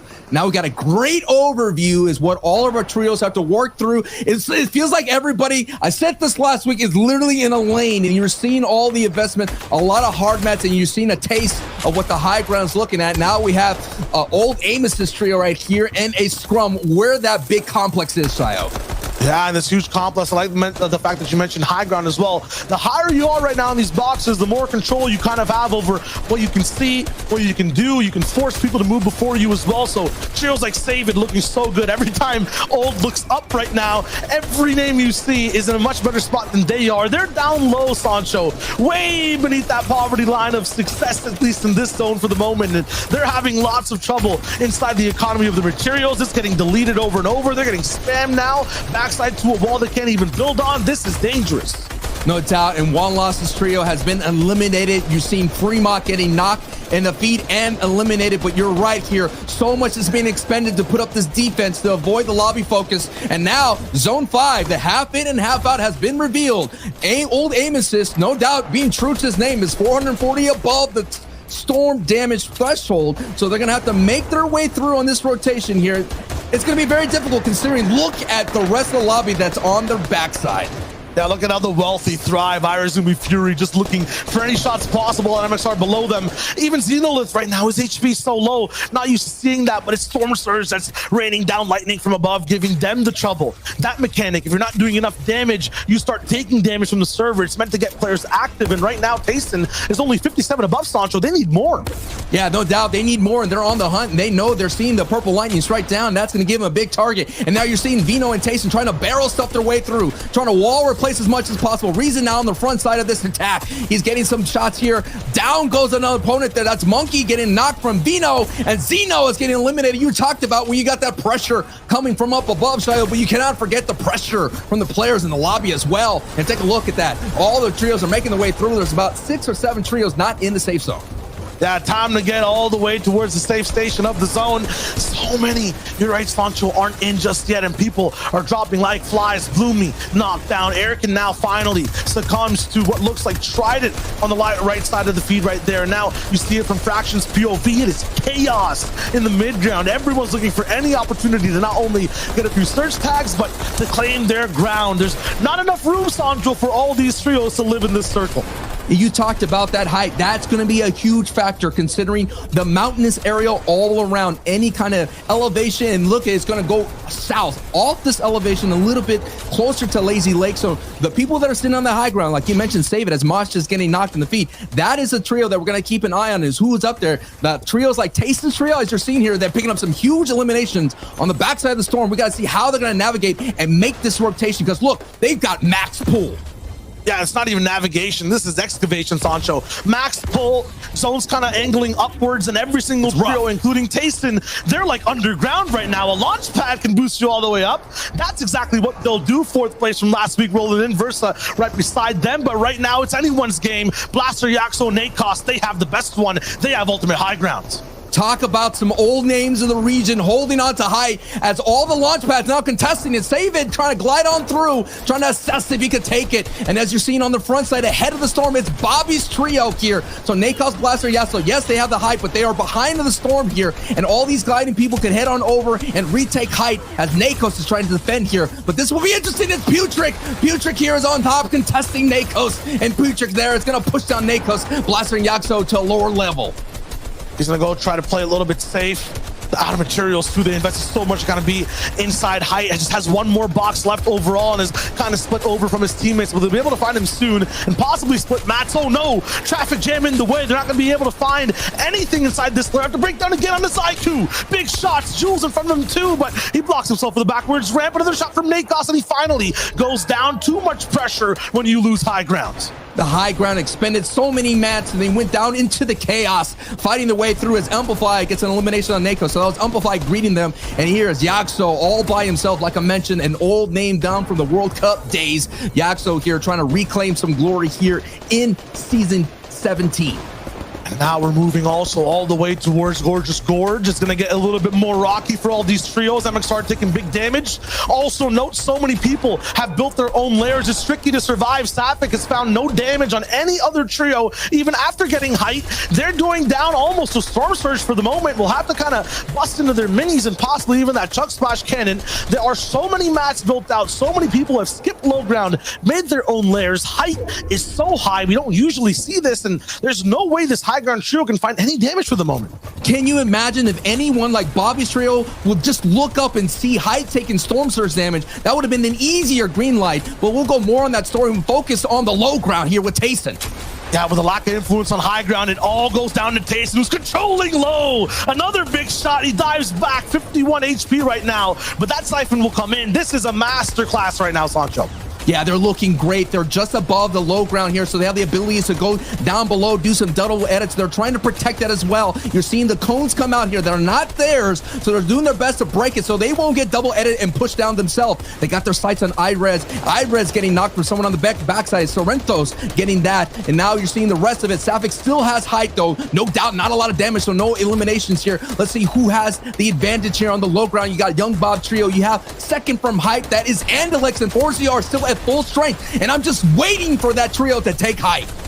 Yeah, Yeah, on high ground right now, lots of noise to actually take it in the 6th zone, but not enough action right now for these guys to actually suppress any trio below them. As a result, so many teams still left alive in the 9th. Yaxel finally going down. What a clutch of placement overall. Andalex finds Vino on low. That's huge, but at the moment, Amplify, Matzo, and ADN, they can't make their way through. Safik and Putrick, I think they've lost, you know, one of their teammates on the side. No, Centric is still there. Fastroki, though, has gone down, and Void, 5 Elims. This trio has 10 Sancho. They're popping off. That's huge. Last time they popped off, they got a victory royale and 15 eliminations in the last game to close out the qualifiers in week 1. Though it gets closed out, but still a huge game with 42 points. Putrick and Safik here trying to close out Eclipse. It's a matter of moments here. This is game 1 here of the qualifiers 3, and it could go to Safik's way, who were last time we saw them here, they were holding on, but it's Andalix way on the low ground. Safik takes a lot of fall damage. Andalix gets an elimination here. Andalix trying to turn back the hands of time, and Andalix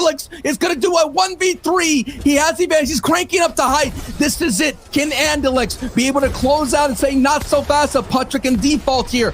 Default with the chunk cannon, and wow, there it is. They were able to hold on, and they themselves had 11 eliminations and Void that amazing push from Andalix there. But what a great start to the day, Shayo.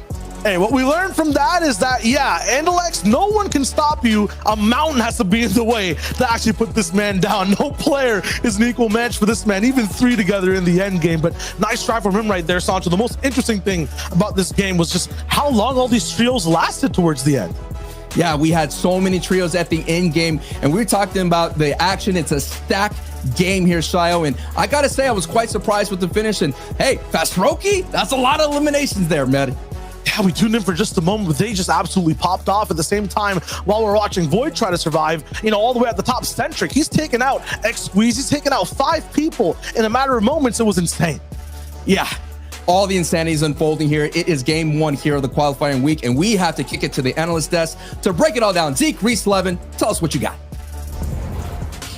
Guys, great first game. Okay, Putrick, Centric, Safik. I'm liking the victory royale that they end up, but that was really scary, Reese 11. I really feel like if Andalex, like the moment he picked off 1 elimination there, like that could have gone Andalex's way. But like they kind of said, Old Man Now is going to kind of definitely put up a very hard wall and say, look, friend, you got to also deal with me at the same time. You're fighting off these 2. And I think that combination was just too much. Look, at the end of the day, right, it's like Shayo said, the only thing that can stop Andalex is a mountain, right? You know, who knows what would have happened if the mountain wasn't there in his way. Look, what I will say, right, to Safik, Default, Putrick, congratulations. A great way to start the tournament. I don't want to overreact because we've seen some game 1 wins and things don't pan out, but you look at that trio, all incredibly talented. Let's call it what it is. Default, right, he didn't have the best end to last season, made some mistakes. This is his time to bounce back, right his wrongs, and good way to start round 4, especially if you're trying to get an auto call spot. Yeah, I think what's interesting also is, remembered when we saw them towards the end of that second moving zone, they were below Storm Surge, despite the fact they had like 4 eliminations, I think, at that point as well. Then at the end, obviously, we just saw Default completely pop off up to, I think, 8 or 9 eliminations by himself, the whole team getting 11. So they saw a big Storm Surge warning, and they said, you know what, we're going down, we're getting elims, we're getting the points, and we're picking up the Victory Royale too. He's looking for revenge. He's looking for revenge. He's out here trying to right the wrongs, like I said, you know what I mean? Great performance. I love it. And you know what? That's the kind of steam we need. But again, we'll have to see if those game 1 curses hold true or if these guys can finally flip that curse on its head. Now, we did miss some things in the early games. We want to take a look at some of the things we missed on broadcast, talk through some of the head-to-head matchups that we did not anticipate going this way. Well, I'll be honest, right? I don't know what I'm watching. Wolfies. Look, Wolfies is one of the best to ever do it, but this is insane. He picks up a knock, right, with the vehicle, but then, a player jumps in his car and he's not able to handle it. Very odd stuff, very weird stuff there. Yeah, it's weird. They tried to claim a lot of the Cami splits. So you can see him landing a solo over there down at the dish, right? Obviously, he was contested on, so he just dipped out, and it didn't end up working out. But another fight that didn't end up working out, Mongrel's team again, going up against Hatim's team. You can see that Mongrel's team actually had the advantage, right? They ended up picking up the majority of the eliminations while this first started, but you know what? Sometimes it doesn't always go that way when you're in a contested drop spot. Yeah, it was really unfortunate because this is obviously one of the big fights that we're looking forward to seeing playing out. Mongrel on social media expressing his frustrations of being contested at this. But at the end of the day, you're an unknown quantity, and being an unknown quantity means teams like this team here, Jules, Zico, and Sun, are going to come through and they're going to look to try to take advantage. Jules walked in, he got all 3 eliminations and just absolutely stomped, takes out the mighty Mongrel himself right there, and he looked for more, right? This is something that we have to watch out for over the course of today, whether these guys continue to third party this fight, because that Rito Row fight between those two teams is a long drawn out fight, and so that was an opportunity for them to sort of take advantage of it. And you can see they're in 7th place there, had a decent game. Safik, though, Default and Putrix sitting there in 1st place, and the Lex Fallsy on his squeeze. Good to finally see them playing up to the standard you expect them to see. And once again, right, you know, the casters mentioned for Stroke, you can't avoid. These guys had a bunch of eliminations as well. So a very entertaining first game there, Reese. Yeah, we keep seeing for Strokey Karma Void popping off throughout the qualifiers, but not yet managed to get into the top 3. So fingers crossed, you know, we're hoping to see it. Vino, Tayson, Reason, this time, not going off to the super hot start, right? The last 2 qualifiers, we've seen them pick up huge first games, but now at this point, we've seen them pick up a really good game, right? Be 6th. Potentially this means that they're going to be more consistent throughout the day and kind of fire back up and maybe be in the top 3 this time rather than just missing out on that qualification slot. So, you know, maybe things are changing up this time. Dude, I really do hope so, because remember, this is it. We're looking to place top 3 to go auto-qual to finals, or we need series points, okay? If we want to be one of the 99 going through the semis, today is that day to make it happen. But you heard the battle bus. We're going back with Sancho West, and we got Shot Wager. Of course, the 2 most beautiful boys on the battle bus. Friends, over to you. What about me? Hey, what about Levin? What about Reese? What about Zeke, Sancho? I mean, everyone's beautiful today, especially that game number 1. If it was, you know, an actual human specimen, that would be the most beautiful, Sancho. Very beautiful indeed. But you know what else is going to be beautiful? Finishing in that top 3. We talked about most of these teams will be able to compete in the semifinals, but you don't want it come down to seeding, because you may have 2 or 3 trios landing in your drop spot. This is going to totally ruin the vibe that you're going for. So it's now or never when it comes to some of these qualifications, Shayo. Yeah, everyone kind of battling for that same top 3 line. Everyone's still in contention after this game. It was an even point split, I feel like, all the way down to 12th place almost. So we'll see exactly how these guys can roll all the way in. Obviously, though, Safik, Putrick, and Default will roll with the highest overall for the moment. And if I do call this men-centric sometimes in the end game, my apologies. It's the only name I can grasp on the screen for the moment, Santos. So that's what we're going to have to be reacting to. Yes, and no doubt we're seeing some eliminations happen right there in the Slurpee Swamp area. But my question, we saw Wolfie's trio push on here early. Even though they're landing Cammy's split, I think they tried to literally do what Cammy's trio did when they got a knock on Thomas HD. They got the green light, and all of a sudden they pushed down into the ravine area here, the Dirty Docks. It just didn't work out. You can land a Cammy split all you want. You can try to do the playbook that Cammy, Seti, and Teak do. That doesn't mean you're going to have that top 3 result. Yeah, no, it's always about not only having the spot, putting your own spin on it, learning it, and, you know, rolling with what it has to offer in your own style as well. And that being said, Mongrel, I mean, he's lived at Retail Row for so many seasons. He's kind of developed his own style of playing over here. He's finally allowed to be inside a round number 4 off of a good performance in that 3rd round, 1st place overall. But that first game, kind of shaky overall too. We'll see exactly how this duel pulls around a second time. And they always have to be worried about the duo, the trio coming out of Caddy Corner. That's always a go-to rotation in Caddy Corner. Usually Jules, last week he was there, was contested by Trixie. So Jules did not have a great run in the qualifiers in the previous year, as you pick and see Irez getting a knock against Nail there. And now we're going to take a look at Storm 1, and it's going to be very heavy in the northwest center of the map here. Pleasant Park is going to be the heart of it, and we still have Coral Castle involved there. And hey, you know what I'm really concerned about? Tayson's trio coming out of Believer Beach. Is where are they going to get those Storm Surge? Last time we saw them pick on Lazen's trio rotating outside of Fort Crumpet, south of Believer Beach. They took on a lot of box fights there, and it ended up costing them in game 6. And Leo and Skype pushed them in the 3rd party into that fight. So now you're looking at the map, folks. If you were them, Child, where would you get your Storm Surge tags? You've seen them kind of mess with Coral Castle, but I'd see no one near them at all. That's all on the timing. They're very good at punishing trios that are active and on the run and getting their tags there. If everyone bunkers down, it is a problem. I wouldn't be surprised if they somehow even run outside of zone or just base up quickly and punish anyone moving in Coral or Boney. You're seeing the effects here. Look, Mongrel's trio already out. They literally don't have much loot. They just grab whatever they can here in the residential area retail row, and they're out. They do not want to get third party. They're seeing, like we saw in the previous round, the good placement, the quality games here. They were able to finish consistently in the top 10. And this is why we're seeing a change in direction. Normally Mongrel, he would sit there and defend retail row to the day he gets eliminated. But that's not the case here right now. Not at all. And I think one team as well who is just playing overall so well was just on our screen. Put us on Nico on last. We'll hold on them for a second because Ingram is in another mid-game fight in another week of the FNCS.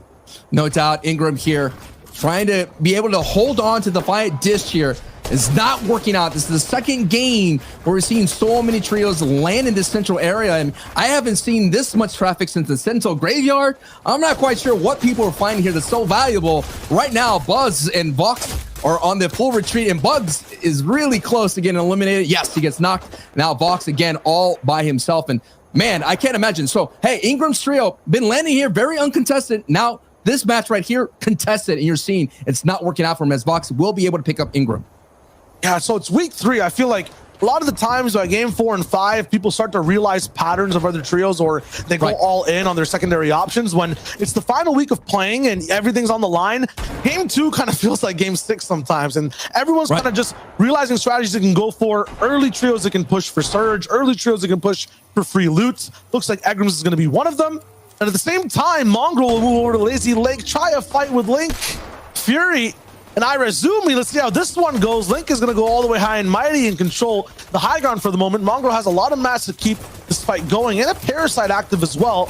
Looks like they have the advantage in damage and shields for the moment, but the ammo's not looking too good at all, Sancho. It's what happens when you leave retail row early, when you don't want to get third party. You're just low on everything. That's why you're seeing Mongrel doing all he can to get as many resources during this fight. And this is what separates, you know, an amateur to a pro player, is you're taking every bit as possible to find any bit of resources. Mongrel getting tagged a little bit, still has a Parasite on top of his head, but you mentioned this Parasite would absorb a decent headshot, so that's why it's so valuable having it in this box fight.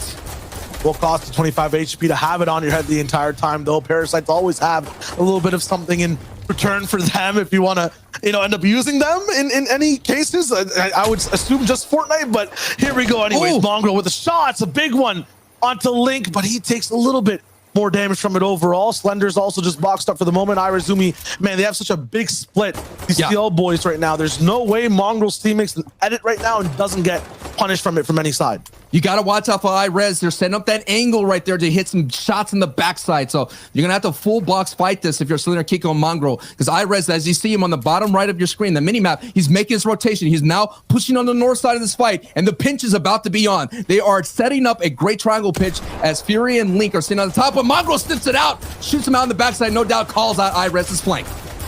He sees it. That was beautiful from him, and he denies the chance at a quick elimination, but at the same time, trapped up in his builds. This rat on low ground is going to get exterminated in just a minute if he doesn't find his colony once again. Mongrel is trying anything right now with this low firepower of an inventory combined with bad positioning with his teammates. It just looks like absolute trouble. Chico's already down. He's going to try to hit the revive, but it's not going to be possible. The exterminators have arise. They're fumigating the low ground completely. There's no chance for Mongrel to run really anywhere. Has the mats, but doesn't have the movement for the moment. Fury will catch up, and Slender's also found out it's over. Before we saw this engagement, I was like, Fury's trio is not an easy trio to get eliminated. You just can't roll into Lazy Lake like that. And if you don't have the experience fighting there, normally, Shayo, you see teams, you talked about, you know, rats and whatnot, they go into the basement of those triple houses. That was not available. Mongrel could not get there and hold down the fort. You talked about the lack of resources, and that's the result. Absolutely, and we're looking at, you know, we'll go back to, you know, the entire idea of the ideology of like kind of rat gameplay, but Serenexo, Trizox, KK Wet, it's not rat in the way like, you know, they're doing cheap tactics by any means, but the fact that they just stay together, stay basically recluse from everyone else, and just operate within their own passageways, their own tunnels. They had so many heal-offs. You can notice it with the quick stat there too. Multiple 40-point-plus games. They'd make it all the way to endgame, Sancho. Third place, second place, even a win sometimes. Have a few elims, but playing that passive ratty style, it just makes them avoid any other trio. they stay healthy because they're together, right? Rats together strong. That's saying somewhere, I think. Somewhere. They just pop off. The issue though, right? With Mongrel, Kiko, Slender, these guys are a confident trio. They want to be fighting other players. They're not used to that low ground weight play style. They tried it right there in someone else's POI. It doesn't really work. So they have to try to do something. They haven't won at retail once. Now they haven't won at Lazy Lake. Where else can they go? Nowhere to go, nowhere to hide. That is no doubt the rat way. Vino, Reason, and Tasting here. Now they're going to have to work in getting their Storm Surge tags from a distance. Now we're seeing what's on their game plan. Hey, if no one wants to challenge you or drop with you at Believer Beach, you're going to have to find your Storm Surge tag somewhere. So they got to rely on their accuracy here. And now on the opposite side of that coin, it is Fremont Trio colliding with Kepi here in Pleasant Park, which Shio and I are rechanging to Punishment Park. That's what's going to be called. Let's see what happens here in this box fight as both teams are in a stalemate fighting grade to grid.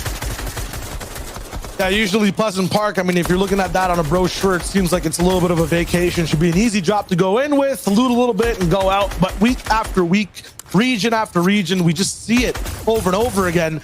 Teams fighting until what seems like midnight over 4 days, and it never ends. I'm surprised Pleasant Park doesn't have a community pool. Let me throw that bad boy in there. I mean, take out the soccer. Put the community pool in there. Not even one house has it, but we do have a dog house. A little bit of a pound there somewhere. Let Rick know. Trying to get a little bit active with this. This is the trio that's rolling in with all those new chests Reese was talking about on the desk over at Royal Castle. But at the same time, the issue right now is, I don't even know. No team has actually hit each other just yet. Jachu and Artor have a little bit of HP deficits. Alongside Cafe. Oh, hello. Pablo Tomsy Bloomy come in, open the door. Was that a car? I don't even know, but they came in guns blazing. They came in and crashed the party. They weren't even invited to this one here. They didn't RSVP, but they're here eating all the snacks and drinking all the drinks here as Lightwood, Fremont, and Wolfies are now trying to take advantage of this. And I was about to say this is more like equivalent to trench warfare and everything's going to be very methodical. And all of a sudden a wrench gets thrown into my casting. It's like these guys are just, I would say upper life snobby, sipping on their drinks and just going back and forth with each other in this little box fight. And then you just hear, like Josh, anyone else hear that music coming in from the background? It's like bass blasting in the car. Boom. Moves into the bills. And there's a whole new trio here ready to rock and roll. The issue right now is, though, that these guys are in zone. You don't really need to move anywhere at all. But the longer they stay here, the more they risk, a Bloomy coming in and doing that play once more again. And they're hitting up the weapon-o-matic right here, finding some value out of that vending machine. And hey, this is what I was gonna say. Tasting Vino and Reason, they see all this. You talked about all the, the parties and all the fight. Hey, there's someone out there who notices disturbance in the neighborhood, and they're gonna come in and they're gonna maybe try to make Fremont the meat of the sandwich here. As Jachu Artor now are just, wait a minute, go back to they're literally Vino's in trouble. Vino's in trouble. He's got a whole trio landing on him. It's a four-way fight over at Pleasant Park and a two-way bonanza brawl here towards the center of the map. This trio, or these trios, still need to make it in. KK Wet, I was saying these guys are very good at playing passive, still very scary box to box. They have an entire plan, but if anyone tries to throw a wrench in it their way, I mean, it goes bad. Reason's fully down, though. Bloomy gets that elim all the way in Pleasant Park. That fight still breaking through. Wolfie now looking pretty healthy. It's going to be a duo versus a trio versus one man who's scared of everything going on around him. That's Artor. He's just wondering when this entire chaos, this punishment will end. This is going to be the moment that Vino needs right now. We saw it in social media. The nerves are coming here, but he could clutch this situation with Tayson. That's going to be a huge confident boost right now. Yes, down to 71 HP. You're seeing the lobby focus is real, but Vino, if you could hold on, brother, this is where you can take the momentum to let you know you belong a part of this trio. They've touched an endgame as a duo many times over the 3 weeks. And at the same time, they've just had consistent games overall again and again, all the way up until 5 and 6 where things are rocky. So I don't think these guys will be down and out for the moment at all. Reboot van also available somewhere in Pleasant Park. So if they have the card, it's an option. But I would have to say 3 trios need to get wiped if it's going to be absolutely safe. Everyone kind of has their eye and mind on getting their teammates back up. But at the same time, the full trios, I mean, look at Voids right now. Fast Roki These guys are already high up and mighty, waiting for someone to make the move towards the van. Vino's trying with Tayson. Notice Sancho, wooden builds. They're already almost either hard out of mats or actually just being a little bit greedy with it from Vino's side. They should have reasons mats overall too. They'll get all the way in while rotating. Don't want to waste anything, and all these buildings actually offer more wood, so they can mine them out. That being said, the new zones here, their entire threshold of damage is looking fine, but their teammate down. I've never seen Pleasant Park look like this, even during season 4. Like chapter 2, season 4, when you had Doom's Domain, it never looked like this. We had multiple trios all coming down into Pleasant Park and trying chaos, and still Fremox trio, who was here at the very beginning when we tuned in to this POV, is still in this fight, and there's still a lot of trios all together on the minimap. Look at that. Wow, it's crazy game 2 already.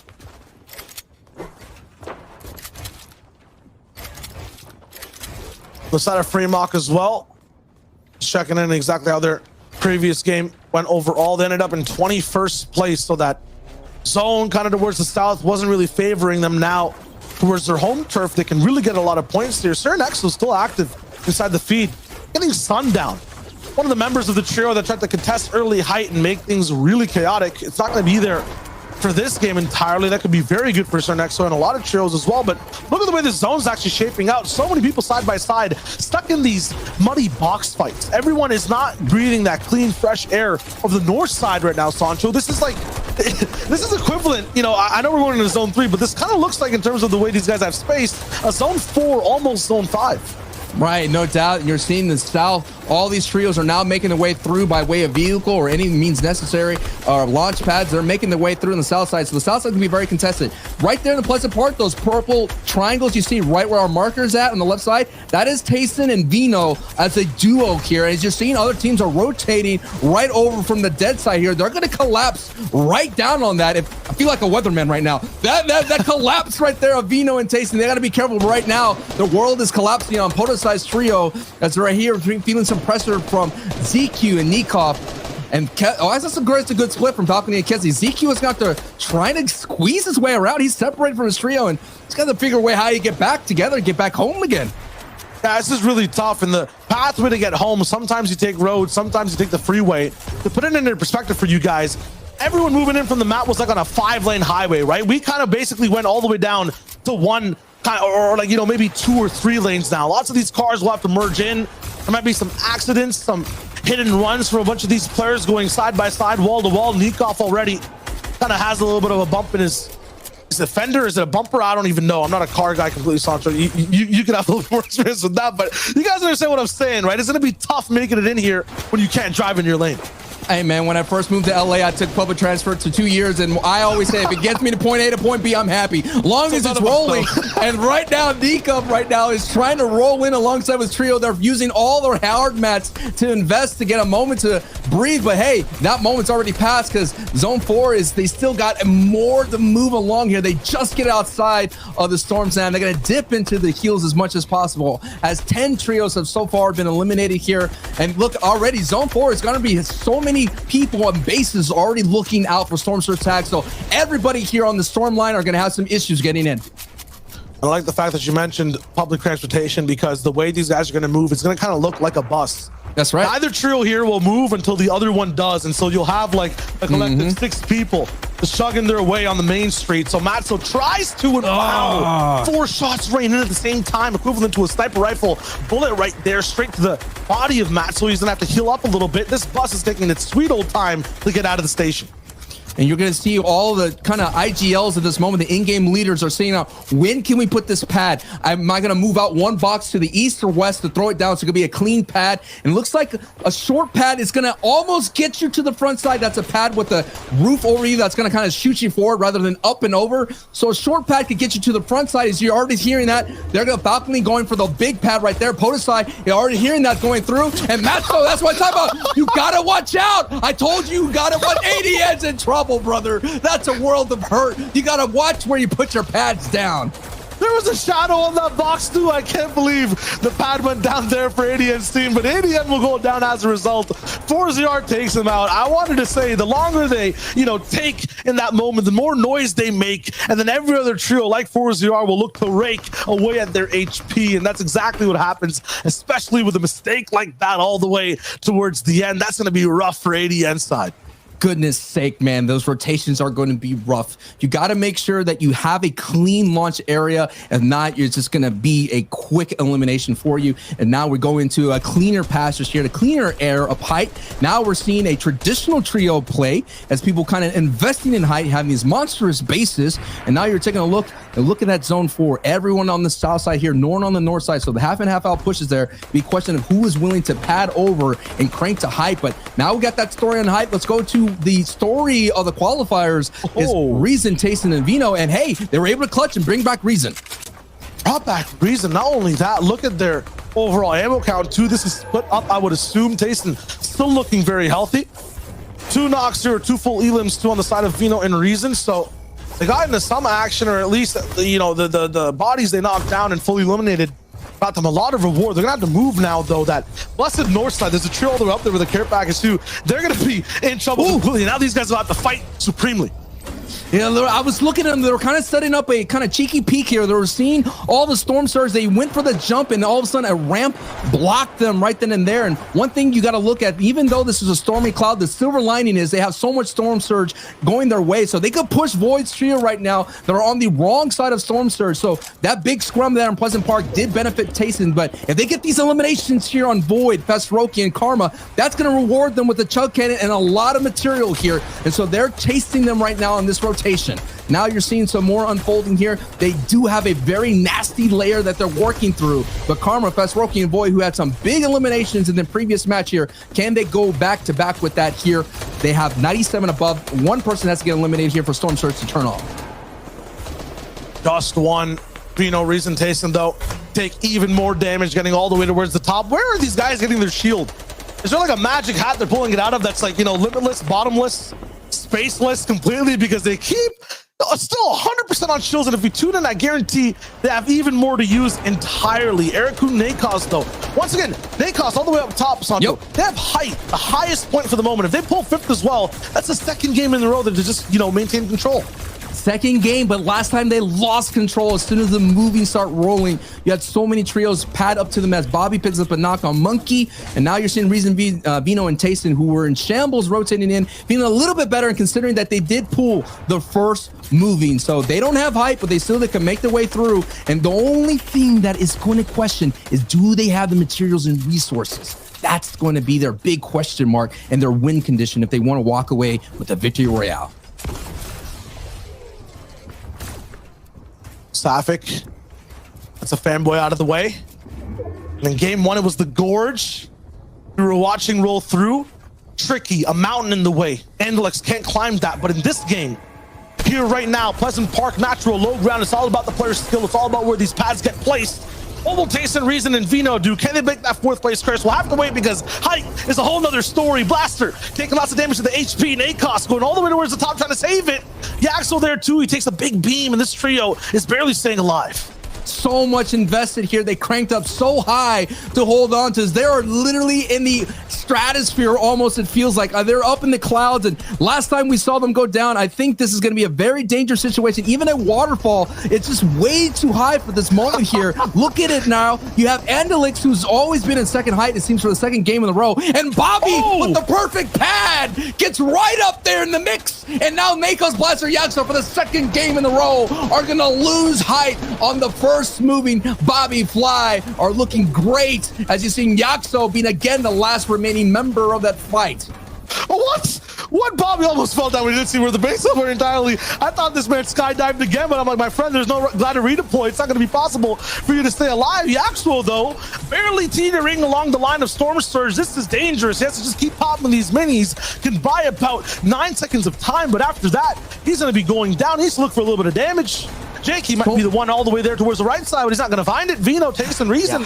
They're looking so good on low. Fly still getting elims all the way from up top. Sapphic is getting his finally also at the same time. Yaxel somehow still alive, but he finally gets taken out. Man, Fremont threw that big wrench is the theme right now. And look, another people going up for height right now. Bobby is going to try to hold on to this as much as possible. Bobby already put so much on the line to hold on, and looks like he's going to give up to height here. So height is being a big factor in these games, and that was Sapphic going for height, and Sapphic goes out. But now look on the front side, we saw for a brief moment, and Alexis Trio is up there right now holding on to height, and this will be a great second game for Alexis Trio. Oh my God, Sapphic tried to take the throne. He got sent home, and now Andalex all the way up top. No time to groan. He's gonna have the time to basically move forward for the moment. Put a little bit of a stamp on everyone. Yes, Forziar and Squeeze, they're alive with him. And look at their classic take. Look how different this is now, Sancho. High ground is no longer the size of the Burj Khalifa all the way towards the skies. They're keeping it down low. They got the pressure online. Pablo, you can't make a mistake with your builds. You get taken out. Link is going to be there with some damage. Podesai drops him into the storm. Irazumi, he's trying his way to do things. Tason's still alive, but he's taking lots of damage too. Bobby out in an instant. He gets rained down on shots. No umbrella required or available for him at all. Fly also singled out by X-Squeeze. This is expert high ground pressure. No doubt, I told you I was a weatherman, and right now the forecast is a rain of bullets, and that's coming down on height. Forziar X3, the Analyx, getting some huge elimination. The Storm is going back their old builds, but already the damage has been done. Who's on the front side on the low ground? It's Tayson and Reason as a duo operating together here. As you've seen Forziar getting elimination on Podesai. You've seen Paco getting a knock on Link, but the story is it's Analyx's return alongside with X3 and Forziar. Forziar trying to get back into the top 3 after being disbanded from Tayson. That'll be a great, sweet, poetic justice if Forziar gets this elimination, but more on that later because we're now focusing on that low ground layer of Tayson and Reason. They're surviving, trying to thrive. Reason taking a little bit of damage though. Andalex took that second place personally. Now he's getting close and closer towards every single trio down below. Tason's trying to escape. He's all the way down towards the ground. Rocks in front of him. He can't really build. They're forced to just keep moving. They can't make the Storm players they're used to. Look at 4ZR. He has a lighthouse all the way up on height saying, yeah, you might be able to take out my teammates, but there's no way you can win. They're just too good. Talk about some scary clouds on a sunny day. 4ZR, X-Squeeze, and Andalex. They're alive. They're active. The French team with the bonjour and bonsoir to game 2, getting the victory royale. They were close and finishing in second place, but what a great appearance here for the classic French trio. And hey, that was huge right there. I think right then and there, that's going to set the rest of the lobby to know that Andalix and X-Squeeze and 4ZR are back, Shio. Yeah, it feels like they've been saving that game for the last 3 weeks. I mean, that was a lot of classic from 2 seasons ago, you know, energy that I like to see from this trio. No doubt, Analyx is something that we've been watching the entire time. Last season wasn't a great season for Analyx, but hey, with the trio swap, that French shuffle, it may come to form here. And we got to go to the analyst desk of Zeke, Levin, and Reese. Boys, what you got for us on that one? Boys, Andalex, X-Squeeze, 4ZR just set a brand new EU elimination record.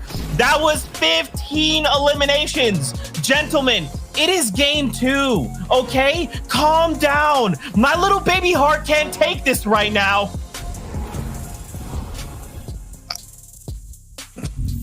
Am I allowed to overreact? Because if I was to overreact, which is something I want to do right now, these guys are just going, like, what can I say? Like, you look at every single one of them, we hiked it up at the start. These guys, you look at every single one of them as an individual, and you know this is possible. And the formation of all 3 of them together, I was waiting for the pain to drop with them, and it seems to have dropped in Qualifier 3. These guys in the first 2 games have looked phenomenal, and I'm expecting them to continue this and get top 3 today. I just am. Absolutely, this is classic Andalex. You know, I don't want to take down X-Squeeze and 4ZR too, but you know, when you see a team with Andalex as the leader, anyone that he's leading, right, you expect them to have these big pop-offs. You expect them to be consistent on top of that as well. And so far, this is exactly what we're seeing. 15 eliminations in this caliber of lobby, plus picking up the victory royale, is absolutely insane. Look, I do like the point you're making about Andalex, because you're right. When it comes to Andalex, he is just Andalex. You know what you're getting out of Andalex, one of the greatest players of all time. But in that game, particularly when you're looking at the load that, you know, 4ZR's carrying, you know, he's going out there getting elimination after elimination. That guy's on one, right? And no disrespect to him in any way, because I think when you're playing alongside Nate and Tayson in the past, right, it's very easy to sort of fall into the shadows and be the forgotten man. but he's showing he is one of the elite players in all of Fortnite. And honestly, I'm so happy to see how these guys are doing it. Squeeze has also been someone who's proved at the highest stage that he can compete with anybody. Oh, they're just sick, innit? They're just sick. They're just sick. Yeah, that's wild. I do want to talk a little bit more about this, but first, really quickly, we've got to talk about some of the issues some of these trios are having. Storm Surge. Gentlemen, what the heck is going on? I feel like this is a reoccurring issue as trios can't make the Storm Surge. Race 11, break down what you guys are seeing. Look, so many of these teams are struggling with Storm Surge, but someone who's not right now, who we've seen struggle in the past, is Tayson's team, who ended up coming second here. And notice, this is the position that they're in. They also, if you notice, they're their drop spot, right? They're coming from Believer's Beach, getting fully centered zone when it comes to the second here. So notice, one thing you may spot, 2 team players here, 1 player here, which is Vino on the far left. Now, this is the sight lines that they actually get from here. This is what happens for the Storm Surge. You see Reason up on this side. He has so many eyes on players over here. Same with Tayson on this side. So many eyes up on this way. They get so many different angles to get shots onto players and all these little tags that add up. But I said, remember, they're split at this moment too. So here is exactly where Vino is. Vino is a little bit further away, but he's got eyes on completely other angles. If anyone rotates down this side, if they come up through Tomsy's team over here. So this split is something that they've actually managed to get, and a lot of top teams do as well, to make sure they're relatively centered to get the most players rotating around them. And then on top of that, most angles for shots. Yeah, they're covering the angles, and it means that they have so many different lines of sight in which they can pick up Surge. And like you said, right, they came second in that game. They didn't have any issues with Surge. And, you know, we've seen teams in past seasons struggle with Surge out of that Believer Beach area. These guys have it nailed on. Great stuff from them, but of course, Andalex, Forziarts, we sitting there in first place. 25 eliminations, more than anybody else. 106 points, the first team to hit the triple digits. Look, I was impressed by Safik, Default, and Putric last game, but that right there was a performance to really write home about.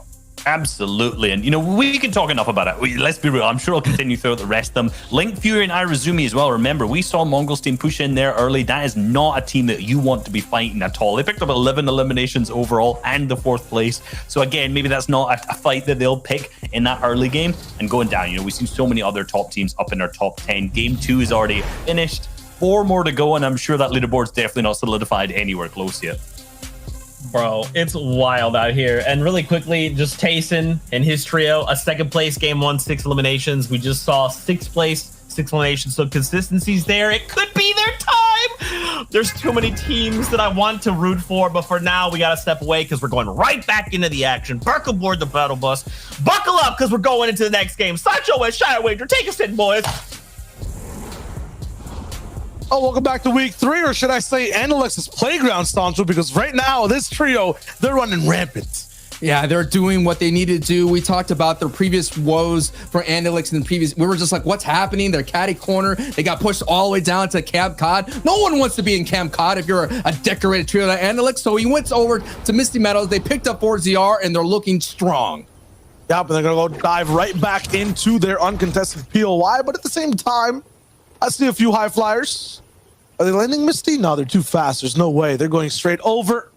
And that is the respect this team deserves. I mean, I think the biggest issue for them has been off spawn. This is one of the times we get to see them uncontested with power. It's one of the effects of being inside, you know, qualifier number 3, where a lot of those big teams who might land here or around here aren't playing. You know, the upper echelon of the lobby is not going to be the same way up to par. And because of that, these guys can not only get a free POI, but then have like a 8-zone high ground retake, right? I don't think Aqua would allow that. I don't think, you know, if Tayson was put in the position of a lot of other grand final players playing inside there, not inside the Pleasant Park fight, I don't think he would allow that. I don't think Kiriachi, if he was somewhere near high ground, would have the same effect of defending against Analytic Squeeze. But the fact that they can do it right now means there's space for them to just keep going, move with this momentum, and possibly come out on top. I agree.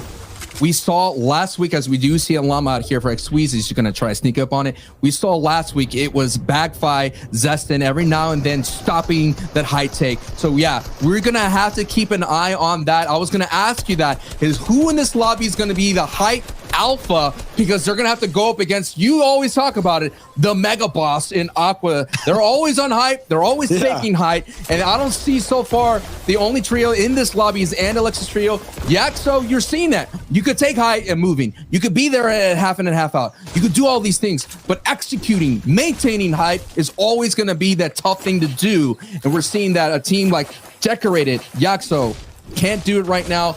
Andalex picking the right time to take height when it matters most.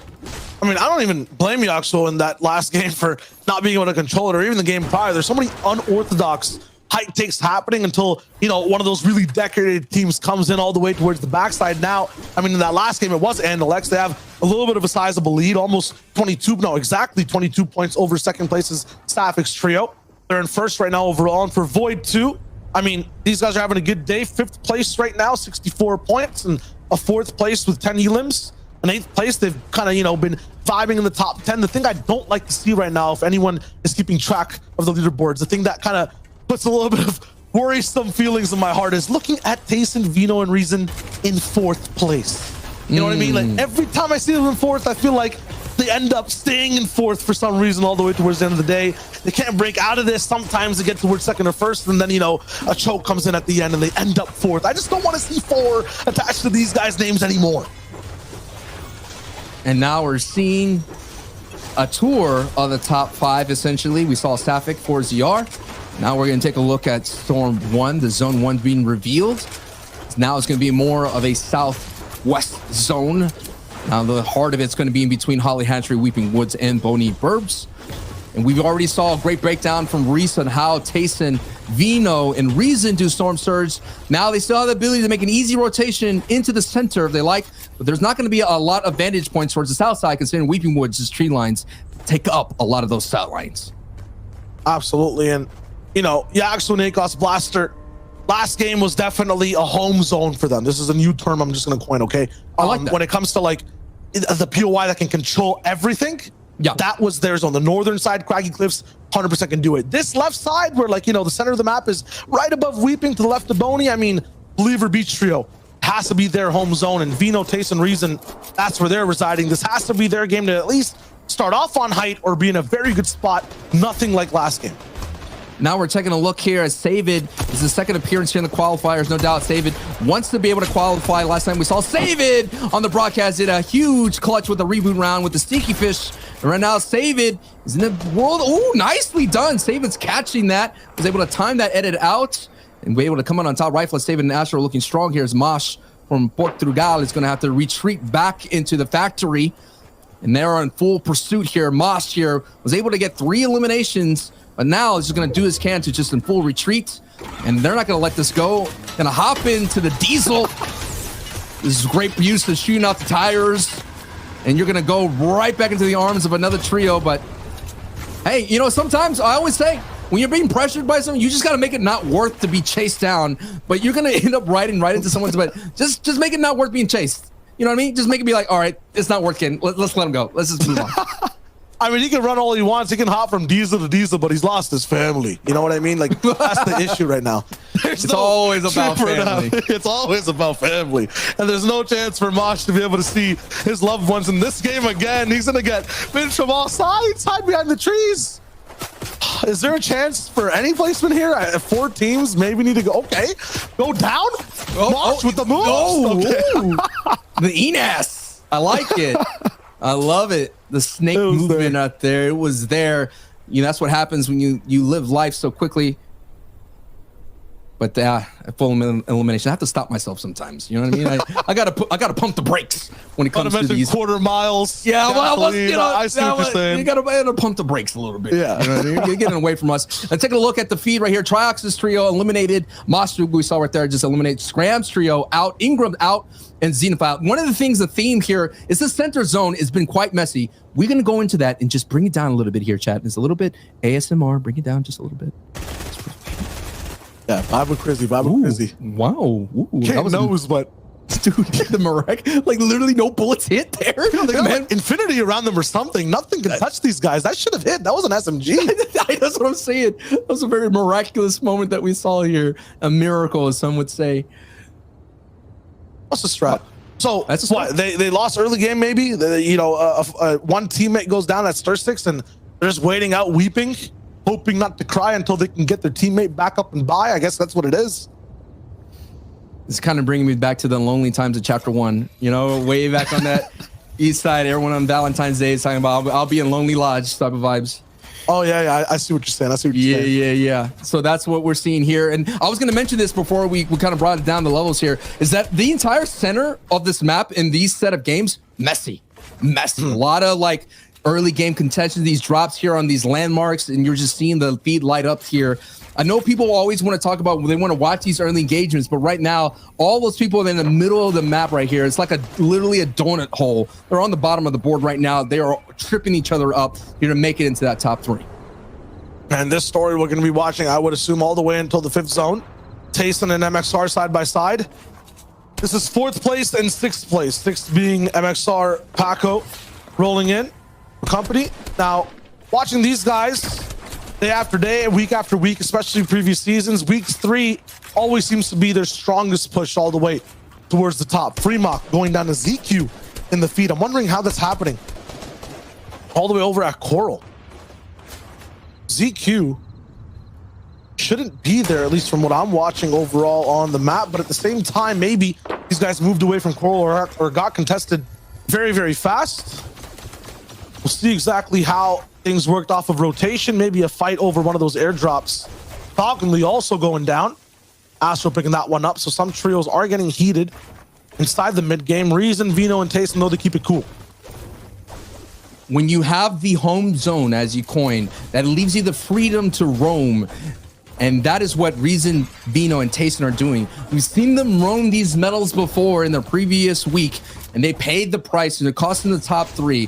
Lazen is not an easy out, and that's what I'm getting to. Is a lot of the trios as we go higher and higher, and next week we'll have the start of the semifinals, getting into the heats. Once you get into that, hey, getting these quick eliminations, these Storm Sword tags is going to be a lot harder. And 4ZR and Alex Squeeze, we've seen them do this before, and now this fight has been extended down to Hydro 16.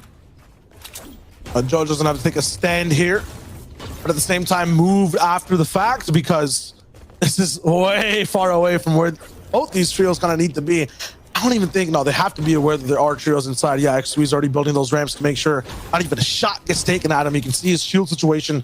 3 minis and a big. You should basically be expending mats at all times right now. There's no way you can afford to lose any of that precious shield this early. Maybe at 4th or 5th zone, but no chance right now. One thing I noticed as well, because of the abduction of Slurpy Swamp, is a lot of the Slurpy Swamp teams are already moving out. We saw Kiriachi moving to Logjam. We see them go use the fishing spots more available, maybe going down to Shantytown, all the way down the West Coast. So XWee's 4ZR Analytics knows this. They know they're going to have this POI to themselves, maybe pick up in the scraps. But the thing is, the Slurp barrels that you used to find here, a lot of the POI shield is not available anymore due to the abduction. And hey, we talk about Coral Castle. I think right there, that's well, Tayson, Vino, and Reason are gonna have to figure out that for this week at least, because Coral Castle, they're gonna be up as we see Wolfie's. See, that's what I'm talking about. Wolfie's trio, they're not really. Why are they way down here in Slurpy Swamp? Hey, Coral Castle has a known pad, POI pad, launch pad, so they have some mobility.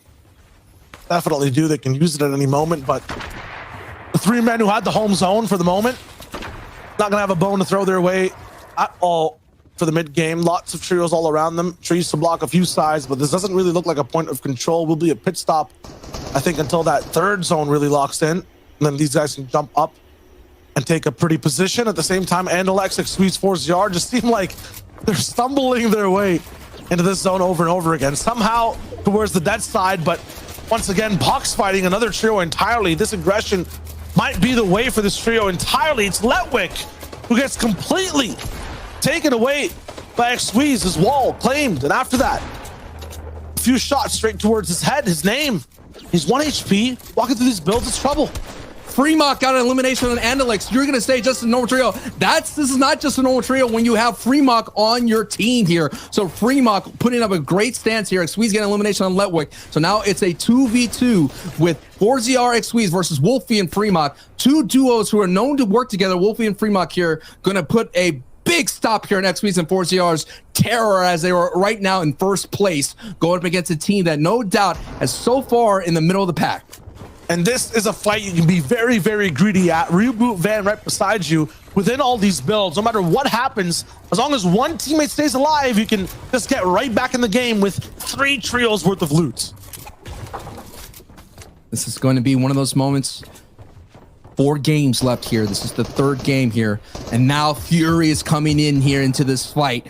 They're extending this. This is the third place team, literally being the third party into this engagement. They're going to try to find any kind of tags moving through. You see another team rolling through. Multiple teams here on the outskirts of this fight. And that's going to have to draw a concern. You talked about you could be greedy with this fight here, knowing that the reboot van is here. And sometimes greed will ultimately catch up to you. I think for XSqueeze and 4ZR, that's going to have to be the play. I don't see these guys as a clutch trio coming in this game. They're one to just really, you know, even in this week, they want to operate off of control, having all teammates up. They need Andelix back. Yes, they need the captain back. Let's see if they're going to bring him back using the right hand. Peanut butter at it. Nothing. Doesn't get any kind of tags right here. Now we go back into this stalemate, grid to grid box fighting here. They know who they're fighting. They know who's on the other side. And look at just the advantage points there. Now, iRez, Link, Fury are now putting on the squeeze. And Jules' trio, they're going to kind of coast on through. And there it is. There's someone got eliminated there just for a brief second here. Actually, Letwick got brought back. Rebooted right back into the fight. They snuck away Letwick. At the same time, Storm Surge is just raining down. And you can hear the shields crack too. So they know that one of these trios might be a little bit more crazier than usual, in trouble. That's the Be Genius boys for the moment. To look for damage on the right side. As that happens, XSqueeze and 4ZR will have to wait out this reboot timer for Andelix. I think it goes all the way up to about 90 seconds, so they have to abide their time, at least a minute overall. But it's halfway there right now. They have the position, but they don't have the time. Not at all. And Zeku actually was going in from Jules' trio, and he gets eliminated by Fremog's trio. So that's going to be some valuable loot right there picked up by Fremog just to be able to give towards Letwick. The zone's all the way towards the north side, so no matter how many fights are going on for the moment, I mean, 4ZR goes up to kind of assess the situation. These guys are not going to be going up against the trios. They're going up against the clock. And that clock is ticking. Fremog, they were fighting elsewhere because they knew they were just wanting to wait out that reboot van time, and they come straight back, racing in, looking for a few shots on the XSqueeze. Do a little bit of damage. 4ZR, though, he has the sight line. Might get trapped up in the box on his floor. He has to run all the way away. This is too much for him. He can't handle it. XSqueeze is also being deleted while this is all going down, and now Zone's moving. Every trio's in trouble. And there it is, the elimination. Wolfie picks up 4ZR. XSqueeze is the last remaining member of our first place team, eating storm, eating bullets, trying to survive on the back foot as much as possible. And that back foot was digged in 6 feet deep right into that elimination grave. And man, they hit triple digits. Andelix, 4ZR, and XSqueeze. But they won't be able to have a little bit of a victory lap. They won't be able to make that lead even longer than usual. The 22 points they have right now will kind of be frozen in time. Sapphic, Default, and Putrick might have a chance to clap back with it, but I saw Default go down in the feed moments ago. As all the action on the south side continues towards the middle, towards home, Taste and Vino Reason finally active, found a cool mountain, but at the same time not inside the safe circle. They'll have to move once again. Benefits though of moving late, you get to have big elims like this. You get to pick apart other trios who are kind of in shambles, solo players. It's Old Nemesis going down. And while they do that, Sancho, they'll be able to maybe even box up on other teams. You get to assess everyone else's spot first and maybe take a special entire position that wasn't even available before. That's even better than anyone else's. That's what Stason's about to try to do. And wasn't not available is actually Kiku, Mongrel, and Slender. They're here. They're still alive here. It's going to be a huge game 3, and they're going to want to mount a comeback for the top 3. And Kiko just picked up an elimination, so great call out on that trio rolling in there. Still very aggressive, opening their boxes, looking for peaks, possible box fights as well. We'll see how much they can get, because the refresh right now, I mean, you just saw what, you know, Reason picked up, a free launch pad, Tastin, Chuck Splash Cannon. Imagine what Mongrel and Kiko have from the size of Lazy Lake or even Misty Meadows. Kiko gets an elimination on Chrissy here, so that trio is now trying to roll up. Kiko's trio in 30th place. We already saw first place go down. Now we're on board here with the 4th place trio, Reason, Vino, and Tayson, who clutched in game 2. They was down to a duo of Vino and Tayson. Had that punishing Pleasant Park experience. They were able to survive and reboot Reason back and get into a top 2 finish. Can Tayson get into the top 3? Considering that Tayson dismantled his automatic qualification, has been the kind of the story of these qualifier weeks of Tayson just falling out of the top 3. I want to stay in there. Now let me paint this little picture for you, all right? A lemon, right, has a lot of juice in it. Say 100% juice before it's squeezed. Yes. When a zone's like this, right, the entire playground, everyone that's kind of active right now, they start to get squeezed a little bit. Some of that juice, the players, they get fizzled out of the lemon. They get fizzled out of that safe zone. Now, this isn't the biggest of squeezes, but you have to assume that a bunch of these trios moving in, trying to survive this squeeze, might not be able to. Void, he picks up a big sour one right there towards the south side. Lots of other people getting pushed in, pressured side by side. Can they stay in the lemon, Sancho, or will they be the, sweet juice that gets made into Game 3's lemonade in just a moment? Oh, I was going to wait for that. The lemonade always comes in to quench that thirst. And Fury right now and Link and iRez, they are trying to quench their thirst for some eliminations, considering right now they're only 103 above. Yes, they're above, but they would like to be in a more comfortable place. Nice knock using that pistol from Fury. Some great work right there. This is the third place team going in. No doubt Destiny Jesus has to be happy with that pistol play. And there it is, some more pressure going down the lane through the multiple boxes as Patrick Safik and Fury picks up some huge eliminations, 2 eliminations so far. And they're still working as Wolfie's Milan and Mongrel are lighting up the feed. Yeah, this is not an Elim feed. It was a CL feed for a little bit. It still is right now. As Link gets Safik, I don't think the Orcs planned that, but it's all good. After that, Mongrel does get active, absolutely, and Link picks up even more. Jojo going down. Void taken out, though, in the fight that he was having all the way towards the south side, and now things are getting very hairy next to Wolfie's box. Ryan Milan will be beside him, paying up top, getting punished. Fury, Link, and Irizumi, they have this crazy angle, though, and they're still beaming forward. Lots of loot to be grabbed. Mongrel and Wolfies are literally right next to each other, close on the low ground. The person that I'm worried for is Tayson's trio. We saw them on the north side. Zone pull towards the log jam right here. So we have to watch the feed and see the rotations right now, because that is such going to be a dangerous rotation. Even if they decide to move through this southeast area, you're already seeing right in front of you folks, all the people already based up looking out, and Mongrel's already racked up a couple elimination on people from the backside of the storm. And what a strange zone entirely. It kind of felt like it was going to be going all the way towards the west, maybe pulling up a bit. So all those south teams really pushed in towards the center. It then goes all the way down towards Weeping, towards Logjam. And so everyone is getting squeezed even more now. So many people not being able to stay in that zone. BG is down once again. Milan, Mariah, and Wolfies, though, they're looking pulp as ever. They're actually so comfortable in this low ground for the moment. We haven't seen any higher elevated trios. This is our first kind of look at them. It's 80 and Amplify. No Mats, though, which is very interesting because usually these guys survive, and Astro's right behind them, too. If I could put a pen and circle the map, Bobby's trio right there. I'm going to circle him right now with my imagination. That's the trio we got to keep an eye on because they're always contesting height. Last time in game 2, they used a perfect pad to get it as ADN gets knocked there from Gray. A small thing to note, too, both the first and second place team for the moment right now are not going to be in this game. So Link, Fury, and Irizumi will be the eyes of the possibly top placements in this game that we're going to be watching. Astro gets another one as well. Vino, Tayson, and Reason, this is a very good chance for them to climb back, and especially for any other team like Mongrels who are very low in points. And 30th place. I was doing this. I was making this is so pull for them. Not too bad. It's kind of bad considering that they go through half of the top of the lobby, but they have some materials. But look at the ammo, shambles. You could tell that they're leaving retail row. We saw it in game 2. They're leaving early as fast as possible. They have yet to find the refresher, and there it is, that sound. And that means gliders are going off already. Dan Dev's trio is already moving through. Mongrel, Kiko, and Slender are going to decide to take the foot route, and there it is. Blackie, DKS are sitting at high, trying to beam anyone coming through. Rifle, Save It are all zooming right through, gliding right past here. But can DKS, Erican, and Blackie hold on to height? We've been seeing height get contested, and Paco is getting beamed out of the air by DKS. But hey, Artur is going to clean up and get that knock here. And for the moment, Blackie's trio is holding height. Erican has it, but they've been so delayed beaming.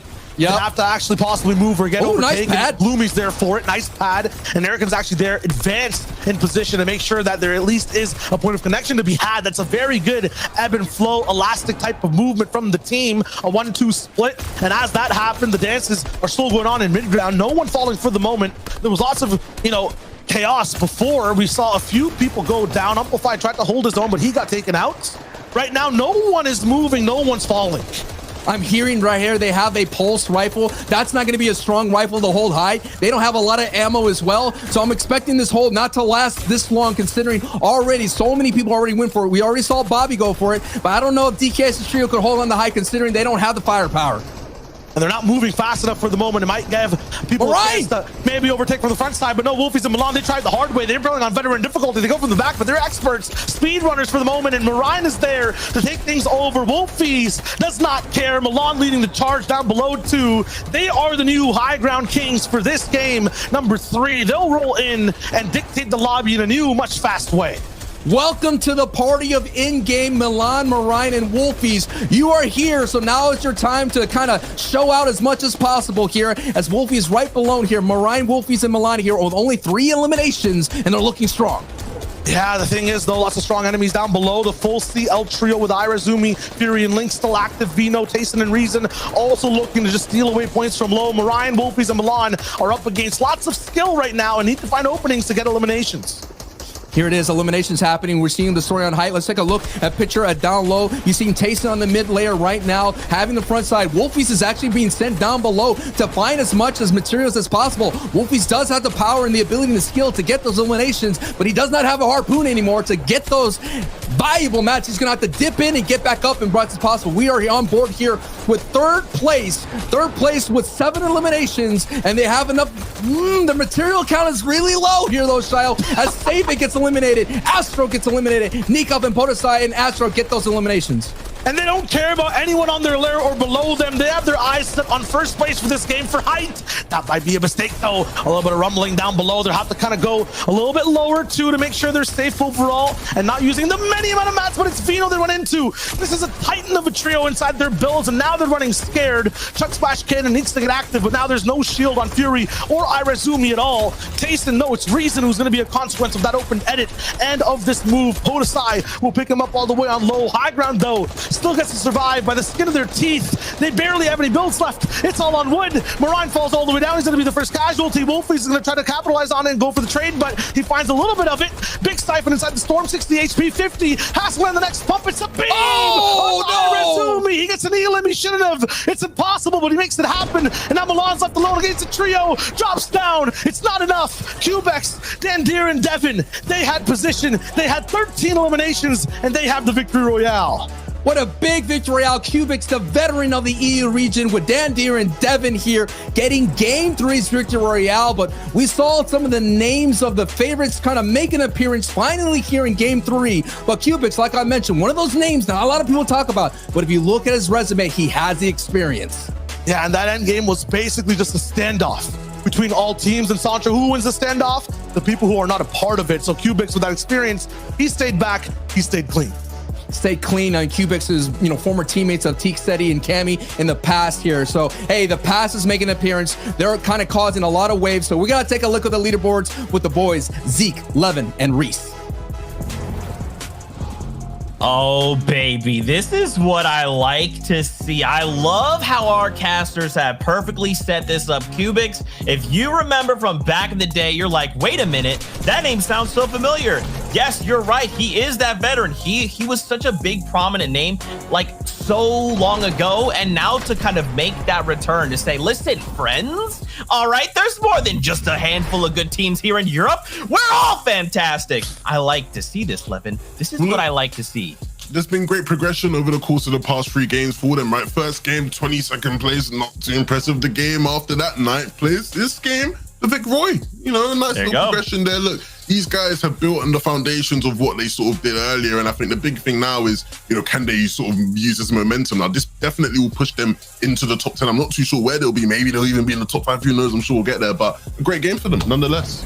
Yeah, and that kind of final 3v3, or well, maybe 2v3, where it came down to Wolfie's trio versus Kubex's trio, was interesting because, to be honest, that's 2 trios who haven't really put a name for themselves in this tournament yet. For Wolfie's trio, except from, our first package where we saw the hilarious eliminations off spawn from Wolfie. So yeah, he put his name in that one, but he was 31st with his trio before this game started. Now that's definitely going to fly them up the leaderboard, the 2nd and 6th eliminations. Kubex, I think, was outside of the top 10. I don't think we've seen particularly too much from him. A huge 13 eliminations, and obviously the victory royale. That's got to fly them up big time.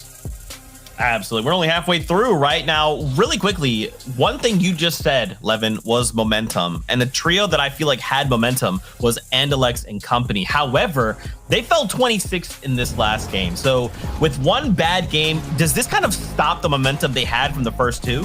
Well, yeah, I think you look at it and that's definitely a cause for concern, right? Because especially Anderlecht individually, he was putting on an all-time sort of performance in those first couple of games, right? You look at his battle average, which is, you know, essentially of all the eliminations on the day, how many he was accountable for, that was 4.6, higher than anybody, right? That's incredibly high compared to anybody else. And actually the second highest was 4.2, and that was his own teammate, right? Just to show how dominant these guys have been today, Reese. As well as that, right, in game one, he individually took his team from 5th place to 2nd place, right? Accounting for 13 solo impact points. You know, these guys, in Anderlecht in particular, has been on a tear, but with having such a poor game in game 3, does this now derail them in terms of their potential for getting a top 3 today?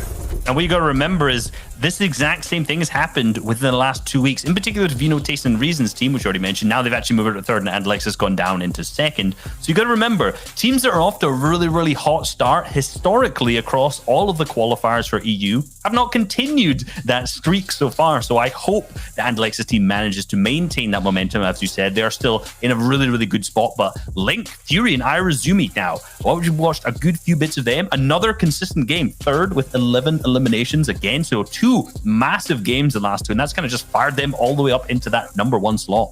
Well, you talk about teams historically having hot starts and not being able to see it through. The team right below them knows plenty. Like, they could write a book about it. Vino, Taste, and Reason have had countless hot starts, and just haven't been able to follow through. And so maybe they'll be able to take a leaf, or actually not take a leaf out of their book, right? Because they don't want to have that happen to them. Let's take a look at that next page, though. There are some teams from 11th to 20th that we want to take a look at. Of course, right, Wolfie, Letwick, Fremok, a team who's obviously, you know, we thought that today would be the day if they were going to have a good week coming out of Coral Castle and whatnot, but it just hasn't seemed to go that way yet. Although we are halfway through, there is still that potential. And of course, Zico, Sun Jules, another team that I'm paying attention to, they did really well to start off with and have sort of slowed down since then, Reese. Yeah, you know I'm a big fan. You know I'm a big fan of this team. I've put them in my top 3 as my predictions so far. I've hyped them up through the majority of the last season. The fact they've made it here has been great. Potentially for them, it's a qualification through heats. You know, I do think they're going to make finals. I feel like they're a team of that caliber who will make the finals at some point. But unless they really pick up the pace, it's going to be tough for them to go from 15th all the way up till 3rd. But like I mentioned, they've got enough series points to make it into the semis, and then maybe, you know, top placement to get them into the finals is on the cards. I'm still waiting for a Bloomy masterclass. Bloomy sitting there 14th, my guy. You know, I'm waiting for them. I'm waiting for the Bloomy Tomsy Pablo Ingu masterclass. It's coming. It's loaded. 20 bomb. It's a 20 bomb. Don't worry. 30. 20 not enough. 30. Oh my gosh, listen guys, as much as I want to see now, we only have 3 games left, so the question becomes, which of these trios can hold on long enough either to place top 3 or get enough series points to make it into semis? You've heard the battle bus sound, you know what we're doing. It's time to go back with C2S7 and Shy Wager for game number 4 of the FNCS. Listen, there's all this talk about, you know, Bloomy, but I want to focus on Link, Fury, and Irazumi because they're judge, executioner, and the jury right now, Sancho. 2 double elim games, a 4th, 3rd, and then a 10th as well. These guys have it on lock. Yeah, they're eliminated. You talked about all those numbers. It's 27 eliminations, so they're looking very, very strong. And hey, but we've seen this before from them. Remember, Sayo, they were in the top end, and all of a sudden, it's these back half of games where they start sliding down. And now we're into game 3 here. The question will be is what they will do. I believe this is game 4. The game 4. Yeah. Game number 4. Roll. Got to update the graphic there on there. It was so fast. Though. It was fast for all of us. We're still kind of at all with how Wolfie's got that elim down onto Irazumi at the very end. But now rolling in off their POY. What have they done today, man? Stopped Mongrel, stopped anyone from coming into Lazy Lake, and made it to every single end game. Yeah, I mean, you're seeing there, Cubex is right there as well, getting a knock. So we're seeing the previous Victory Royale winners still doing well. That's a huge momentum to keep that rolling. And we're going to roll the leaderboard for you to see what is at stake. It is the top 3. So you're seeing Link, Fury, and Irez, what we're seeing right here at 116. And Alex Sports Yarrick Squeeze 106, who got eliminated early in the game, last one. And you have Vino, Tayson, and Reason at 100 points. Safik, Default, Kutrick with 97. Of course, Dandy or Devin and Kubex, who we saw on the feed, get a knock with 96 points. So that's the leaderboard. And what's at stake is the top 3. They get automatically into the finals. So they skip the semifinals. They avoid that treacherous reboot round, and they get right into the money. And that is what we're all playing for at the beginning of next month. Yeah, 100%. And if you want to put this leaderboard a little bit more into, you know, section context, like I would say the top 5 would be like class 1A, right? These guys are all represent each other triple digits, trying their best to be the heroes of the day at the end, right? Top 3 overall. You got the class, B coming in as well towards the backside, the 80 point all the way down towards the 60s, the 50s. They have some very cool quirks on their own too. They have very good stat lines overall throughout the day, but they need that extra push, the extra boom to get all the way towards the top. We'll see if they can pull it out there because, if you're going up against Andalex every game, Irazumi towards the end, Tayson is just a phenom on low ground right now. Like, there's such no little room basically to fit in any of these, 5th to 10th place teams. We'll see exactly what they can do, because right now Nikov, I'm watching these fights break out in the feed too. They're surprising me, actually going down all the way towards the north side of the map. There's trouble in Simi stacks, but at the same time, the retail row fights, they do not stop. Now we're seeing Lawless's trio, and another engagement, of course, has been the kind of the fight that we've been watching the entire day here in its 4th iteration. And so far, it may be just literally no reboots, no remakes. It's just a redone here of what we've been watching the entire time. Lola's trio's in 32nd place. Kiku about to go up here. Bang! Gets that knock. Gonna come on down to Wyzep. Oh, almost with the window edit. If that petrified Wyzep was not running around, Kiko getting 3 eliminations all by himself. Portugal maybe even on the comeback here, Shayo. Yeah, those 2 gas cans aren't just for show. That's literally just the fuel. He needs it. That's just showing us exactly what he has in the reservoir. It's just absolute fire shots over and over again. And man, that was just perfectly played. The angles from Kiku, all from the top side. That means the headshot multiplier more likely to hit and hits harder. Just absolutely beautiful. It's so interesting. We saw Tayson's POV. He's here. He's the king of Believer Beach or Sweaty Sands at the moment. We saw, I think there's the LeBron James mural right behind him. I mean, this is what he's trying to chase, right? He's trying to chase, there he is, LeBron James. We were trying to chase greatness right now. I mean, Tayson coming off that FNCS solo championship, coming off of the FNCS solos, coming off the FNCS trios championship. Can Tayson be able to return to glory here? That is what we're watching here. You talked about premium gas so far. Does Tayson have enough premium gas to get there? And now we're sitting here with Link Zero. This is the first NAE with back-to-back 10 elim games. So you said it right at the opening here, judge, jury, and the elimination, and he's about to get a poor llama right here as an upgrade as well. So, hey, can they resist the slide that happened last time? We'll see. At 116 for the moment. I'll try to get an update on exactly what the top 3's points were in qual week number 2. But right now, just from the gameplay patterns I'm seeing from this trio, just the way Link, Irazumi, and Fury are acting up with this, they have height at 5th, right, Sancho? They have a very good position sometimes, and they don't have the ego that makes people trip up in games. They give it up. They sometimes go to play that mid ground, that low ground. They challenge Tayson on the same layers, and they survive, which is not an easy feat. And because of this adaptation, the quick layer change, not as a way to survive, but as a means of an actual game plan. Like, they're doing this on purpose, not because someone else is coming up to their lair. Because of this, they're just playing so well, are super consistent, and are staying up top. And now there's a storm revealed there, and we're going a little bit more into the central, right there on the east side, a little bit just south of Corny Complex. And hey, Irez, Fury, and Link, they're newly formed trio. Previously, you saw them play with different teammates in week 1, and they only made it to as high as round 3. If Fury and Irez are playing with default here. So, like we mentioned, the French shuffle, there's just the Russian shakeup that's working really well, and it's just taking a second week for it to mature into success. And if they make it all the way to finals as well, they'll have their chance of securing a drop spot, being less stressed out overall, not having to go through semis or the reboot. It's what they want. It's what they can grab right now, 100%. Same with Rifle and Astro, though, that class B of this game so far, who are rolling in, looking to have a better adaptation for their total story, maybe be the main characters by the end of this. I mean, they've had good positions, they've had shots and pressure. I just feel like the consistency is just not there yet game after game. Hey, they've been close. We talked about Qualifier 1 for a little bit. They came in 10th place. And we saw that Qualifier 1 had a lot of the giants of the region, going through Aqua, Benji, and then you have Hen, Genesis, Chapix. They all went through in that one. So that was a very tough match to fight in, and they came into 10th place. But we talk about a tough fight Fremont trio is always going to be a tough fight. And hey, they have to do well. We haven't really talked about it, but the series leaderboard points, this is one of those trios that have to finish around the 20s at least to be able to get into the semifinals, considering they're a newly formed trio.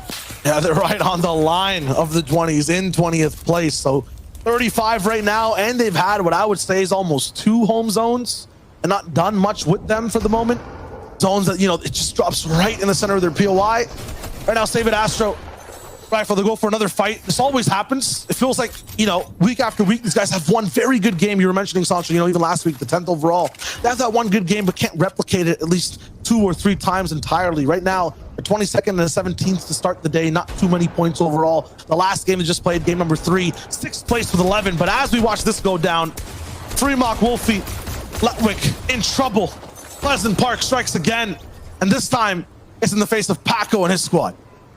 Paco, MXR, and Gray were able to clean that up quickly, so nicely. I mean, we've been seeing MXR and Gray come from this region, coming from the formerly known as Stealthy Stronghold, so they're always know how to push into Pleasant Park. Paco, MXR, Gray, they're just within the running. That's all you got to be when it comes to this game 6. Just be within the running, because when it gets to game 6, that's when we see people sneak in. And last time we saw the top 3 go down early, and Kiriachi was able to overtake Tayson, so that was on the line. And I cannot believe that Mappy and Red Rush, and Exteriors, they were able to hold on to their first place top placement after going down literally at 33. I mean, it's always about not, you know, having a previous game's result affect you in the next one. It's all about having that clean slate, looking at the mistakes other people might be making inside your game too, you know, whether it's on broadcast or watching other people's streams, like the way you might be playing, how did it work out in the game you're not in? Can we replicate that after the fact? All that review will happening live as the next game is about to start. Then you bust in there too. You make sure that you're able to, you know, just have a very good game after the fact in that moment. You can't let that 33rd just get you down.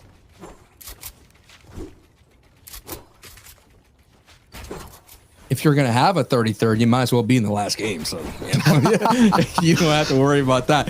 What we do have to keep an eye on is Milan, Wolfies, and Marine, my pick, who went up 12 spots after making it in the in-game. That's how valuable in-game is. You get those